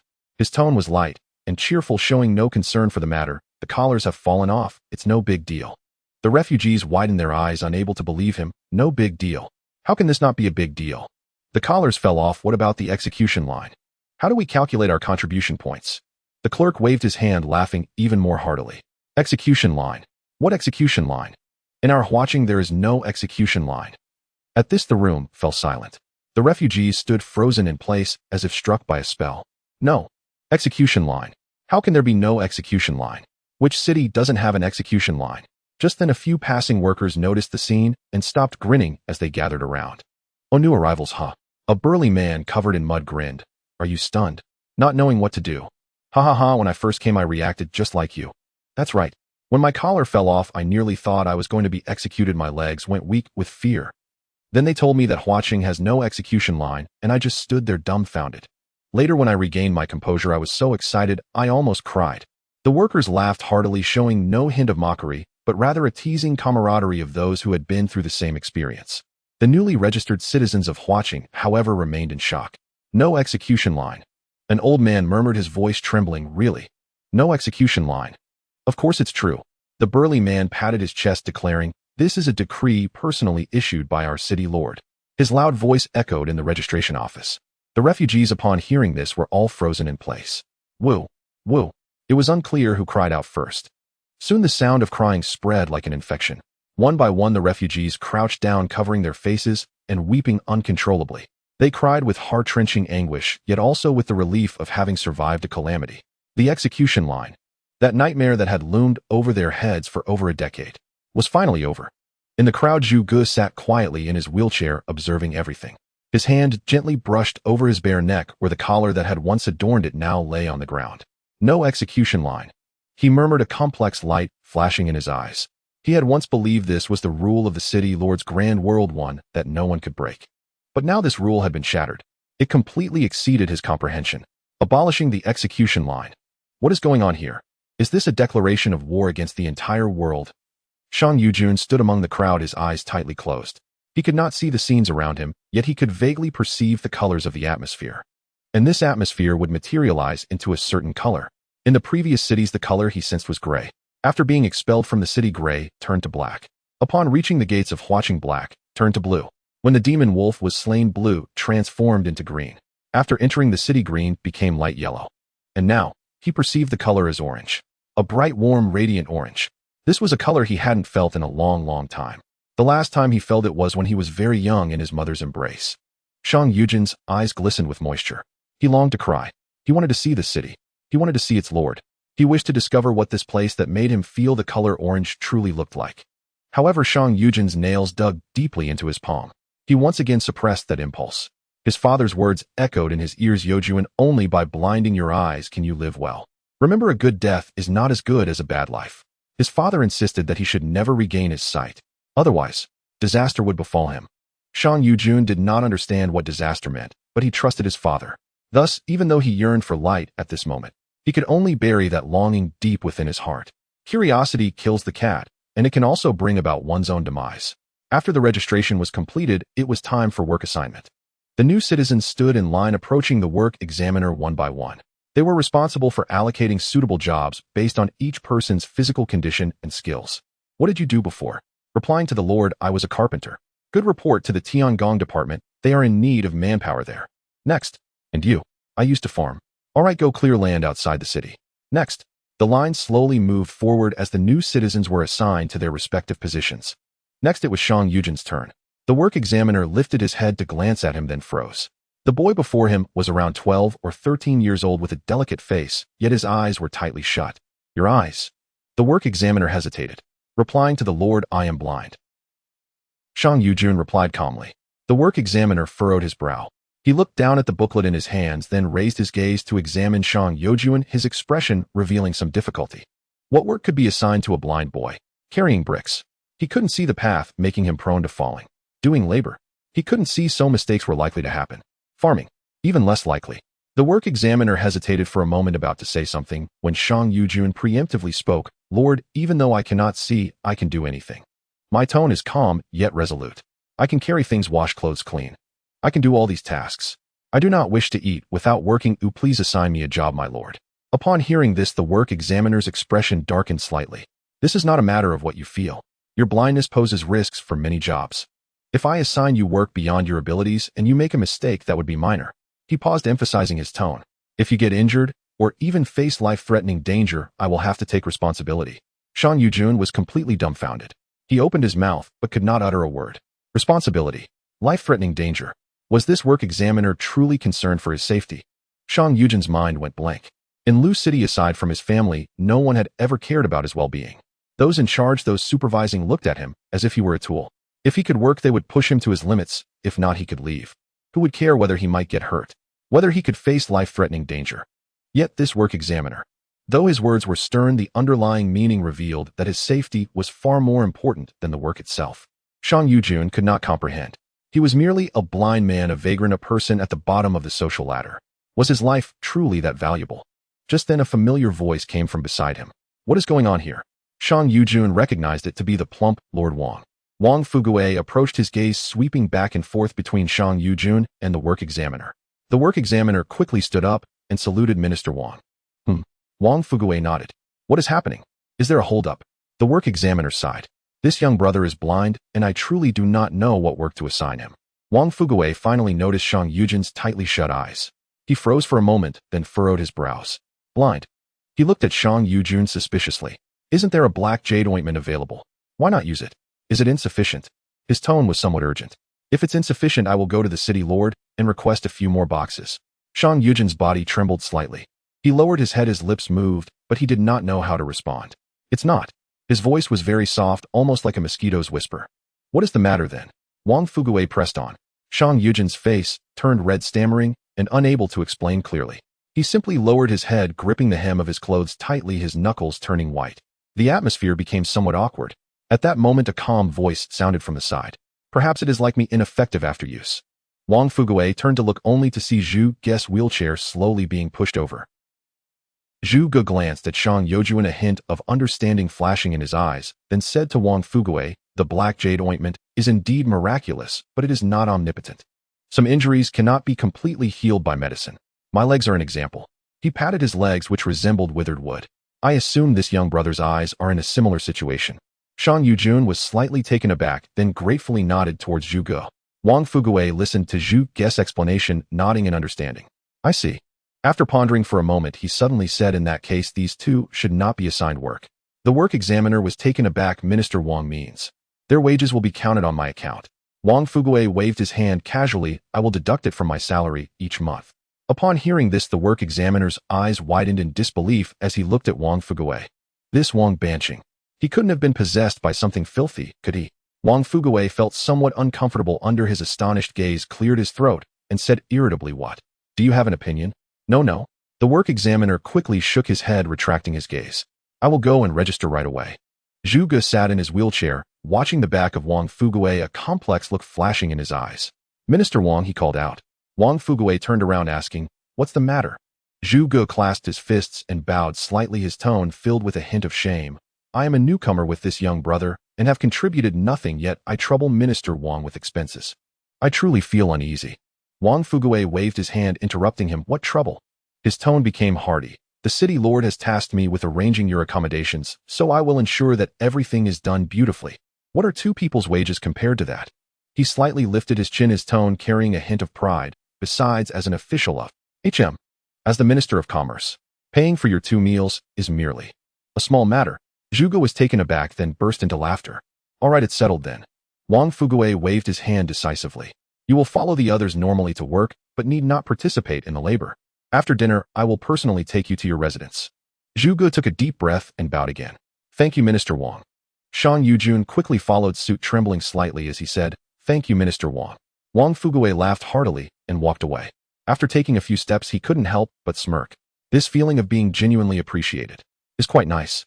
Time unknowingly passed. At 4 in the evening, the horn, signaling the end of work, resounded across the construction site. Work is done. Work is done. The foreman's shouts echoed repeatedly. The workers hurriedly set down their tasks and raced toward the western city gate. That is where the food is distributed. Working is enjoyable. Growing stronger is pleasant. But eating is undoubtedly the most delightful.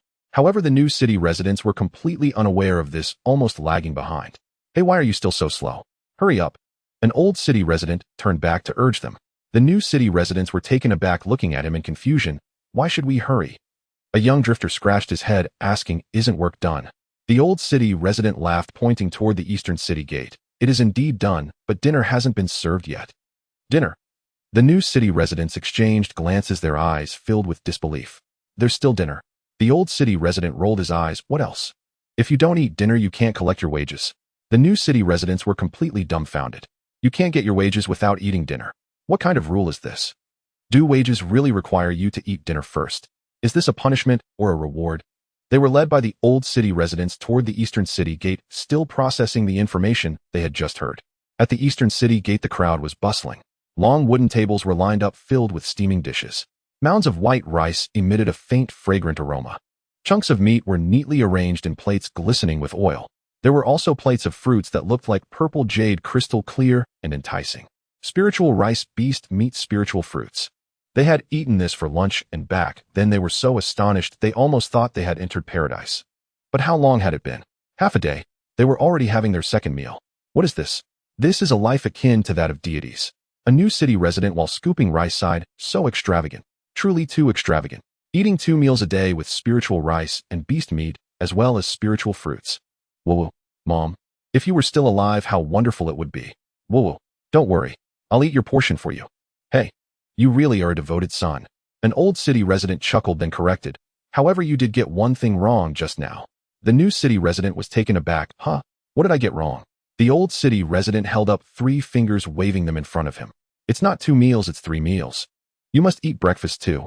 The new city resident's chopsticks clattered onto the table. On the other side, a new city resident, while eating, couldn't help but ask the nearby old city resident about his lingering doubts.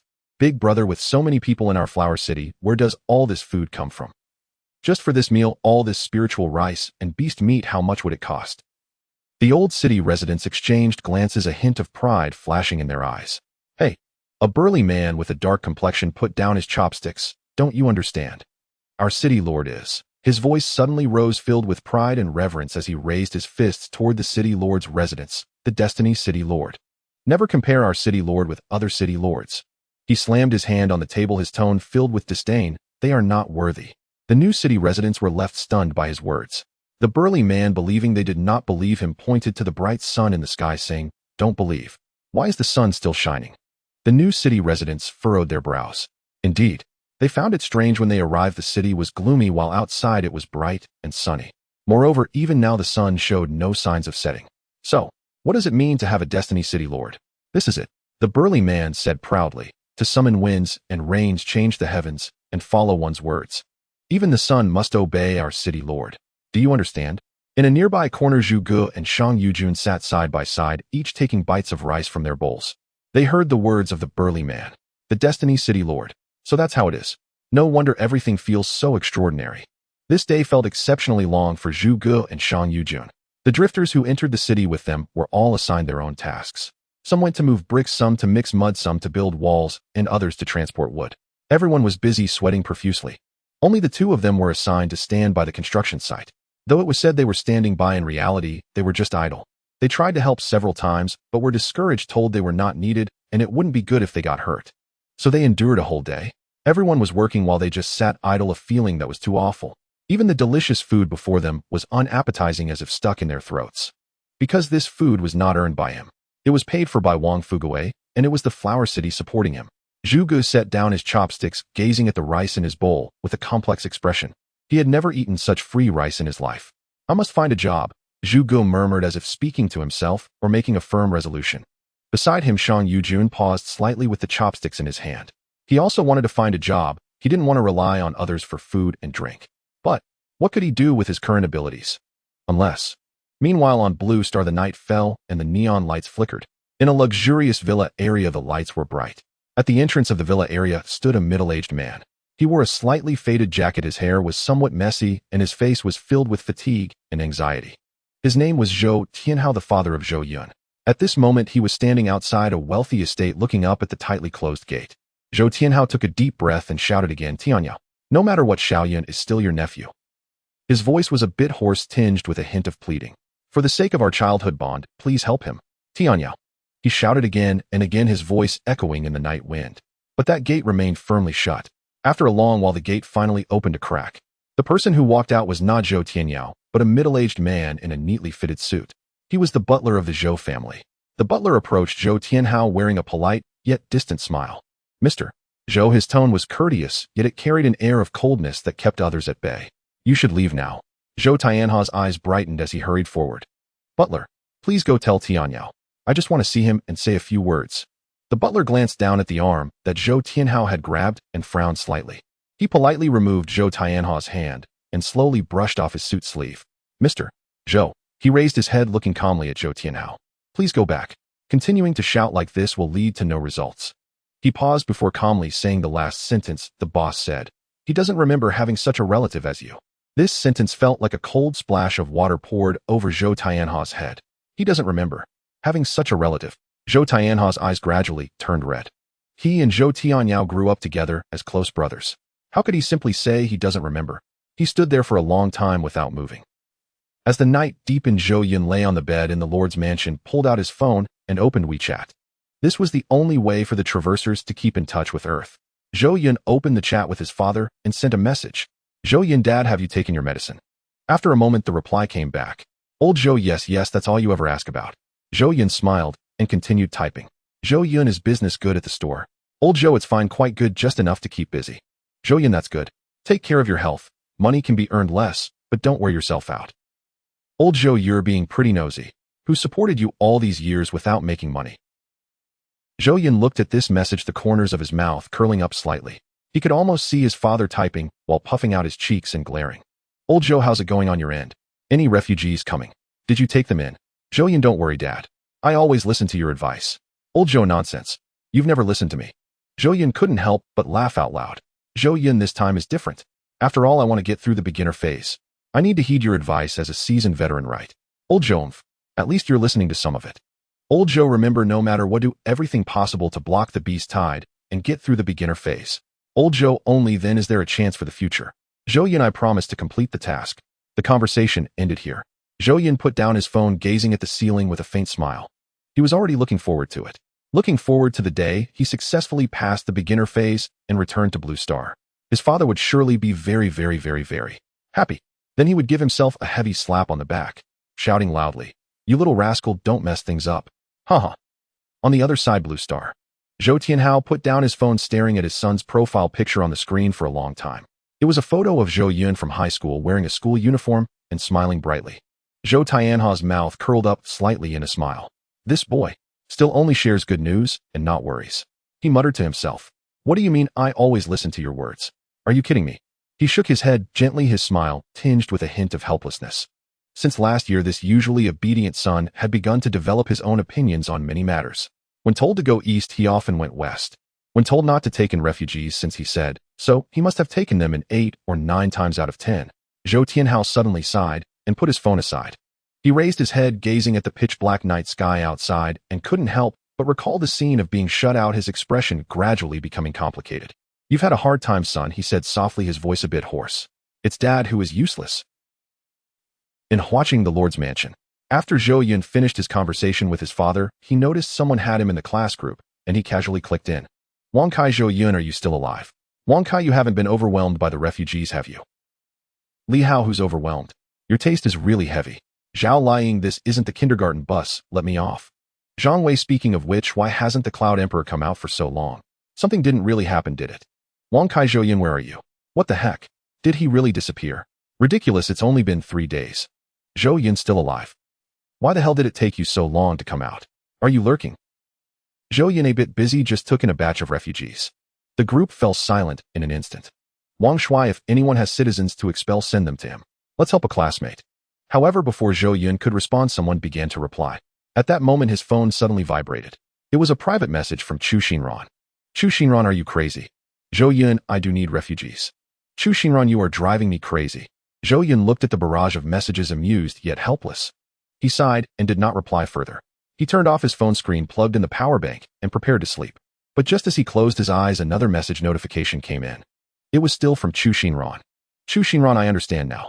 Zhou Yun was silent. It turned out that Chu Xinran thought he was taking in refugees as cannon fodder against the beast tide. 70% would die. Expel the rest. Zhou Yun's lips twitched slightly, not expecting the usually gentle Chu Xinran to have such a ruthless side. Meanwhile, the class group was still in discussion. Classmate, since the Cloud Emperor said he needs refugees, let's help him out. Exactly. Otherwise he might think we are unwilling to help. Wang Shuai, well, since he wants them, let's send them all over. After all, he has over 5,000 professionals under him. Wang Shuai, Chu Xinran, he has pleaded for help several times. You can't keep blocking us, can you? Chu Xinran's reply appeared after a moment. Chu Xinran. Just one word, simple and straightforward. At least it would give Zhou Yun some consumables to fend off the beast tide. Wang Shuai, okay, since Xinran has said, so everyone nearby please help out. 1024, 3368, send it to these coordinates. On the fourth day, in the early morning, as dawn broke, Zhou Yun woke up. He quickly washed up and stepped out of his room. As soon as he walked out, he was stunned. In the courtyard, a small figure was diligently sweeping the ground. It was xuanyuan. She wore a brand new light blue dress, her hair styled into two little braids, looking fresh and lovely. Upon hearing the door, xuanyuan quickly put down the broom and turned to salute. Xuanyuan, greetings, Lord City Master. Her voice was clear, filled with a hint of joy. Zhou Yun smiled, no need for formalities. He stepped down the stairs, looked Xuanyuan up and down, and nodded. This outfit looks good, quite fitting. Xuanyuan lowered her head, her cheeks slightly flushed. Thank you for the gift, Lord City Master. The fabric of her new dress was soft with meticulous stitching, and it was very comfortable to wear. She had admired herself in the mirror for a long time the night before, unwilling to get it dirty. 2 months. Zhou Yun raised an eyebrow slightly. This speed was much faster than he had anticipated. It's hard work, but not at all tiring. Iron Mountain quickly waved his hands. It is an honor for me to serve the Lord of the City. Weiner also stepped forward. Lord of the City, the supplies submitted by Minister Wang and others have all been received and stored in the treasury. The housing arrangements have also been completed. All the new citizens have places to live. Wang Fugue squeezed in with a beaming smile. Lord of the City, the registration of the new citizens has been completed. A total of 21065 people. Additionally, Wang Fugue's expression became slightly serious. Except for Zhu Gu and Shang Yojuan, whose situations are special, the black jade ointment has no effect on them. All other injured have fully recovered. Of course, these two have been taken care of by me and will not cause any trouble for the city. He continued, moreover, I am discussing with the Trade Department on how to restart the economy of Huaqing, and I believe a proposal will be ready soon. Zhou Yun smiled and nodded. You all are truly my capable assistants. Without you, I really wouldn't know how to handle many matters. Upon hearing these words, everyone felt a warm sensation in their hearts.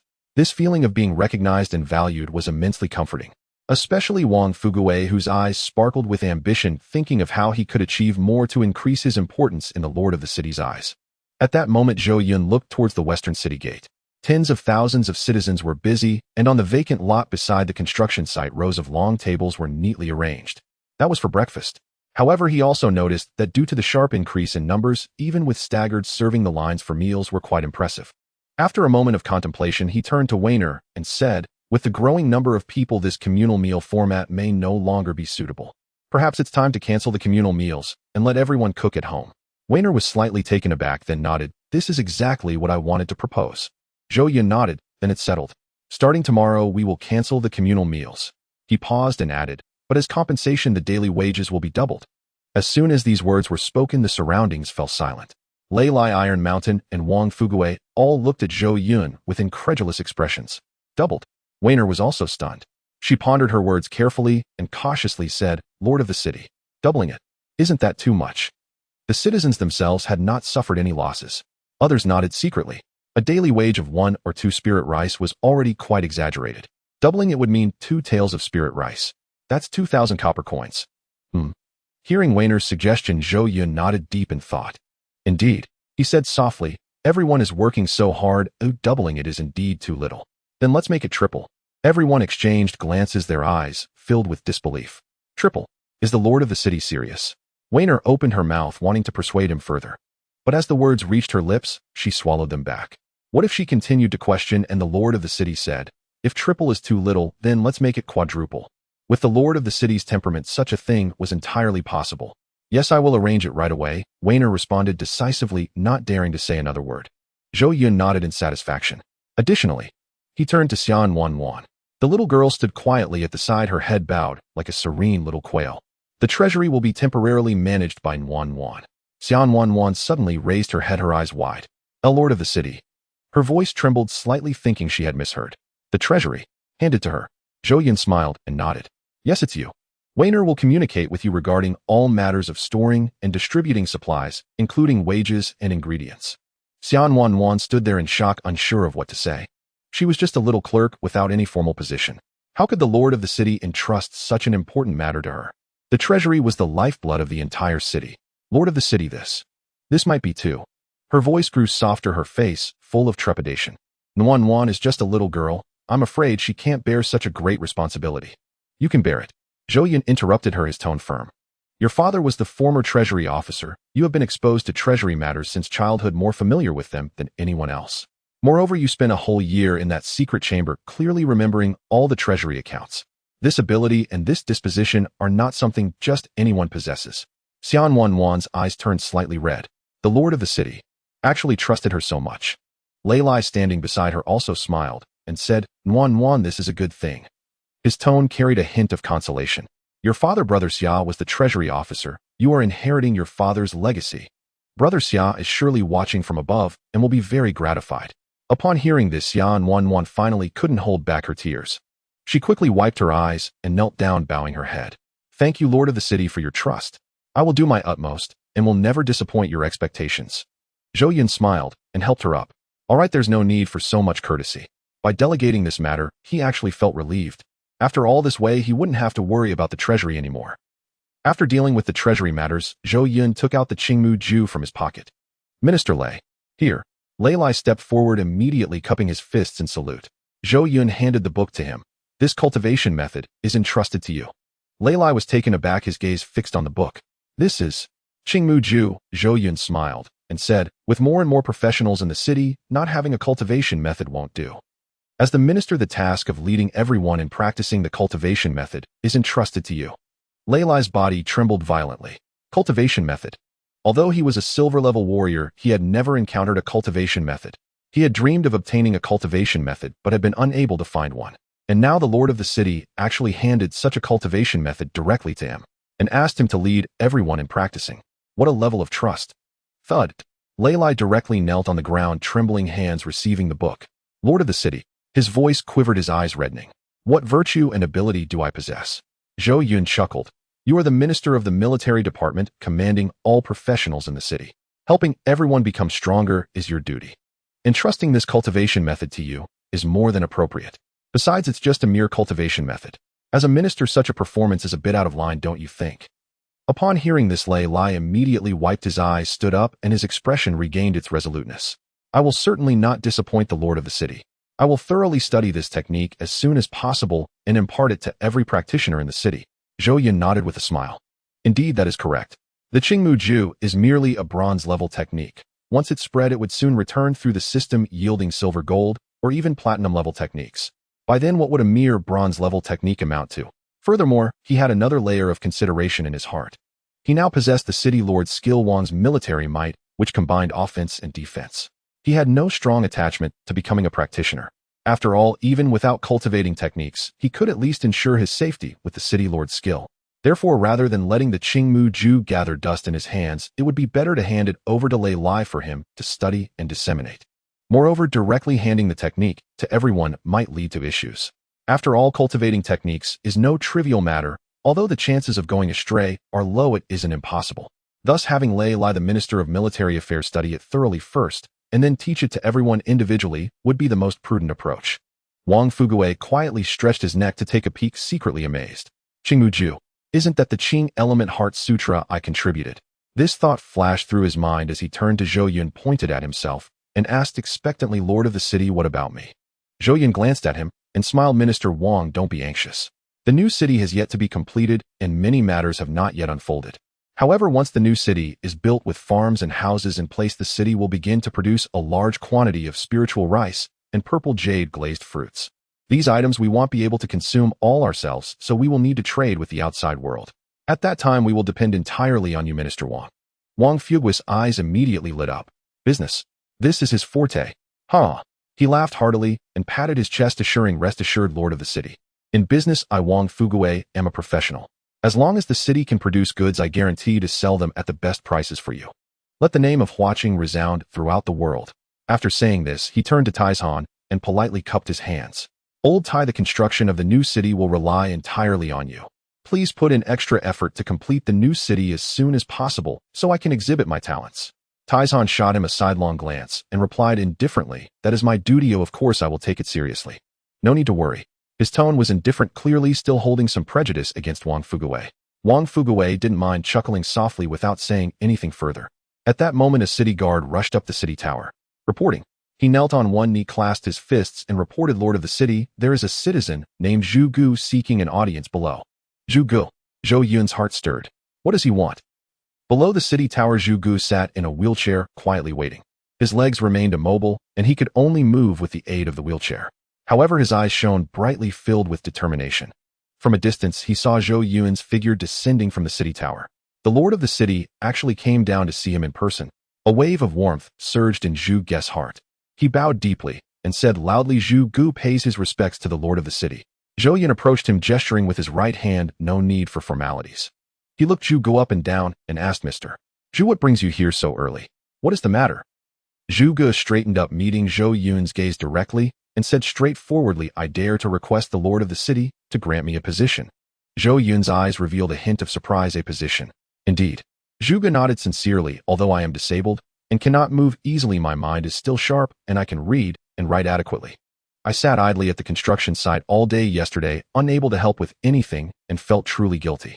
I have come today to earnestly request the lord of the city to give me an opportunity to contribute to Huaqing." Zhou Yun looked at him, a glimmer of appreciation flashing in his eyes. "This Zhu Gu indeed has the spirit of a scholar. Since you have come specifically to seek me out, tell me, what position do you desire?" Zhou Yun asked.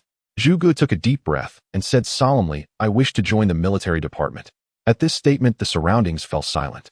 The military department. Lei Lai's brows furrowed slightly, his gaze falling on Zhu Gu. A person in a wheelchair wants to join the military department. This indeed sounded somewhat absurd. However, he did not display any signs of doubt like the others, because he recalled certain matters. He had personally witnessed the entire process when those 20,000 refugees entered the city yesterday. Although those refugees were ragged and emaciated, their ranks were orderly. Their steps were synchronized while advancing, and they fell silent when stopping. Even when receiving food, no one fought or cut in line. Such discipline was far superior to that of the city guards under him. Later, he secretly inquired and learned that all of this was Zhu Gu's achievement. Over 20,000 refugees fleeing had gone through 6 waves of beast tides. It was Zhu Gu who organized them and conducted simple military training. He turned those originally scattered refugees into a disciplined and organized force. To achieve such a level in such a short time, he felt a deep admiration. He had originally intended to seek Zhu Gu's advice on military affairs. Unexpectedly, Zhu Gu came to him first. However, his eyes flickered slightly. He thought of another question. That is, Zhu Gu's capabilities in military affairs were clearly far superior to his own. Wouldn't such a talent be more suitable to be the Minister of Military Affairs? The lord of the city had previously mentioned that if someone more outstanding appeared, he should step aside to allow for talent. Now hadn't this more outstanding person arrived? Thinking of this, a hint of bitterness rose in his heart. He certainly did not want to give up this position. But if Zhu Gu truly was more suitable, what reason did he have to cling to this position? Just as he was entangled in his thoughts, Zhou Yun had already spoken. "Mr. Zhu, your military accomplishments are quite commendable, though I have witnessed them myself." Zhou Yun's tone was calm, carrying a hint of approval. Zhu Gu slightly bowed. "You flatter me, lord of the city." However, Zhou Yun shifted his gaze to Lei Lai. "The affairs of the military department are entirely under Minister Lei's authority. If Mr. Zhu wishes to seek a position in the military department, it would be better to approach Minister Lei. I know nothing about military matters." He chuckled self-deprecatingly at the end. Lei Lai stared blankly at Zhou Yun, a slight acidity filling his nose. He was unsure of what was happening to him. In the past, he always believed himself to be strong, unafraid of anything, capable of enduring everything. But ever since he encountered the city lord, he felt himself becoming somewhat effeminate. Remembering the city lord's words just now, he quickly glared to steady his emotions. He understood the city lord's words. The literal meaning was, "I want handle matters of the military department, you go find Lei Lai." But what was the underlying message? The city lord was clearly stating, "I have already given the position of Minister of the Military Department away. No matter how skilled you Zhu Gu are in military affairs, do not covet this position." This was a public endorsement for him. In front of everyone, in front of Zhu Gu, it was a clear declaration of support for Lei Lai. As he replayed the entire process in his mind, a wave of warmth surged within him. At this moment, he finally understood. No wonder. No wonder the city lord was so eager to have him take over as minister of the military department when Zhu Gu first entered the city. No wonder the city lord ignored his refusals and insisted on handing him the position. The city lord might have anticipated today's situation long ago. That was why he had supported him in advance, legitimized him, and helped him establish his footing. This was deliberate cultivation of him. With this thought, he took a deep breath, forcing back the acidity in his nose. He had previously been just a lowly city guard captain of humble origins and mediocre talent. No one had ever respected him. No one had ever been willing to give him a chance. Yet the city lord trusted him so much, recognizing Zhu Gu's military talent to be superior, yet still insisted he become the minister of the military department. Such trust, what could he use to repay it? He exhaled, continuing to calm the turbulence within him. He had previously thought that once a more suitable candidate appeared, he would give up the ministerial position. But now he had changed his mind. This position he would not relinquish. Not out of greed for power, but because, since the city lord had chosen him, trusted him, and cultivated him, he must live up to that trust. If he didn't know how, then learn.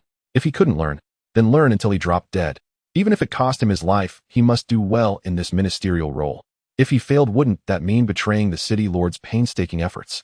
Better to let him die. Meanwhile, on the other side, Zhu Gu slightly nodded, shifting his gaze from Zhou Yun to Lei Lai. He clearly understood what the city lord's earlier words meant. The matters of the military department had been fully entrusted to Lei Lai. No matter how capable Zhu Gu was, he should not bypass Lei Lai to directly seek a position from the city lord. Doing so would not only disrespect Lei Lai, but would also slap the city lord in the face. Since the city lord chose Lei Lai, he should express his attitude toward Lei Lai. Minister Lei, Zhu Gu cupped his hands in greeting. I am but a humble individual, having dabbled slightly in military strategy. If it comes to commanding troops and arranging formations, I can only say I know a bit. Lei Lai listened to these words, frowning slightly. This Zhu Gu was perhaps being too modest. With over 20,000 refugees, he had led them through 6 waves of beast tides and survived. Was this merely dabbling? Was this merely knowing a bit? If it were him, Lei Lai, he would definitely not have the confidence to achieve that. Lost in thought, Zhu Gu spoke again. But if Minister Lei trusts me, I dare to request a position. His gaze met Lei Lai's directly, his tone solemn. Chief Military Advisor. Chief Military Advisor. Lei Lai was taken aback. He certainly knew of this position. Chief Military Advisor, as the name suggests, was a strategist and advisor in the military. It held a high rank equivalent to that of a deputy minister. But in reality, this position had little actual power. Chief Military Advisors do not directly command troops, and typically do not participate in command, only responsible for strategizing and consulting on military affairs. In short, it was a job of talking without acting. With Zhu Gu's capability, he could easily compete for a more significant position. For example, a deputy minister, a chief of staff, or why choose such a nominal position? Zhu Gu seemed to see through his confusion, smiling slightly. I am disabled, unable to charge into battle like a general to gallop across the battlefield. While I consider myself somewhat strategic, I can only sit in the rear and talk. Charging into battle and killing enemies, I cannot do that. Commanding thousands of troops is even beyond my reach. He raised his head, looking earnestly at Lei Lai. Therefore, Chief Military Advisor is the best position for me. Please grant me this, Minister Lei. After saying this, he bowed deeply. Lei Lai looked at him, a mix of emotions filling his heart. He initially thought Zhu Gu sought a position for power and status. After all, with Zhu Gu's abilities, it wouldn't be challenging for him to vie for a high position. But now it seemed Zhu Gu had no such intentions. He merely sought a position where he could utilize his talents and nothing more. A person in a wheelchair could have no other extravagant desires. Being able to contribute was already enough to satisfy him. A wave of respect surged within Lei Lai. Mr. Zhu. He opened his mouth, unsure of what to say. Zhu Gu spoke again. If Minister Lei is not confident in my current abilities, you may set a test. Whether it's arranging troops, simulating battle scenarios, or analyzing enemy situations and formulating strategies, I will accept all without complaint. I only ask for Minister Lei to give me an opportunity. Lei Lai regarded the calm gaze of Zhu Gu, silent for a moment. Then he burst into hearty laughter. Ha ha ha. His laughter echoed at the city gate. Zhu Gu was slightly taken aback, unsure why he was laughing. Lei Lai composed himself, looking at Zhu Gu with a serious expression. Mr. Zhu, you are too modest. He stepped forward, grasping Zhu Gu's hand. What test? I am not blind. Yesterday, when over 20,000 refugees entered the city, I saw it with my own eyes. The formation was orderly, discipline apparent, their movements appropriate, commands followed. Just this alone is enough to prove Mr. Zhu's capabilities. Zhu Gu was slightly stunned. Minister Lei is overstating it. not overstating, but speaking the truth. Lei Lai held Zhu Ge's hand tightly. Though I may not be very sharp, at least my eyes are clear. I can distinguish real ability from mere showmanship. Mr. Zhu managed to train over 20,000 refugees in such dire straits. This capability, I must admit, I cannot surpass. His words were sincere, devoid of any pretense. Zhu Ge was slightly touched. Whether he was capable or not, he did not actually care. What he truly valued was that Lei Lai as the minister could acknowledge that he was not as good as others. In his eyes, this was rare. Perhaps this was one of the reasons the city lord appointed him as the minister of the military department. He silently thought, Mr. Zhu is willing to be my chief military advisor. Lei Lai's voice was loud, filled with excitement. I am more than happy. Why set a test? Minister Lei.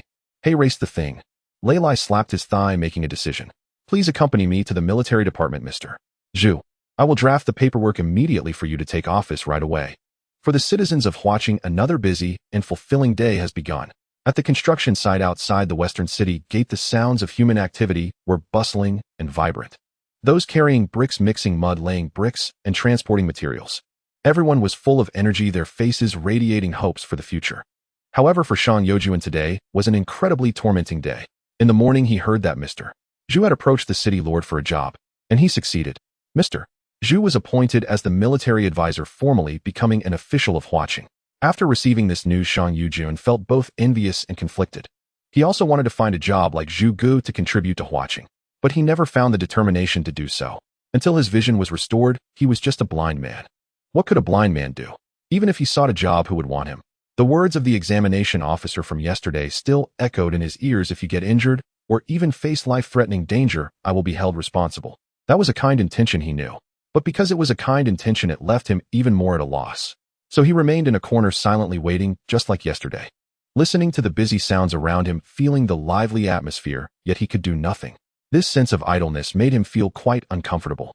It was as if he were an outsider isolated from the lively scene. However, one thing brought him some comfort. That was the colors emanating from everyone. Orange.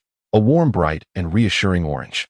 This color filled the entire construction site, like a warm ocean wrapping around him. Although he could do nothing, just being amidst this sea of orange made him feel comfortable.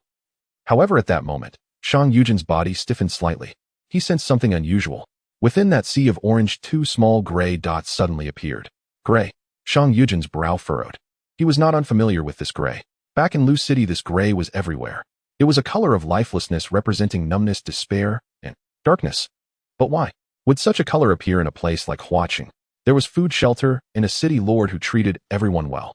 Everyone was happy and satisfied. Why would some people emit such a color? A hint of unease rose in xuanyuan's heart. He didn't make a sound, but quietly followed the direction of those two gray dots, keeping his distance. Though he couldn't see, his hearing and perception were exceptionally sharp. The two gray dots kept moving, seemingly trying to avoid the crowd. xuanyuan followed at a leisurely pace, maintaining a safe distance. After a while, the two gray dots finally stopped.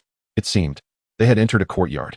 xuanyuan quietly moved a little closer, hiding outside the courtyard wall. He held his breath and listened intently. Inside the yard, two voices could be heard. Lu Ge. A young voice trembled slightly. What? Why are my hands shaking now? Is what we are doing too heartless? Too unfair to the city lord? xuanyuan's heart sank suddenly. What did this mean? Another hoarse voice sounded, laced with impatience. We've done it, so why think about this now? Think about your old mother at home. Think about your 7-year-old sister. If we don't do this, they might lose their lives. The young voice trembled even more. But Lu Ge. His voice was very low, yet xuanyuan could still hear it clearly. We are poisoning them. We will harm everyone in the city. Poisoning. xuanyuan's body jolted as if struck by lightning. His hands and feet turned icy, and his heart began to race violently. Poisoning.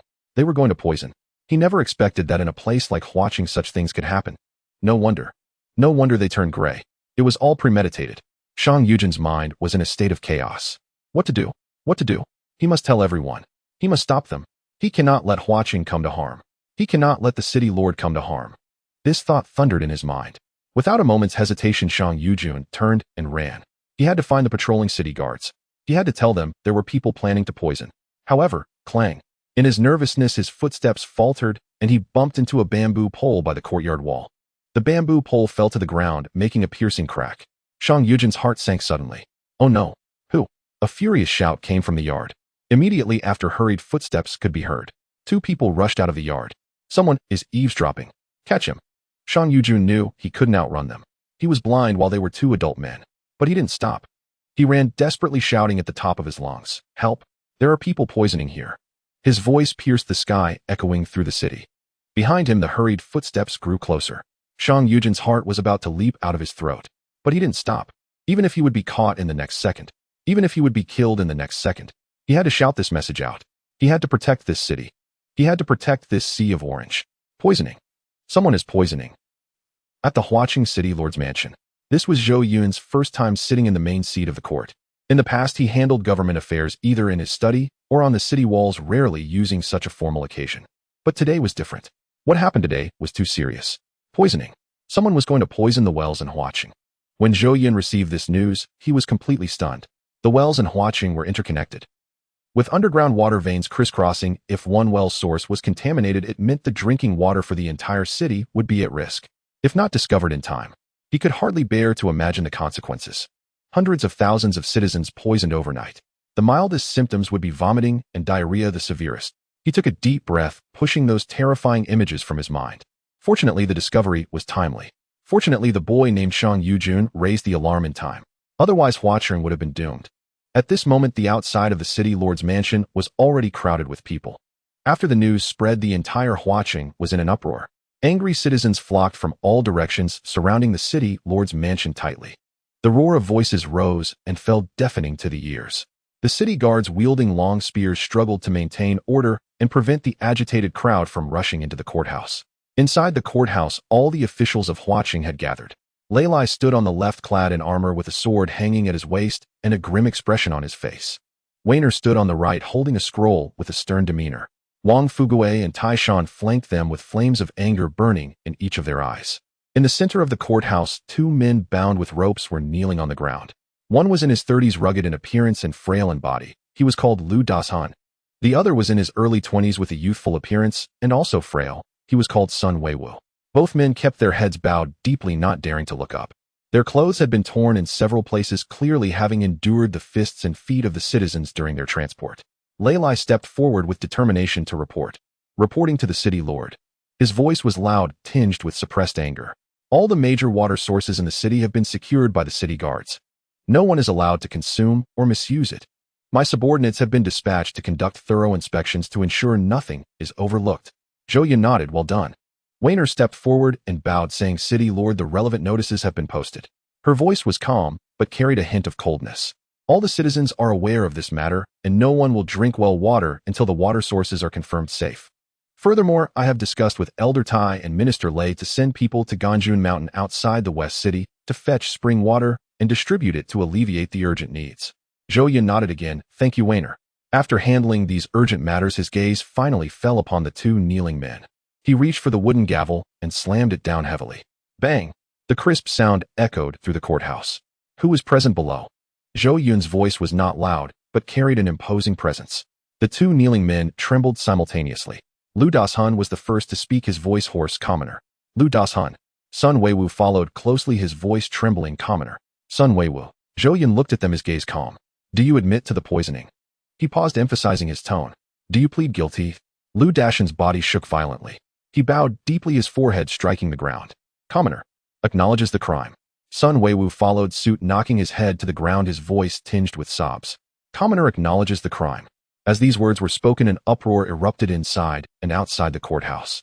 They admitted it. It was them. Kill them. The angry voices grew louder. Zhou Yun slammed the gavel down again. Bang! Silence. The tumult soon quieted down. Zhou Yun turned to Weiner. Weiner announced the decree. Weiner nodded, opened the scroll in her hand, and read aloud. According to Article 12 of Chapter 3 of the Huaqing Decree, her voice was clear and cold, each word reaching the ears of everyone present. Those who poison and harm the public shall be punished. They should be taken to the execution grounds immediately for public beheading. Beheading for all to see. These 4 words thundered in the courthouse. Lu Dashan and Sun Weiwu's bodies stiffened simultaneously. Their faces turned as pale as paper, devoid of any color. Sun Weiwu trembled all over, his teeth chattering, as if he could already see his own head rolling on the ground. Outside the courthouse, the citizens were seething with rage. Good. This is how it should be. A middle-aged man waved his fist and shouted loudly. In our time of greatest peril, it was the city lord who took them in, fed them, gave them a place to live, treated them so well. And what do we get in return? They actually wanted to poison and kill us all. They are simply born villains. Heartless scum. Kill them. Another young man echoed the call. They must be killed. Make an example of them. Let everyone see the consequences of daring to cause chaos in Huaqing. Yes. Kill them. Kill. Kill. Kill. The shouts grew louder, nearly toppling the roof of the city lord's mansion. The citizens' anger was understandable. They had finally found a place to settle down, finally lived a life with enough food and drink. Yet these two wanted to destroy all of that, wanting to kill them all. Such people deserve to die 1,000 times.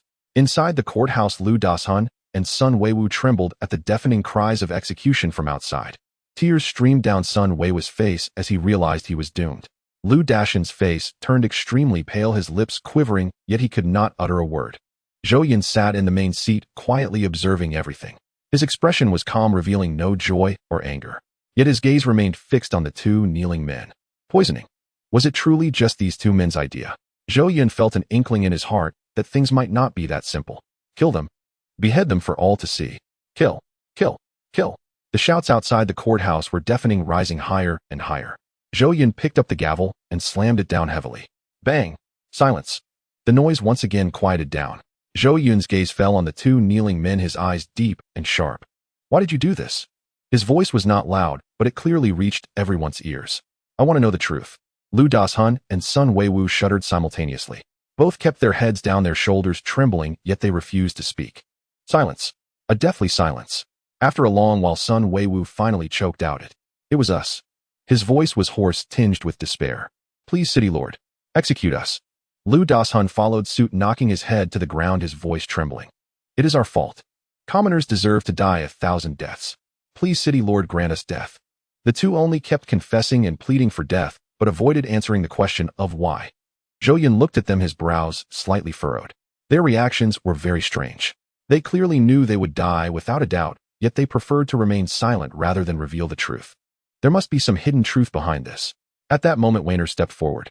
City Lord. Her voice was calm and steady. This matter is probably not that simple. Zhou Yun looked at her. What has Weiner discovered? Weiner took out a small cloth bag from her sleeve, revealing a small amount of black powder inside. This is the residual poison I found at the scene. Her gaze swept over the two kneeling men. I have checked. This is Haishi San, a bronze-level poison powder. This poison is colorless and tasteless, and it is difficult to detect once dissolved in water. The poisoned individual shows no symptoms in the initial stage, and symptoms will only appear after 3 days, at which point all internal organs will be damaged, and even immortals cannot save them. Hearing this description, everyone in and outside the courtroom gasped in shock. Such a vicious method. If it weren't for Shang Yujin's timely discovery, the entire city would have suffered in 3 days. Weiner continued. Haishi sand is expensive, costing 2,000 copper coins for just one tail. She paused, her gaze landing on Lu Dashun and Sun Weiwu. And the amount they contributed was a full pound. 1 pound of Haishi sand is worth 20,000 copper coins. A commotion arose outside the courtroom. 20,000 copper coins. What does that even mean? An ordinary citizen might toil for an entire year without being able to save such an amount. Weiner looked at the two emaciated, ragged individuals and coldly said, at this price, they simply cannot afford it. So, her voice suddenly grew heavier. Someone must be behind this. As soon as these words were spoken, the courtroom erupted in an uproar. Someone is behind this. Who? Who is trying to harm us? Expose them. We must uncover the mastermind behind this. The citizens were enraged, shouting to find the true culprit. Zhou Yun's gaze once again fell on Lu Dashun and Sun Weiwu. You all heard that. His voice was calm, but carried an undeniable authority. Speak. Who instructed you? Lu Dashun trembled violently, but gritted his teeth, remaining silent. Sun Weiwu buried his head, even lower, shaking like a leaf. The two remained tight-lipped. The shouts from outside the courtroom grew louder. Speak. Why won't you say anything? They must have been threatened. Whoever is behind this deserves to die. If you don't speak, we'll execute you. Lu Dashun shook even more violently, his expression contorting further. Listening to the cries of kill from outside, his mental defenses finally collapsed completely. Oh. He looked to the sky and cried out, his voice hoarse and desperate. It was the Lord of Huaqing. He forced us. As soon as these words were uttered, the entire place fell silent. Everyone froze, staring incredulously at Lu Dashun. Huaqing. The Lord of Huaqing. Lu Dashun's tears streamed down like broken pearls, his cries heart-wrenching. Not only did he give us poison, but he also captured our families. My mother. My 7-year-old sister. They're all in his hands. He said if we didn't comply, he would kill them all. We had no choice. We truly had no choice. He cried so hard, he could barely breathe, collapsing to the ground. Sun Weiwu began to cry as well, his voice piercing. Inside and outside the courtroom, there was a deathly silence. Everyone was shocked by these words. So that was it. They were indeed coerced. However, the silence lasted only a moment. Soon angry voices erupted once more. Your families are people, are we not people? A young citizen shouted angrily. To save your families you would harm the entire city. Exactly. What wrong have we done? Why should we pay with our lives for the lives of your families? Another person shouted in response. Huaqing took you and fed you, gave you a place to live. And this is how you repay us. Even if you have your reasons, you cannot exchange our lives for yours. Kill them. They must be killed. The shouts rose again, more intense than before. The citizens' anger was understandable. They had finally found a place to settle, finally achieved a good life. Yet these two nearly ruined everything. Even if there were compelling reasons, even if they were coerced, it could not be forgiven. In the courtroom, Zhu Yun's expression was extremely grim.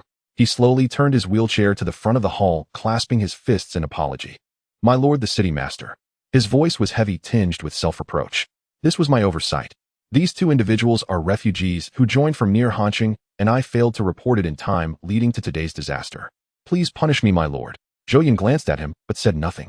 Lei Lai, however, was already furious. Hanqing. He slammed his fist into the pillar and roared. We have no grievances against Hanqing, yet they resorted to such treachery. They are being too oppressive. He turned around, clasping his fists, each word like a nail. Please give the order, my lord. I am willing to lead the troops to flatten Hanqing. Let them know the consequences of offending Huaqing. He paused, casting a fierce look at Lu Dashun and Sun Weiwu. As for these two, please allow me to take them out and execute them. Execute them. The citizens outside the courtroom echoed. Execute. Execute. Kill them. Execute publicly. Kill. Kill. Kill. The shouts of execution outside the courtroom were deafening, rising higher and higher. Lu Dashun and Sun Weiwu knelt below the hall, trembling, their faces ashen. They knew that their time was up. However, Zhou Yun slowly spoke. I can understand the motives behind your actions. As soon as these words were spoken, silence fell over the courtroom. Everyone froze, staring incredulously at Zhou Yun. Understand. The city master said he understands. Zhou Yun's voice was calm, yet it clearly reached every ear. Regardless of who it is, if their loved ones were threatened, their hearts would surely struggle immensely. He looked at the two quaking individuals below, his eyes devoid of anger, only a profound compassion. You committed a grave error by poisoning. Poisoning 120,000 citizens at first glance does indeed lack humanity. He paused, then shifted his tone. But to me it paradoxically reflects humanity. A reflection of humanity. In the courtroom, everyone displayed a look of confusion. How could poisoning others instead reflect humanity? Zhou Yun continued, precisely because they are human, they possess humanity. They have family ties, concerns, and vulnerabilities. It is precisely because of these that when their loved ones are threatened, they make choices beyond reason. His gaze swept across the crowd outside the courtroom, his voice slightly raised. Among so many people present, many were also driven out by the previous city master right. There was a stir in the crowd. Indeed, many of these refugees had fled from other cities. Many of them had experienced the suffering of losing their homes and wandering without a place to stay. Zhou Yun's voice rang out again, carrying a force that could not be ignored. Imagine this. If your closest kin were captured, the other party hands you a packet of poison, saying that if you poison someone, you can exchange it for the life of your loved one. You? His gaze slowly swept across every face. Would you do it, or would you not? Instantly, the courtroom fell silent. No one dared to answer. No one could answer. Because everyone was asking themselves the same question. Yes, what if it were me? What if it were my mother being captured? My wife? My child? My siblings? If I do not comply, they will die. Can I truly refuse? Silence spread the air, began to grow heavy. Lei Lai stood aside, his brow furrowed, revealing a thoughtful expression. The words of the city lord reminded him of something. Not long ago, a plague had erupted in Huaqing. At that time, he believed that if someone fell ill, they would spontaneously come forward to report it or be denounced by those around them. After all, concealing the illness could endanger the entire city. For the sake of everyone's benefit, no one would violate this rule. Even if it was a close family member who fell ill, they would still act for the greater good. He had always thought this way. But what was the reality? The reality was that when Zhou Yun appeared and presented the spiritual medicine that could cure the plague, many patients who had never been reported or discovered suddenly emerged. They knew full well that concealing the truth was wrong. They understood that such actions could harm the entire city. Yet they chose to conceal it nonetheless. Why? Because they were their loved ones. Because they could not bear to see their relatives expelled from the city, left to die in the wilderness. Thus, even knowing it was wrong, they chose the wrong path. How similar was this to the two kneeling in front? The city lord said this is human nature. Knowing what is right, and what is wrong, yet still choosing to do wrong. Isn't this human nature? But what is right and wrong about human nature itself? Lei Lai fell into deep thought, momentarily unsure how to respond. Meanwhile, Zhou Yun continued speaking. You indeed committed a crime and did something wrong. His voice was steady yet carried an undeniable force. But the root of the error, the source of the evil, lies with the city lord of Han City, who kidnapped your family and incited you to commit these wrongs. His gaze sharpened. He is the true culprit. He is the one who truly deserves punishment. At this point, Weiner suddenly stood up. City lord. Her voice was calm, yet carried a rare firmness. Zhou Yun looked at her. Does Weiner have something to say? Weiner bowed deeply, raising her head with a very serious expression. Perhaps the city lord thinks they are merely knives borrowed by others to commit murder. And the knife itself has no will, so it is believed that they can escape severe punishment. Am I right? Zhou Yun did not answer, merely watching her silently. Weiner continued, but city lord, they are conscious beings, not willless knives. Her voice rose slightly, filled with excitement. They know what they are doing. They are aware of the consequences of their actions. They indeed acted to save their families, and I do not deny this. However, city lord, she looked directly at Zhou Yun, speaking slowly and deliberately. What they aim to do is to endanger the lives of 1,200,000 citizens. This is great evil. A tremendous evil. She deeply bowed, performing a full bow. I implore the city lord to impose a heavier punishment. Weiner's words resonated strongly, echoing in the courtroom. The citizens outside also nodded in agreement, reigniting their anger. Yes, Weiner is right. They know what they are doing. Even if there are hardships, it cannot be forgiven. Kill them. The call for execution rang out again. Lei Lai suddenly came back to his senses. Yes, just now he had almost been swayed by the city lord's words. Weiner was correct. It was true that they acted to save their families. But it was equally true that they poisoned the entire city, endangering 1,200,000 citizens. Regardless of the reasons, regardless of who pressured them, their actions were inherently great evil. Thus Lei Lai hurriedly stepped forward and knelt on one knee, his voice urgent. City lord, you are merciful, which is a blessing for Huaqing and its citizens. But this mercy must never be extended to them. His tone grew more agitated. If the wicked discover that committing evil has no cost, they will only become more brazen. If you let them go today, tomorrow more will follow suit. At that time, what authority will the laws of Huaqing hold? City lord, please think carefully. Lei Lai spoke earnestly, every word considering the well-being of Huaqing. Weiner stood beside him, her expression serious, clearly sharing the same sentiment. At that moment, an unexpected person stepped forward. Wang Fuguwei. He walked slowly to the front of the courtroom, his expression unusually grave. Everyone was stunned. Wang Fuguwei. How did he come out as well? It should be noted that although Wang Fuguwei had changed quite a bit recently, many still saw him as the self-interested Wang Banqing. Was he really going to get involved in such a major issue? Yet Wang Fuguwei disregarded the gazes of the crowd, looking directly at Zhou Yun, and spoke in a deep voice, City lord. His voice was not loud, but exceptionally clear. Everyone here knows what kind of person Wang Fuguwei was before. Inside and outside the courtroom, there was silence. Yes, who did not know Wang Banqing? Hoarding and profiteering, selling grain at high prices, a complete and scrupulous merchant. All those accounts are well remembered by everyone. Wang Fuguwei continued. Even now, many still think I deserve death. Even I feel. I was indeed quite a scoundrel back then. His tone was calm, as if he were discussing something unrelated to himself. But city lord, to speak fairly. He turned to look at Lu Dashun and Sun Weiwu kneeling on the ground, a complex light flashing in his eyes. What they did is 1,000 times more detestable than what I did. Upon these words, everyone was taken aback. Wang Fuguwei actually compared himself willingly. Though I, Wang Fuguwei, love and covet wealth, and have done many immoral things. Wang Fuguwei's voice trembled slightly, yet remained firm. I have never directly harmed a single person's life. He suddenly turned to Lu Dashun and Sun Weiwu, his voice rising sharply. And what about them? They actually want to kill 1,200,000 citizens. 1,200,000 lives. What kind of heart must one possess to commit such an act? His voice echoed in the courtroom, lingering for a long time. Inside and outside the courtroom, everyone fell silent. Indeed, this concerns 1,200,000 lives.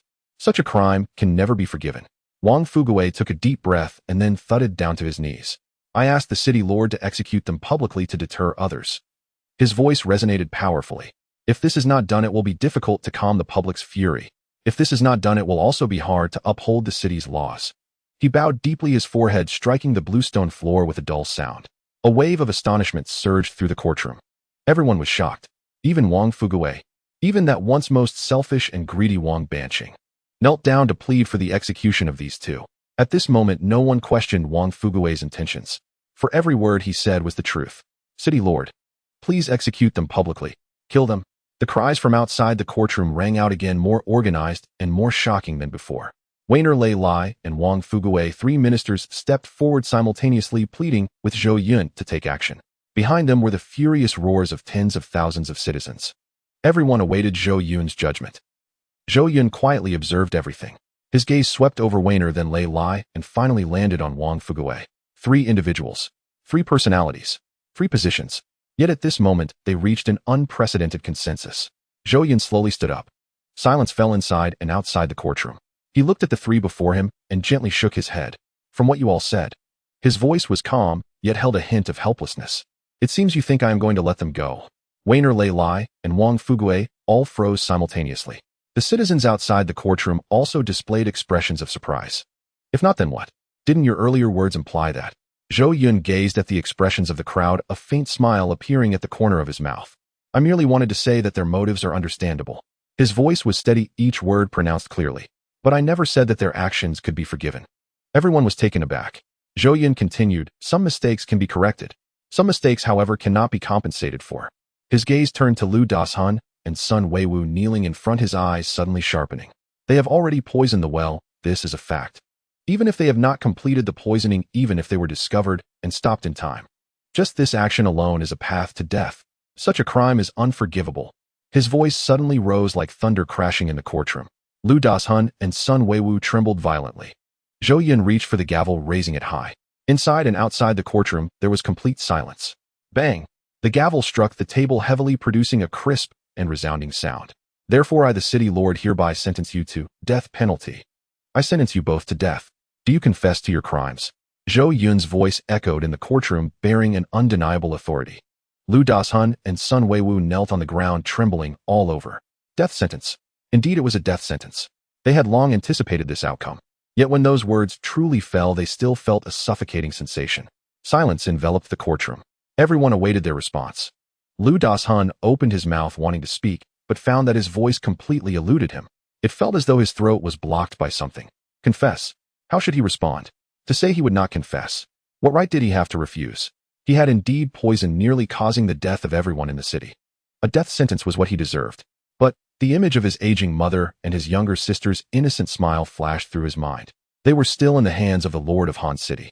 What would happen to them if he died? The thought pierced Lu Dashun's heart like a knife. But he knew that these were not reasons. He had done wrong and must bear the consequences. This was the natural order of things. Commoner. Lu Dashun's voice was hoarse, trembling slightly. He deeply bowed his body, his forehead heavily striking the ground. Commoner confesses.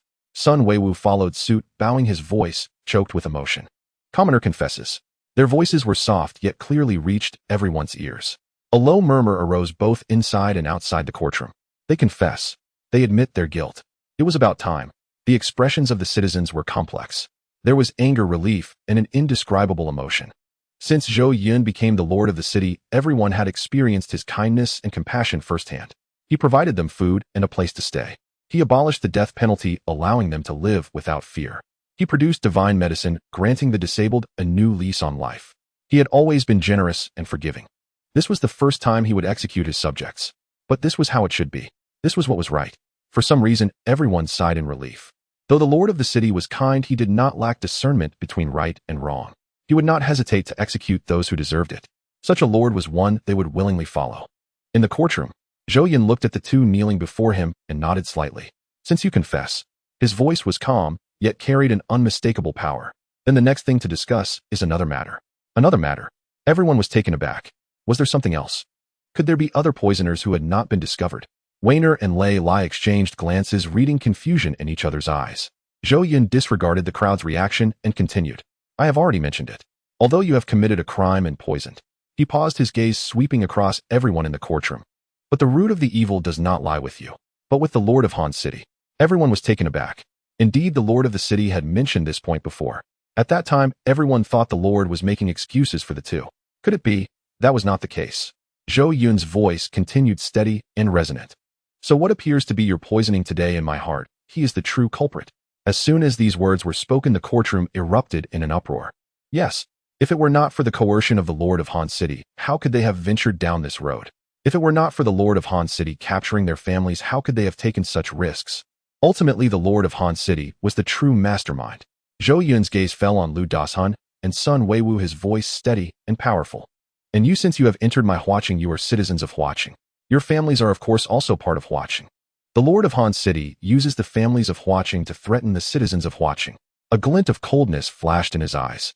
This debt I, the Lord of the city, will personally settle. As his words fell, the courtroom fell silent. Everyone was stunned by Zhou Yun's words. The Lord of the city intends to settle accounts with Han City. Before they could digest this information, Zhou Yun's voice rang out again. Besides, his gaze again fell on Lu Dahan and Sun Weiwu. Since they are family of Huaqing, their safety is naturally my responsibility. In 5 days, his voice suddenly rose, reverberating throughout the courtroom. I, the Lord of the city, promise to safely bring them back to Huaqing. At this declaration, the crowd was in an uproar. Everyone finally understood. It turned out that when the Lord of the city first mentioned Han City and the root of the evil, he was not trying to excuse these two. Instead, at that moment, he had already decided to settle accounts with Han City. He had decided to rescue the families of Lu Dahan and Sun Weiwu, who were under coercion. So that was it. So that was how it was. An indescribable emotion surged within everyone's hearts. They were completely taken aback by Zhou Yun's magnanimity. These two poisoners' families were clearly not in Huaqing, nor were they formal citizens of Huaqing. Yet the Lord of the city regarded them as part of Huaqing. What a grand vision this was. What a bold spirit. Lord of the city. Someone called out first, their voice trembling. The Lord of the city is benevolent. Following this, more and more voices joined in. The Lord of the city has a broad heart. The Lord of the city is wise. We are willing to serve the Lord of the city to the death. The calls surged like waves echoing through the sky. At this moment, Lu Dahan and Sun Weiwu, kneeling in the center of the courtroom, could no longer speak. The Lord of the city intends to save their families. Just moments ago, when the death sentence was pronounced, their tears had already stopped, because they knew they would surely die and crying was useless. But now, tears suddenly flowed forth like a torrent, as if endless. They cried out with heart-wrenching sorrow, their grief tearing them apart. Not out of fear, not out of despair, but out of gratitude, out of hope. They had thought their deaths would implicate their families. The Lord of Han City would not spare them. Their mother, their sister, would be killed to silence them. This was their most hopeless thought. But now, the Lord of the city says he will save them. In 5 days, they would be safely brought back to Huaqing. Lord of the city, Lord of the city. Lu Dahan and Sun Weiwu knelt on the ground, unable to speak through their tears. They simply continued to bow again and again, their foreheads striking the blue stone floor, producing a dull sound. Blood seeped out, staining the ground, but they were oblivious.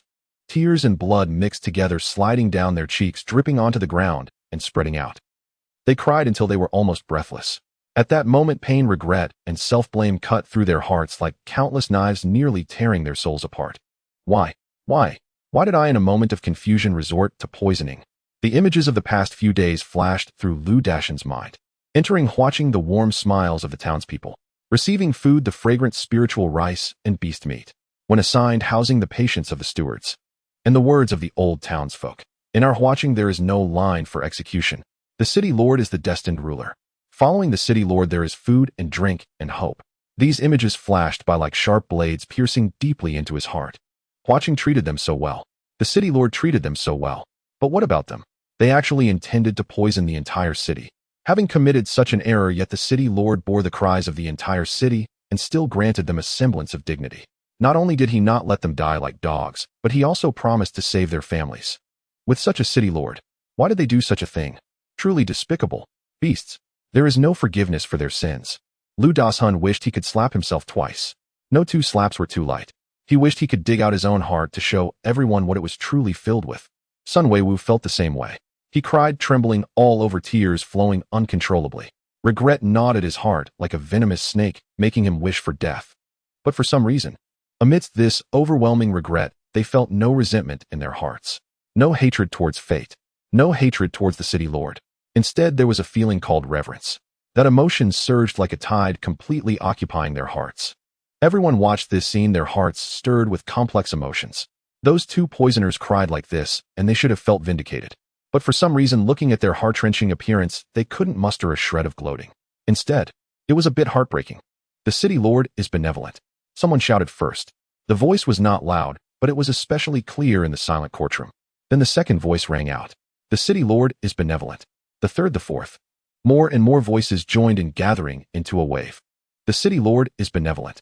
Long live the city lord.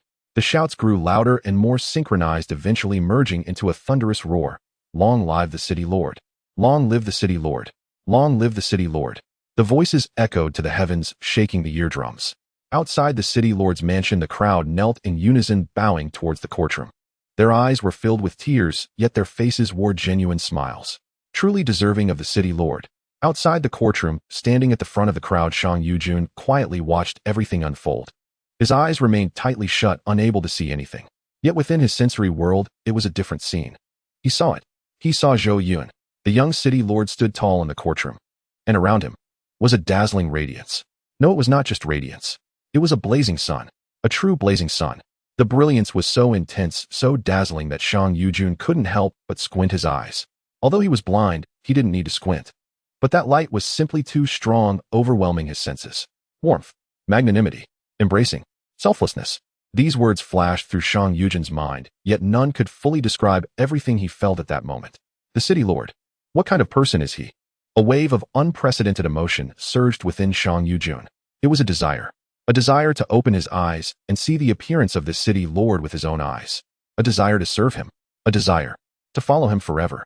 Just then something else caught Yun's attention. The two poisoners, Lu Dashun and Sun Weiwu. They knelt in the center of the courtroom, their colors changing. Yun clearly saw the gray that had enveloped them was rapidly dissipating. Gray, light gray, white, light yellow, bright yellow, orange. The colors grew brighter and warmer. It was as if the gloom had cleared and sunlight was shining down on the earth again. And the source of it all was that brilliant blazing sun, Zhou Yun. His light illuminated those two, dispelling the darkness and despair that surrounded them, replacing it with hope, gratitude, and red. Yun's pupils contracted sharply. He saw the colors on Lu Dashun and Sun Weiwu finally settle on red. That was a color more intense and vibrant than orange. That was a color Yun had never seen before. In his memory, even the most loyal person only bore the color of orange. But now these two who once sought to poison others, their colors had turned red. What did this signify? His heartbeat quickened. The desire to regain his sight grew stronger within him. He wanted to open his eyes. He wanted to see the true visage of this city lord. He wanted to know what that blazing sun truly looked like. But his father's words echoed in his ears once more. Yun, only by blinding these eyes can you truly live well. Yun took a deep breath, struggling to suppress that impulse. Wait a little longer. Just a little longer. On the execution ground, blades flashed. Lu Dashun and Sun Weiwu knelt at the center of the platform, their hands bound behind their backs. The executioner approached with a large knife, sunlight reflecting off the blade and casting a dazzling glare. The time has come, the execution supervisor called loudly. Execute. The executioner raised the large knife, its edge sweeping through the air. At that moment, Lu Dashun and Sun Weiwu both raised their heads, tears streaming down their faces, yet without a hint of fear. They shouted loudly, "Don't be foolish. Don't be as confused as we were. Thank you, City Lord, for granting us death." Their voices echoed across the execution ground, lingering long after. Puff, puff. Two muffled sounds. Two heads rolled to the ground. Blood gushed forth, staining the execution platform. Execution completed. The townspeople dispersed in groups, discussing amongst themselves. Finally dead, they should have died long ago. They got off easy. The City Lord is wise, never soft on those who must die. What a shame that City Lord from Han City really deserved to die. The crowd gradually dispersed, leaving only a few city guards to clean up. However, at the edge of the crowd, Zhu Gu sat in his wheelchair, his expression somewhat grave. His gaze followed as the two headless corpses were carried away, his brows furrowing tighter. "Minister," he called out. Lei Lai, standing nearby, immediately walked over upon hearing the voice. "Mr. Zhu." Zhu Gu lowered his voice, his expression serious. "I need Minister Lei to accompany me for a moment." Lei Lai was taken aback. "Where to?" Zhu Gu spoke in a deep voice. "I have something that must be reported to the City Lord immediately." He paused, a hint of worry flashing in his eyes. "Those refugees who came from Han City. I'm afraid there are more than just Sun Weiwu and Lu Dashun with problems." Lei Lai's pupils suddenly constricted. "You mean?" Zhu Gu nodded. "Originally, there were a total of 1,000 refugees who joined us from near Han City. Sun Weiwu and Lu Dashun are just two of them. What about the others? If they have also been assigned the same task?" He did not finish his sentence, but Lei Lai already understood his meaning. Just two people causing such a huge uproar. If all 1,000 of them have problems, the consequences are unimaginable. Lei Lai's expression instantly darkened. "Let's go." Without further ado, he pushed Zhu Gu's wheelchair directly. "We are going to see the City Lord right now." Just as the two turned around to head towards the City Lord's mansion. "I am just like them." A voice suddenly rang out from the crowd. Lei Lai and Zhu Gu were both taken aback, turning towards the sound. They saw a man in his 30s stepping out from the crowd. His face was streaked with tears trembling all over, yet he shouted loudly, "I also came from Han City. I was also forced to poison. I am guilty. Please arrest me. Please take me away." As he spoke, he pulled out a small cloth bag from his bosom and held it high. Inside the bag was a startling black powder. Blackstone powder. The townsfolk who had just left immediately erupted in chaos again. "What? Another one? He also wants to poison. Catch him." The city guards rushed forward, immediately pinning the man to the ground. However, before everyone could react, "I am too." Another voice rang out. A young man stepped forward, also holding up a bag of poison powder. "I also came from Han City. Please arrest me." "Me too. I am too. Take me away." One after another, more and more people stepped out from the crowd, holding up poison powder and loudly confessing. There were men and women, old and young. Their faces showed relief, their eyes filled with pain and liberation. Zhu Gu recognized that these people were all refugees who had joined the ranks from near Han City. Although he hadn't scrutinized them closely on the way, he still had some impression of their faces. 1, 2, 3. Lei Lai instinctively counted the number of people, his expression growing worse. 10, 20, 50. More and more people surrendered, pouring out from all directions. The townsfolk around were dumbfounded. Why are there so many? Heavens, how many people are there? What deep grudge does Han City have against us? It's terrifying. Fear and anger spread among the crowd.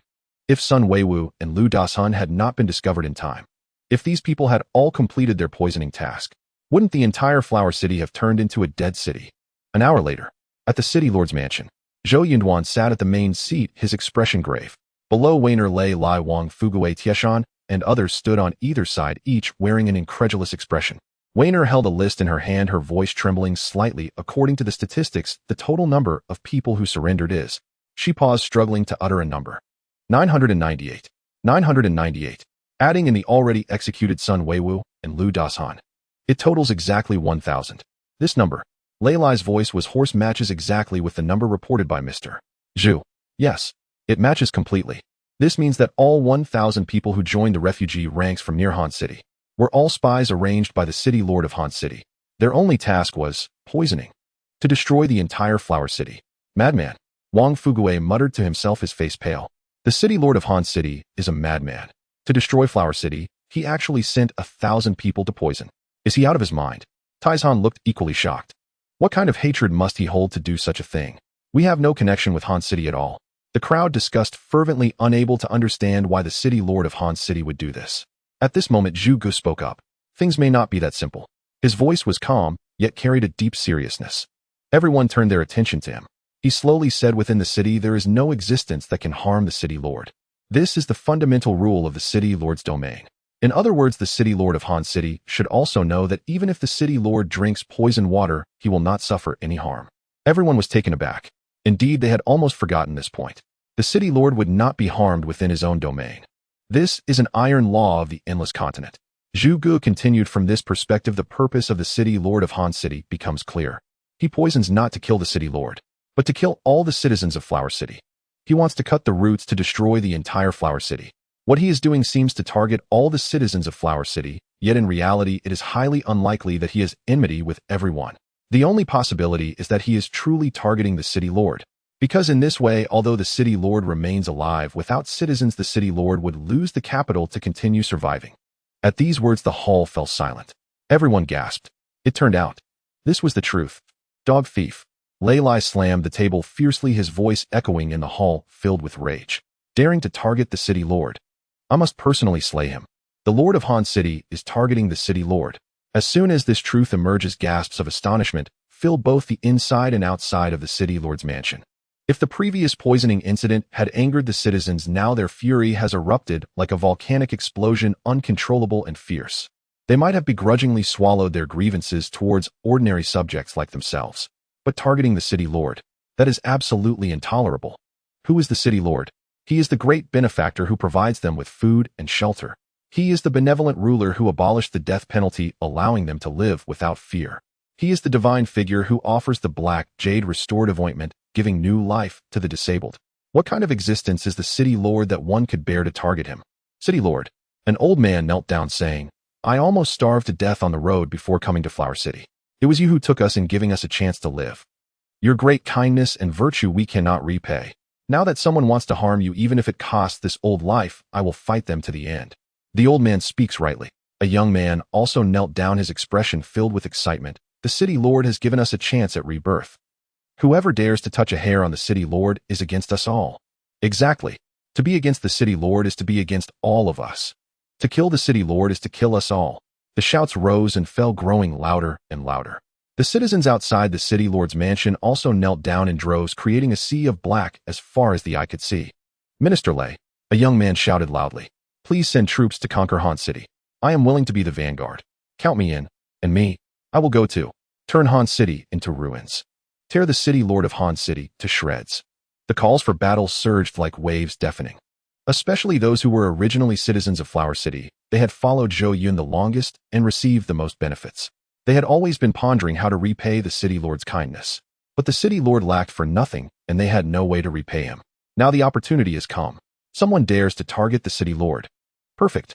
Let them seek justice for the city lord. Please let us march. We are willing to go through fire and water for the city lord. To the death. Zhou Yun sat calmly in the main seat. For some reason, upon learning that someone wanted to harm him, he felt little emotional fluctuation. However, he also realized a certain inconsistency in the poisoning incident. Sun Weiwu and Lu Dashun only had a pound of poison powder on them. A pound of poison powder, even if it was the bronze-grade blackstone powder, would lose most of its toxicity when diluted in the well water. Yet the Lord of Han City had arranged for a full 1,000 people. If every 2 people carried a pound of poison powder, that would total 500 pounds. 500 pounds of blackstone powder. Even diluted by the well water in the city, this poison might not harm silver-rank powerhouses like Lei Lai. But aside from him and Lei Lai, all the other residents of Flower City, if they drank the water, would likely not survive. Tens of thousands of lives were calculated in this manner. How cruel. Do they not regard lives as lives? A glint of cold light flashed in his eyes. He actually did not care much about it targeting him. He would not truly die in this grand world of the city lord. At most, he would be eliminated and could continue living back in Blue Star. But what about the people in the city? If they died, it would be a true death.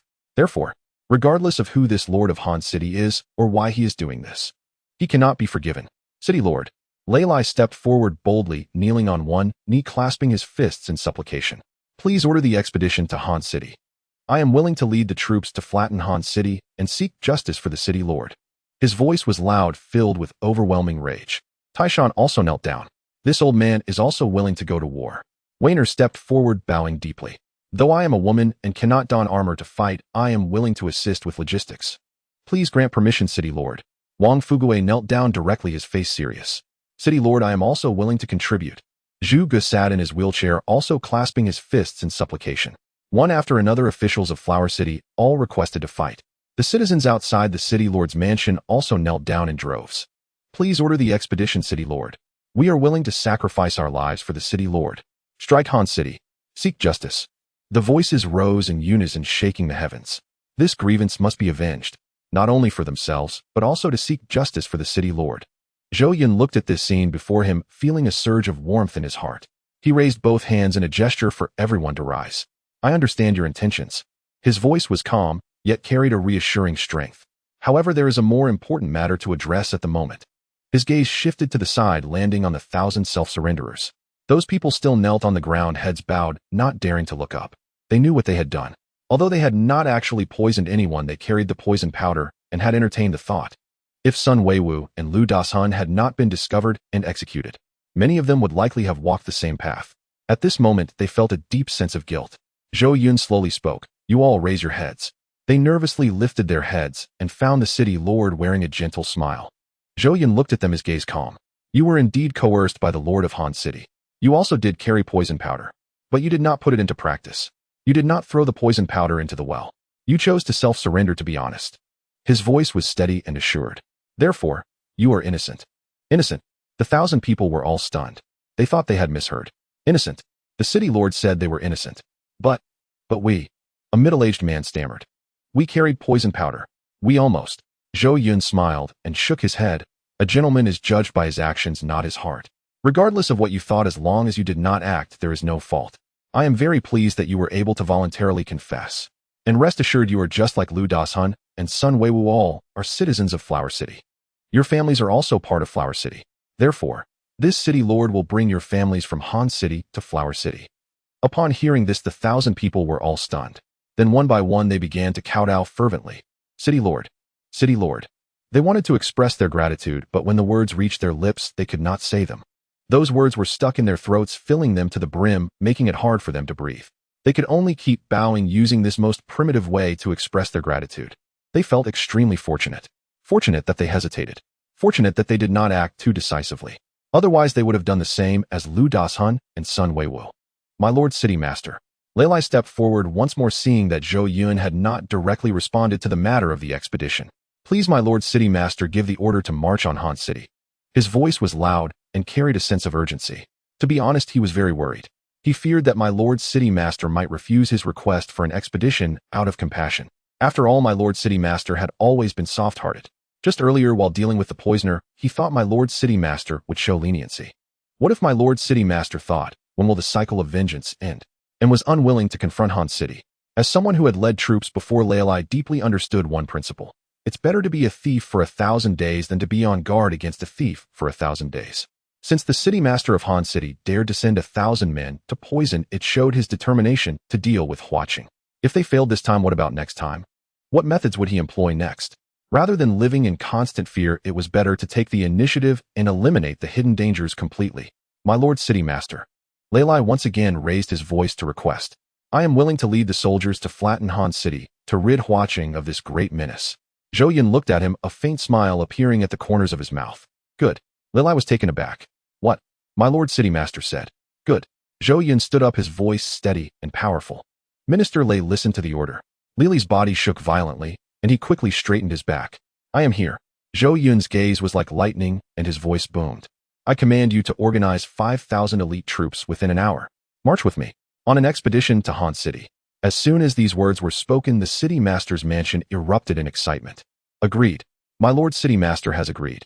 Not only has he agreed to the expedition, but he will also personally lead the army. Layli's blood surged within him, trembling with excitement. He had thought it would take a lot of persuasion, but my Lord City Master agreed so readily. Moreover, my Lord City Master is going to lead the charge in person. What does this indicate? It indicates the importance my Lord City Master places on this matter. It shows that my Lord City Master wants to personally seek justice for Huaqing. I will take my leave. Leilai responded loudly, his voice filled with uncontainable excitement. I will organize the troops right away, and within an hour they will be ready. He stood up, his eyes burning with fierce battle intent. This time, he must turn Han City into ruins. He must capture that damned city master of Han City and personally tear him to pieces. Leilai turned and strode away, his steps swift as the wind. After Leilai left, Zhou Yun continued issuing orders. Wainer, I am here. Wainer stepped forward and bowed. Zhou Yun said, equip these 5,000 elites with full gear and military rations. He paused, adding, you will directly coordinate this with xuanyuan. Wainer was slightly taken aback, but then nodded. I will take my leave. Beside her, xuanyuan quickly bowed as well. Xuanyuan takes her leave. Her voice was crisp and her eyes sparkled with excitement.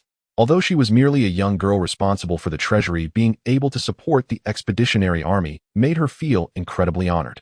Wainer and xuanyuan then left together to prepare for the equipment. Watching them leave, Taishan and Wang Fuguei exchanged glances. Leilai is set to march. Wainer and xuanyuan are in charge of logistics. What about them? At this moment, the two of them surprisingly moved forward in unison. My Lord City Master, Taishan said in a deep voice, though I am old, I am still willing to go on this expedition. Wang Fuguei followed, saying, My Lord City Master, I am also willing to march. Please allow us, my Lord City Master. The two looked at Zhou Yun with eager faces, their eyes filled with longing. However, Zhou Yun shook his head. No. Taishan and Wang Fuguei were both taken aback. No. Why not? Could it be that my Lord City Master despises them? A wave of disappointment surged within them, especially Wang Fuguei, whose expression grew even darker. He had originally been a defeated general, and his status among his peers was awkward. Now that my Lord City Master does not allow him to march, does it mean he does not trust him? Just as he was lost in thought, Zhou Yun's voice rang out. If we march, what will happen to Huaqing? Taishan and Wang Fuguei both froze. Zhou Yun continued, the construction of the new city is at a critical stage and cannot stop. He looked at Taishan. Old Tai, this matter still requires your continued effort. Taishan was stunned for a moment, but soon understood. Yes. If they all march, who will build the new city? Who will command the workers? This is a matter of great significance for Huaqing's future. Zhou Yun then looked at Wang Fuguei. As for Minister Wang, the commerce of Huaqing has just begun and cannot be without personnel. And He slightly emphasized his tone. What if some ill-intentioned people take advantage of Huaqing's emptiness? Then both of you ministers will need to be extra vigilant. Wang Fugui's body shook violently. He understood. My Lord City Master did not distrust them. On the contrary, my Lord City Master trusted them too much. With the army marching, the city would be left vulnerable. At this moment, it was crucial to have someone stay behind to stabilize the rear. My Lord City Master entrusted this heavy responsibility to them. What immense trust that is, especially for Wang Fugui. He had once been someone who opposed my Lord City Master. Although he was now appointed as a minister, he was still just a defeated general. Others looked at him with a hint of wariness and distrust. But my Lord City Master entrusted him with the heavy responsibility of guarding Huaqing. To let him and Taishan together protect the safety of Huaqing. This was entrusting the fate of the entire city to him. Wang Fugui's eyes instantly turned red. His throat felt blocked, and for a moment he could not say a word. Taishan felt the same way. He had thought that at his old age he would not be of much help.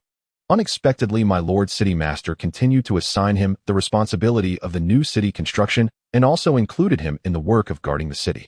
This trust made every bone in his body feel warm. My Lord City Master. Taishan's voice was somewhat hoarse. Old man, I will not fail your trust. Even if it costs this old body, I will ensure the new city is built and Huaqing is well protected. Wang Fugui also deeply bowed, his voice trembling. Rest assured, my Lord City Master. If anyone tries to scheme against Huaqing while my Lord City Master is away, if any ill-intentioned person dares to step into Huaqing, his voice suddenly rose, resonating with authority. They will have to step over my dead body first. Zhou Yun smiled and nodded, watching everyone leave one by one. Although he had promised Sun Weiwu and Lu Dasan that he would bring their loved ones to Huaqing within 5 days was merely the maximum deadline he had set. This did not mean he would wait until the last moment to fulfill his promise. Time is of the essence in military matters. Some things are certainly better done sooner than later. After assigning tasks to everyone, Zhou Yun returned alone to the Lord's residence. He walked into the study, closed the door, and took out his phone. He opened WeChat and entered the class group. The group was buzzing with activity. Some were sharing their progress on city construction, others were complaining about insufficient resources, and there were discussions about the impending beast tide. Zhou Yun ignored these messages and typed directly. Zhou Yun, who is the Lord of Han City? Zhou Yun, send the coordinates. Are you drunk? What happened? What's going on? Are we going to fight? Zhou Yun did not explain or respond to anyone's questions. He simply sent another message. Zhou Yun, regardless of whether you send the coordinates or not, you will be eliminated today. As soon as these words were spoken, the group erupted. What the hell? Eliminated? Who is being eliminated? Wow, so arrogant. Who is the Lord of Han City? Can this be tolerated? Wake up, Emperor Yun. You are the only level small city in the entire class. This is hilarious. If the Lord of Han City isn't from our class, it's fine. If he is, isn't that courting death? Are you mistaken about your own strength? Although they said this, everyone secretly felt astonished. After all, in everyone's impression, Zhou Yun had always been a very peaceful person, so peaceful that he seemed somewhat timid. He never minded small matters that occurred in daily life. He had never been seen angry before. So what was happening now? It seemed like he was upset. Was it with the Lord of Han City? Did they have a grudge? Who is the Lord of Han City? Come out. No way, is someone really afraid of Emperor Yun? Why not? Emperor Yun has over 5,000 professionals under him. I don't know if you are afraid, but I am trembling in fear. Fear? It's good that Emperor Yun hasn't come looking for me, or I might just pee myself from fright. Zhou Yun, it's been a while, but no one has come out. Are you sure you haven't made a mistake? What is going on? I'm so curious. Zhou Yun did not respond. He simply looked at the screen, quietly waiting. Huaqing was merely an level small city, one of the weakest in the entire Lord's world. Moreover, he was still in the beginner stage and had not managed his own city's affairs, having almost no interactions with the outside world. In such circumstances, how could there be 1,000 refugees instructed to poison Huaqing? The mastermind behind this, the Lord of Han City, was most likely one of the 3 individuals. There were a total of 46 people in the class, and although most of them would curry favor with Wang Shui standing on the opposite side of him, but truly harboring malice towards him were those 3 individuals. He did not care about past petty squabbles. If it were only directed at him, he could easily let it go. But this time was different. This poisoning involved the lives of hundreds of thousands of people under his jurisdiction. He could not remain indifferent. Just then a message caught his eye. Zhang Hao, I am the Lord of Han City. What's the matter? Zhang Hao, what do you want? Zhou Yun looked at this name, his eyes narrowing slightly. It was indeed you. Zhou Yun, coordinates. Zhang Hao 9643445. Zhang Hao, what's up? Do you want to fight me? Have you grown wings? Zhang Hao, are you afraid of not passing the beginner stage and trying to drag me down? Zhang Hao, fine. If you have the ability, come at me. Zhang Hao, I'll definitely make sure you regret it.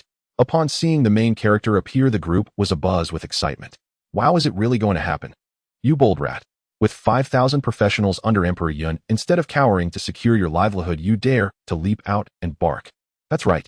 Quickly kneel down and beg for mercy. Emperor Yun might spare you. Don't provoke Emperor Yun, or you might get blown away. Zhou Yun, however, did not pay attention to the other messages in the group.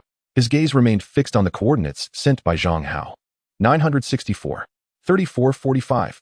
The coordinates of Huaqing are 10243368, which means he is located to the northwest of me. 6060 plus 7777. 9529. Calculating the square root. Between 97 and 98, approximately 97. 5 coordinate units. 1 coordinate unit equals 1 kilometer, therefore it is 97. 5 kilometers. Considering the terrain and detours, the actual travel distance is roughly around 110 kilometers. At this distance, with the speed of the refugees factoring in rest stops, it will take about a day and a half to arrive. Calculating this way from the time I learn my coordinates to the arrival of the refugees in Huaqing, the timing is just right. This means that he made corresponding arrangements shortly after learning my coordinates. Heh, truly meticulous. With this thought, he replied in the group chat with 6 words. Zhou Yun, wait, I will arrive soon. As soon as the message was sent, a private message from Chu Xinran popped up. Chu Xinran, what exactly is going on? Chu Xinran, what happened between you and Han City no Zhang Hao? Chu Xinran, do not act impulsively. If there's anything I can help with, just let me know. Chu Xinran, Han City isn't a level city, and its overall combat power is stronger than yours. Plus you are on the attacking side, absolutely no chance of winning. Chu Xinran, no matter what, wait until the beginner stage is over before we talk about it. Chu Xinran, I'll help you take him down then. The messages kept coming, filled with concern. Zhou Yun looked at these messages, feeling a warmth in his heart. Zhou Yun, it's a small matter, no need to worry. Zhou Yun, I can handle it myself. Zhou Yun, thank you for your concern. After sending these 3 messages, he did not reply again. Chu Xinran sent several more messages, but he did not look at them. On the other side, Han City. Inside the Lord's residence. Zhang Hao put down his phone, a playful smile on his face. This little brat hasn't seen him in a few days, and he's grown some temper. He leaned back in his chair, crossing his legs in a confident manner. At that moment, his phone vibrated. It was a private message from Wang Shuai. Wang Shuai, rat, what's going on? Why are you being targeted? Zhang Hao chuckled and quickly replied. Zhang Hao, it's all about the poisoning incident. Zhang Hao, he must have discovered it. Zhang Hao, I don't know if it was successful or not, but judging by his tone, it seems it wasn't. Otherwise, he wouldn't have the nerve to come and confront me. Wang Shuai, was it unsuccessful? How many people did you send? Zhang Hao, 1,000. Wang Shuai, 8,000 people couldn't succeed. Zhang Hao, who knows a bunch of useless people?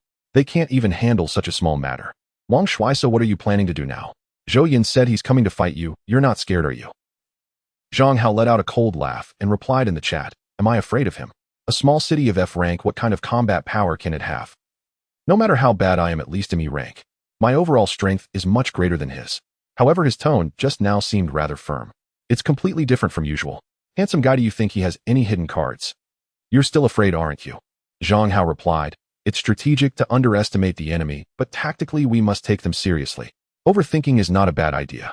As the lord of a small city of F rank, how many old, weak, sick, and disabled can he gather to fight? Wang Shuai asked. Or do you believe what he said in the group, that he has 5,000 professionals? Upon hearing this, Zhang Hao couldn't help but laugh out loud. Ha, I think he has been dreaming too much. He can't tell reality from dreams. If he really has 5,000 professionals under him, without lifting a finger, I would kneel down before him immediately. Wang Shuai replied, it's good not to believe him. But keeping a backup plan is never a bad idea. Let me immediately dispatch a team of 100 professionals to support you. Wang Shuai asked, how about that? Zhang Hao was momentarily taken aback, then overjoyed. Handsome guy, you are my true brother. With your 100 professionals, we're solid. Absolutely. Wang Shuai confirmed, wait for me, you'll send someone right away. Zhang Hao responded, good. After shutting down WeChat, his smile grew even brighter. With Wang Shuai's support, he felt even more fearless. Zhou Yun. He stood up, walked to the window, gazing at the scenery outside, and sneered, still trying to eliminate me. You better hurry up. Otherwise, I won't be able to hold back my desire to slap you. In the Flower City, Lei Lai and Zhu Gu moved quickly. Within half an hour, they finalized the list of 5,000 professionals for the expedition. As soon as the news was announced, the military camp erupted in excitement. Great. I was selected. Ha, me too. And me. The professionals who gained the qualification for the expedition were overjoyed, itching to rush to Han City immediately. However, those who were not selected felt a bit disappointed. Sigh, I didn't make the cut. I was so close to qualifying. I really envy them. They gathered in small groups, showing traces of dejection. However, this sense of disappointment did not last long. Soon an even more explosive piece of news arrived. Hurry, hurry, hurry. The Lord is giving out equipment to all professionals. What? All professionals? Yes. Regardless of expedition qualification, everyone can receive a set. Is that true? Absolutely. The logistics have already started distributing. Then what are we waiting for? Let's go. The news spread like wildfire throughout the entire Flower City. Those originally disappointed professionals suddenly lit up with excitement. Equipment distribution. Everyone can get it. This is fantastic. They knew that for professionals, equipment is extremely important. A professional without equipment is like a tiger without teeth, full of strength, but unable to exert it. With equipment, strength can increase by at least 30%. A professional with equipment is considered a true professional. At the Treasury's entrance, Zhou Yun stood by watching Weiner and xuanyuan directing personnel to distribute equipment. There are still some reserves in the Treasury. Although not many, at least we can distribute a batch first. Next. Name. Zhang Dazhuang. Profession. Warrior. 1 longsword and 1 plate armor. Take it next. The line moved quickly and each person happily retreated after receiving their equipment. At that moment, a familiar notification sound rang in Zhou Yun's mind. Ding. You successfully granted a longsword 1, triggering a 1000x critical hit reward, receiving longsword 1000. Ding. You successfully granted plate armor 1, triggering a 1000x critical hit reward, receiving plate armor 1000. Ding. You successfully granted leather armor 1, triggering a 1000x critical hit reward, receiving leather armor 1000. Ding. You successfully granted a longsword 1, triggering a 1000000000x critical hit reward, receiving a transformation reward. Crimson Sword Black Iron level 10. Ding. You successfully granted a wooden bow 1, triggering a 100x critical hit reward, receiving wooden bow 100. Ding. You successfully granted a wooden staff 1, triggering a 10,000x critical hit reward, receiving wooden staff 10,000. Ding. You successfully granted a wooden staff 1, triggering a 100000000x critical hit reward, receiving a transformation reward. Crimson Staff Black Iron level 10. Ding. You successfully granted a fine iron dagger 1, triggering a 100000000x critical hit reward, receiving a transformation reward. Flying Swallow Dagger Black Iron level 10. Due to the large quantity being distributed, it quickly triggered a transformation critical hit.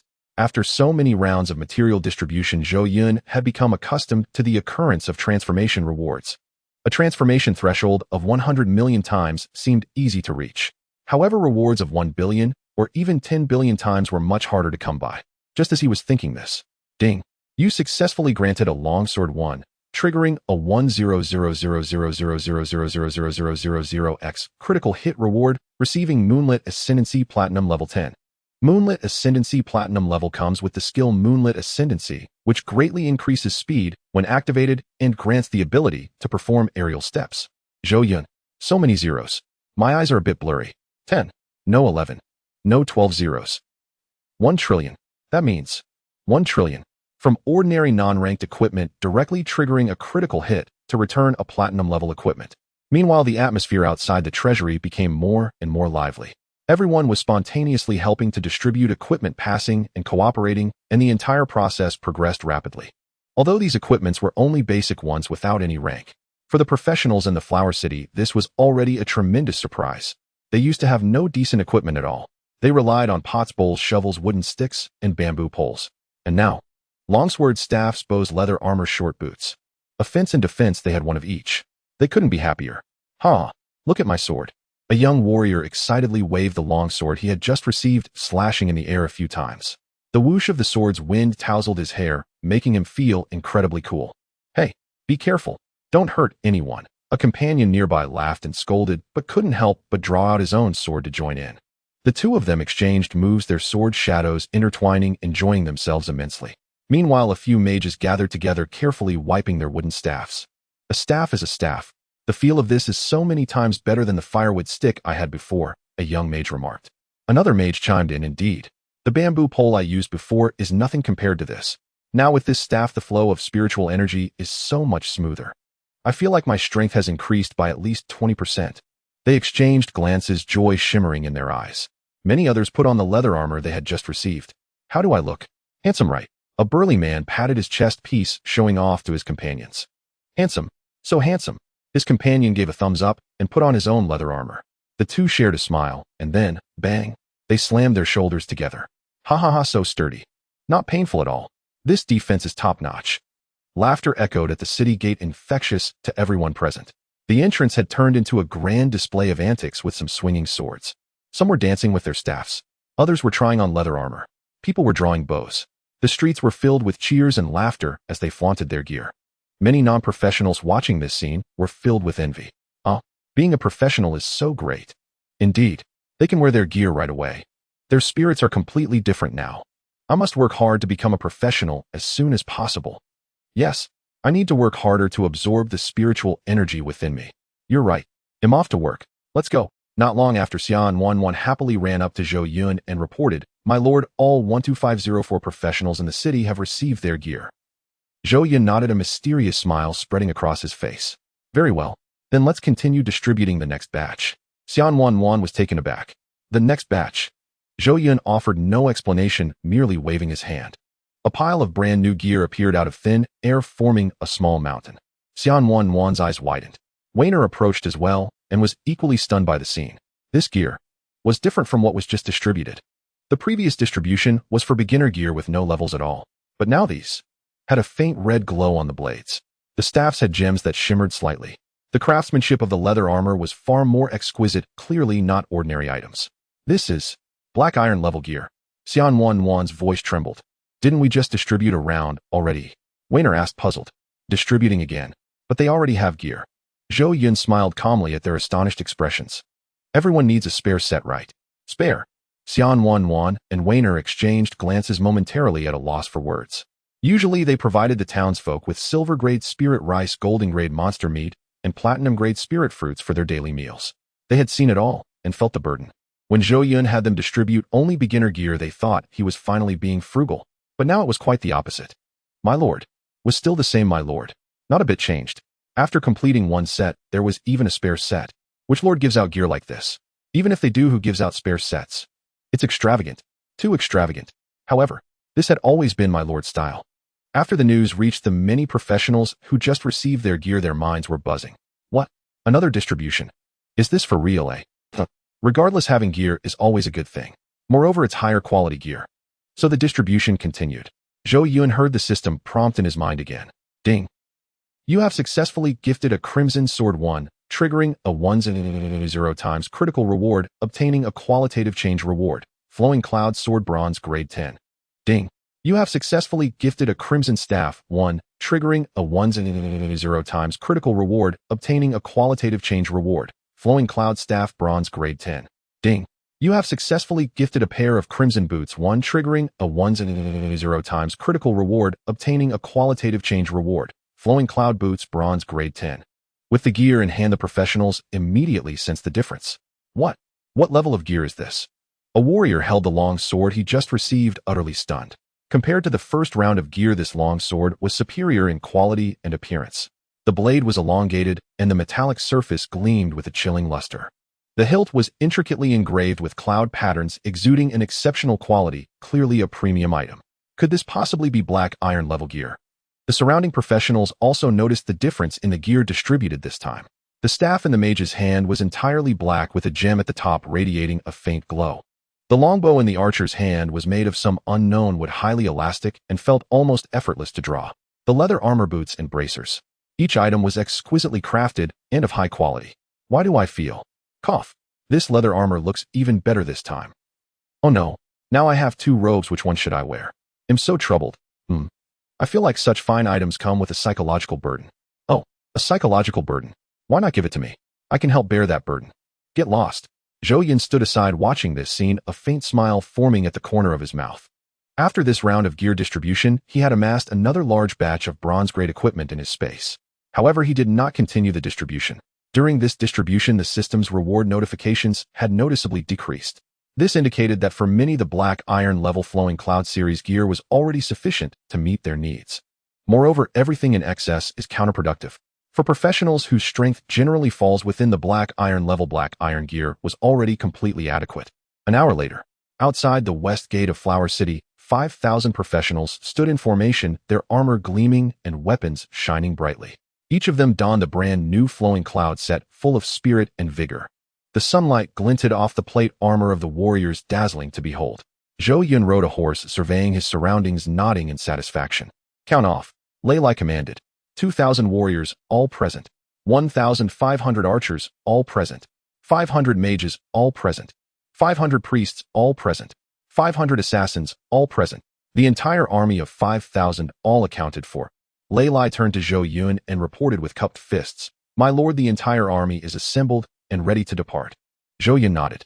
He turned back, scanning the crowd gathered at the city gate to see them off, then pulled the reins and shouted, "Let's go." As the horn sounded, the 5,000 troops marched forward towards Han City. Behind them, Taishan tightly pressed his lips together, bowing deeply.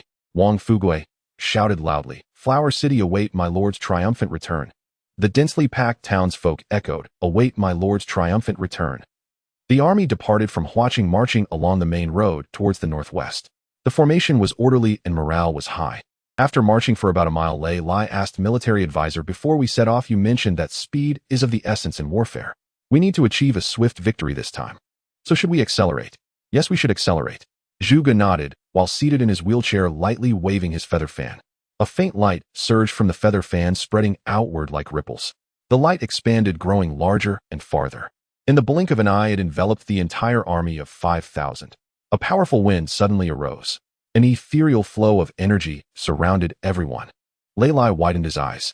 He distinctly felt his body becoming much lighter, and with this newfound lightness, each step he took was considerably easier than usual.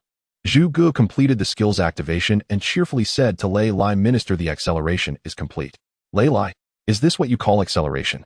Though it was indeed acceleration, what I meant was for the whole army to march at a run. Meanwhile, the surrounding soldiers noticed the change and gasped in astonishment. "What happened? I feel so light. Our speed has increased. What is this wind?" "Huh, I know. It's Zhu Ge's skill. So amazing." Zhou Yun turned back to see the faint light enveloping the entire army. A wave of indescribable shock surged within him. "What is this? Judging by the effect, it should be a skill from some profession. But the range of this spell is terrifyingly vast, isn't it? One must know that even the so-called most extensive range spells of mages' black iron tier skills cover at most around 10 square meters. But the skill Zhu Ge exhibited actually covered the entire army of 5,000. No, wait. Zhu Ge, isn't he an ordinary person? How could he use skills? Is he a professional?" Zhou Yun suddenly realized he had made a colossal mistake in his assumptions. He didn't even know whether his subordinates were professionals or not. Lei Lai also belatedly came to this realization. He stared blankly at Zhu Ge, his mouth agape. He had always thought Zhu Ge was rather gentle. During their first meeting, Zhu Ge had even coughed occasionally, looking somewhat pale. Moreover, during their first encounter, Zhu Ge was with numerous refugees, so he never considered that he might be a professional. But now, the facts spoke for themselves. What about the claims of having disabled legs and being unable to fight? Previously, he genuinely believed Zhu Ge was telling the truth, thinking that while he was talented, he truly couldn't go to battle. Now it was clear this was all a form of modesty. "Oh my." Lei Lai pointed at Zhu Ge and exclaimed, "You Baijid man. You even hid such a skill." Zhu Ge shook his head slightly and replied, "It's not that I intended to conceal it, but my professional skills are not meant for combat. On the battlefield, I neither charge into the fray nor can I cast destructive magic. I can only provide some support. It's really nothing to boast about." His tone was humble, as if he was merely discussing a trivial matter. However, whether it was Zhou Yun Weiner or even the seemingly rough Lei Lai, none of them took it lightly. Everyone had witnessed the effect of the skill and felt it firsthand. This is just support. This is nothing to mention. If this is nothing to mention, then other professionals should feel ashamed enough to crash into walls and end their lives. Right now, after this skill was cast, a layer of ethereal energy surrounds all 5,000 soldiers. This layer of energy made everyone's bodies feel incredibly light, as if an invisible wind was pushing them forward. With the skill's enhancement, their marching speed was nearly double what it had been before. "Zhu Ge, stop pretending in front of the lord of the city," Lei Lai said in a low voice, feigning anger. "How much more can you hide? You better confess honestly." All right, Zhu Ge immediately confessed. "Since the minister wants to hear, I will say it. Actually, there isn't much to say, because I've only comprehended 3 skills in total." Everyone's hearts trembled in unison. There really are more hidden treasures. Zhu Ge slowly continued. "The first skill is what you are seeing now, all army speed advance. The effect is simple. It boosts the movement speed of the entire army. Currently, it can increase speed by about double while greatly reducing stamina consumption. The second skill is called All Army Stealth. After activating this skill, it can conceal everyone's whereabouts. As long as a certain distance is maintained, it becomes difficult to detect. Everyone's eyes lit up instantly, concealing whereabouts. Isn't this a divine skill for ambushes? The third skill is one I just comprehended a couple of days ago called All-Army Ferocious Attack. It should provide a certain amount of offensive capability, but I haven't tested its specific effects yet, so I'm not sure. All-Army Ferocious Attack. Enhancing offensive capability. Lei Lai gasped in astonishment. 3 skills: Speed, Advanced Stealth, Ferocious Attack. This is not just support. This is simply a battlefield dominator. If the effect range of each skill can expand with Zhou guess level, then in the future, if Huaqing has 50,000 or even 100,000 troops, Zhu Gu alone could provide buffs to the entire army. If other professionals only pertain to individual strengths, then Zhu Guess profession is simply a strategic level existence. He finally understood why over 20,000 refugees under Zhu Guess leadership managed to survive 6 waves of beast tides without a single casualty. Originally, he thought that even if Zhu Gu was an expert in military strategies, this achievement was too exaggerated and unreasonable. But now, considering Zhu Gu possessed these 3 divine skills, everything made much more sense. Military advisor Zhu Weiner spoke, her tone filled with genuine respect. May I ask what profession you have awakened to? Weiner's question resonated deeply with everyone. Indeed. What are these skills like All-Army Speed Advance, All-Army Stealth, All-Army Ferocious Attack? They had never heard of such names before. Zhu Guess awakened profession must not be any of the known professions. Zhu Gu glanced at his legs, a hint of melancholy flashing in his eyes. Reclining Dragon Formation Master. And hearing the title, even Weiner, confident in her erudition, paused in astonishment. And she scoured her memory thoroughly, yet had never encountered such a profession before. Beyond the 10 major professions, indeed, several rare vocations existed. She had glimpsed scattered references to them in ancient texts: illusion formation masters, wind speakers, star-fated seers. Though unheard of, at least those bore traces in recorded lore. And but these 4 characters, reclining Dragon Formation Master, left not even a shadow in her recollection. She could not recall ever hearing of it. Not even hypothetically could she deduce which system it belonged to. And immediately afterward, Lei Lai pressed forward with eager urgency. What rank is it? Ni's eyes widened to their fullest, voice taut with anticipation. N. With such terrifying spellcasting range, it surely cannot be bronze tier. It stands even higher, Zhu Gu replied with a gentle smile. N. Then it must be bronze tier. Lei Lai ventured cautiously. And Zhu Gu shook his head again, still smiling. Higher still. Lei Lai was utterly dumbfounded. Ni's voice involuntarily rose, edged with disbelief. And surely it couldn't possibly be. Silver tier. Zhu Gu lightly fanned himself with his feather fan and nodded with quiet amusement. At once silence fell upon the entire group, so absolute that only footsteps and the clink of armor broke the stillness. Silver tier. And that was silver tier. And recall, within the entire Flower City, and indeed throughout all known realms, the sole silver tier practitioner was Lei Lai himself. And Lei Lai was already 37 years old. Nat 37 attaining silver tier ranked him among prodigies across the entire Lord Commander multiverse. Yet how had he achieved it? And through cultivation alone. And no, it was the Lord Commander who bestowed upon him the platinum tier violet jade lapis fruit, forcibly purifying his meridians and refining his marrow, yanking him from the peak of bronze tier directly into silver tier. Without that spirit fruit, he would have languished for years more at the bronze tier bottleneck. Yet Zhu Gu, he had consumed no spirit fruits whatsoever. And well, technically twice. And still one could fairly say he ascended to silver tier almost entirely through his own cultivation. Weiner's gaze swept over the young man seated before her in a wheelchair, holding a feather fan. In her tone carried a trace of uncertainty. How old is military advisor Zhu Gu this year? And precisely 20. And Zhu Gu smiled faintly, his tone perfectly matter-of-fact. And 20 years old, in silver tier. Those 2 words fused together like a thunderclap, detonating inside every mind present. And Lei Lai stood frozen, mouth agape, unable to close it for a long while. A silver tier at 20. And he himself at 37 had barely broken through, only by external aid, while Zhu Gu had reached that pinnacle unaided at half his age. And then what did that make him? Flower City's foremost warrior. Na silver tier prodigy. And suddenly the word prodigy felt scalding on his tongue. If Zhu Gu did not qualify as a prodigy, then none existed under heaven. Yet if Zhu Gu was one, then he himself could only be described as ordinary. And no, less than ordinary. He even felt an urge to tear the label prodigy from his own chest and slap it squarely onto Zhu Gu's forehead.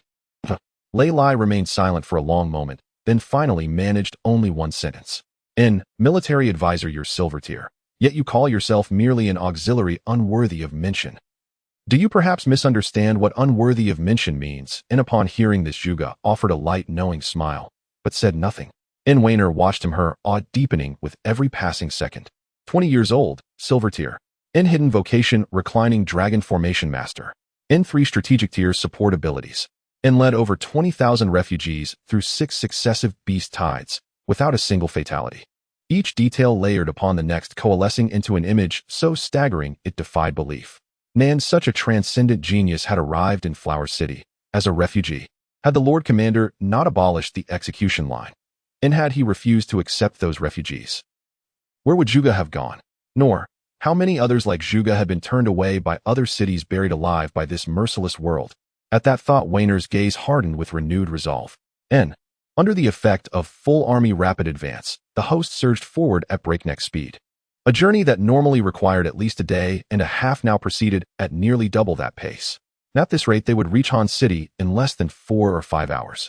Along the march, the soldiers' collective mindset shifted subtly.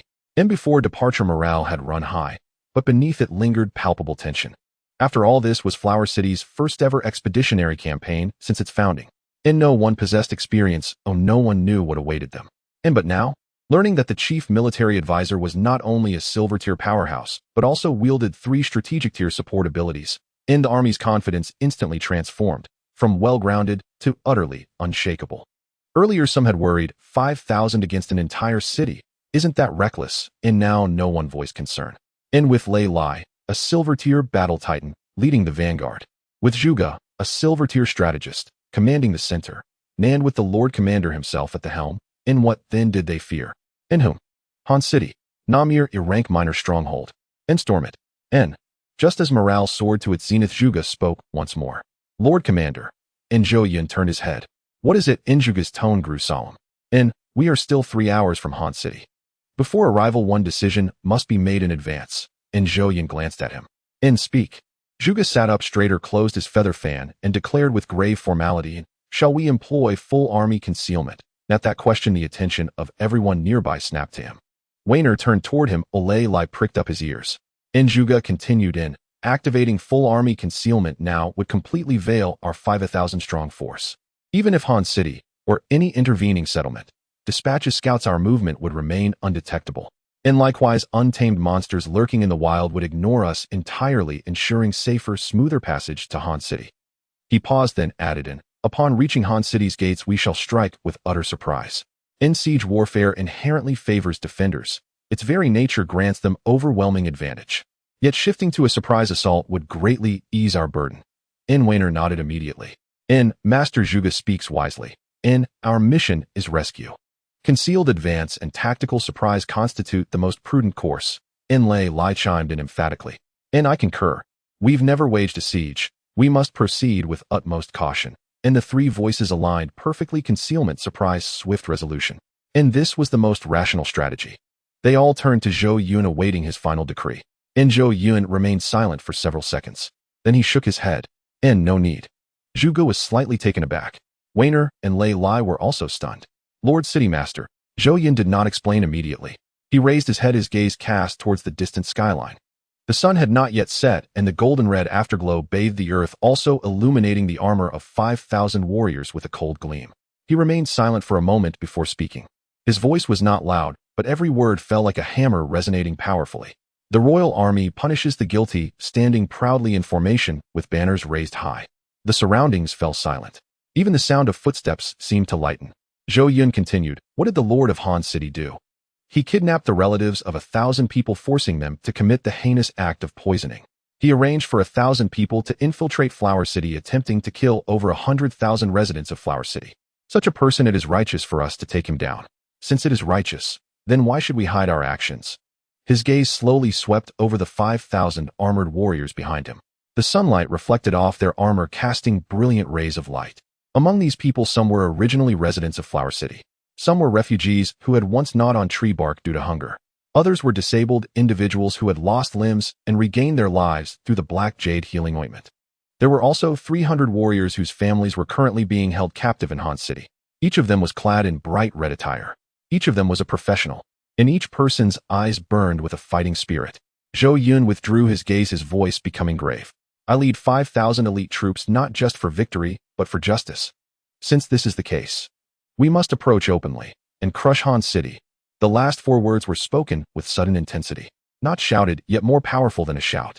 Lei Lai's pupils constricted sharply, and then the blood in his chest surged like boiling water. Good. He pounded his chest armor heavily. Lord City Master speaks decisively. 5,000 elites fully armed, we fear no one. We shall push forward openly. Whoever stands in our way we shall kill. Zhu Gu smiled, slightly reopening his folded feather fan, gently waving it. He did not try to advise further. Not because the Lord City Master had the final say, but because he had been convinced. A stealthy ambush tactically was indeed the optimal solution. But on a strategic level, the Lord City Master's open and upright approach was the best plan.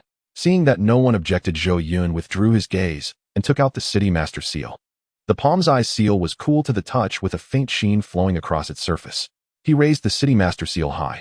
A golden light surged from the seal, shooting upwards. The light exploded in the sky, transforming into a massive red arrow. The arrow shot forth from the direction of Flower City, traversing the skies, pointing directly at Han City. The red arrow left a long tail in the sky, resembling a sword suspended in the heavens. It was dazzling, eye-catching, and impossible to ignore. War has been declared. The Lord City Master has formally declared war. The 5,000 soldiers raised their heads in unison. The red light reflected on their faces, shining in their eyes. In the rules of the City Master's world, a declaration of war signifies a fight to the death. There is no room for negotiations, no option for retreat. Once war is declared, there are only 2 outcomes. Either you die or I perish. The Lord City Master has made up his mind. After a brief silence, it was unclear who shouted first. Kill. Immediately more voices echoed. Kill. Kill. Kill. The 5,000 voices roared in unison, shaking the surroundings. The sound reverberated like rolling thunder across the wilderness, spreading out in all directions. A few beasts foraging in the bushes were startled by the momentum, shivering and fleeing without looking back. Even the few unknown birds circling in the sky shrieked and flapped their wings to fly far away. And so the 5,000 army advanced towards Han City with an open and upright demeanor. No stealth, no disguise. Banners fluttered and armor glimmered in the sky. The earth trembled slightly beneath their feet. Occasionally the beasts encountered on the road upon seeing this formidable troop would take a long detour. Though they were just wild beasts, their instinct to avoid danger made them acutely aware. This troop was not to be trifled with. Han City. City Master Mansion. Zhang Hao was leaning back in his chair, resting with his eyes closed. Zhou Yun's harsh words in the group chat had not been taken seriously at all. It was just empty talk. Who couldn't do that? What storm could the lord of an grade small city raise? To say he would eliminate him. That was simply wishful thinking. However, at that moment, a blinding red light suddenly shone in from outside the window. The red light was so intense that it bathed the entire room in a blood-red hue. Zhang Hao opened his eyes suddenly.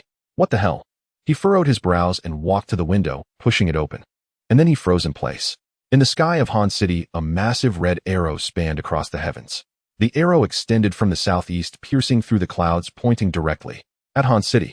Taking out the hot City Master seal, seeing the red characters of Flower City appear, Zhang Hao was stunned for a moment, unable to regain his senses.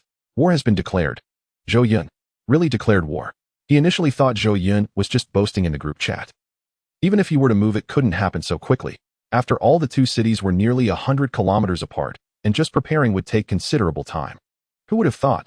This guy actually initiated a formal declaration of war. What does declaring war represent? It signifies a fight to the death. There is no room for negotiations, no option for retreat. Either you die or I perish. This madman. Zhang Hao muttered. But soon his expression returned to normal. In fact, the corner of his mouth even curled up. A fight to the death. Then let it be a fight to the death. I haven't a great city, you haven't a great city. I defend the city, you attack the city. What do you have to fight with me to the death? With this thought, Zhang Hao not only did not panic, but instead found it amusing. He took out his phone, opened WeChat, and snapped a photo of the red arrow in the sky. Then he sent it to the class group. Zhang Hao image. Zhang Hao, everyone quick look. Zhang Hao, I have been declared war by the Cloud Emperor. Zhang Hao so scared, so panicking, crying and laughing, crying and laughing, crying and laughing. Once the message was sent, the group exploded. What the hell? He really declared war. This red arrow is too cool. I've never seen anything like it. Ha ha ha ha ha. The Cloud Emperor is majestic. Zhang Hao, why not hurry and kneel in the city to beg for mercy, right? With 5,000 elites under the Cloud Emperor, why aren't you surrendering quickly? It's over, Howzy, you're finished. The Cloud Emperor is going to flatten your Han City. Trembling. JPG, I suggest Howzy start running, now maybe there's still time. The screen was filled with teasing and sarcasm. No one took this matter seriously. To everyone it was merely a joke. And Frank City Lord declaring war on an rank city lord. This was as absurd as an ant declaring war on an elephant. Zhang Hao looked at the messages in the group, laughing uncontrollably. Zhang Hao, ha ha, stop. You're killing me with laughter. Zhang Hao, I'm really scared right now. So scared I don't even want to move.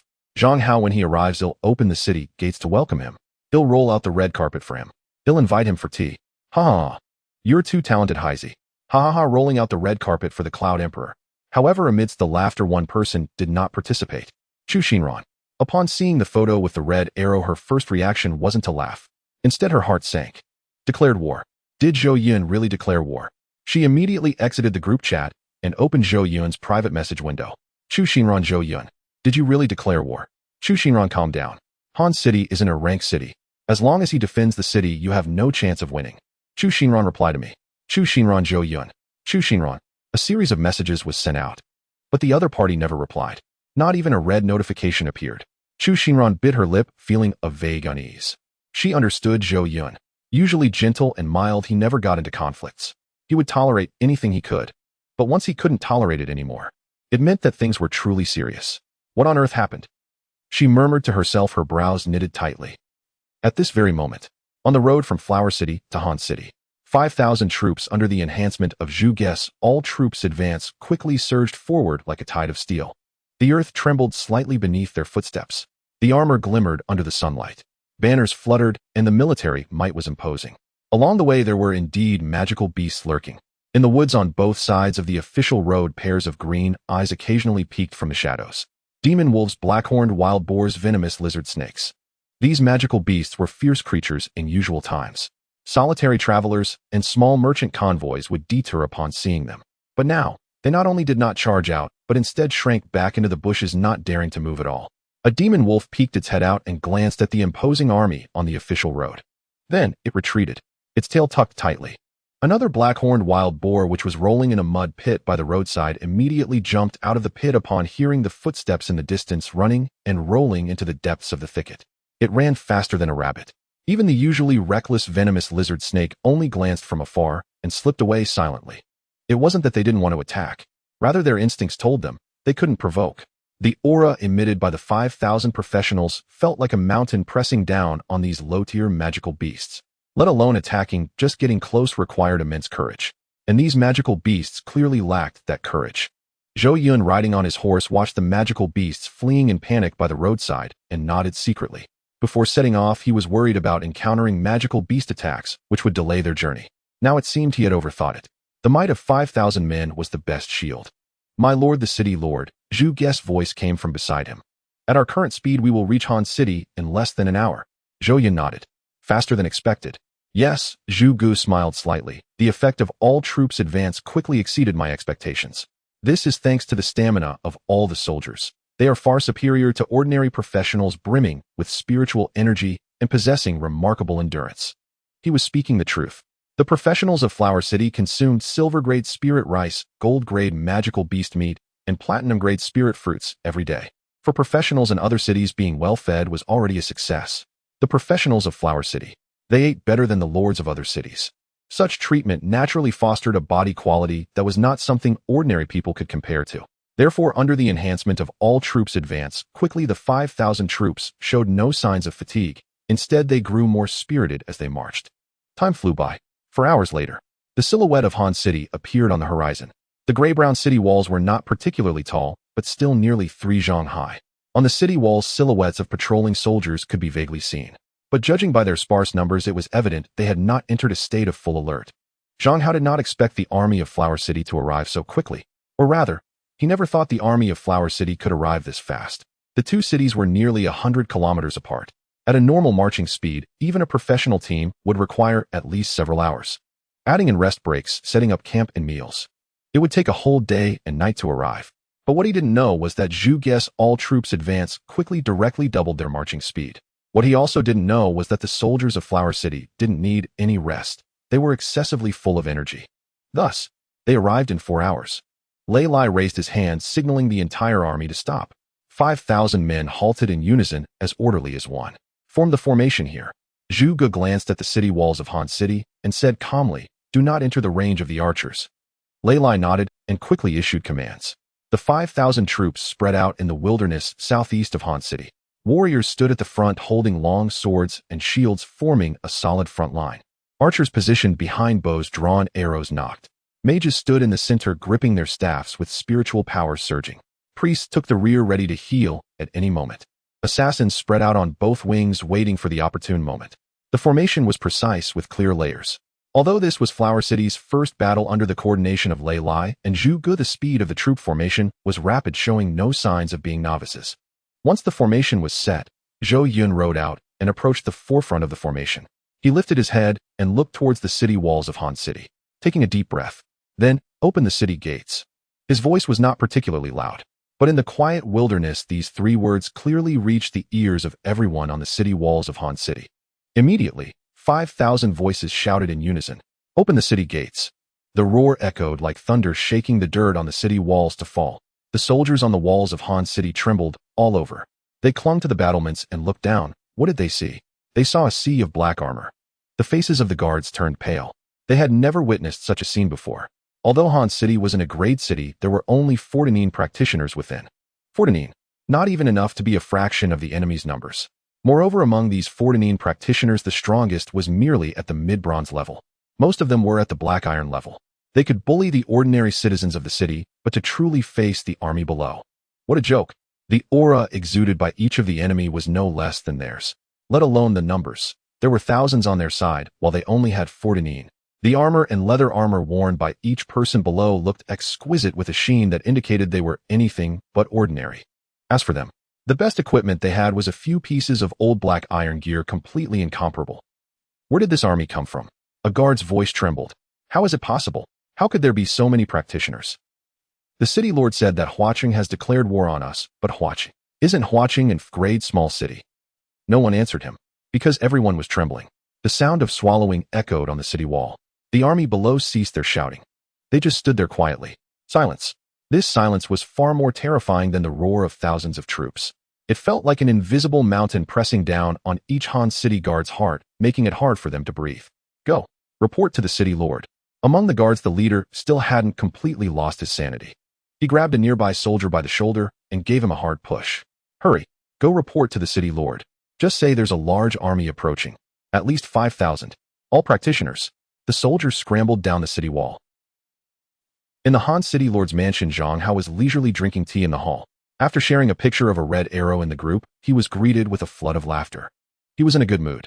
Wang Shuai's 100 men should be arriving soon. Once the reinforcements arrived, he would feel even more secure. Just as he was sipping his tea, the door to the hall was suddenly pushed open. A soldier tumbled in, kneeling on the ground with a voice that had changed pitch. City Lord. City Lord. A big problem. A large army has arrived outside the city. At least 5,000. All practitioners. Zhang Hao paused with his teacup. He glanced at the soldier, his brow furrowing slightly. Then, huffed. He laughed, spitting out the tea in his mouth. 5,000. He wiped the corner of his mouth, looking unconvinced. 5,000, so what? Who are they trying to fool? Who are they trying to scare? That brat Zhou Yun, how many practitioners can he gather at most? 5,000. I wouldn't believe it even if there were 500. You didn't mistake it, did you? Counted the civilians in as well. The soldier with a bitter face stammered no. No, city lord. I saw it with my own eyes. Everyone was wearing armor. Every single one had an extraordinary aura. They are definitely practitioners. Zhang Hao's smile faded slightly, but he still didn't believe it. 5,000 practitioners. And great city. The two concepts together seemed utterly unreasonable. At that moment, the city guard captain Qian Hao rushed in with a pale face. City lord, the situation is real. There is indeed a large army outside the city with at least 5,000 people, well-equipped and organized. It's definitely not just a bluff. Zhang Hao looked at Qian Hao's face and his heart sank. He knew Qian Hao well. With the strength of mid-bronze and having experienced actual battles, he was not the kind of person to overreact. If even Qian Hao said the situation was real, could it be? It's not Huaqing. Is it another city's army attacking him? But that didn't make sense. He knew very well who to provoke and who not to, let alone that he had only just arrived in the city lord's world a few days ago. Even if he had been here for a few years, a force that could mobilize 5,000 practitioners was not something he would dare to provoke. Let's go. Once this thought crossed his mind, Zhang Hao immediately set down his teacup and stood up. Let's go check the city wall. His voice remained relatively calm. At least he thought he was still calm. Before leaving, he couldn't resist making a joke with Qian Hao. 5,000 practitioners is great. With the 14 practitioners in Han City, including you should be able to handle 100 each, right? He chuckled twice. Qianhao's expression darkened even further, but he said nothing. Zhang Hao followed Qianhao quickly to the city wall. He walked up to the city wall step by step, his steps relatively steady. He was even mumbling 5,000 practitioners. How could that be? But as his gaze crossed over the parapet, upon seeing the scene below, his steps froze. His expression solidified. His mouth slightly opened. Then it could no longer close. Below the city, a sea of black armor reflected the cold light under the sun, resembling a silver-white ocean. Swords and blades stood like a forest, longbows clustered like thickets. Banners fluttered with a large flag embroidered with the words Appointing, Zhou waving fiercely in the wind. Thousands of people, no, exactly 5,000. They stood quietly at the foot of Han City, silent. Yet this silence brought a sense of oppression more terrifying than any battle cry. Zhang Hao's face turned pale in an instant. His lips began to tremble. His legs felt weak. He instinctively wanted to step back. Then he felt a warm liquid trickling down his pants. His mind went blank. 5,000 practitioners. They matched up. All of them matched up. The 5,000 practitioners Zhou Yun mentioned in the group that day. It was not a boast. It was not a dream. It was real. It was all true. Every single one wore standardized armor. Every single one radiated the unique aura of practitioners. These were 5,000 genuine practitioners. And what about Han City? 14. 5,000 against 14. 100 to 1. Just a moment ago, he joked about one person dealing with 100. Now that joke had become reality. However, this was truly not funny at all. City Lord. Qianhao noticed Zhang Hao's unusual behavior and cautiously called out. Zhang Hao, as if scalded by boiling water, shrank back, his head crouching behind the parapet. He didn't dare to show his face anymore. Not even a little. He crouched there, his back pressed against the cold city wall, gasping for breath. His face was pale, lips purple, and his entire body trembled. He was a stark contrast to the person who had just been boasting in the group chat. After a long while, he finally managed to pull himself back from the brink of fear. Qianhao. His voice was hoarse and dry, trembling noticeably. You hold on first. He made an effort to sound calm. I will contact reinforcements. The reinforcements will be here soon. You just hold on. Just hold on. Without waiting for Qianhao's response, he bent over and scurried away from the city wall, almost rolling as he left. From behind, he looked nothing like a city lord. He was clearly a stray dog fleeing with its tail between its legs. Qianhao watched his retreating figure, his lips twitching involuntarily. Contact reinforcements. It sounded good. After all these years of being a soldier, what kind of people hadn't he seen? Zhang Hao's demeanor was clearly not one of contacting reinforcements. He was clearly afraid. Afraid to even stay on the city wall. Qianhao took a deep breath, turned his head, and looked at the silent army below. 5,000 men. Fully armed. Formed in tight ranks. Silent as a mountain. He looked back at the trembling city guards behind him and the group of commoners who could barely hold their weapons. Qianhao closed his eyes. One thought filled his mind. It's over. Zhang Hao rolled and crawled back to the Lord's mansion. He slammed the door shut, leaning against the door panel, gasping for breath. His hands trembled. His legs felt weak. A foul liquid trickled down his pant leg. But he couldn't care about that anymore. He pulled out his phone, his fingers trembling as he tapped several times before finally hitting Wang Shuai's avatar. Zhang Hao, handsome guy. Zhang Hao, something big has happened. Zhang Hao, Zhou Yun really has come. Zhang Hao, I'm not joking. It's really 5,000 professionals. Zhang Hao, I saw it with my own eyes. Fully armed. Their equipment is even better than ours. Zhang Hao, what about your 100 men? Have they arrived? Zhang Hao, handsome guy, please reply quickly. Zhang Hao, we're going to die, we're going to die, we're going to die. A flurry of messages was sent out. Then, no reply. Not a single one. Zhang Hao stared at the screen. 1 second. 2 seconds. 5 seconds. 10 seconds. 30 seconds. Wang Shuai's avatar showed no signs of activity. No typing. No scene mark. Nothing at all. Zhang Hao's heart sank further and further. What was going on with Wang Shuai? He had no idea what was happening, but there was not a single reply. He sent several more messages, each one more urgent than the last. Zhang Hao, handsome guy. Zhang Hao, are you there? Are you there? Are you there? Are you there? Are you there? Zhang Hao, I'm begging you, handsome daddy. Still, it was like a stone sinking into the sea. Zhang Hao's face grew paler. Wang Shuai. Was he unreliable? No. Impossible.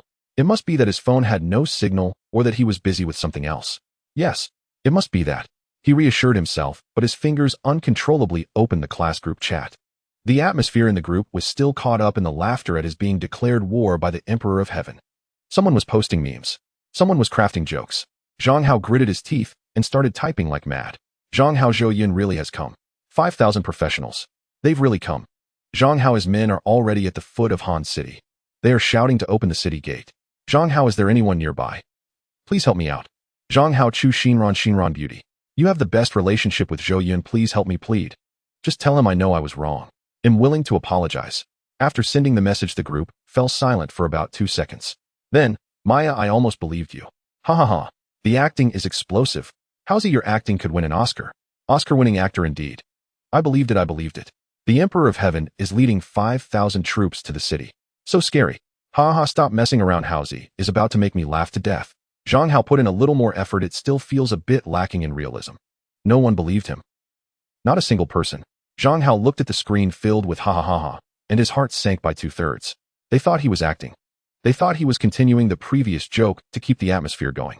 After all, just a moment ago he had also been joking around in the group saying, I'm so scared, I'm so flustered for quite a while. Now suddenly saying, it's really here. Who would believe that? Zhang Hao not joking at all. It's real. Zhang Hao, 5,000 people. Fully armed. I swear.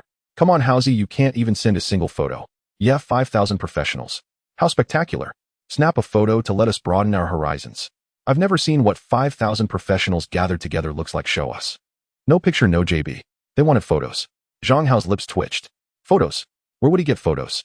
Just now on the city wall, the moment he saw those 5,000 professionals, he was so scared, he almost wet himself. He didn't even have time to escape. He was terrified that a fireball or an arrow would fly up and pierce his head. How could he think about taking photos? How could he even think about it? Let alone taking photos. He almost dropped his phone from his hand. He dared not go back up to the city wall now. But without photos, these people just wouldn't believe him. No matter how he explained, the group was filled with nothing but ha ha ha ha, and actor of the year. Zhang Hao despaired as he put down his phone, collapsing onto the ground. It's over. Wang Shuai couldn't be contacted. The classmates didn't believe him. There were only 14 professionals in Han City. Outside there were 5,000. 5,000 against 14. How to fight? They simply couldn't. He was in a state of panic. It was overwhelming. Yes, as long as the city lord stayed within his city according to the rules, he wouldn't be harmed. But that was in the absence of being declared war. Once declared war, any of the declaring party could inflict harm on the declared city's lord. In other words, damn it, he would still die? As long as Zhou Yun's 5,000 broke through the city gate and charged in to find him. He would be doomed. Of course, dying in the Lord's great world does not mean true death. According to the rules, when a lord dies here, they will be transported back to Earth, returning to their original world. The physical body does not truly perish. However, the feeling of death is exactly the same. When a blade strikes the body, it truly hurts. When fire burns on the body, it is genuinely scorching. An arrow piercing through the body, that tearing sensation is indistinguishable from real death, if it were not absolutely necessary. He truly does not want to die. The most important thing is, once he dies, he will never be able to enter the Lord's great world again. Forever. The rules of the Lord's great world are this cruel. Die once, and the qualification is lost. He will never be able to become a lord again in this lifetime. His future will be completely ruined. No, it can't be. Zhang Hao's teeth were chattering. I can't die here. I can't. Just when his fear reached its peak, open the city gate. Outside the city, another thunderous shout echoed back. The sound wave pierced through the city walls, through the streets, crashing heavily against Zhang Hao's eardrums. His body trembled violently. His heart pounded fiercely. Open city gate. Another shout, more synchronized, more resonant than before. The voices of 5,000 people converged like rolling thunder, resonating. Zhang Hao felt as if his heart was about to leap out of his throat. Open city gate. Another shout. It had a rhythm. Every 10 seconds or so there was a synchronized shout. One time. Another time. Again. Like a giant hammer rhythmically striking against the gates of Han City. It felt like striking against Zhang Hao's heart. With each shout, his heartbeat quickened. He even felt like he was on the verge of a heart attack. Thump, thump, thump. He could hear his own heartbeat. It was unreasonably fast, unreasonably intense. He doubted whether he would die of fright before the enemy, Zhou Yun, broke in. No, he cannot just sit and wait. What to do, what to do, what to do. Oh, the phone. I can still make a call. His eyes suddenly brightened a lot. He had been so panicked that he even forgot about making a voice call. Perhaps Shuai Gu is busy. But even if he's busy, he wouldn't see the messages or hear the phone ringing right. He hurriedly picked up his phone with trembling hands and tapped on Wang Shuai's profile again. Beep, beep, beep. No one picked up. He hung up and dialed again. Beep, beep, beep. Still no one answered. He hung up again and dialed. Beep, beep, beep. For the third time, still no one answered. Zhang Hao's lips were already bleeding from biting them. He was not willing to give up dialing 4 or 5 more calls in succession. Each time it was beep, beep, beep. Each time there was no response. Wang Shui, what is he doing? Not replying to messages. Not answering calls. His last hope was gone. The phone slipped from his hand, crashing to the ground with a thud. He did not go to pick it up. He no longer had the strength to do so. Open city gate. The shouts from outside the city continued, one after another, rhythmic, neither hurried nor slow. As if to say, we are not in a hurry, we can wait. But you cannot afford to wait. Zhang Hao squatted on the ground, holding his head with both hands trembling all over. His mind was a mess. What to do? What to do? What to do? Surrender? No. If he surrenders, he will lose everything. If the city falls to the enemy, he will be eliminated. Run. Where to run? Outside the city. With his small arms and legs, he wouldn't survive 3 days. Fight. 14 against 5,000. Go head to head. He couldn't think of any way. Just as he was about to break down, creak, a sound entered his ears. It was heavy, very heavy, accompanied by the clanking sound of metal rubbing against metal. It sounded like some huge object was slowly moving. Zhang Hao's heart jumped. This sound, he was too familiar with it. This is the sound of the city gate. It was the sound of the city gate being pushed open. His face instantly turned pale. No, it can't be. He did not order to open the city gate. Who opened it? Who opened it? Zhang Hao suddenly sprang up from the ground, stumbling as he rushed out of the Lord's mansion. He could not care about his trembling legs nor his fear, desperately running towards the city gate. But when he arrived, it was already too late. The heavy gates of Han City were slowly and inexorably opening to the sides. It was the city guards. Zhang Hao understood at a glance. The ones pushing open the city gates were none other than his damn city guards. Without any battle, without any resistance. They didn't even greet him. They just opened the gates. Zhang Hao's eyes were bloodshot, his temples throbbing. You guys. His voice was hoarse, sounding almost inhuman. I raised you all. Was it to make you surrender? No one answered him. Of course no one would answer. At this moment, the city guards at the gate had already willingly dropped their weapons, kneeling in a line. They were waiting for the 5,000 people outside to come in. Zhang Hao was driven mad with hatred. He wished he could rush up and strangle each of these worthless fools. Not even putting up a fight. Not even pretending. 5,000 against 14, they couldn't win. But at least put up some resistance. Even if it was just to buy some time for him to think of a plan. But these people even opened the gate for him. It was as if they were afraid those outside would have trouble entering. But scolding aside, Zhang Hao still retained the last bit of clarity in his mind. He knew, now was not the time to dwell on this. Once the gates opened, those 5,000 professionals would be entering the city immediately. He was about to be finished. So he had only one choice: hide. With this thought in mind, he turned and ran. He lowered his head, hunched over like a frightened mouse, desperately darting towards the alleys in the north of the city.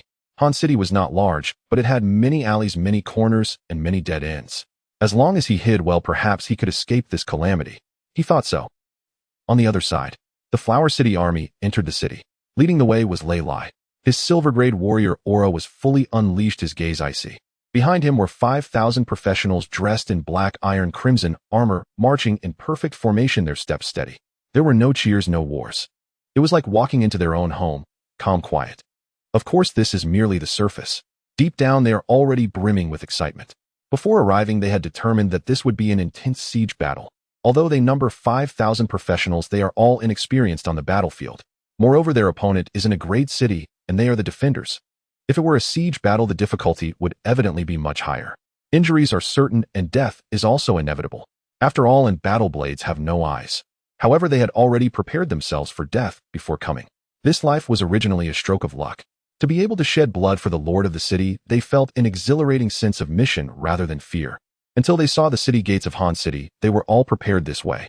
They even had their battle cries ready to shout, "Long live the Lord of the city." But who would have thought? The Lord of the city did not let them attack. He simply had them shout a few times, and the gates opened. So simple. So easy. Where is the siege battle? Where is my passionate and fierce siege battle? Where am I supposed to use the poses and lines I had prepared? Useless. They looked at the city guards who opened the gates of Han City, their eyes openly revealing disdain. Even though these guards had opened the gates for them, they felt no gratitude. As city guards not defending the city, and instead surrendering without a fight. Such a thing, let alone do, they wouldn't even think of it. If they were to honestly reflect and think from another's perspective, they would swear to defend the city to the last drop of blood, even against a powerful enemy. On either side of the city gate, dozens of Han City guards were kneeling on the ground. Their weapons lay scattered with some trembling like leaves in the wind. The one in charge, wearing the captain's standard leather armor, was in his 30s with a pale face, barely maintaining his composure. We voluntarily opened the city to surrender.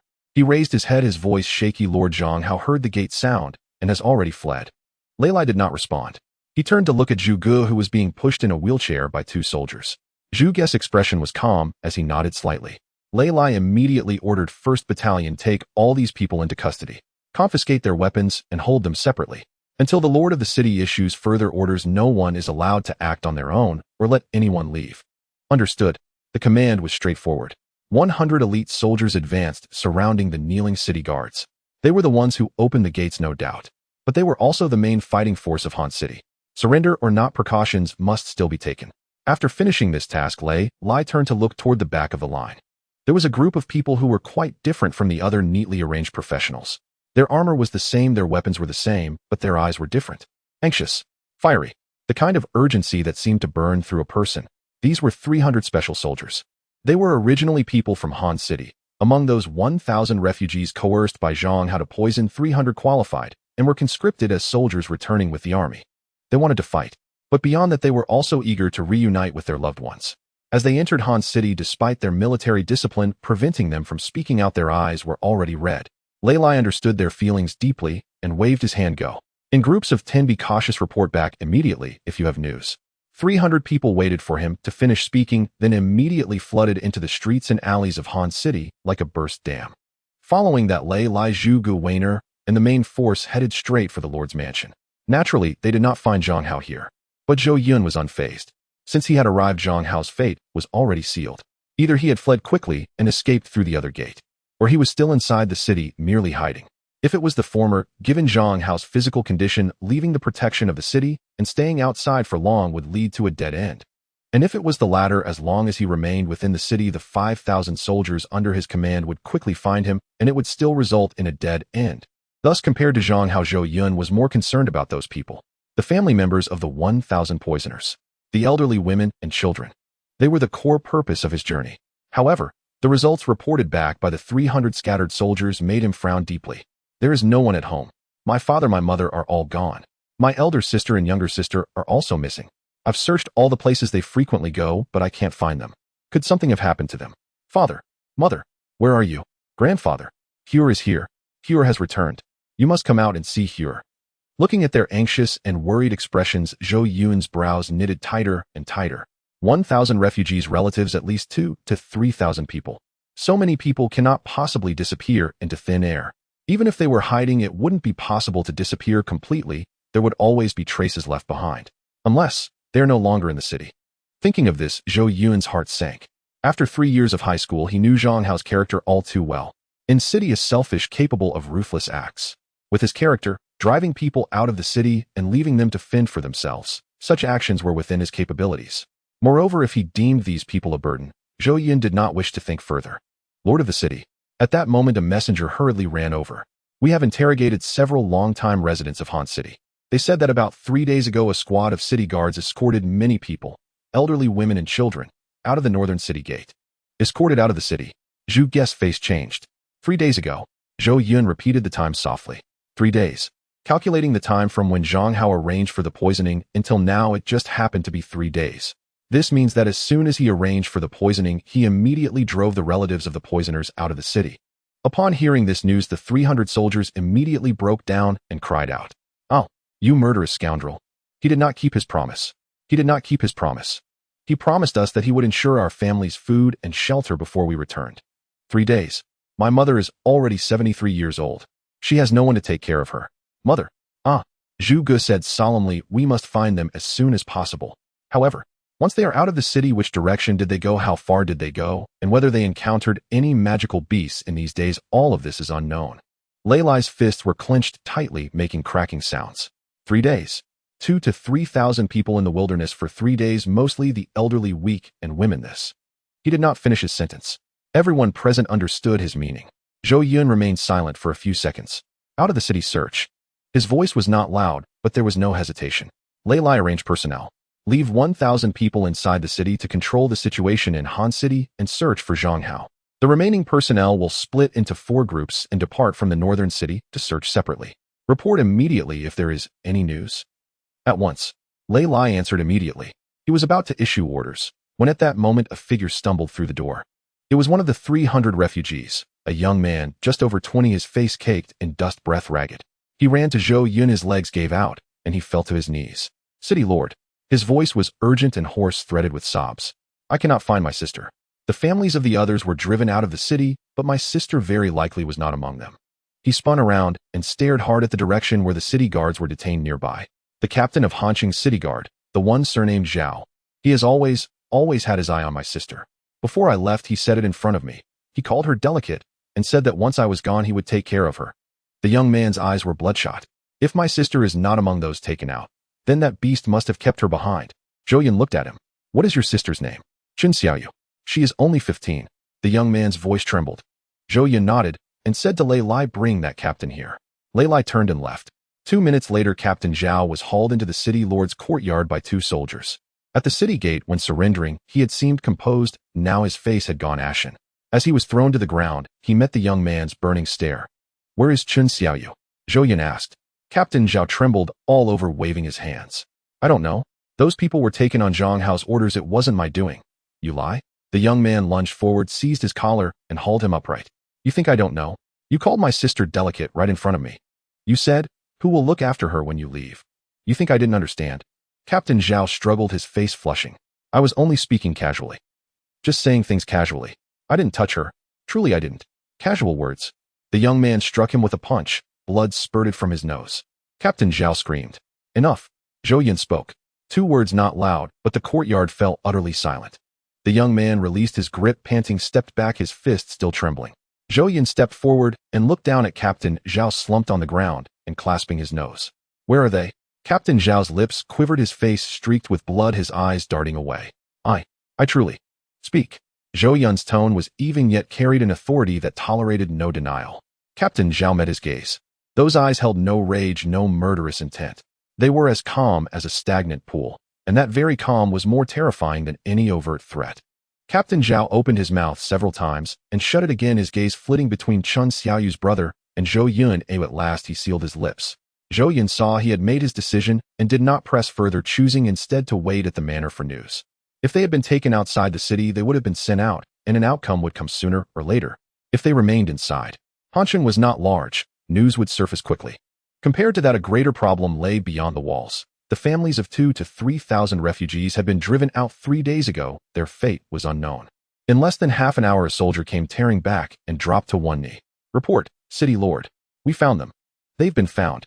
Zhou Yun cried with relief. That's good news. How are they? Are they safe? He grabbed the messenger's arm and asked urgently. The messenger opened his mouth, but no sound came out. His lips trembled and his Adam's apple bobbed. It was as if a coal of burning heat was lodged in his throat and could not be dislodged. At last he bowed his head. Zhou Yun's smile froze. What is it? The messenger remained silent. The messenger's shoulders trembled. Zhou Yun felt his heart drop. He steadied himself quickly. The worst might be injury, illness, terror. After all, 2,000 to 3,000 elderly, weak women and children driven into the wild for days could easily be wounded or collapse. He had spirit rice, black jade restorative salves, and 500 healers. As long as they were alive, any wound could be mended. He did not press further. Let us go. He released the messenger's arm. His voice was steady. Take me there. The messenger nodded silently and led the way. Zhou Yun strode on Lei Lai and Zhu Ji close behind. The party left Hanqing's west gate and hurried along a dry dirt track. On both sides, stretches of withered yellow grass shuddered in the cold wind. The farther they went, the slower the messenger's pace became. More reluctant, more hesitant. As if unwilling to reach the destination. As if afraid of something. Zhou Yun frowned, but did not urge them on. They had walked less than a kilometer. From afar they saw the search party, a large cluster of people standing together. Yet it was unnervingly quiet. Not merely quiet, but a silence stretched thin to the point of breaking. Zhou Yun quickened his step, closing the distance step by step. Then his stride halted and his pupils narrowed. At that moment, Lei Lai and several soldiers were pulling the gathered crowd apart. What lay before them were corpses. Not one or two. A vast spread of them packed together in dense numbers. They lay in tangled heaps covering the dried grassland. Some faced the sky, their bodies marred by ghastly wounds, their garments soaked with blood now dried to a dark brown.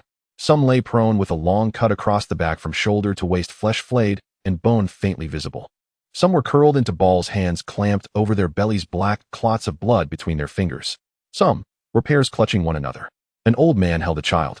3 knife wounds scored his back layer upon layer, each cutting to the bone. It seemed he had tried to shield the child with his own body. But he had failed.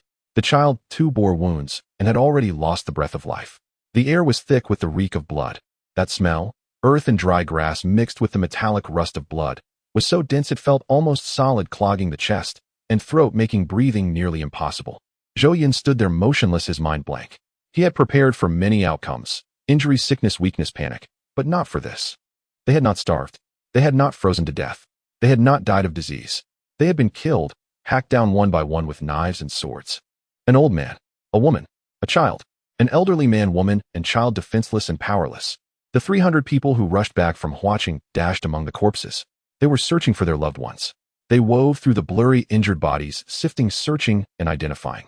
Then, a series of horrified screams erupted from various directions. Father!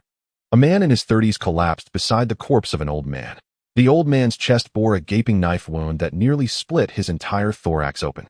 His eyes were still wide open, unclosing even in death. The man, trembling, attempted to close the old man's eyes, but failed once. He tried again, yet still could not close them. He broke down. He held the old man's head tightly in his arms, pressing his forehead against that cold face, weeping uncontrollably. Father, please wake up and look at me. Son is back. I have come to take you home. Father, open your eyes and see. It's your son. Your son has returned. Not far away, a young man in his 20s knelt beside two adjacent corpses, gripping the wrist of a white-haired old woman, tightly sobbing so hard he could hardly catch his breath. Grandfather, grandmother, I am an unfilial grandson. Grandson, unfilial. Beside the old woman lay another elderly man. The two hands were tightly clasped together, so tightly that even in death they remained unyielding. In the old man's other hand was a wooden stick, an ordinary dry branch. Perhaps it was his only weapon in life. Where is my mother? Where is my mother? Mother? Wife? Where are you and the child? Where are you? A man frantically dashed among the corpses, searching. He found her. His wife lay next to a dirt pit. She bore 4 or 5 knife wounds, each one not fatal, but collectively they were enough to slowly bleed a person out in extreme agony. In her arms she held a child tightly, even with several stab wounds, even as blood stuck her and the child's clothes together. The man was stunned. He stood there as still as a statue, his eyes wide open, mouth agape, his entire being frozen in place. After a long time, his knee buckled and he collapsed to the ground as if his spine had been pulled out. Ah! A howl erupted from the depths of his chest, a sound not human. That voice resembled a beast being torn apart. Piercing. Despair. 300 people. 300 who had traveled from Huaqing. They had come with hope, with the words spoken by Zhou Yun himself. I will bring back your loved ones. With each step they took on their journey, they chanted the same phrase in their hearts. Just wait for me a little longer. Just a little longer. I am almost there. But they arrived, and their loved ones were also found. Only, what they found were corpses, cold, knife-ridden, and forever unconscious bodies. Across the desolate wilderness, the cries of 300 people merged into one. That kind of crying. It was not the crying of tears, but a heart-wrenching scream that erupted from deep within their souls. Intertwined, rising and falling. Zhou Yun felt as though his throat was being strangled by a hand. He opened his mouth. He wanted to say something, but he could not utter a word. His vocal cords trembled. His throat shook. His entire being quaked. What on earth is going on? Why is this happening? His voice had turned hoarse without him noticing. Yet no one answered his questions. Of course there was no need for an answer. The answer lay before him. Every knife wound on the corpses spoke for the dead. Zhang Hao did not drive them out of the city. He had them escorted out, and then slaughtered. Zhou Yun took a step forward. One step. Another step. He slowly walked among the corpses. With each step he saw a face of the deceased. There was an old man, with white hair, his face creased with dried blood. There was a woman. Her clothes were stained with blood, and she tightly clutched the child beside her. There was a teenager. His eyes were wide open, mouth slightly agape, as if he could not comprehend until death why he had died. Then, Zhou Yun came to a sudden stop. His steps halted abruptly. He saw a very small figure amidst a patch of withered yellow grass. So small it was nearly swallowed by the weeds. It was an infant, appearing not more than 4 years old. He curled up in the grass, his tiny body shrunk into a small ball. Knees pressed against his chest, his small hands tightly hugging his legs. He bore wounds as well. One, only one, on his back. Not deep, but for a child under 4, it was enough. His skin had already taken on a sickly purple color. Not from the cold, but the color of blood loss. His eyes were tightly shut, and a trace of dried tears lingered at the corners of his eyes. That tear streak stretched from the corner of his eye down to his jaw, winding like a small dried-up river. He had died while crying. Zhou Yun found it hard to imagine what kind of fear and despair this little person, not even 4 years old, had experienced in his last moments. But no one came. No one comforted him. No one picked him up. He was alone. All alone, curled up in the grass, bleeding, crying, waiting for the last traces of warmth to fade away from his body. Then, he simply left this world. Zhou Yun's gaze fell upon his hand. That small purple, already stiff hand, tightly gripping something. A small piece of black object. Zhou Yun knelt down. He leaned closer to take a look. He saw clearly. It was a small piece of black cake. A moldy, dirt-covered and grass-stained black cake. Zhou Yun slowly knelt down. The moment his knees touched the ground, there was no sound. He extended his trembling hand and gently covered the infant's eyes.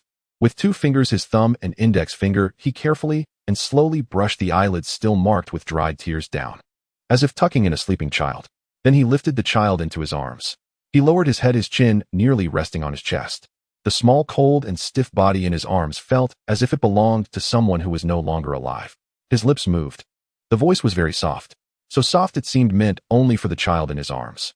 I arrived late. It was me who came too late. Your Excellency, the city lord. Weiner stepped forward. Her voice remained as steady as ever. Yet if one listened closely, an almost imperceptible tremor lingered in its final note. It is not your Excellency's fault. She stood beside Zhou Yun, her gaze sweeping across the corpses strewn across the ground. The grotesque scar, slashing across her cheek, stood out starkly beneath the pallid daylight. I have already interrogated several eyewitnesses within Han City. She paused, seemingly restraining something deep within, then spoke each word with deliberate precision. According to their testimony, the moment those 1,000 people were dispatched to Huaqing to poison its wells, their families were slaughtered in swift succession. Were killed. Zhou Yun's body jolted violently. None moment. In the next. In other words, from the very beginning, from the instant Zhang Hao ordered those 1,000 souls to Huaqing for poisoning, they never intended for them to live. The poisoners were pawns. The hostages, not even pawns. They were merely disposable objects discarded the moment their use expired. Weiner continued, the order was issued by Zhang Hao, city lord of Han City, and the hands that carried it out. Her gaze shifted toward the group of city guards kneeling in a row nearby, now under restraint. Were theirs. Each of these city guards is a butcher in Zhang Hao's service. Zhou Yun rose slowly, cradling the child in his arms, and walked deliberately toward the kneeling guards. Did you kill these people? Ni's voice was calm, yet the guards kneeling at the front visibly trembled. No one spoke. Heads bowed low, eyes darting aimlessly, some fixed on the ground, others on their own trembling hands. None dared meet Zhou Yun's gaze. Silence stretched for several seconds. Then the city guard captain spoke. He was surnamed Zhao, in his early 30s. A smear of dried blood still clung to his nose. The mark of the punch he'd taken earlier. Yes, it was us. He uttered the words with his head bowed, so low his voice came out rushed and breathless, as though desperate to finish before courage failed him. But we had no choice. He jerked his head up abruptly, twisting his face into an expression of utter pathetic grievance. The city lord gave the order. As city guards, we could only obey. If we refused, we would have been the ones slain. To obey the order. To obey the order. Zhou Yun murmured the 4 words softly. As if savoring their weight nor confirming he had heard them correctly. Then he asked his second question. Why did you kill them? Ni's tone remained flat. So neutral it did not sound like an accusation at all. Rather, it sounded like genuine incomprehension. Why? Go so far, he tilted his head slightly. They were living beings. Elders, women, children. Unarmed and defenseless. Even if your city lord truly found them burdensome, could he not simply have banished them from the city? Exile would have granted them a chance to survive elsewhere. Far better then. So why choose this? He whispered the final sentence, so softly it resembled a sigh. Captain Zhao blinked, startled, as though he had not expected such a question. After all, what was there to ask?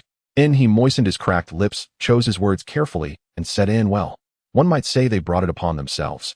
At those words, Lai, standing behind Zhou Yun, contracted his pupils sharply. Zhu Ji's fingers gripping the armrests of his wheelchair emitted a sharp bone-on-bone crack. Unaware, Zhao pressed on. We meant only to expel them. That should have been the end of it. But they refused to leave, even under threat of death. He shrugged, his tone laced with weary resignation. Word spread that the city lord had promised them, so long as their sons returned successfully from their mission, they could remain within the city walls. So they believed him. One by one, they swore to wait for their son's return, and refused to budge. He shook his head, his expression shifting, almost comically, to one of disappointed exasperation. What else could we do? He spread his hands wide.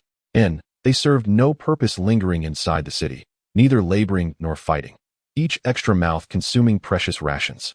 since they would not depart of their own will. In Zhao's lips curled faintly upward. And we had to help them, and help them. Help. And he used that word. In that single chilling word. And to slaughter 2,000 or 3,000 unarmed elders, women, and children. He called it help. Help them. And Zhou Yun repeated the phrase quietly. Ni's gaze swept slowly across the kneeling guards, one by one. He studied their eyes, intently, unflinchingly. In Zhao's held fear. He feared death. The younger guard beside him avoided eye contact. Guilty, yes, but more deeply anxious about his own fate. The next guard's pupils were unfocused. Shock had paralyzed his mind, leaving only raw terror. And fear. And guilt. And anxiety. And terror. All present. Except one thing, remorse. Zhou Yun withdrew his gaze. He lowered his head, and fell silent for several seconds. The air itself seemed to freeze. 300 weeping refugees, 5,000 watching soldiers lay lie Zhu Guwaner. All held their breath waiting for him to speak. Then he spoke, 2 words only. And soft. And so soft they seemed to seep from between clenched teeth. Beasts. Zhao's heart lurched at Zhou Yun's expression. Something was wrong. This man was truly enraged. No, his merits must be declared now before fury cost him his head. He straightened his spine and blurted rapidly, Your Excellency, City Lord, please do not rush to anger. We open the city gates for you. As he spoke, he frantically scanned the faces around him, searching for validation. Think 5,000 soldiers assaulting the city. How many lives would be lost? How many wounded? Yet we opened the gates willingly. Not a single soul was harmed. Is this not merit? We have earned our reward. Convinced of his logic, he drew himself up even taller. Even granting the worst. If we did kill people, they were Han City's own. Han City's affairs, Han City's people. That is all past history. He looked at Zhou Yun, straining to appear sincere. You must not hold this against us. Zhou Yun remained silent. Zhao mistook that silence for acquiescence, or rather desperately willed it to be so. Boldness surged within him, his lips curved faintly upward, his tone growing casual, and besides, they were merely common folk. He curled his lips. If they're dead, then so be it. You are the Grand City Lord, someone who accomplishes great deeds. Why bother quarreling with a few dead people? As long as you're willing to open the city gates, how many wandering commoners could be gathered? Wouldn't they be as many as you want? He finished speaking, forcing a flattering smile at Zhou Yun. That smile, plastered on a face smeared with nasal blood, was indescribably comical and grotesque. The city guards nearby, seeing their captain speak this way, also mustered their courage.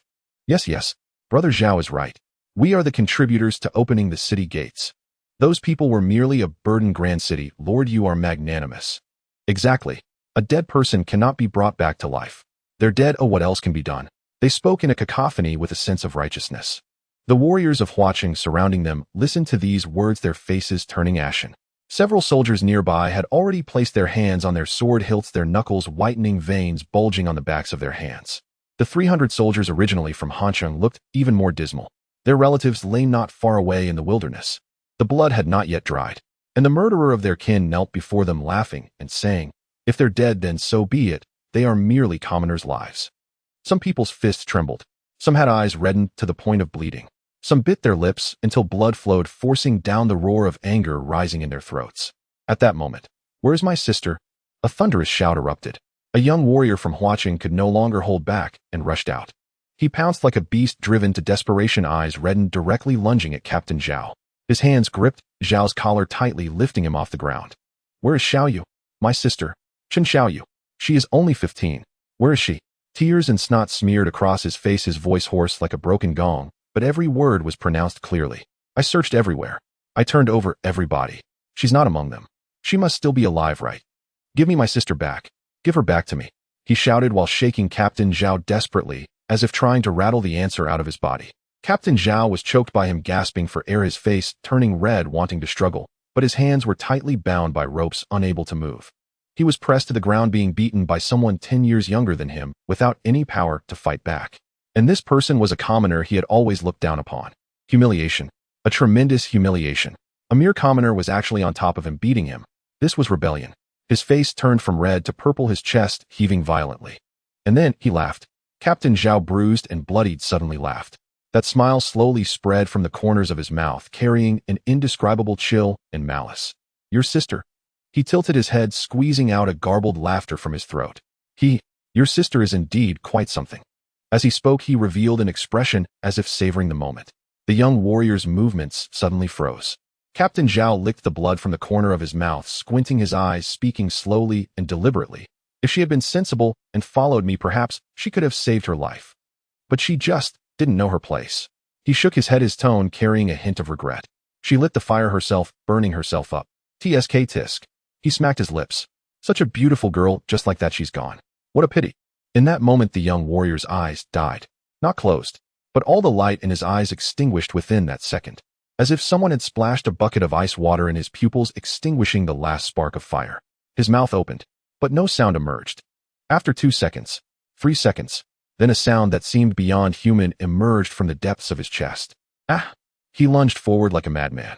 It was not a punch. It was a bite. He opened his mouth and bit down on Captain Zhao's shoulder, refusing to let go. Captain Zhao cried out in agony. The young warrior's teeth sank into his flesh, blood flowing down the corner of his mouth, indistinguishable as to whose blood it was. He clasped Captain Zhao's throat with both hands, fingers digging in like iron hooks, wishing to rip this person's windpipe out. Stop! Lei Lai's voice thundered like a clap of thunder. The young warrior's body stiffened. His hands stopped, but did not let go. I said stop. Lei Lai's voice deepened. It was not furious, but heavier than fury. The young warrior knelt on Captain Zhao, trembling violently. His fingers slowly, one by one, loosened from Captain Zhao's neck. With each release his body trembled even more violently. When the last finger was released, he felt as if all strength had been drained from him, sliding down from Captain Zhao. He knelt on the ground, with his head lowered, eyes reddened. He understood. He understood everything. Captain Zhao opened the city gates. This was a fact. 5,000 soldiers entered Hancheng without shedding blood, saving an unknown number of lives of soldiers. This credit was also a fact. The Grand City Lord did not punish him for his earlier outburst. This was already a lenient allowance. He could no longer act recklessly. But Zhou Yun, his sister, she was gone. Not even her bones remained. When he thought of this, a surge of metallic sweetness rose in his throat. He lowered his head silently, opening his mouth, tears dripping onto the bluestone floor. Captain Zhao clutched his neck and shoulders, struggling to rise from the ground, looking disheveled. But his eyes were not filled with fear. They even carried a hint of pride. Did you see? Even if you beat me, so what? You still have to let go of me. I opened the city gates. I have merit. No one can touch me. The 300 soldiers from Hancheng knelt among the corpses scattered across the ground. Their relatives were right beside them. Some were already cold. Some bore shocking wounds. And the murderer was right before them. Bound, kneeling, but smiling. They could do nothing. The faces of the 300 wore the same expression. Grief, powerlessness. The feeling of knowing the murderer was right in front of them, yet being unable to avenge their loved ones, was even more suffocating than the death of their kin. Some lowered their heads, burying their faces in the bodies of their deceased kin, their shoulders heaving. Some raised their heads, clenching their teeth tightly, 2 lines of tears silently sliding down their cheeks. Some clenched their fists, nails digging into their palms, blood seeping through the gaps between their fingers. But no one moved. No one charged forward. Because they knew the rules. There were rules in the military. The Grand City Lord had his arrangements. They were soldiers. They could not act recklessly. They could only endure. Just in this deathly silence, a voice floated over. Very light. Light enough to sound like the rustling of dry grass in the wind. Kill. Everyone froze for a moment. Who had spoken? What had been said? Many believed they had misheard. Instinctively, they turned their heads toward the source of the voice. Zhou Yun stood there. His face bore no expression. Yet all who met his gaze felt an icy chill seize them in that very instant. Those eyes, like a stagnant pool, utterly still. And the deeper the stillness, the more bone-deep the dread. Lord City Governor. Lei Lai ventured cautiously, his voice dropping unconsciously. Zhou Yun's lips stirred slightly. This time his voice carried no longer the hush of before. Each word rang with crystalline clarity. Each word weighed like a mountain. Kill. He said it. Thousands present fell into absolute silence. Captain Zhao's smile froze upon his face. Zhou Yun's gaze swept slowly across the line of city guards kneeling before him. One by one. Then he spoke. His voice was low, yet each word struck like a nail driven deep into every ear. These city guards of Han City, every single one, shall be killed. At the instant those words struck the earth, every chest in attendance heaved as one, not because the command itself was so terrible, but because it came from Zhou Yun. The same Zhou Yun who had abolished the execution threshold. The same Zhou Yun who distributed steamed buns to refugees and brewed spiritualized porridge for the sick. The same Zhou Yun who, facing 1,000 coerced poisoners, declared, "Judgment rests on deeds, not intent. They bear no guilt." The same Zhou Yun who had never raised a hand to take a life. They knew their Lord City Governor better than anyone. unless fury had surged beyond all restraint, beyond even his own capacity to suppress. He would never have uttered such words. Those words spoken by Zhou Yun carried 10,000 times, no 100 million times, the weight of any other's utterance. For they meant one thing. He was truly, truly enraged. And his wrath was the wrath of all. That seething, suffocating, incinerating fury, long pent within their chests, burning through viscera and marrow, at that very moment, exploded into flame. Kill. Lei Lai roared first. His aura as a silver rank warrior erupted. His voice detonated like thunder across the barren wilderness. By order of Lord City Governor, all Han City Guard shall be executed immediately. No mercy granted. Even before the final syllable faded, he had drawn his blade. A flash of steel, blinding cold light. No. Captain Zhao's face paled instantly. His earlier smirk, so smug, so certain, vanished as if doused by a bucket of ice water. He thrashed wildly, wrists bound behind his back, twisting desperately until rope bit deep into flesh, drawing blood.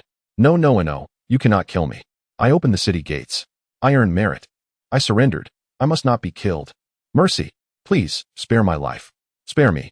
Panic erupted among the other guards. Some collapsed onto their knees, foreheads striking the ground with dull thuds. Others voided themselves in terror, dark stains spreading across their trousers. Some crawled sobbing toward Zhou Yun, reaching to grasp his legs, only to be kicked backward by a watching soldier. Mercy, Lord. We were forced, truly forced. I never wanted to kill. Captain Zhao ordered us. Please. I have elders above me and children below me. Wails, please, and the rhythmic thud of desperate prostration drowned into chaos. But it was already too late. Zhou Yun remained rooted where he stood, not a muscle stirred. He did not even glance at them. His gaze, fixed upon the distant expanse of wasteland strewn with corpses. Those elders, those women, those children, that infant clutching a moldy black bun. Had they begged for mercy when they died? They surely had. They surely wept. They surely knelt. But had it mattered? So now? Shua. The blade descended. A head rolled, spraying crimson arcs across the dust. Captain Zhao's voice cut off mid-scream. His body pitched forward rigid as arterial blood gushed from his severed neck, drenching the soil beneath him. His face frozen in disbelief and terror lay askew on the ground, eyes wide open. Then, the second head, third, fourth. Watching soldiers brought down their swords. Not one hesitated. Not one faltered. Each plea was severed in turn, like candles snuffed out one by one. Blood splattered across withered grass, mingling with the blood of the innocent slain nearby. Soon, silence settled. Absolute silence. 300 watching soldiers, originally from Han City, knelt before the corpses of their kin. Their tears still flowed, but they were different now. Before, those tears had been choked with despair, suffocation, helplessness. Now they burned. Father, Lord City Governor avenged you. A man cradled his father's lifeless body, wailing uncontrollably. You may rest in peace. You may finally find peace. Grandfather, grandmother, Lord City Governor avenged you. Wife, child. Do you see? Those beasts are dead. Grief once more tore across the wasteland. No. A calm voice pierced through the sobs. All heads lifted. Zhou Yun stood there. His face remained impassive, yet his eyes were still cold. It is not yet done, he said. The 300 exchanged bewildered glances. What was not yet done? Was vengeance still incomplete? Just then, a clamor rose from the direction of Han City. All turned. Zhuge's wheelchair entered the field of view. 2 soldiers pushed him forward. Behind him marched a contingent of elite, watching warriors fully armed. And among that vanguard, a man bound tightly dragged forward roughly. His hair hung wild and matted. His face was smeared with dirt. His robes were torn in several places. Raw scrapes bled at his knees. Clear signs he had been captured mid-flight, tumbling repeatedly along the way. Zhang Hao, Lord City Governor of Han City.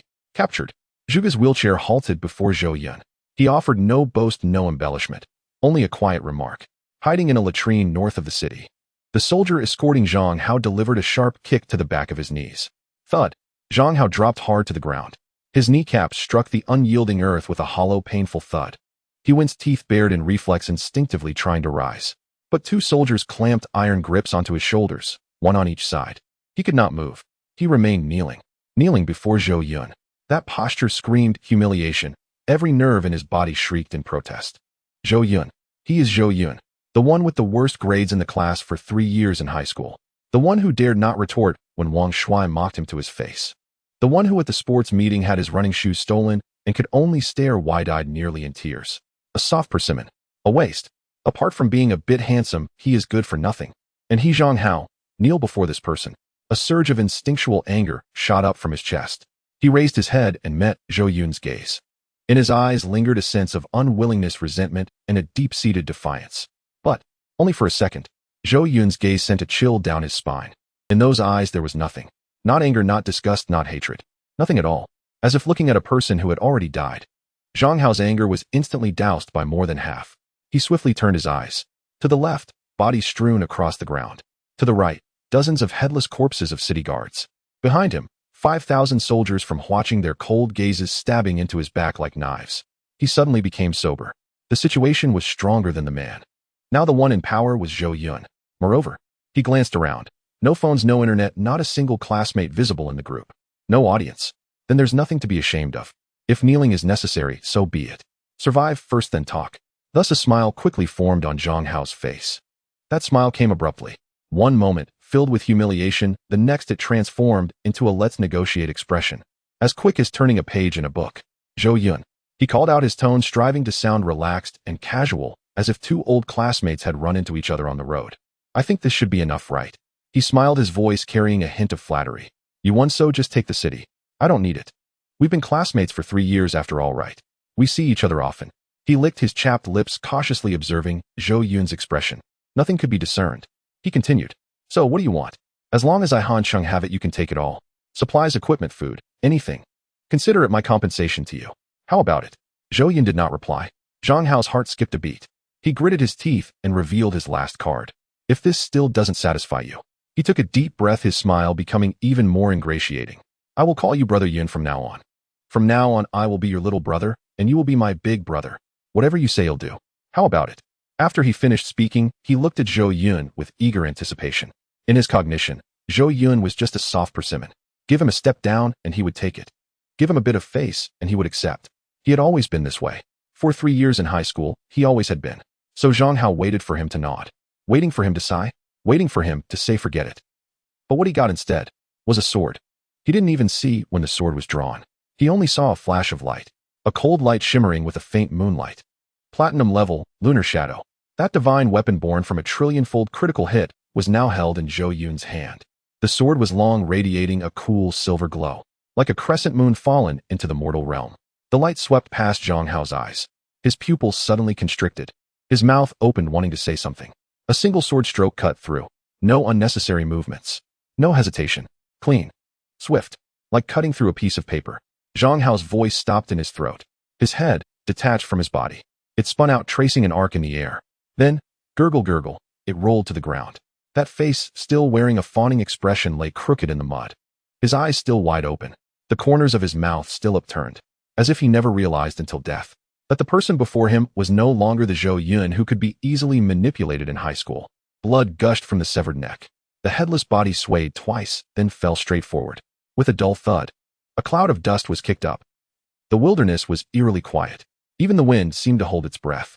Zhou Yun gripped the lunar shadow, the blood on the blade dripping to the ground, creating tiny dark red spots. Everyone was stunned. In that moment, the entire wilderness fell into a strange silence. Everyone was digesting the same fact. Zhou Yun had killed. Killed with his own hands. Not ordering others to kill. It was him drawing the sword, swinging the sword, and beheading. This benevolent lord of the city. He killed a person with his own hands. The silence lasted for 3 seconds. Then, well, a loud shout erupted from an unknown throat. Following was the second shout, the third, the 10th, the 100th. Great. Well killed. 5,000 soldiers of Huacheng roared in unison, the sound waves sweeping across the entire wilderness like a colossal wave. Well killed. Those 300 soldiers kneeling by their relatives' corpses cried out, their emotions surging like an ocean nourishing their nearly desiccated bodies. The cries shook the heavens. The earth trembled. But 2 people remained silent. Weiner stood in place, her gaze neither on Zhang Hao's corpse nor on the cheering crowd. Her sight fell on Zhou Yun's right hand. Zhu Gu did the same. He sat in his wheelchair, half-lidded eyes focused on the same spot. Zhou Yun's right hand. That hand held the lunar shadow. The blood on the blade had yet to dry, dripping down, hitting the ground with tiny dark red spots. And that hand was shaking, not just slightly shaking, but violently, uncontrollably shaking from the fingers to the wrist to the entire arm. The 5 fingers gripping the sword hilt turned pale, veins bulging, not from exertion, but from an inability to control. He had just swung that sword so decisively, so cleanly, without a hint of hesitation. But at this moment, his hand betrayed him. Zhang Hao's body lay on the ground, the blood in his neck gradually draining away. At this moment, a faint light emerged from his corpse. That was the City Lord seal, the seal of Hansheng. It transformed into a thin stream of light floating out from Zhang Hao's body, hovering in the air for a moment. Then, it flew in the direction of Hansheng. Cutting across the sky, it vanished in the blink of an eye. The City Lord seal has returned to the city, Zhu Gu said softly. According to the siege rules, the seal of the defeated side should belong to the victor. But it was still within the 7-day appointment period of the City Lord, and the rules were different. During this period, the City Lord seal would not be obtained by the victor, but would return to the original Lord's mansion, awaiting the selection of the next City Lord. This meant Han City had for the time being become a masterless city. Yet such matters could wait. Now, something far more urgent demanded attention. Master City Lord, Weiner stepped forward. Her voice was soft and delicate, as if afraid to disturb something sacred. Shall we bury the remains of their loved ones here on this very ground? By them, she meant the 1,000 poisoners. This wilderness lay close to Han City. Burial on site was both the swiftest and most practical solution, logistically the most rational choice. Zhou Yun fell silent for a moment. No, he said. Weiner flinched ever so slightly. Then Zhou Yun turned, facing the desolate field, where corpses lay strewn in chaotic disarray. His voice, though low, carried crystalline clarity. I promised Lu Dashun and Sun Weiwu I would bring their families back to Hua City. I failed. I promised the remaining 998 poisoners their families would return to Hua City. I failed that too. He paused. But they are people of Hua City, and those who belong to Hua City must never be buried beyond the walls of Han City. His gaze swept across the fallen, across elders, women, children, and finally settled upon the lifeless boy cradled in his left palm. While they lived, I fetched them. When they died, I carry their bones home. 12 words. Each one struck like a chime in the ears of all present. A hush fell over the wilderness. Then the sobbing of the 300 soldiers rose once more. But this time it was neither despair nor rage, but something scalding, wordless, welling up from the deepest recesses of the soul. Their kin were dead. They would not return. Yet their city lord had declared, I will bring them home. Issue the order, Zhou Yun's voice steadied. Prepare coffins. Every last body shall be encoffined. I will take them home. The command spread swiftly. 5,000 soldiers sprang into motion. Some scoured Han City for timber, cloth, anything usable. Others felled trees on site, hastily crafting simple coffins. Still others lifted each corpse with reverent care, laying them gently within. No one urged haste. No one complained of slowness. Each body was meticulously cleansed and composed, restored as best as possible to the dignity of life. Those 300 soldiers personally encoffined their own kin. One soldier whispered softly while wiping blood from his father's face. Another carefully combed his mother's tangled hair, strand by strand. Yet another placed wife and child together in a single coffin, so they might lie side by side as they had in life. The army stood ready. The return march began. Zhou Yun walked at the head. Behind him stretched a long, solemn column. 5,000 soldiers of Hua City escorting hundreds of coffins, retracing the path they had come. No words were spoken, only footsteps and wind.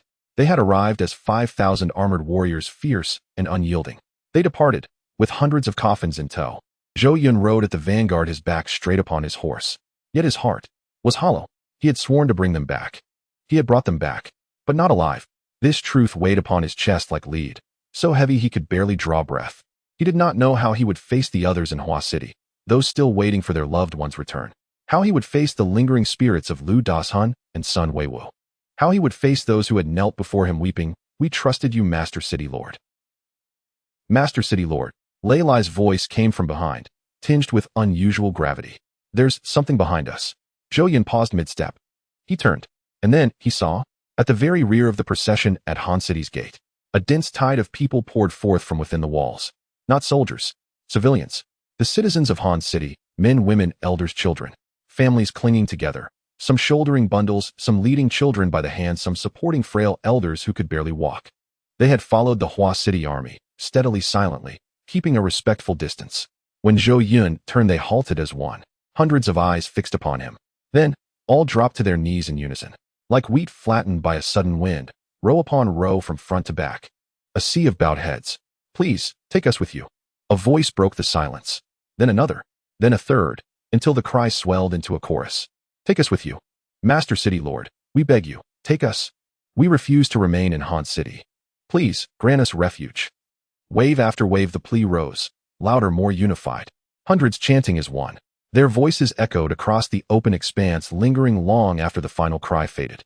Meanwhile, far away, over 1,000 li distant, in Qing City, Wang Shuai sat up in bed, brushing aside the arms and legs of the women beside him, and reached for his phone on the nightstand. As the screen lit up, he squinted. 7 missed voice calls. 99 unread messages. He opened the class group first. The chat had erupted. Messages had been flooding in for hours. Scrolling from the earliest post downward, Zhang Hao had posted, "I've been wiped out by Zhou Yun. Han City is gone. I've been expelled from the Lord's world." Beneath it, a cascade of question marks. Zhang, how are you making this up? Zhou Yun. That Frank Zhou Yun. Wait, how long has it been since Zhou Yun declared war on you? Is it already over? And Frank defeating an rank. Are you serious? Come on, you're joking, right? At first no one believed it. After all, how much time had truly passed since Zhou Yun's declaration? And everyone knew Zhou Yun was Frank Zhang Hao rank. And a rank crushing in Frank was expected, almost bullying. But the reverse. Preposterous. Zhang Hao offered no further explanation. Instead, he uploaded a video directly to the group. In the video, he sat disheveled in his blue star bedroom, wearing pajamas, hair wild dark circles shadowing his eyes. Staring into the lens, his voice trembled with urgency and outrage. "I'm not lying. I'm back on Blue Star. My Lord's seal is gone. Han City is gone. Everything I had in the Lord's world is erased." He thrust the phone toward his face. Zhou Yun brought 5,000 people, 5,000 fully armed professionals. They advanced like an unstoppable tide. My city guard saw them and surrendered without even fighting. By the end, his voice cracked into a shout. Silence hung over the group for several seconds after the video ended. Then chaos erupted. Holy hell, he's really back on Blue Star. 5,000 professionals. And Frank City. How is that possible? Zhang Hao, did someone else wipe you out and you're blaming Zhou Yun? No, he is back on Blue Star. That's definitely his room in the video. Wang Shuai, hey bro, aren't you going to step in? Wang Shuai, Wang Shuai, Wang Shuai. Wang Shuai flipped through the news from beginning to end. His expression gradually darkened. It wasn't because he cared about Zhang Hao. Whether Zhang Hao was dead or alive, he didn't care that much. What bothered him was face. Zhang Hao was someone who followed him, and the whole class knew it. Now, having been defeated by nth grade waste, everyone in the group was tagging him. This was like slapping him in front of the whole class. He exited the group chat and opened Zhang Hao's private chat. Sure enough, the dialogue box was filled with messages that had started flooding in a few hours ago. The earliest ones were still relatively normal. "Hey handsome, are you there? Handsome, please reply to me." The urgency escalated with the last few almost bouncing out one after another. "Handsome, where have you been? You've been ignoring my messages." That Zhou Yun really has 5,000 professionals. He wasn't bluffing or lying, he's serious. His 5,000 men were fully armed, equipped with kinds I had never seen before. My men surrendered at a glance. Wang Shuai snorted after reading. 5,000 professionals. Fully armed. Great City. He himself was in Great City Lord, top of the college entrance examination, the highest starting point. Yet he only had a little over 1,000 professionals under him. How could Zhou Yun, a low-performing student in the college entrance examination, have 5,000 professionals under him in the worst Great City? Who was he fooling? Losing wasn't the issue, but lying. He splattered some glitter on his opponent, making the enemy seem more formidable so that his loss would appear more dignified. He had seen this trick far too many times in school. He replied, "I have a handle on this matter. Don't worry, I will definitely avenge you." Less than 3 seconds after sending the message, Zhang Hao's reply popped up. Clearly, he had been staring at the screen waiting. "Handsome, listen to me. Don't act impulsively. Zhou Yun really has 5,000 professionals. You are not his opponent. I know you think I'm talking nonsense, but I really saw it. This is the truth. If it comes to a real fight, you will also be eliminated." Wang Shuai looked at Zhang Hao's reply, his chest starting to heave violently.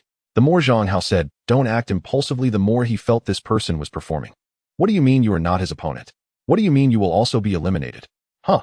As a dignified Great City Lord, would he lose to nth grade? Huh? Do you think I'm like you, Zhang Hao? You can't win because you're a waste by nature. He snorted coldly and replied, "Do you think I'm like you?" After sending it, he directly closed WeChat. But even so, the more he thought about it, the angrier he became. Am I not Zhou Yun's opponent? Huh? Am I not Zhou Yun's opponent? Fine, fine, fine.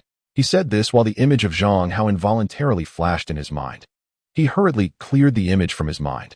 Although everyone used to say Zhang Hao looked like a rat, he had never accepted that description. But now, wasn't it true that he looked like a rat? There are indeed names that are wrong, but there are no wrong nicknames. Rat is just a rat, right? After being beaten up, he was scared out of his wits. However, that said, he still had to do what he had to do. After all, Zhang Hao was his little brother. Now that his little brother had been eliminated, if he as the big brother didn't take any action, how would he face everyone in the future? With that thought, he pondered for a moment. He currently had a total of 1076 professionals under him. The 100 he sent to support Han City had not returned yet. It didn't matter, just 100 people, it wouldn't affect the overall situation. He needed to guard against the beast tide, so keeping some people was necessary. Therefore, he decided to send out 500 professionals. With these 500 professionals, he would go kill Zhou Yun, that chicken. Even if he sent out another 500 people, he would still have 476 left, and with that additional 100 returning, he would have 576 people, which would still be more than enough to deal with the beast tide. With his plan set, he no longer hesitated, immediately took out the City Lord's seal and began to declare war. Whoosh. At the moment the declaration was completed, a massive red arrow appeared out of nowhere, hovering in the sky, its tip pointing directly at the direction of Huaqing. Then Wang Shuai summoned his aide and gave the order, gather 500 men, set off, immediately target Huaqing. Destroy Huaqing as quickly as possible, then return to report. The aide accepted the order and turned to mobilize the troops. Wang Shuai then picked up his phone again, opened the class group, and sent a message: Zhou Yun, some things once done must bear the consequences. Following this, he attached the screenshot. In the screenshot, the red declaration arrow hovered in the sky. Once the message was sent, the class group instantly became lively. Handsome is mighty. This is the majesty of its great city lord. Exactly, some people really need to take a look at their own identity. Ignoring the feelings of classmates, they deserve to be taught a lesson. Zhang Hao is at least one of us. You, Zhou Yun, can just say you want to destroy him. Do you have no regard for everyone? With Handsome taking action, Zhou Yun must be eliminated. Support. Oh, the Cloud Emperor is going to be finished. Although some people thought this was too much and expressed their disagreement, they were immediately drowned out by the wave of flattery. Chu Xinran watched the screen spam in the group, her fingers hovering above the keyboard, hesitating to type. Her feelings were very complicated. The matter of Zhou Yun eliminating Zhang Hao had far exceeded her expectations. And grade eliminating and a grade, especially during the novice period. Such things weren't unheard of, but they were extremely rare. When Zhou Yun declared war in the group, although she didn't say anything, she was actually sweating in her heart. And he really did it. But now, Wang Shuai had moved. The gap between Zhang Hao and Wang Shuai was not trivial. A grade and grade, their strengths were simply not in the same league. Zhang Hao was at best a shrimp, while Wang Shuai was a true shark. Just because Zhou Yun could swallow a shrimp doesn't mean he could tackle a shark. Now that Wang Shuai had declared war, Zhou Yun would definitely not last until the 7th day. With that thought, she first sent Zhou Yun a private message. Zhou Yun, did you see the group message? Wang Shuai has declared war. Be careful. After waiting for a minute, there was no response. After waiting for another 2 minutes, still no reply. Chu Xinran bit her lip, exited Zhou Yun's chat, and opened Wang Shuai's private chat. Wang Shuai, the matter between Zhou Yun and Zhang Hao is their personal grudge. There's no need for you to get involved, right? We're all classmates, it won't look good if it escalates. This time the reply came very quickly, but the content made her heart sink. Xinran, it's not that I'm being unreasonable. But heaven's mischief can still be forgiven. Self-inflicted mischief cannot be lived with.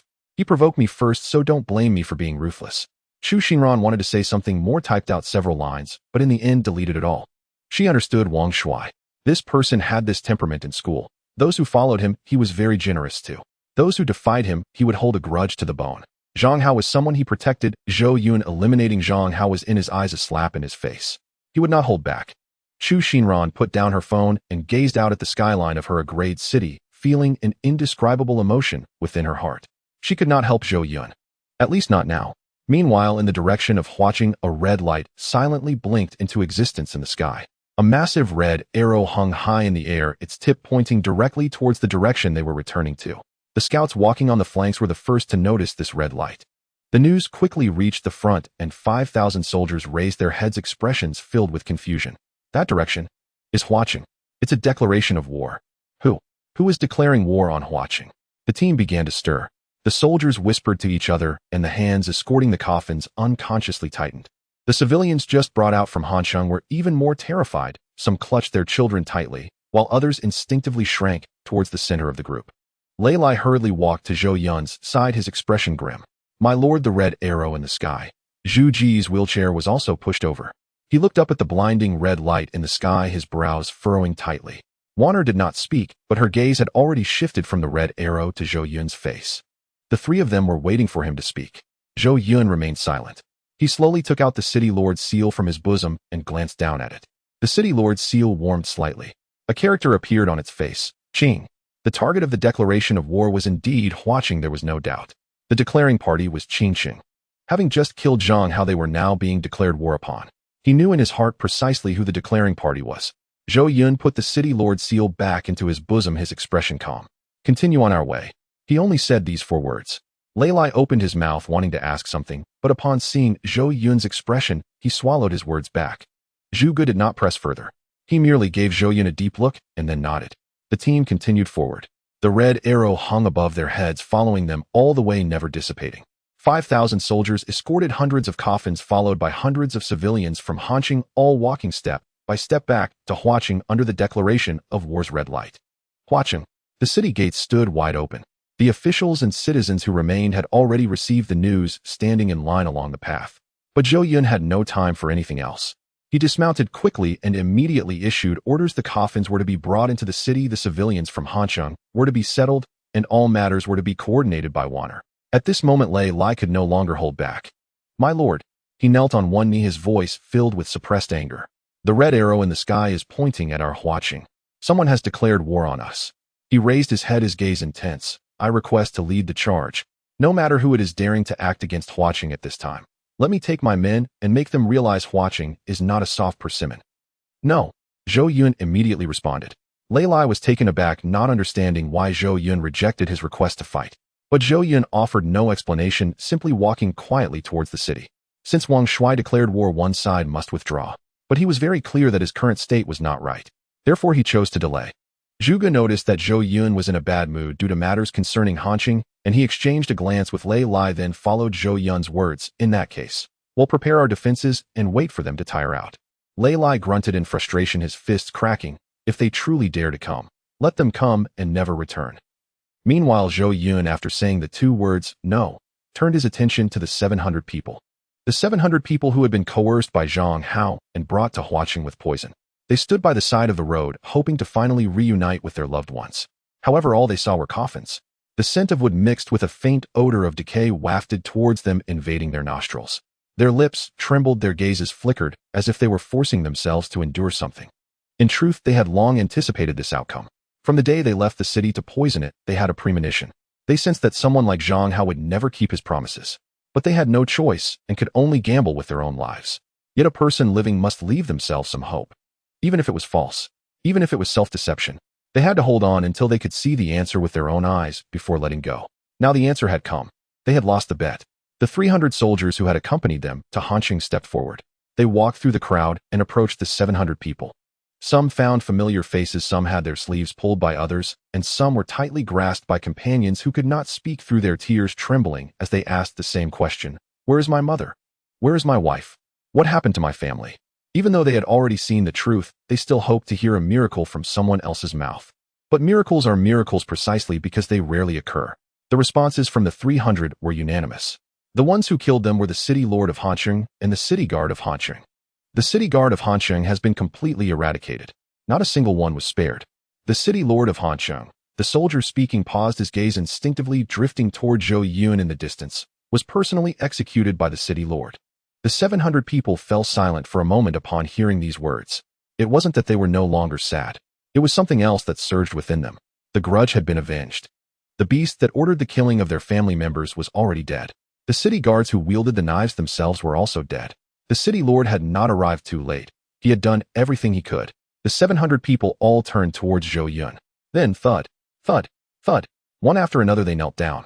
Thank you, city lord, for upholding justice. When everything was settled, and they returned to the city lord's residence, it was already 6:30 in the evening. The sky had darkened. The lights in the city lord's residence were lit, casting a warm yellow glow on the window panes. Zhou Yun sat in the study silent.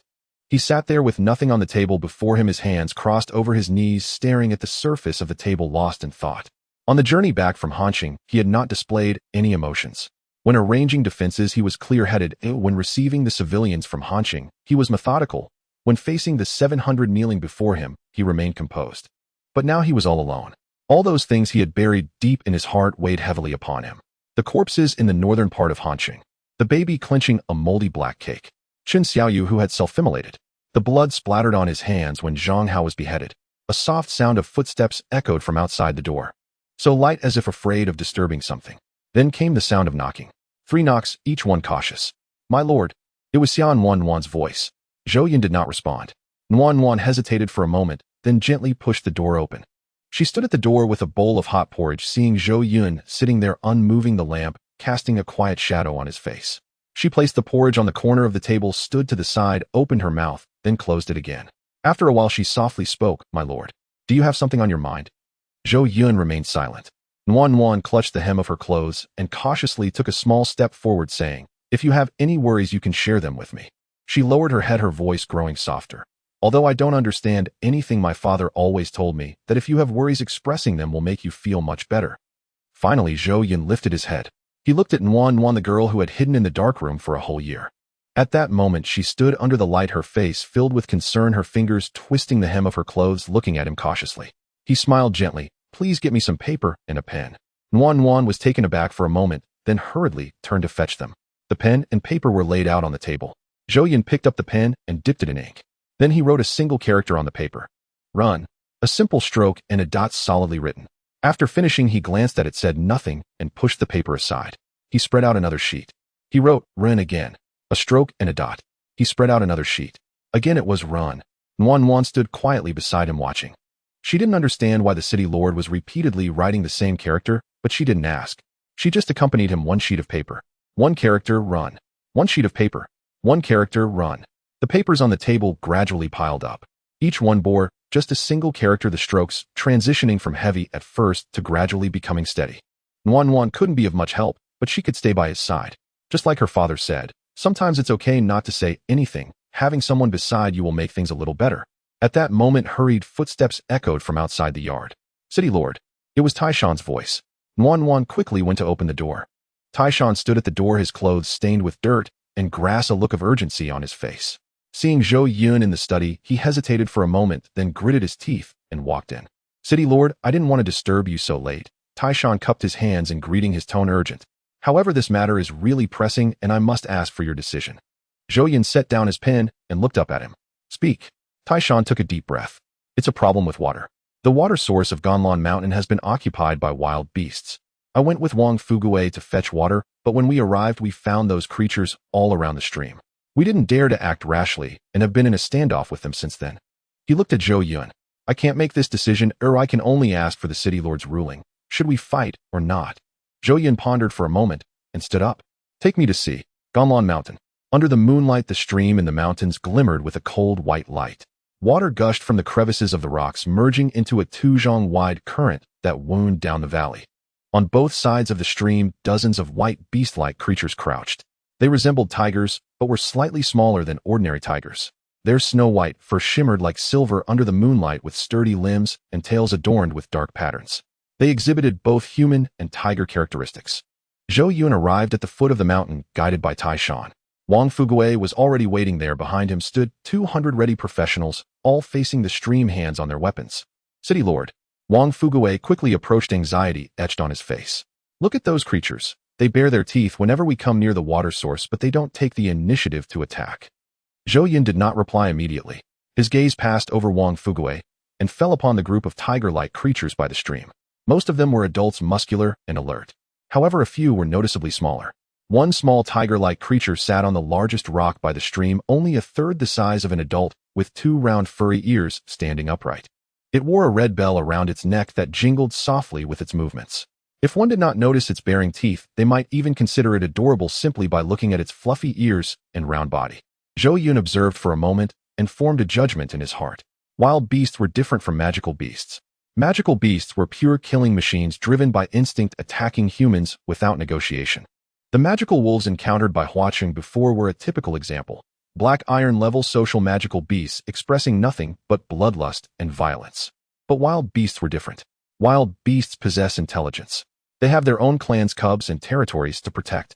The fact that this group of tiger-like creatures had not attacked despite the prolonged standoff with Huacheng's people indicated that they did not want to kill, they only wanted to protect their water source. They could be reasoned with. With a plan forming in his mind, Zhou Yun stepped forward ready to speak. Just then Taishan suddenly warned, "City Lord, be careful." No sooner had the words left his mouth than a white shadow sprang from the rock. It was the small tiger-like creature with the red bell. Its speed was astonishing, its figure stretching into a blur under the moonlight, and it swiped a paw towards Zhou Yun's chest. The sound of the bell rang sharply. The claw wind was fierce. "City Lord." Taishan's warning and the strike arrived simultaneously. But the moment the claw landed on Zhou Yun, ding! A light crisp sound.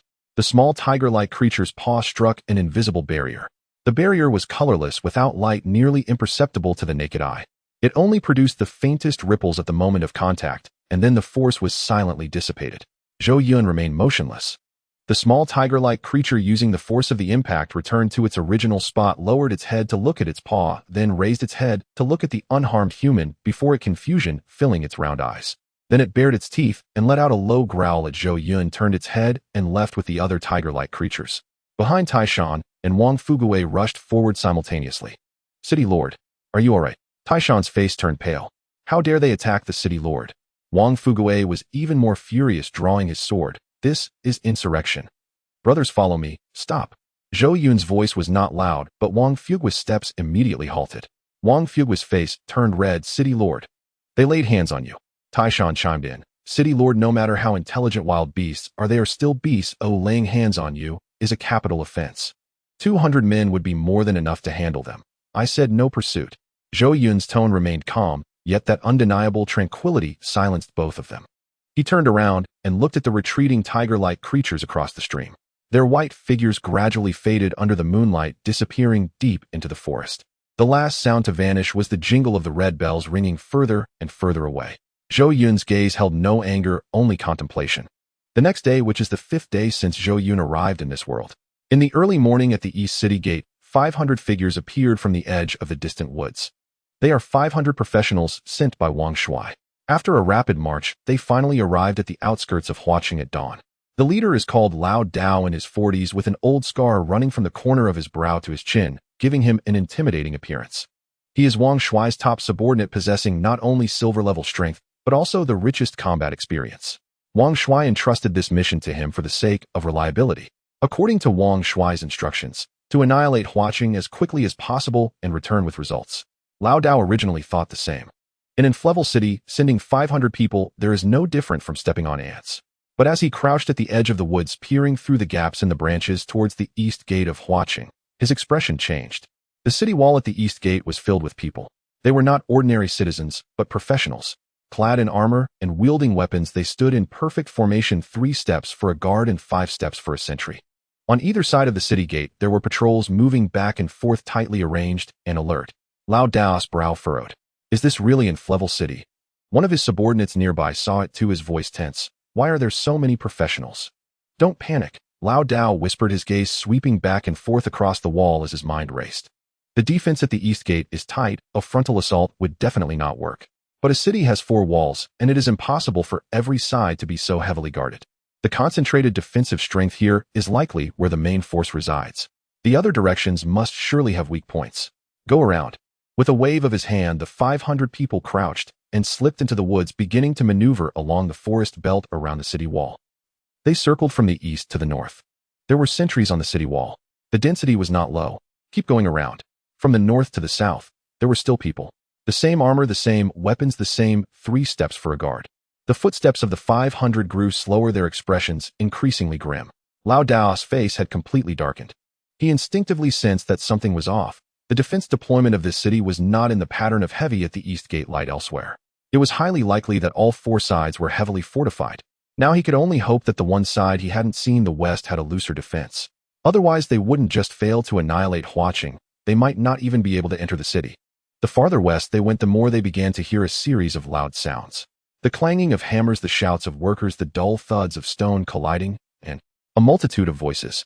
Until they reached the forest belt on the outskirts of the west city and looked out through the leaves, Lao Dao's pupils suddenly constricted. Outside the west city was a vast construction site. Thousands, no tens of thousands, were busy on the construction site. Movers were moving stones, lumberjacks were felling trees, bricklayers were building walls. Every person radiated an aura of fighting spirit, either bright or dim. They were all professionals. Those doing the hard labor were all professionals. The 500 behind Lao Dao were collectively struck dumb at this sight. This, wasn't it said to be Inflevel City? Where did so many professionals come from in Inflevel City? Count them. Just the ones working outside the West City number no less than 5,000 professionals. Damn it, how can we fight with 500 people? This is completely different from what the city lord told us. Lao Dao remained silent. His hand unconsciously tightened around the hilt of his knife, his knuckles turning white. Wang Shui said to annihilate Huaqing as quickly as possible. But before him, the number of professionals visible to the naked eye was already more than 10 times their number. The information is wrong. So, should they go back now? After all, this mission, no matter how you look at it, seems impossible to accomplish. 500 professionals to annihilate Huaqing. How is that possible? They would be completely wiped out instead. Just then a low thunderous shout suddenly came from not far away. Who goes there? He turned around sharply. A group of people had surrounded them from behind the forest belt without him noticing. Leading them was a burly middle-aged man with a silver-level spiritual power fluctuation rage burning around him. He held a long knife, pointing the tip directly at Lao Dao. It was Lei Lai. Behind him, hundreds of fully armed soldiers from Huaqing had already completed the encirclement, trapping the 500 in the forest. Archers and mages were positioned on both flanks. Their escape route was also cut off. Lao Dao's heart sank to the bottom. Lei Lai stepped forward, surveying the 500 with a cold gaze. I ask you, who are you? What is your identity? Why are you here? What are your intentions? The 500 exchanged glances, none daring to speak first. Lao Dao's mind raced. Fighting was impossible. There were not just 500 people surrounding them, not to mention those on the city wall and the construction site. The only outcome of a heating clash would be complete annihilation. He took a deep breath and forced out a smile. Don't misunderstand, don't misunderstand. Military officer, we are refugees. The 500 behind him quickly cooperated. Some lowered their weapons, some raised their hands, and others forced innocent expressions onto their faces. Lei Lai sneered. Refugees. His gaze slowly swept over the 500. Each one of them was strong and muscular, their fighting spirit contained but unmistakable. Any one of them could be a professional. This is the first time I've seen such strong refugees. Lao Dao's smile froze on his face. He cleared his throat and decisively changed his story. All right, since you've seen through me, I will speak honestly. I must confess we are actually part of a merchant caravan. Next to Lei Lai, Zhu Gu chuckled softly. Since you are a merchant caravan, where do you come from? Where are you headed? Lao Dao opened his mouth to fabricate an answer, but Zhu Gu continued. What goods are you transporting? Surely it can't be that they were robbed by a magical wolf. The soldiers from Huaqing burst into laughter. The magical wolf is a black iron-level beast which even ordinary professional teams dare not provoke. Encountering a formation of 500 people, it would be running away with its tail between its legs at the first sight, saying that the goods were robbed by a magical wolf. This is as ridiculous as saying a sheep scared away a pack of wolves. Lao Dao's face turned a deep shade of purple. Refugees were exposed. Merchant caravan were exposed. 3 strikes and you're out. If the third excuse is revealed, the other party would likely lose patience to continue talking. With his brain racing, he pretended to look up and let out a long sigh. Sigh. This sigh was drawn out with just the right tone of desolation and shame. I still can't hide it from you all. He lowered his head, his tone turning heavy. To be honest, our true identity is neither refugees nor a merchant caravan. In fact, we are deserters.